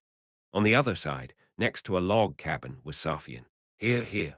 The emperor wore a fur coat and hat, waving her hand gracefully. Today's Safian had a much improved look. As I approached the snow, I thought about the gap between episode 2 and episode 7, remembering the promise I could not keep. Come here. Nice to see you, your majesty. You look fine today. Yes, Safian grinned, but today I'm with someone you know. She flicked her fingers, then Julie walked out of the hut. The woman who escorted me to the imperial palace today somehow arrived at this garden before me. These days, I've often been sleepy, lazy, and haven't had time to take lessons, so I decided to take my sword and magic lessons at the same time. I'm sorry I couldn't tell you in advance. I was also caught on my way back. As a teaching knight, not an escort knight, Julie had a rather stiff expression. I was a bit disconcerted, but I nodded. Your Majesty, would you like to train with the sword first? No, let's just sit down. Safian led us to a tea table near the hut. These days, my boredom and idleness are going beyond the limit. I think that the cause is coming from the outside, not the inside. Saying so, she glanced at Keron standing by the hut. Keron, that night doesn't say anything, Professor Deculein. So do you think you know the cause? Safian pulled out a mirror and placed it on the table. I didn't say anything. If I said I didn't know, it would be a lie. Deculein, tell me, what do you know? Safian narrowed her brow a little harshly. When I met her piercing gaze, Julie was reading the mood. Suddenly, Julie opened her eyes, her body flinching. The teacup on the table spilled. Professor, your Majesty. Julie looked blankly between Safian and me. It was a sudden move, but for some reason, I thought I knew the reason. Julie. Yes. What did you see? Julie blinked while looking around. As if very confused, her hair floated in the air. Pagegic sparks of static electricity spattered off her. Oh, that, I think I was dreaming. I'm glad it was a dream. Julie's eyes were dyed with concern. I cut her off sharply. No, Julie, you cannot dream in this place. You haven't slept a moment. Safian looked at Julie with curious eyes. Then she picked up the teacup that had fallen to the ground and wiped it clean. Tell me, Julie, what did you see? What did you do before you came back here? No, what were you dreaming about? That, Professor, Julie swallowed hard. Then she clenched her gauntleted fists against her thighs. It was a dream that you were dying. Then the smile on Safian's lips widened. Julie put a hand on her chest and checked her pulse as if trying to distinguish whether this was real or not. I am so glad, Julie was grateful, but I shook my head and said, no, it's not fortunate because it's not a dream. Yes, now that Julie had regressed. In some future, to be exact, in the future where I will die, she had cut down Nessius. If you don't explain, I will die like that again. Chapter 115, Magic Tower University, 3, a faint space in the lost time. A metallic glow cut through the darkness. Professor, Julie ran to him. Scars marked his body, but no hesitation could be found in his expression. He was leaning against a wall. He didn't lie down or fall, but stood firm. Your wounds are deep, blood pulsed out of him. As a knight, Julie's body and brain moved instinctively.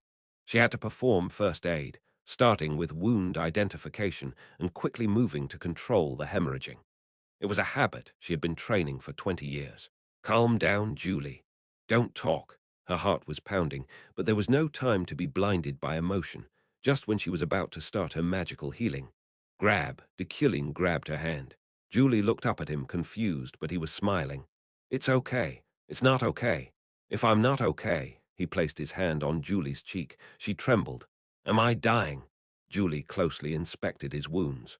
Several vital points had been pierced. She clenched her jaw. You are dying. That trembling voice brought back the memories of Kim Woojin inside Deculein. It was a pretty old one. In the monitor, the scene where she stopped breathing and the dying will of Deculein played out. Damn it. Even Iron Man can fail, Julie. I have seen myself die. Stop talking. Julie wanted to cover his mouth. The more he spoke, the more blood spurted out, but Deculein stubbornly continued. It's strange. That future will probably be the most beneficial for you. Professor, please. I know, Julie. This can't be the end. If he died like this, he wouldn't be able to save Julie and his original form. If Deculein died, it should be in Julie's hands. For you and me. He put his hand on her shoulder. If you kill the one you fear the most, we will meet again. Professor, keep in mind, if you kill the one you fear the most, we can meet again. What does that? Deculein didn't speak any further. He just closed his eyes. Professor. He didn't bend until the end when he was broken. Julie, who regressed to the present, glanced between Safian and Deculein. Julie, unless you suddenly went crazy. Safian spoke, tapping her upper arm with her finger.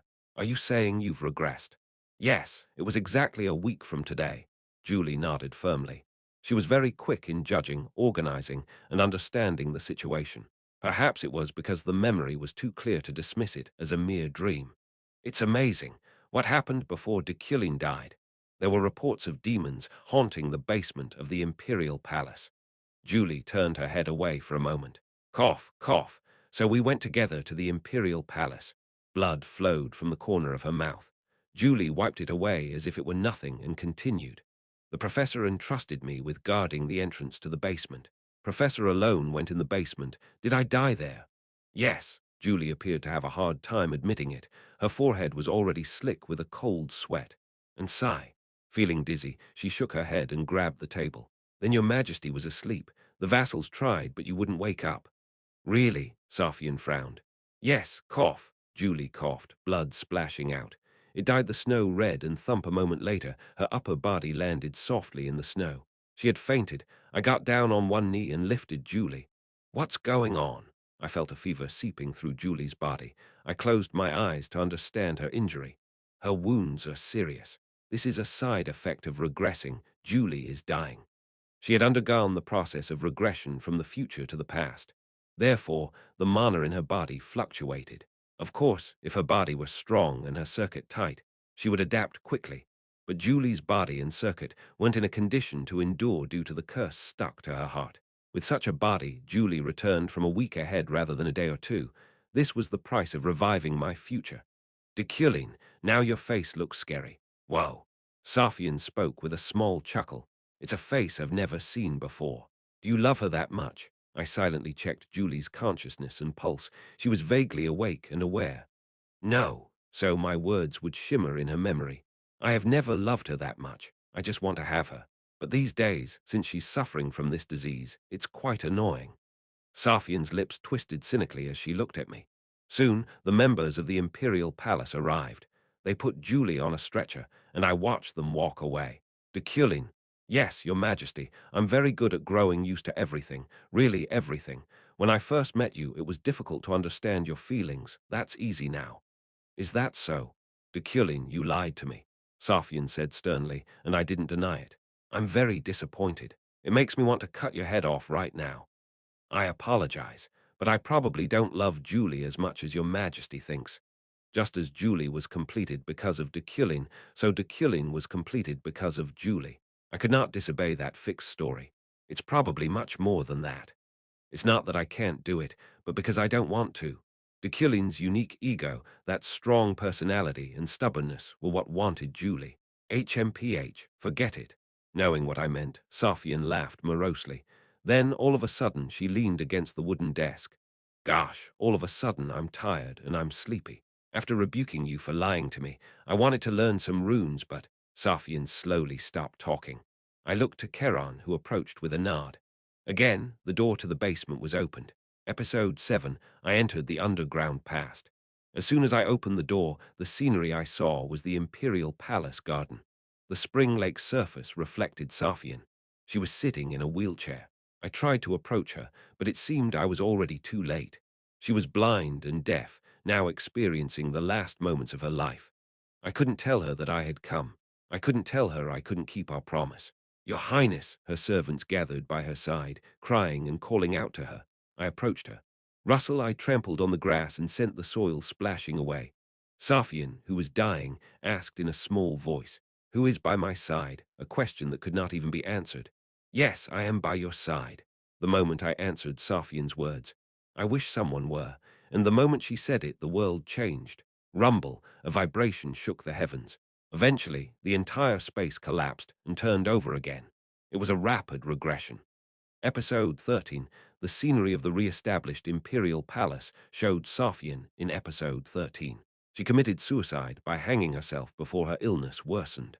And again, the world had changed. Episode 16, Safian in Episode 16. She died while taking folk remedies from a cult set in the archipelago. Episode 21, Safian in Episode 21.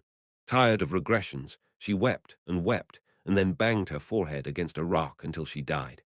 Episode 29. In Episode 29, Safian refused to eat and died of starvation. So the episodes 33, 37, 40, 43, 48, 53 passed by. I watched through the mirror every moment she died. The devil's mirror deliberately showed me Safian's deaths. In the meantime, the Nessius ran wild, but there was nothing I could do. Observing and accepting all her deaths, I reached a realization. Mirror, now I see what you want. Why was this devil's mirror keeping the abandoned worlds? Why was it so obsessed with Safian's death? Also, why did a mirror exist as the medium? World. I looked up into the sky. Yes, a world. That's what you want to be. Then a door appeared in the air. A plain, rustic wooden door that told me that my answer was correct. It touched the road's surface as quietly as the snow falling. I opened the door. What did you see? Returning to the Imperial Palace, I walked along the corridor on the first floor with Keron. We were passing the so-called Knights' Forest, in which statues of knights in plate armor were lined up on the left and right. I realized something. Since the knight statues possessed a certain level of magical resonance, it was impossible to eavesdrop or monitor someone here. What? First of all, the regression revolves solely around Her Majesty. I'm almost certain of this. The truth was more than that, though. Perhaps that whole world revolved around Safian, and the Devil's Mirror wants a world. A world? Yes, this underground bastard is a demon that far transcends the common sense of people.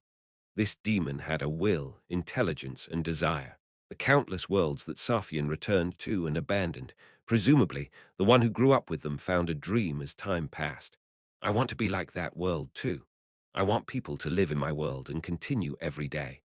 I want to become a reality, not a mirror. So now, it wanted an existence that made its world a proper one. Safian, the proof of the world. Does it want to become a god? It's more than that. How do we solve it? I looked at Charon's firm resolve. Charon, what happened when you followed the Nessius? I kept pursuing, but I couldn't find a specific place to corner it. It was running round and round like it was making fun of me. Yes, he's probably cheating. The Devil's Mirror wants to become a world by itself. It wants to exist in this realm as a real world, not a mirror. Granting that wish was the next best thing. It must have spread some Nessius all over the continent.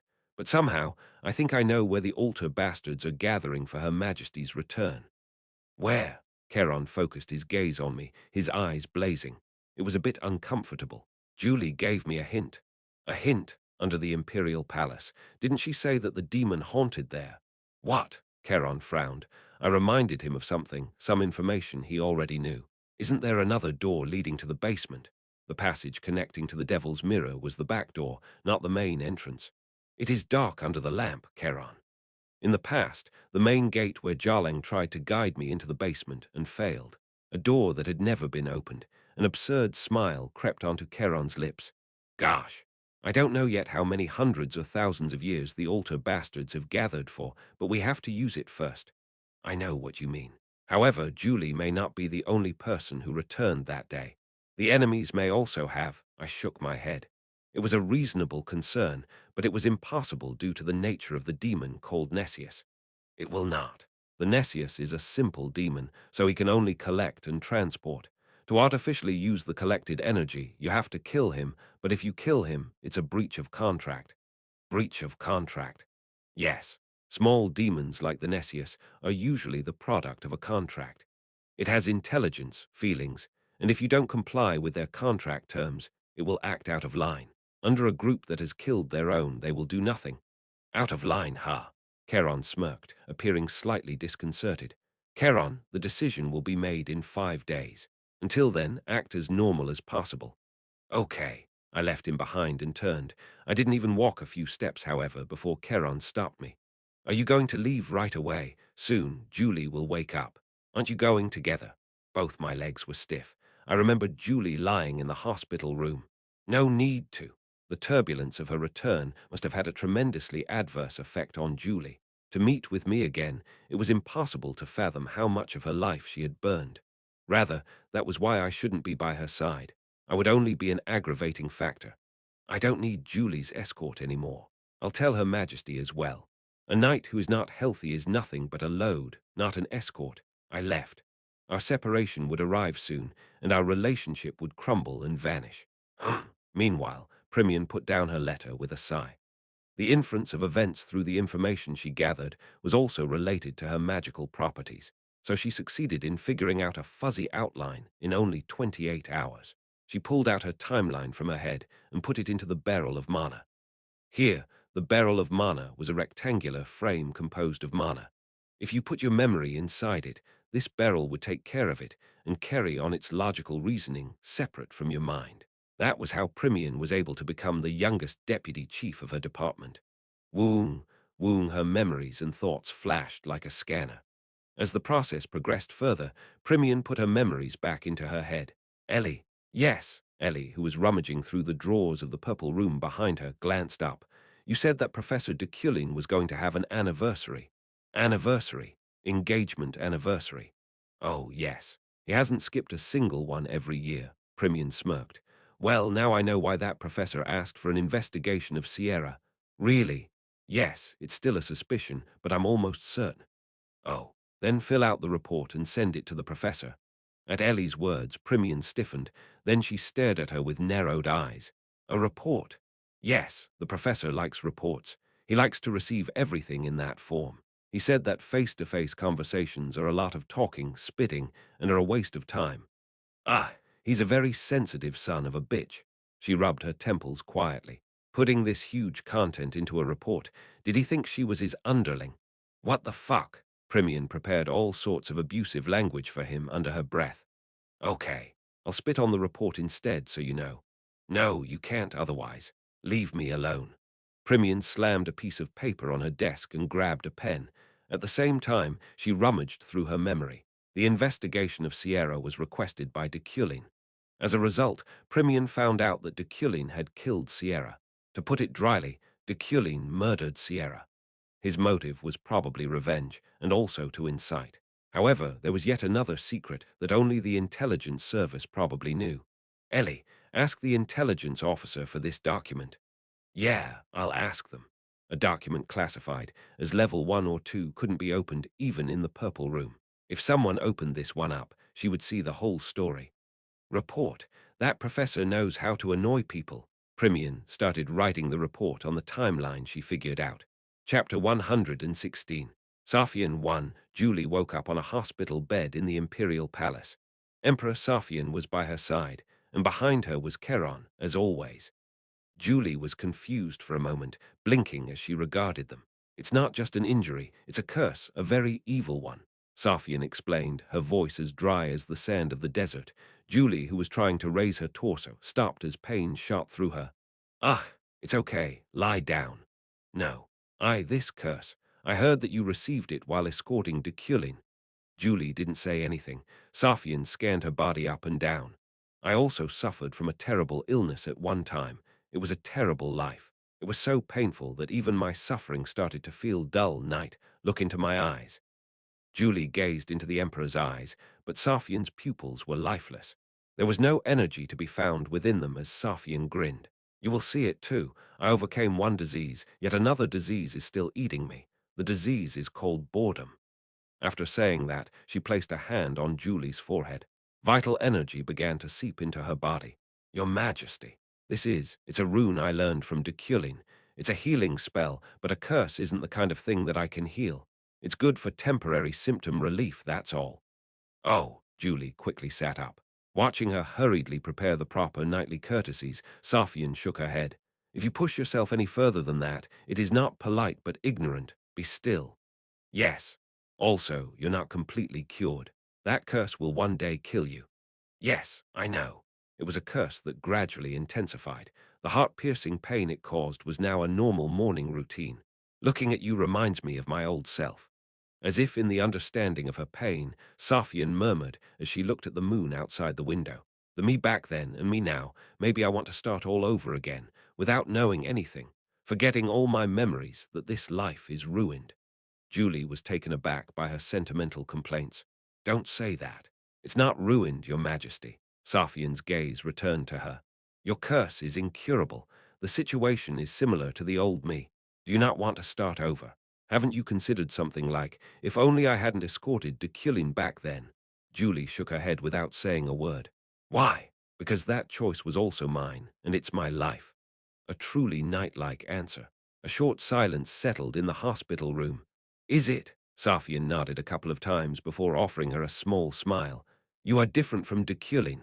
Is that so? Julie thought of Deculein, feeling somewhat depressed. Yes, you're different. Deculein lives as if there were no wrong answers in his own life. He does not admit to them, as if his way is always the right answer. You are right. The professor does live that way. But if you take even the wrong answers as your share, as you do, then the more wrong answers you will have, and the more wounds you will inevitably receive. Then you die. Safian spoke sarcastically, but Julie's answer was a warm smile. Your Majesty, even if a knight is riddled with wounds, the knight lives on, and I am a knight. Safian glared at Julie. She appeared to believe that, so she felt dissatisfied. Right, you are a true knight, but there are not many knights like you. Thanks for the compliment. It's not a compliment. Rest and go. Safian stood, flapping the hem of her coat. Julie sat up and politely bid her farewell as Keron closed the door behind them. Slam. Afterward, she silently stalked down the hallway. Stomp, stomp, Your Majesty. Do you want that? Safian stood a bit taller as Keron addressed her. If you are looking for a fresh start, you can have it. I can make that happen. Eventually, Safian turned to Keron. Bowing his head, he continued. Your Majesty deserves to be happy. HMPH, who said that? Anyone will say this. If they know Your Majesty, who has died dozens of times, suffered for decades, and committed suicide over and over, anyone would say so. What? Safian felt embarrassed. Keron was usually statue-like, to the point the imperial family even named him the statue. Keron even referred to his multiple selves as such. Keron, you do not know me. I know a little bit, Safian frowned. Even if it were you, you are arguing too emotionally for something impossible now. It's not something impossible. Your Majesty, the altar is in the basement of this palace. Charon's eyes flashed with a knight's will. They are trying to gather and use your Majesty's powers. If we use it against them, you can go back. Can I go back? Yes. Your Majesty may be happy too. You can forget everything and start fresh in a new world. The Devil's Mirror wanted Saphion, and the altar was collecting Saphion's power from the world in the mirror. Charon thought of the possibility that if those two, who seemed to be in a symbiotic relationship, could be used in their favor, a new world, that is, a completely different past, could be built. It was inspired by Deculein's words, saying that the Devil's Mirror wanted to become a world, but it was a completely different idea from what Deculein had in mind. In Charon's thoughts, the Devil's Mirror would become a new world, and the Saphion of that world would return anew, forgetting all the memories of this life. If this life were ruined, they could plan for the next one. What if history just repeats itself? Saphion met his gaze. I will not let that happen. The conversation stopped. No, time appeared to have stopped, consumed by a suffocating and stagnant air. In that silence, Saphion turned around. Stomp, stomp. That meant that she ordered Charon to leave without a word, and Charon, who understood her meaning, was frozen more still than a statue in the middle of the hallway. It was a night. Returning to the office of the tower, I was engrossed in my quiet thoughts. If I could understand the Devil's Mirror. I looked in the mirror on the desk. I activated understanding on that simple mirror to deduce its nature and properties. When the sand was heated to a high temperature, of course, several other processes remained in between, it would turn to glass. Coincidentally, earth and fire were my attributes. I need a little more information. I stood. Magic books related to glass and mirrors could be found in the Magic Tower library. I made a beeline to the elevator. Ah! As I reached it, someone let out a strange sound. It was Ephren. With a face that told of great exhaustion, she was holding a cup of coffee in one hand. She took a step backward without even greeting me. Ding! The elevator arrived. It doesn't seem that it's working out the way you thought it would. Enno, I just need a clue, then I can. Anyway, she was murmuring. As I watched her, I suddenly remembered what Ihelm had said. Did you feel sorry for Luna's daughter, whose father pretended to love her? Maybe he was right. Ephren, she was strangely pitiful to me. Since Deculein had little to no feelings of compassion, this was probably a piece of Kim Woojin. WI. As such, there were only a few people in this world who made me feel anything from Kim Woojin. So far, there were only 3 of them: Sylvia, Ephren, and Yriel. Julie was the exact opposite, serving as the strongest proof of me as Deculein. She was bondage formed from the emotion I could not deny. Confidence and commitment, those 2 virtues suit you. Yes, try endlessly, and believe in the future you. Ephren's eyes nearly rolled out of her skull as I stepped out of the elevator. Ding! I stepped out onto the first floor, right into Julie. Professor. Julie greeted me awkwardly. She was still wearing light armor, as she always did. I approached her. Julie, stop escorting me now. No. What? I'm sorry. That was enough to shut me up entirely. I know that I have a lot of minor problems these days, which is detrimental to you as I'm your escort. I apologize. I was dazed for a moment, but soon I understood what she meant, and I clenched my jaw involuntarily. Also, in the not-too-distant future, I failed to protect you. Countless words ran through my mouth and died upon my lips. A certain cry swelled from the bottom of my chest. In these eyes, I still can see you dying. The sword that pierced your heart. Julie bowed her head. I couldn't understand her. Professor, I understand you are disappointed with me. Why was this woman, who could not love herself, so foolish? I admit all my faults. I wanted to say it wasn't her fault. We just shouldn't be together. However, please, let me complete this escort mission. Julie continued firmly, grabbing the sword around her waist. I will work even harder. Even if my body is broken, I will protect you. I'll make sure you don't get tired, Julie. I didn't want to hear any more. I don't need it. Julie's breathing was loud. She bowed to hide her sorrow. Go now. I have work to do in the Magic Tower library today. I loved this foolish woman. I hated to deny this crazy feeling. I'll be waiting, go. I apologize. So Julie left. She opened the door of the tower and trudged down that long road. She wasn't healed yet, so she went with staggering footsteps. As I watched her, I leaned my body against the wall. I placed my hand on my heart as Deculein's echo spread throughout my body. What's wrong? Then I heard a voice from somewhere. When I turned around, Ephren was standing there. I will help you. Aren't you here to investigate something? I'm Epheren, your teaching assistant. Didn't she see their encounter just now, or was she pretending she hadn't? I let out a small sigh. Do you have that much spare time? Oh, that, honestly. I can't do it. How can I understand all 30,000 pages in 1 month? That's impossible. Isn't that why you gave it to me? I walked silently to the underground library. Then Ephraim quickly followed behind. I didn't bother to slow down. I didn't even bother to show that I noticed her side-eyed glances over and over again. 3 hours later. Are these what you wanted? Ephraim was a moderate help. There was nothing more troublesome than finding the book you wanted in the Magic Tower library, where hundreds of thousands of books were scattered about. Yes, I ordered everything related to mirror magic. The Devil's Mirror was also a mirror after all, so understanding the properties of mirrors as a whole would help. Do I have to bring you anything else? This time it's glass.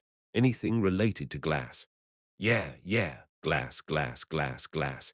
Ephraim muttered that to herself and went to find more books as I read. Another 3 hours passed like that.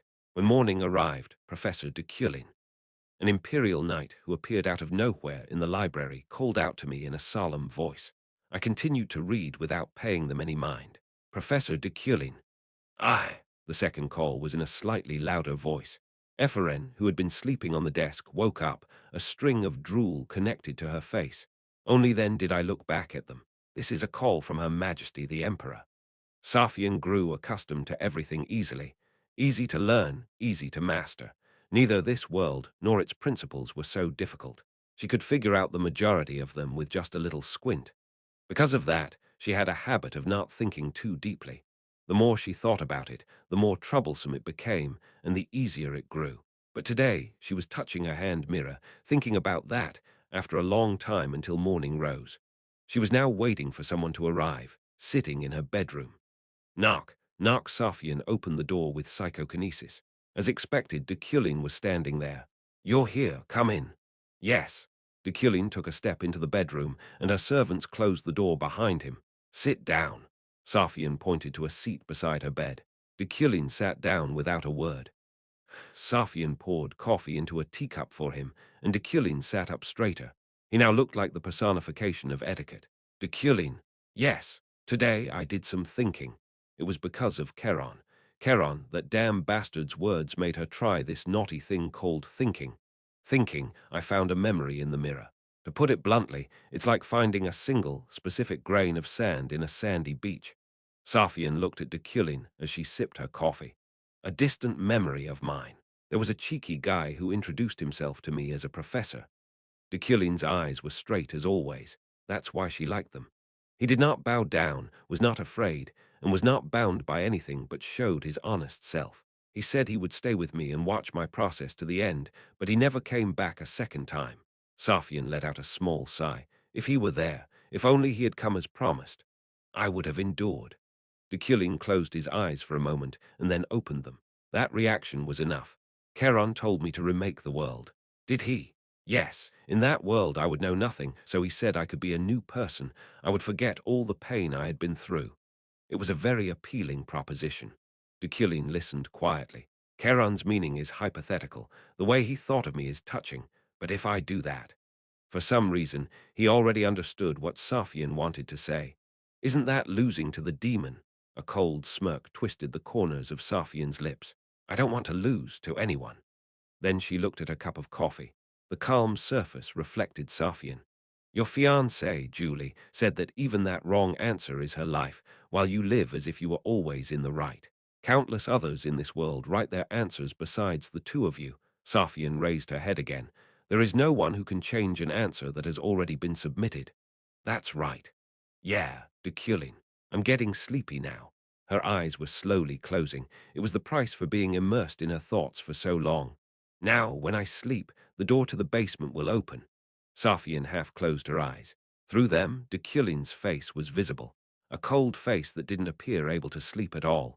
Please, because there was no one watching over me, I was in agony. She spoke frankly. Would you be able to watch me and my countless deaths in that basement? Can you stay in my memory? Deculein answered without hesitation. He would make sure he did. But to Safian, his tone was already hazy. Slowly her consciousness was falling. It may be tens of years, or it may be hundreds of years. Even I don't know what kind of life I led. Are you still okay? Deculein's voice reached her. Yes. As promised last time, I will accompany your majesty through every process, no matter what. A voice that spread as if submerged in water. And at the end of that, I'll come back here again. However, those words followed with certainty. I'll face your majesty. Safian responded with a yawn. As she slept like that, Deculein watched her silently and stood up. Now it was time to truly keep his promise. Chapter 117. Safian 2. As soon as I left Safian's bedroom, I moved to the Imperial Palace's basement. I came out practically running, but a statue was blocking my path. Charon. Charon raised his eyes to regard me. The blade of the sword he held scraped against the floor. Charon didn't say anything. However, yesterday, Julie said that my wound was from a sword. From then on, I had expected something like this might occur. In the first place, there weren't many people strong enough to penetrate Iron Man and were also too fast for me to mount a defense. I thought deeply. Charon's voice rang low, the tip of his sword lifting upward. What was your conclusion? It's that I'm Her Majesty's knight. It doesn't matter to me whether the world turns upside down or it goes as a demon wills it. Charon was a knight only for the emperor. Therefore, he wished only for Safian's happiness and protection. He was a knight as savvy as Julie.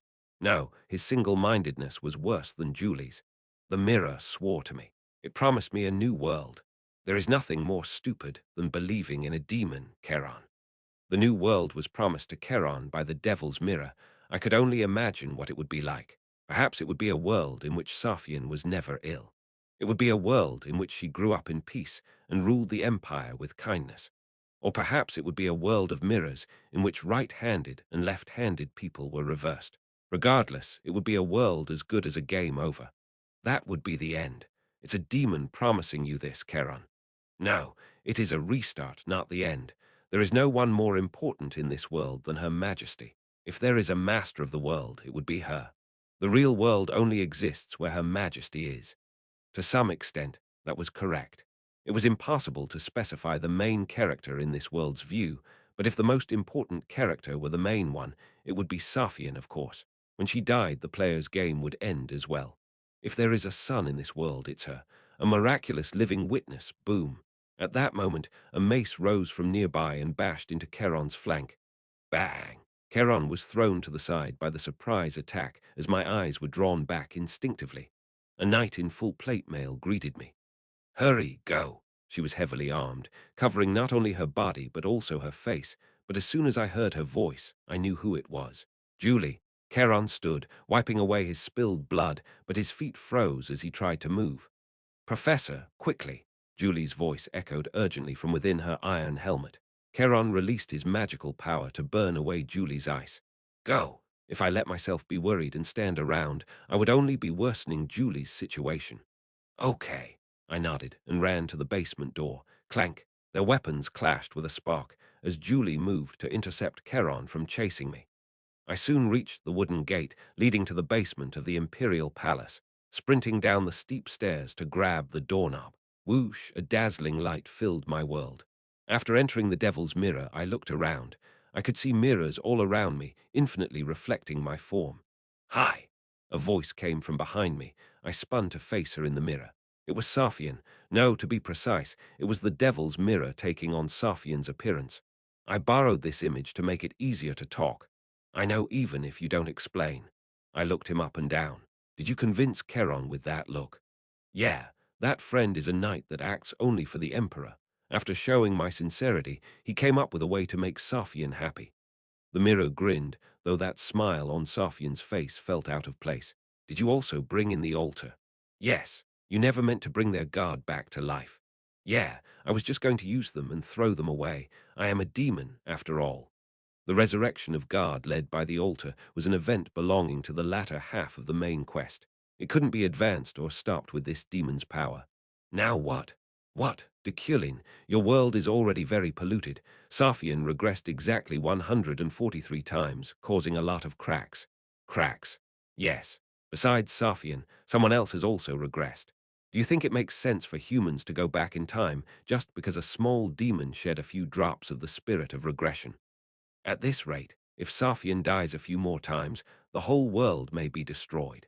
I looked at the mirror that took Safian's form, peering into his eyes.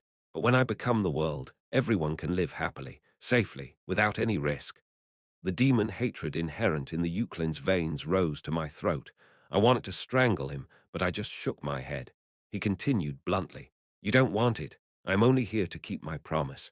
"Promise? Okay, try anything. But how? I will never open the door for you. You will be locked in here for the rest of your life." He crossed his arms. I began to glance over the mirrors filling the space around me without paying him any more mind. I placed my hand on the glassy surface. "Your will is not necessary." "Why? This is my world." "Because you are a demon, the devil's mirror. He's a demon and dark energy were integral to each other. Therefore, the devil's mirror contained dark energy. No, this space was filled with it.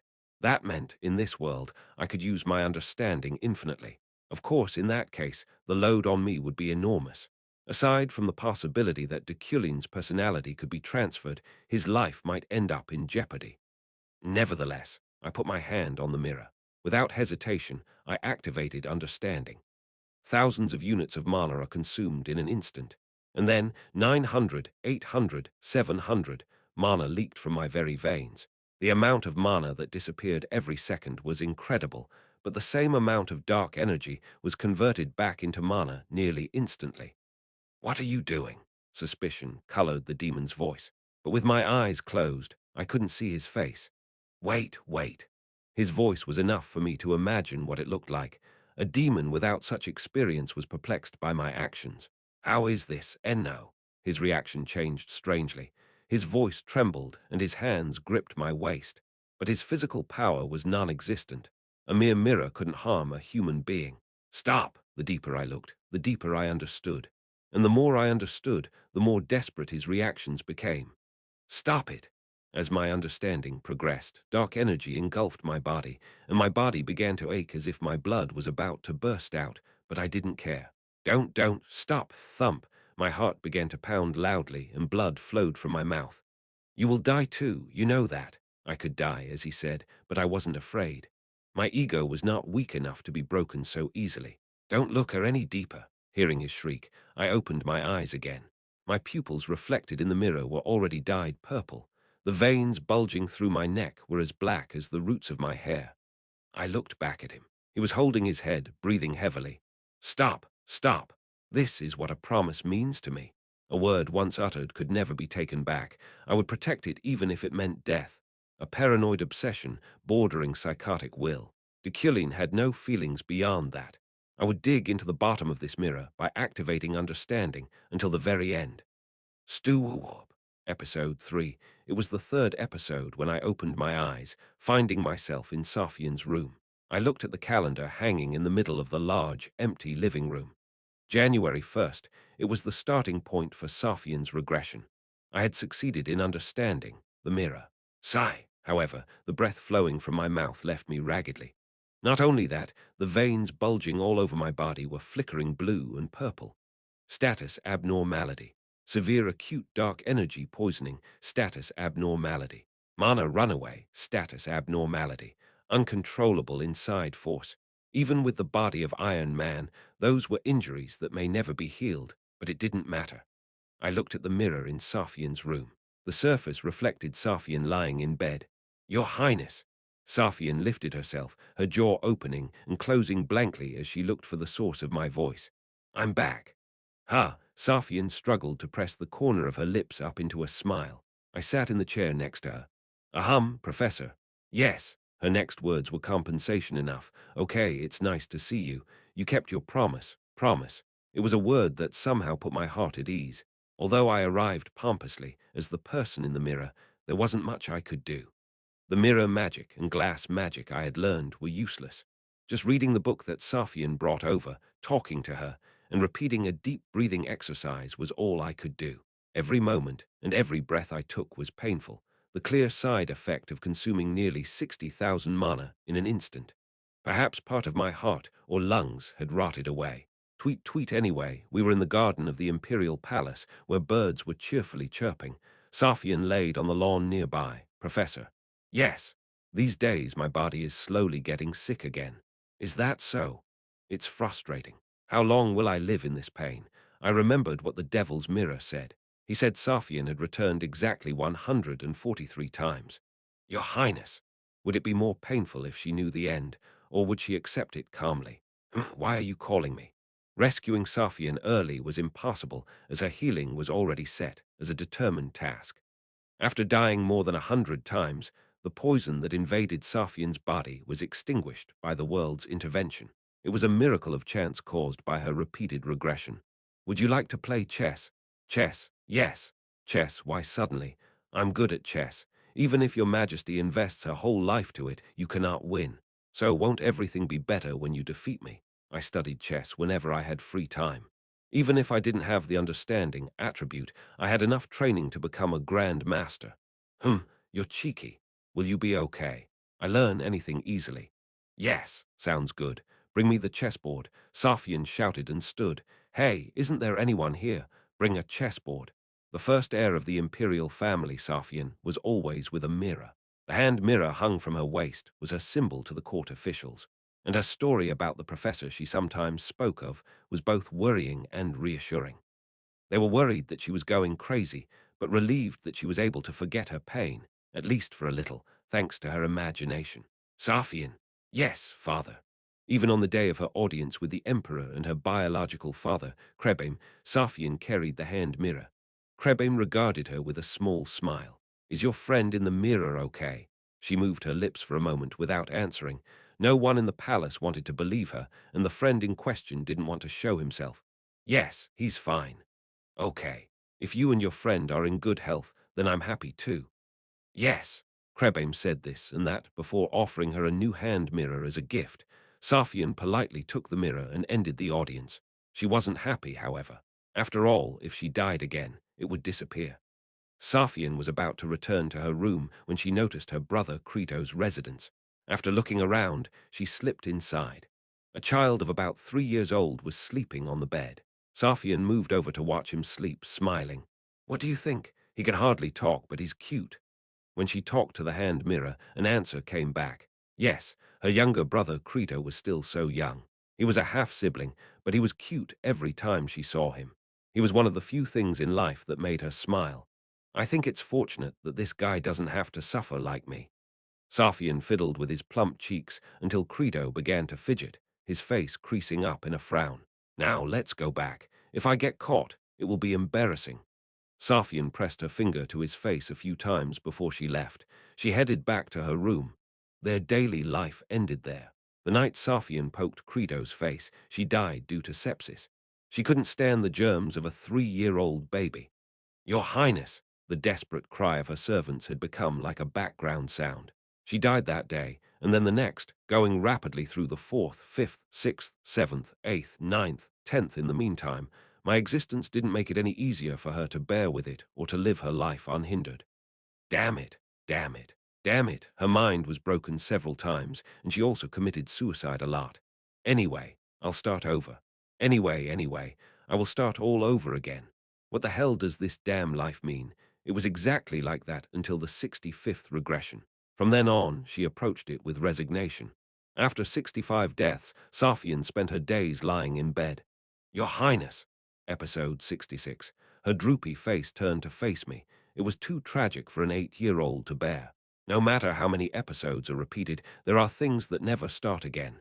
There is a skill that never goes away. What is it? It's chess. Your chess skills don't abandon you with regression. That was the reason I recommended chess.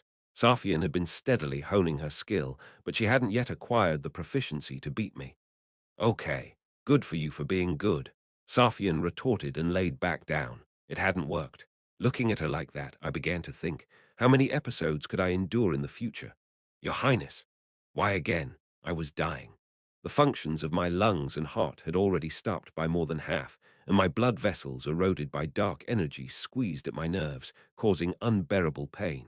Make a signal with me. So I had to save stamina. I needed to allocate my time efficiently. A signal. Yes, it is a signal to call me. I tapped the mirror a couple of times. If you tap twice like this, I will wake up. Why? Even I need time to sleep. Humph, I can't even sleep because I'm sick, but you can. Today, Safian was still a child, offering childish complaints. Instead, I will spend all of my waking hours with you. I couldn't help it. It was hard for me to even move right now, as my lower body was almost entirely paralyzed. Okay, do whatever you want. I hated to admit it, but I had to. The dark energy had already engulfed my body. Instead, I will commit suicide tomorrow. Safian frowned, dissatisfied. She committed suicide the next day, and of course, the world started over. Since then, I continued to watch her countless regressions while enduring my suffering. Life repeated, death repeated, despair echoed out. Everything began again, disappeared again, began again, disappeared again. Disease and suffering, humanity and all things, world and cause, mind and body, time and space, evil and good, light and darkness. At that moment, when I thought all these things were futile and floating through the insignificant, meaningless years, finally, episode 140, I realized that the time had come. It was December, the peak of winter. A harsh and cold wind swept the continent, and winter monsters trampled people's lives as they pleased, but beautiful pollen still scattered among the flowers in the gardens of the imperial palace. A benevolent warmth embraced the palace. Cough, cough, didn't you hear me tell you to go? A tone very different from that piece, speaking in a passive, rotten, fish-like voice. However, Your Highness, you haven't taken all your meds yet. It's no use. I won't take them, I said, piss off. Hey, Keron, get them all out. Safian, lying on the bed, sent all her servants away. After that, she stood and knocked on the mirror a couple of times. Knock, knock, Professor, are you there? Yes, I'm here. Okay, these days I'm enduring for a strangely long time. Safian was surprised by this life. Her body still hurt, but she had endured this regression for a surprisingly long time. No, she was just holding up. She had no desire to live, but was forced to regardless. How many times have I died? 139 times. Today is December 31st, so tomorrow is January 1st. Yes, think that everything will be better if you hold out until tomorrow. HMPH. What? Safian pursed her lips. She didn't have any expectations. Her mind had already been broken dozens of times and reassembled to the point she held no more interest in life. Still, it was comforting to know that the only person by her side thus far, the professor, was with her when she regressed. She didn't care any more if he was an illusion created by her ailing mind. Your Highness. Safian innocently tilted her head. What? I will be watching Your Highness everywhere. Suddenly, she stared at the professor in the mirror. He had his eyes closed. It's not suddenly. Even if I am out of sight for a while, hearing those words, a corner of her heart suddenly felt an ominous cloud. Safian licked her lips. I will always be here for your process. Are you saying that you will not leave now, even if it's as if you are leaving? Your Highness, may I ask you for one promise? Just as I kept Your Highness's promise that day, Safian didn't say anything. Still, the professor didn't stop. Rather, he pushed on calmly. No matter what happens, don't take your own life. What kind of bullshit was this? At the outrageous request, Safian pouted. What kind of bullshit is that? Cherish your life, Your Highness. Is there anywhere else you have to go? The professor in the mirror smiled, a soft, powerless smile. But for Safian, it was the first smile she had ever seen from him. It knocked her silent. Your Highness, now it's late, so have a good rest. Safian sniffed and looked at her watch. It was 8:30 in the evening, time to sleep. If she didn't sleep more than 14 hours a day, her body would break. I'll be waiting. I will not sleep. It appeared that she was about to fall asleep, but she forced her eyes to remain wide open. She was going to stay up all night looking into the mirror. I'm not going to sleep. Safian lay on the bed and glanced at him sideways. Fortunately, the professor was there every time she looked in the mirror, as if he had no intention of leaving. Well, even if he intended to leave, how could she catch someone in a mirror? After accepting that sense of resignation and relief, she fell asleep again. And like that, the next day arrived. Tweet tweet when she woke up to the sound of chirping birds. Safian felt strange, enveloped by a feeling of freshness unlike what she had ever felt before. Ha! She blinked a few times and raised her torso. After being tormented for so long, she didn't feel the pain she was used to. So after thinking for a moment, is this the underworld? She prodded at her body. However, there wasn't pain. There was no pain whatsoever. Hey, Keron, Your Highness, did you call me? What is today's date? January 1st, 23, the year 23 of the reign of Emperor Krebem. If she had died and regressed, it should be January 1st, 22. Year 23. Are you sure? Yes, that's right. Suppose today was January 1st, 23. If so, Safian shivered with excitement and wrapped her arms around her face. Am I healed? Suddenly, the professor's words came to mind. Yes. Think that everything will be better if you hold out until tomorrow. His words to think that tomorrow would be better. Safian grabbed her pounding chest and yelled, Professor! He didn't answer, but she scrambled up toward the mirror. Professor! She sent the promised signal, tapping the mirror twice. Professor, I think I'm healed, as you said. However, he did not respond.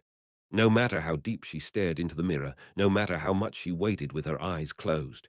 Professor! Unlike in the decades they had spent together, the professor who should answer, is that so, in a cold and low voice as usual, did not appear. Tweet, a silence settled over her, only broken by the chirps of those fucking birds. Professor! Safian called out to him again, her voice trembling. But he was not in this mirror or any other mirror in the world. He never appeared again. Chapter 118. Safian 3. My heart doesn't beat. My lungs don't work. My body temperature was rapidly dropping, and my peripheral nerves, including my fingers and toes, grew numb as my organs shut down. My body was already dead. However, Iron Man postponed death. Instead of using the heart and lungs, my blood vessels artificially contracted and repeatedly relaxed to transport blood and oxygen. It was just a workaround to save some time, but it was good enough. Also that my death would not be discovered by the Safian of this world, so that her next memories could continue normally. I reached the basement of the Imperial Palace, the wooden gate. The door was already open as if in wait. I stepped out into the basement, reaching the middle of the darkness with my slow stride. You knew it was going to be like this. I heard a voice at that moment, prompting me to glance over. It was the devil's mirror still assuming Safian's form. It's over. You are dead. I nodded. I consumed 60,000 mana in an instant and took a huge amount of dark energy in without any preparation. From that point on, there was no chance of survival. I know. Why did you do that if you knew? I'm curious.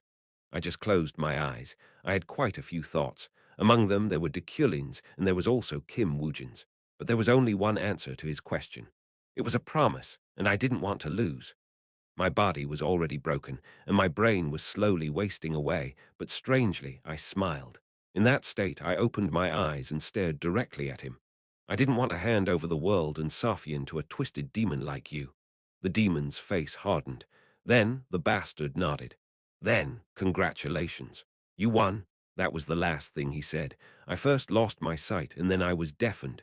There was only silence. Inside the emptiness, I felt death approaching me. It felt so cold to the touch. Safian woke up. Her head was somewhat cloudy from the mixed memories, but the distinction was clear. Deculein had kept the promise he had made with her. Persistent bastard. Safian smiled as the words left her. He had indeed witnessed all her deaths. Of course, as if any other methods of death other than sickness were out of the question, he left as soon as she got well. But, Safian looked around. 2 mugs full of cold coffee on the tea table. It was just as it was when Deculein left. You said you were going to face me. Safian frowned and grabbed the teacup. Her magic warmed the coffee, and she took a sip. She proceeded to wait, tapping the table gently with her fingertips. How long would it take him to get here from the basement, she wondered.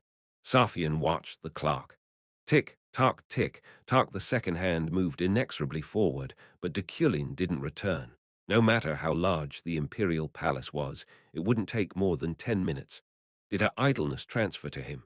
It was then when Safian, feeling testy, crossed her arms and began to mutter under her breath, Your Majesty. A loud cry rang out from outside the room. Safian opened the door with psychokinesis. What's the fuss? This is trouble, in the basement of the imperial palace. Safian's eyes widened as an explanation followed in a hurry. She jumped up, her legs moving before she could think, with dozens of servants and knights in tow. Your Majesty. Here, we don't know. Safian urgently arrived at the basement. A man was standing by the wooden door leading in. Safian stepped forward, her eyes going blank. With every step, the world grew a little dizzier, and she staggered. Ha! When she finally reached him, she let out a laugh at the absurdity of it. Without realizing it, she had begun to clench her fists, turning her knuckles white. You said we would meet at the end of my process. Deculein. His whole body was eroded by dark energy, and he stood as if leaning against the basement wall. All his vital functions had already stopped, and his veins had turned black. He looked like a corpse. "Did you mean to come back looking like this?" Safian felt a cold headache forming. Unexpectedly, the countless moments of her life were rewound before her. This was the man who stayed with her long memories, like a trace left in her regression's history. "Why, Your Majesty? You can't. The dark energy will spread. Shut up." She ignored the minister's advice and moved into the man's sight. She looked into his face, observing his closed eyes. "I will be watching Your Highness everywhere." She recalled what he said when the bastard left. "Even if I leave your sight for a while, I will always be with you through your process." Safian looked at the sword around his waist. It was the treasured sword handed down from generation to the Imperial Emperor. "Can I ask you for one promise? If I commit suicide, you will come back to life. No matter what happens, don't take your own life." "Did you know this when you said that? Cherish your life, Your Highness. Was that an arrogant conviction that I would kill myself for you? This fucking bastard. You could have just said that if you were going to die." Feeling a torrent of emotions she'd never experienced before, Safian suddenly noticed a piece of paper sticking out of his suit pocket. She stretched out her hand to pluck up the fragment. "Your Majesty," the eunuch Jarlen called out to Safian.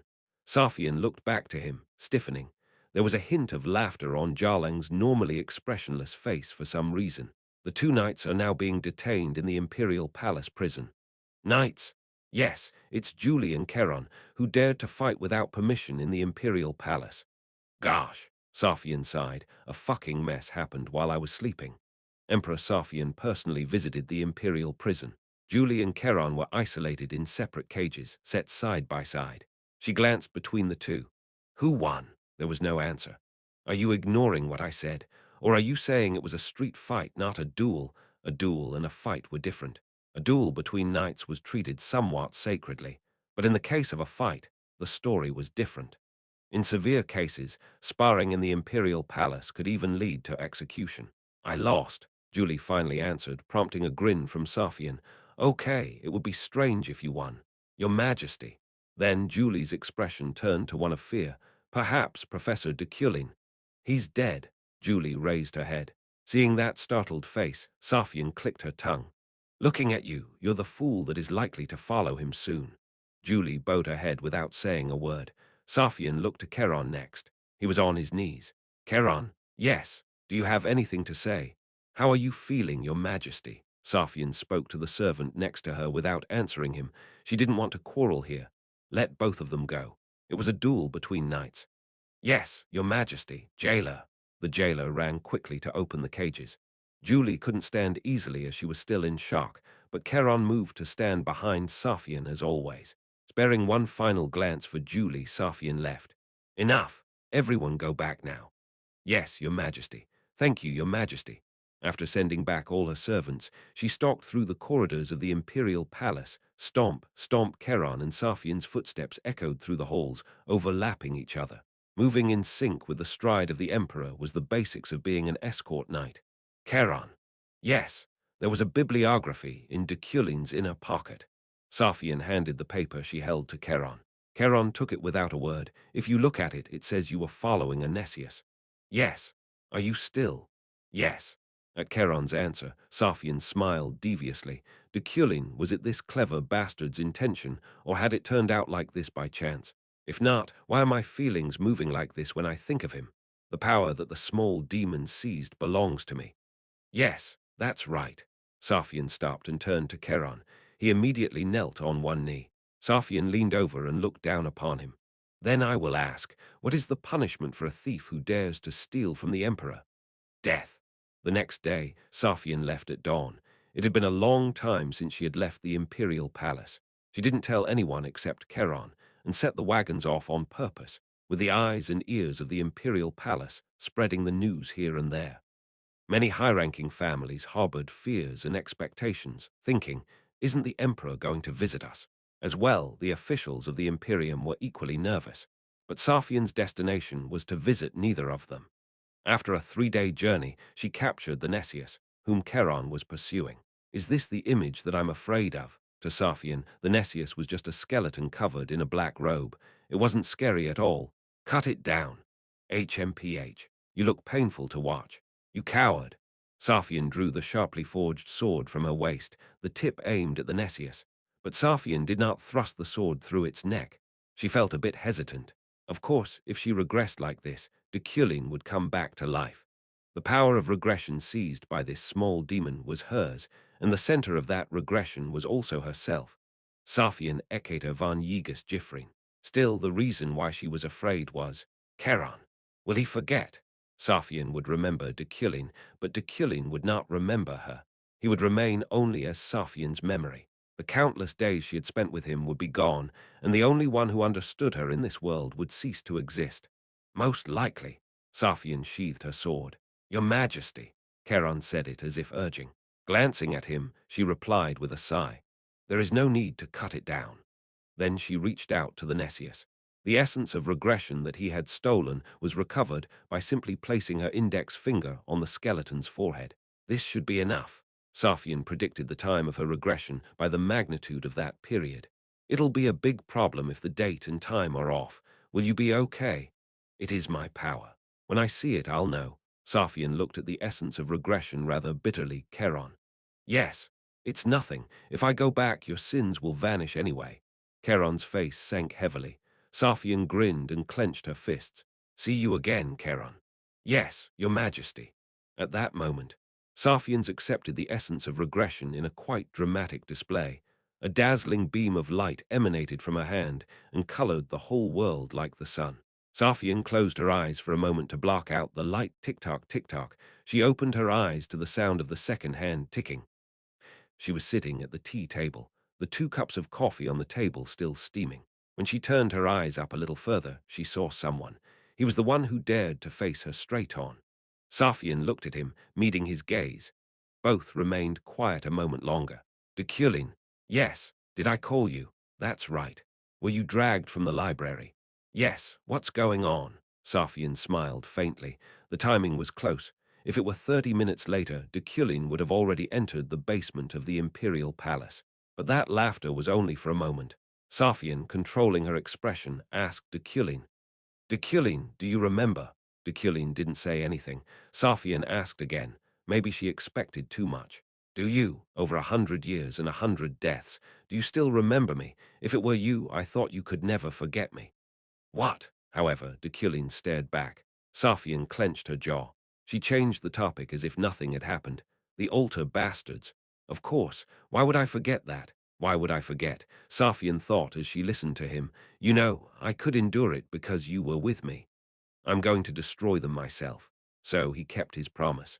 More than 100 deaths, over 100 regressions. Even if he didn't remember that hellish repetition, she still did. The value of his sacrifice and devotion wouldn't change. It would not change that he kept his promise.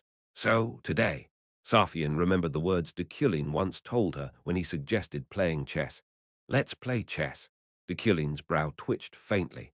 Safian understood his emotions just from that subtle reaction. No, Deculein made it clear a moment later. Did you just call me to play chess early this morning? So, are you rejecting me? No. Okay. Safian put the chessboard on the table with psychokinesis. She chose white and gave Deculein black. Shall we start right away? Okay. Deculein was full of confidence. Of course he would be, during all those memories that damn bastard never lost. Safian moved her white pawn one space. Her opponent's black pawn moved accordingly. Deculein was aggressive from the opening, but Safian took it in stride. Deculein. Yes. Do you know that, no matter how many times regression is repeated, there is a skill that does not disappear? What is it? It's chess. Deculein, who listened quietly, nodded. I guess so. Even if you learn magic, it will disappear if you don't re-pierce the proper circuit, and mastering sword skills is too difficult if you don't train your body. But not just chess, other knowledge. Forget it. Who told you to analyze it like that? Safian moved her knight wildly, glaring at Deculein. I was just saying. Yes, your Majesty. Deculein moved his piece with a slightly puzzled expression. The game after that was a quiet, tight race to the finish. If Deculein made a move, Safian countered it, and if Safian made a move, Deculein countered it. The result was concise. Damn it, it's a draw. Yes. In chess, in theory, there is a high probability of a draw if both play perfectly without mistakes. Safian looked at Deculein. Deculein was analyzing the moves on the chessboard. I'm quite good at chess. Even if you invest in it your whole life, you cannot win.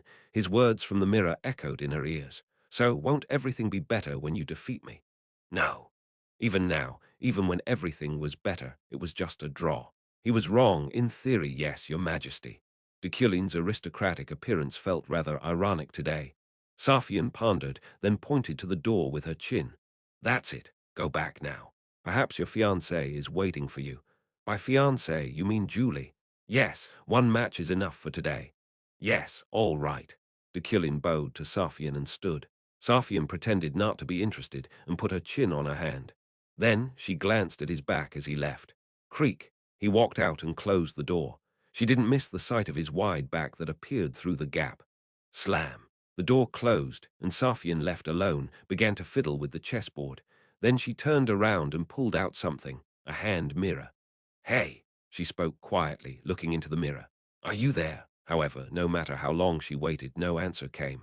Safian leaned back in the chair. Forget it if you're not. Hugh, taking a deep breath, she opened the drawer and put the hand mirror away. Then she pulled up the curtains. Sunlight streamed through the window like petals. She looked up toward the sky and fidgeted. The boredom corroding her mind appeared to have vanished to some extent. Charon. Outside the door, Charon answered. Yes, your majesty, I'm going to exercise. The bewildered man was speechless for a moment, but Safian opened the door before he could gather himself. Charon, puzzled, gurgled and let out a bizarre noise. Why do you look like a moron?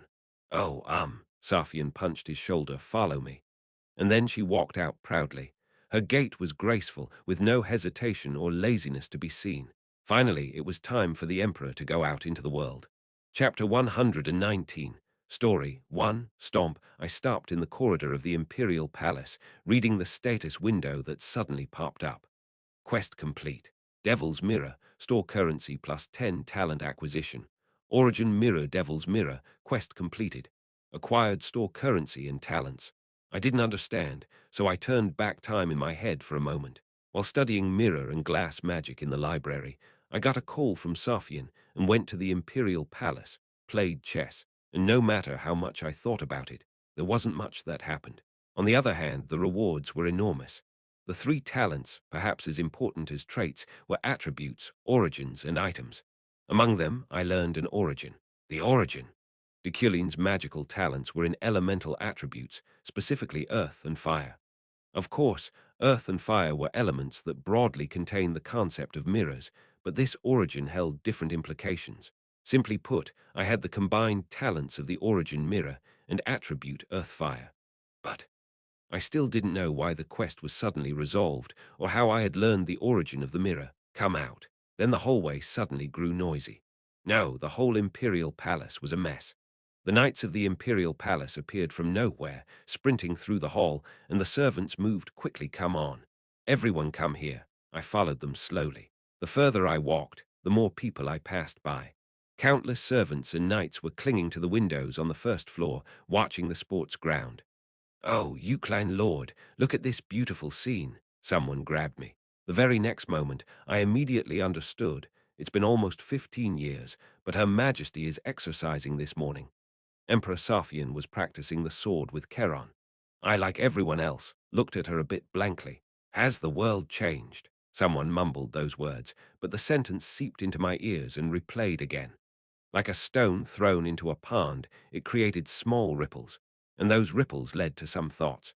Safian's impulsive behavior and desire for morning exercise. If the fact of the quest completion were added to this eccentricity that served as a harbinger of the world's destruction, I backed away without a word. Leaving the servants and knights behind, I continued down the hallway, turning back the way I came until I arrived in a space with few people to be seen. I now stood before the passage leading to the basement of the Imperial Palace. I approached the wooden door slowly and grabbed the doorknob. Rattle, it creaked but didn't open. Put my hand on the door. An unfamiliar feeling flowed coldly from it. Is it here? It was as if my intuition was telling me what consciousness failed to convey. There were hidden memories inside that I didn't know or had forgotten. But not just yet. It wasn't the right time. Okay. I nodded and turned around without hesitation. All of a sudden, a shout of "Whoa!" echoed outside. The whole palace was making a commotion while watching Safian. Should I take a look, or should I take Julie with me, or Julie? Julie, pretending to be a statue of a knight in the basement hallway, began to shake. Did you know? Let's go see Her Majesty together. You are also a teaching knight, so I hope it will be helpful for your next lesson. Yes, Julie approached, wearing plate armor. I walked with her. Now our parting wasn't far away, but as long as it was a bizarre day like this one, we could be together. Iffy, iffy. A voice permeated her hazy consciousness, and a hand shook her body. Efren, who was sleeping, opened her eyes with a zombie-like groan. Her friend Julia was saying something she could only half hear. Did you hear that? What? Sylvia. Sylvia. Efren sat up as she yawned. Julia continued noisily. Yeah, I heard she has already become a monarch. Efren was still dizzy. She yawned a second time. Monarch. Yeah, monarch. Are you talking about the wizard rank? She stretched out with a third yawn. That's right, monarch rank. Well, it's understandable with her level. Understandable. Iffy, she could suddenly become our professor. No way, Eferen looked at the blackboard. The lecture required for the major wide area magic against monsters. Fire Attribute Destruction series had already been completed. But if she's already the monarch rank, I'm jealous. To be honest, Eferen felt like she was wasting her time. Most solder lectures were too easy to learn. Jealous. It's just because of her family connections. Had she been a commoner, she would never have reached monarch. It's been less than 6 months since she received the label of solder, yet she's already a monarch. Yeah, she roughly agreed with Julia, who was fuming mad, and raised herself up. But Iffy, why aren't you coming to my restaurant these days? Julia tilted her head as if she were very upset. Her expensive earrings were dazzling in the light. Eferen let out a sigh. Hugh, I want to go too, but there is so much to study. She had no time to eat. To be precise, she didn't even have the time to leave the tower. In a month, of course, it was impossible to understand the content 100%, but she had to understand, to some extent, the thesis that Deculein offered her. We recently started a delivery service. Really? Those words pierced her ears. Julia smiled brightly. Yeah, the price is a little higher, but since you're a regular, the delivery is free. Really? Eferen smacked her lips without realizing it, thinking of eating. Then today, Eferen, who had ordered a ruhok through delivery, went up to the 77th floor happily. Head professor. Deculein, she knocked on the office door, fiddling with the papers to be handed to Professor Deculein. Knock, knock, there was no response. Is he not here today too? Eferen muttered and pushed on the door. The door opened naturally, but no one was there. Was it because he forgot to lock up, or was he just away for a minute? Efren snuck in and placed the papers on Deculein's desk. Hum. She was about to head back, but instead quietly checked her surroundings. Then she reached out to the drawer of his desk. What are you trying to do? Ah! Startled, Efren turned her head towards the voice. A long mirror hung on the wall, and in it was Professor Deculein. She instinctively looked behind herself, but Professor Deculein wasn't there. She looked in the mirror again.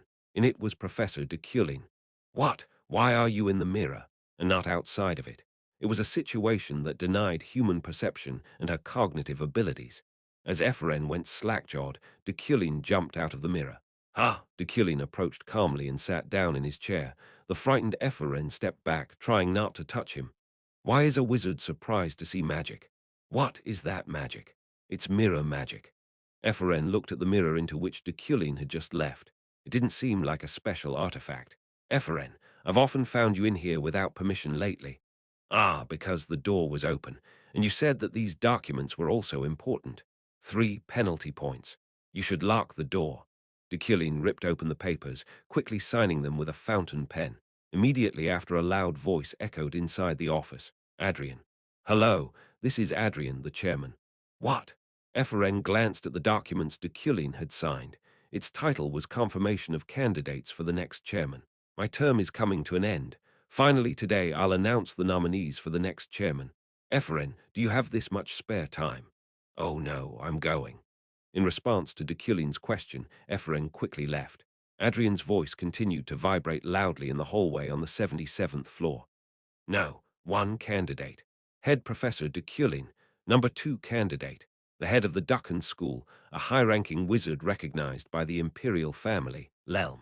Eferen pressed the elevator button. It was about time for her Rohawk to arrive. As the chairman, my evaluation criteria is only performance. Other anonymous judges will also evaluate. The successor will be announced this winter or spring. It's coming soon, right? Ding! The elevator arrived on the 77th floor. As soon as Eferen realized who the person inside was, she frowned. It was a tall, blond guy. Ah, candidate number 2, Lelm. Contrary to Eferen's sullenness, he smiled brightly. Hey, Leaf. What are you doing standing there? Thelm shoved a foot into the elevator door, which was about to close. Eferen clicked her tongue and boarded the elevator. What are you so dissatisfied with? What did I do wrong? Didn't I say my name is Eferen? That name is too desertic. Isn't Leaf more affectionate and nice? Eferen shut her mouth completely. Wuang the elevator descended steeply. In the stillness, Lelm spoke in a low-pitched voice. Leaf, are you going to let Deculein be the chairman? Then your father will be buried forever. He will never be recognized. Gosh. Again, talking about her dad, this bastard. Eferen, grinding her teeth, glared at Lelm. He grinned and continued regardless, however. Deculein's thesis will soon be published, so will he even think of your father, the original author? Rather, he will erase his very existence. Oh, man. Why do you keep talking? As Eferen began to yell, Lelm handed her a piece of paper. Take it. What is it? Application for testifier. I beg your pardon. I plan to have you as a witness at the upcoming hearing. Eferen briefly read it over. Lelm, the candidate for the chairman of the Magic Tower, once sold to Eferen as, forget. I don't care if you refuse, but just know that you are the only card I can rely on to reverse Deculein. So, with that blunt reply, Eferen grabbed the paper to tear it apart. In other words, if you don't step in, Deculein will surely become the chairman. Then he will bury your father. Her hands froze. Ding! Just in time, the elevator stopped. Leaf, why would that bastard Deculein have you by his side? What do you think is the reason?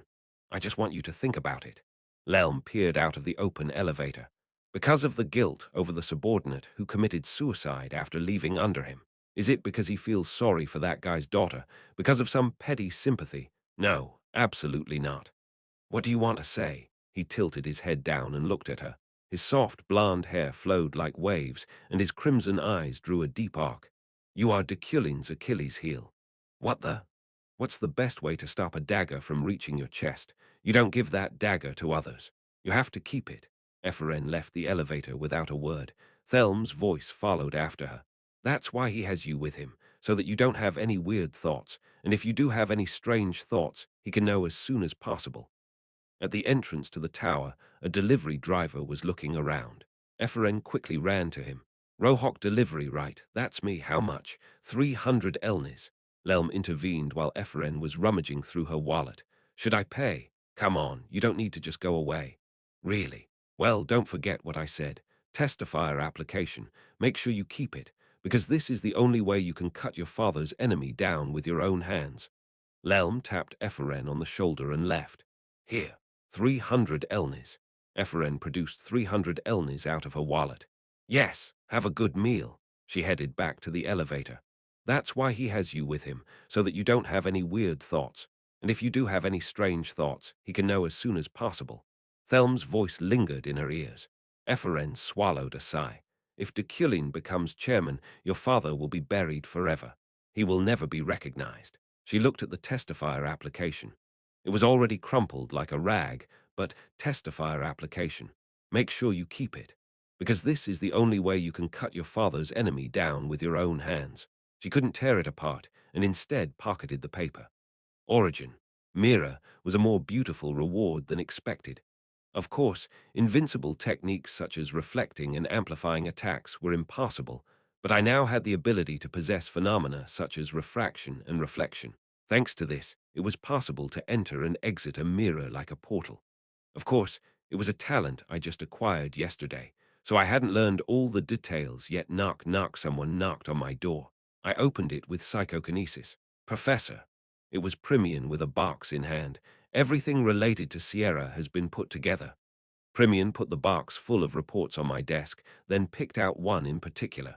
This is a file related to Monarch Sylvia. Monarch. Yes, now Sylvia is in the same rank as you. She accomplished the feat of creating an artificial island in the orbit of the floating island. Monarch Sylvia. I nodded, pondering. I felt no such thing as jealousy at all. Read it, in order from top to bottom. Primian sat down in the chair opposite me. I lifted the file with psychokinesis and read it carefully, sentence by sentence, without missing anything. I closed the file. Primian was watching me seriously. Is this true? I'm just speculating. I think the facts are more familiar to you. I looked at the file again. Among those thick documents, there was a letter scorched by fire. The letter pierced my temple like a dagger, reviving fragments of memories that I didn't even know existed. Did you think that if you died, everything would end? Did you think that leaving like this would be the end? Two gloved hands strangling someone's neck. This is not just a deal. The life of a fucking bitch like you is worth nothing. Deculein raged like a madman. His blood-stained face resembled a demon's. We'll kill your husband Glython and your daughter you love so much, he yelled. With all his inherent evil, he yelled the words like a curse. I'll chew on it and eat it all. Professor, I raised my head again. My eyes trembled at the sudden headache forming. Are you okay? Primian looked at me suspiciously, but I waved her off. I'm fine. Now go back. No, today is the day of the Sylvia surveillance team meeting. So, please attend. Primian put her hand on the box she had brought. I also listened to your favor. So now it's your turn. Chapter 120. Story 2. Sylvia currently resides on the island she created. The base of the Sylvia surveillance team, established by the Intelligence Bureau in coordination with the Security Bureau, was an ordinary house, one of the red brick complexes on Bajan Street where the Imperium bureaucrats lived. Its interior and furnishings were also extremely commonplace, matching the outside. There is a mansion under her family name on the floating island, but it appears that she doesn't visit them often. I sat on the couch in the living room and glanced at the surveillance team, the Deputy Chief of Public Security, Lilia Primian, and the intelligence agency, named Member Luca Hall. In addition to these two, there were 6 agents said to be exceptional in their respective fields. What about the monster Sylvia's unconscious created? It has disappeared, but according to eyewitness testimony, it looks like this. A tall, pale woman with a large, shark-like mouth full of teeth. It looks insane. And the place called Anonymous Island, the achievement that promoted her to monarch. An agent of the intelligence agency injected their mana into the crystal ball. The crystal projected the landscape of the island. Primian crossed her arms without saying anything further for a moment. The red-haired agent Lukehall broke the silence. What do you think, Deputy Director Primian? Can understand why she became a monarch in 3 months. The other agents nodded in admiration, but the mood of the island was familiar to me. Rice ears and leaves were swaying in the breeze above them. The sun was shining intensely like a scorching fire. It was a technique from an exam I gave. Sylvia had transplanted Van Gogh's canvas onto that island. She learned well. Primian and the other agents turned to face me. Are you pretending that you taught her that, or did you really teach her? If you are curious, buy my exam paper and look at it. There are occasional re-auctions on the floating island. Auctions. Primian glanced at Lukehall, who gestured to another agent. The agent immediately left. Perhaps he was heading to the floating island. Professor Deculein. Lukehall caught my attention. What level should be assigned to the surveillance operation? Please give us your opinion. Surveillance level. Simply put, it was to judge the subject's risk, and the order was from top to bottom, black, red, blue, green. We are thinking of the red grade. Primian nodded her agreement. 5 people have been victimized by the monster Sylvia created. A red rating would suffice.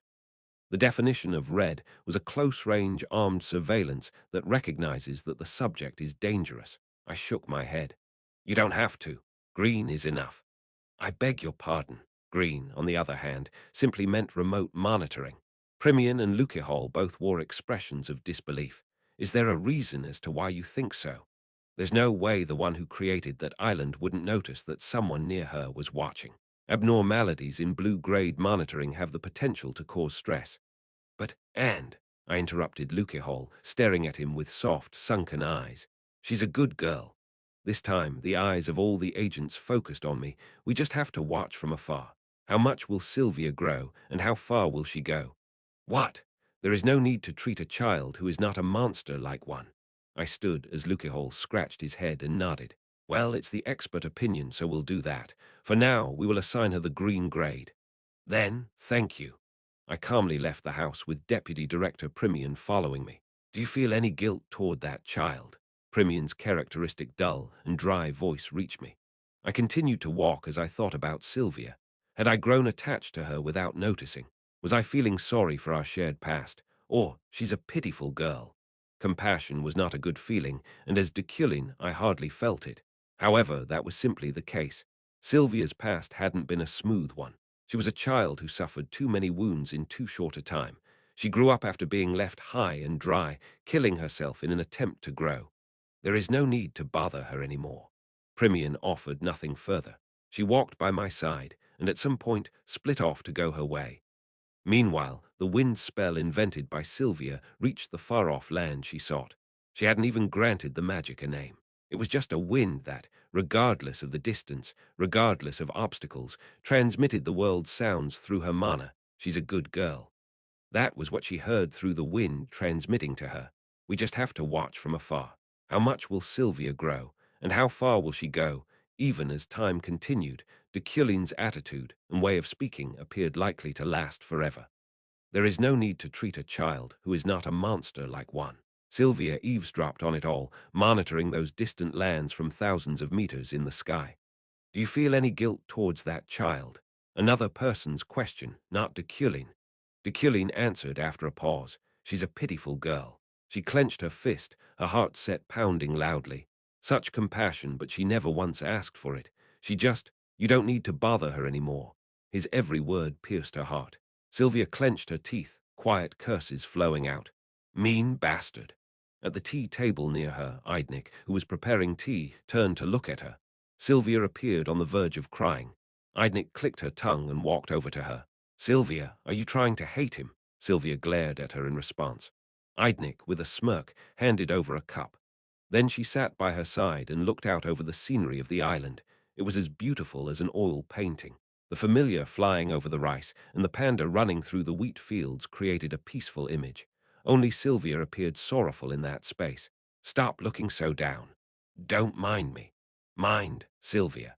There is such a thing as getting a certain expression stuck on your face in this world. I don't believe in that. It's not a belief, it's a phenomenon. Eidnik tilted her eyes and looked into Sylvia's face. Sylvia frowned and pushed her away. Facial expressions come from the heart. If your heart rots, your expression rots too. If an expression rots for too long, that rotten pattern is engraved on one's face. You are carving that expression into your face right now. Sylvia stood without a word and went into the house. It was the oil painting mansion that she had made herself. Okay, take a rest.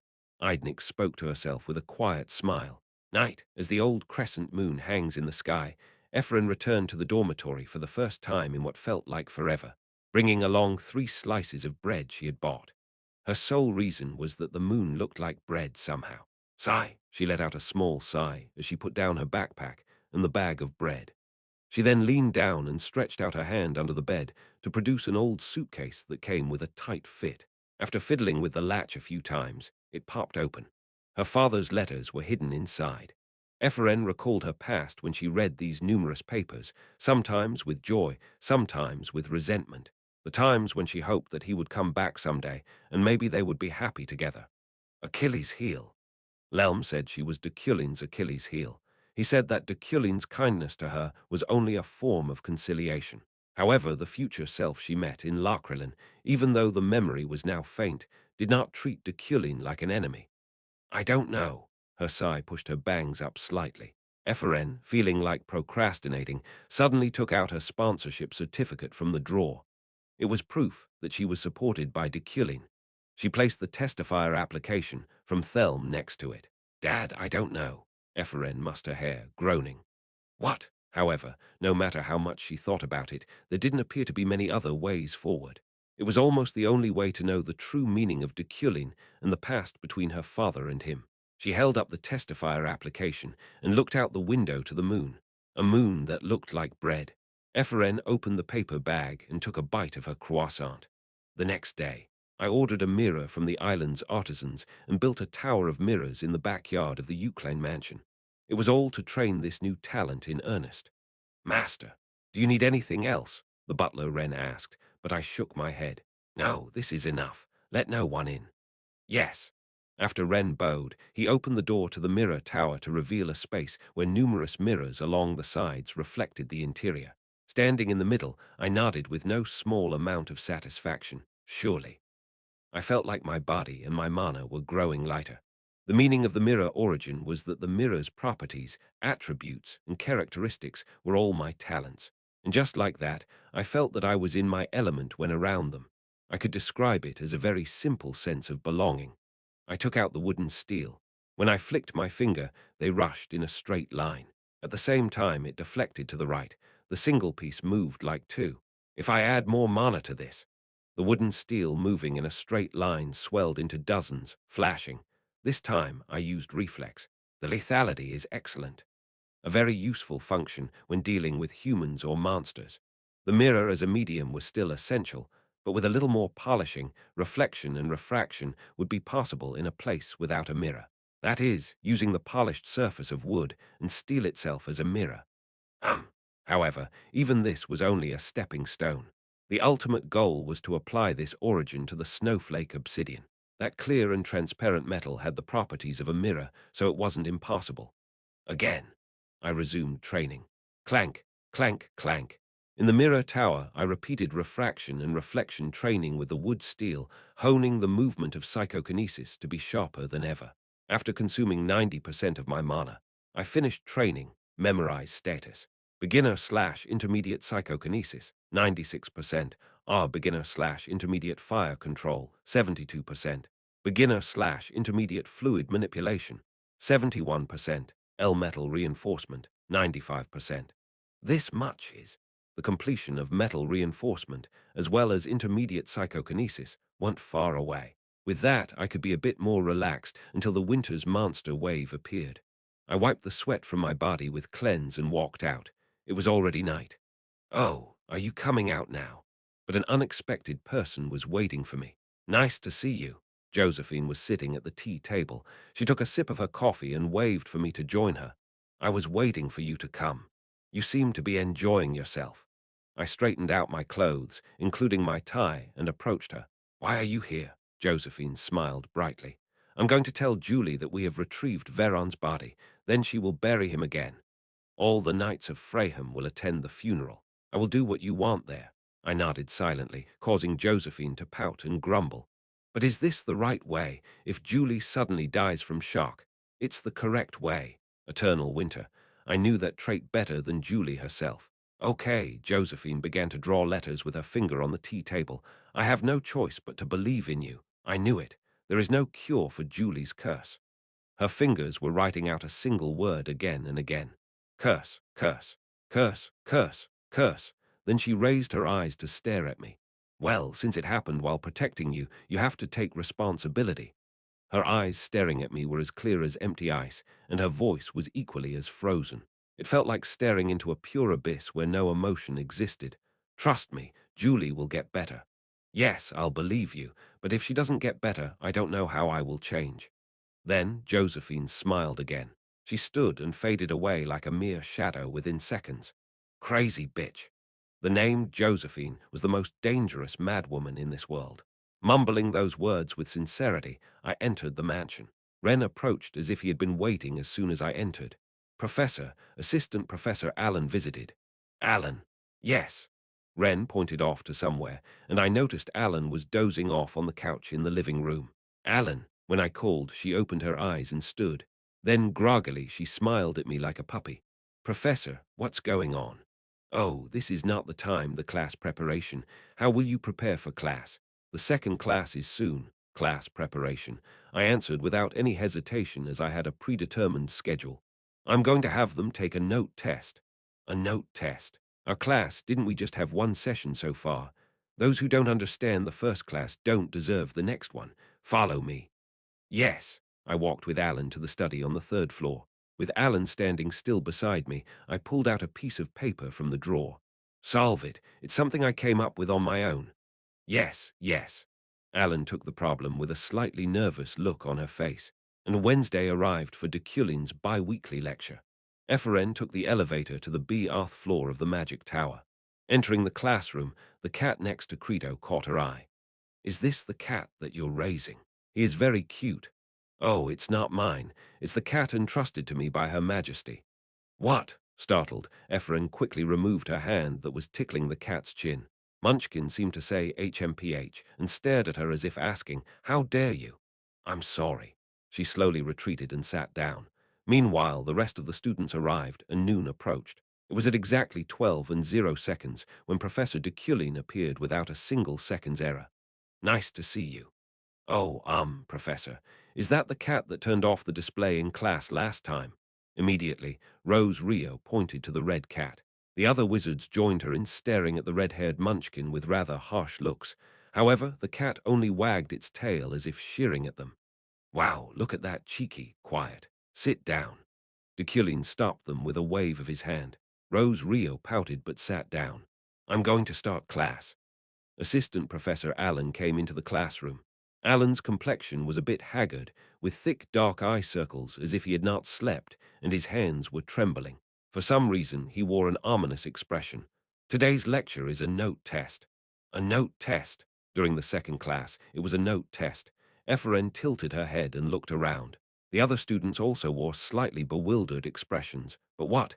Everyone knew that the Deculein class was special and had its way of doing things. "Alan." "Yes, yes, yes." Alan turned over the test papers with trembling hands and distributed them. Eferen glanced at the paper she received. They appeared to have no magical treatment. "Everything has been distributed." At Alan's words, Deculein nodded. He stood in the middle of the classroom, holding a timer. "Let's get started right away." The timer started with a click, and Efren quickly turned her test paper over. "What is this? An alien language?" There were only 2 questions in the noted test. However, the content was incredibly confusing. In the first problem, there wasn't even a single word marked in the official language of the Empire. Only formulas and operations. To the students, with their mouths wide open, Deculein continued. "You can discuss with each other as well as use your books. However, if there is a fight like before, everyone will be eliminated." Eferen slowly raised her head and felt out the atmosphere around the classroom. Like herself, countless eyes were searching for a savior.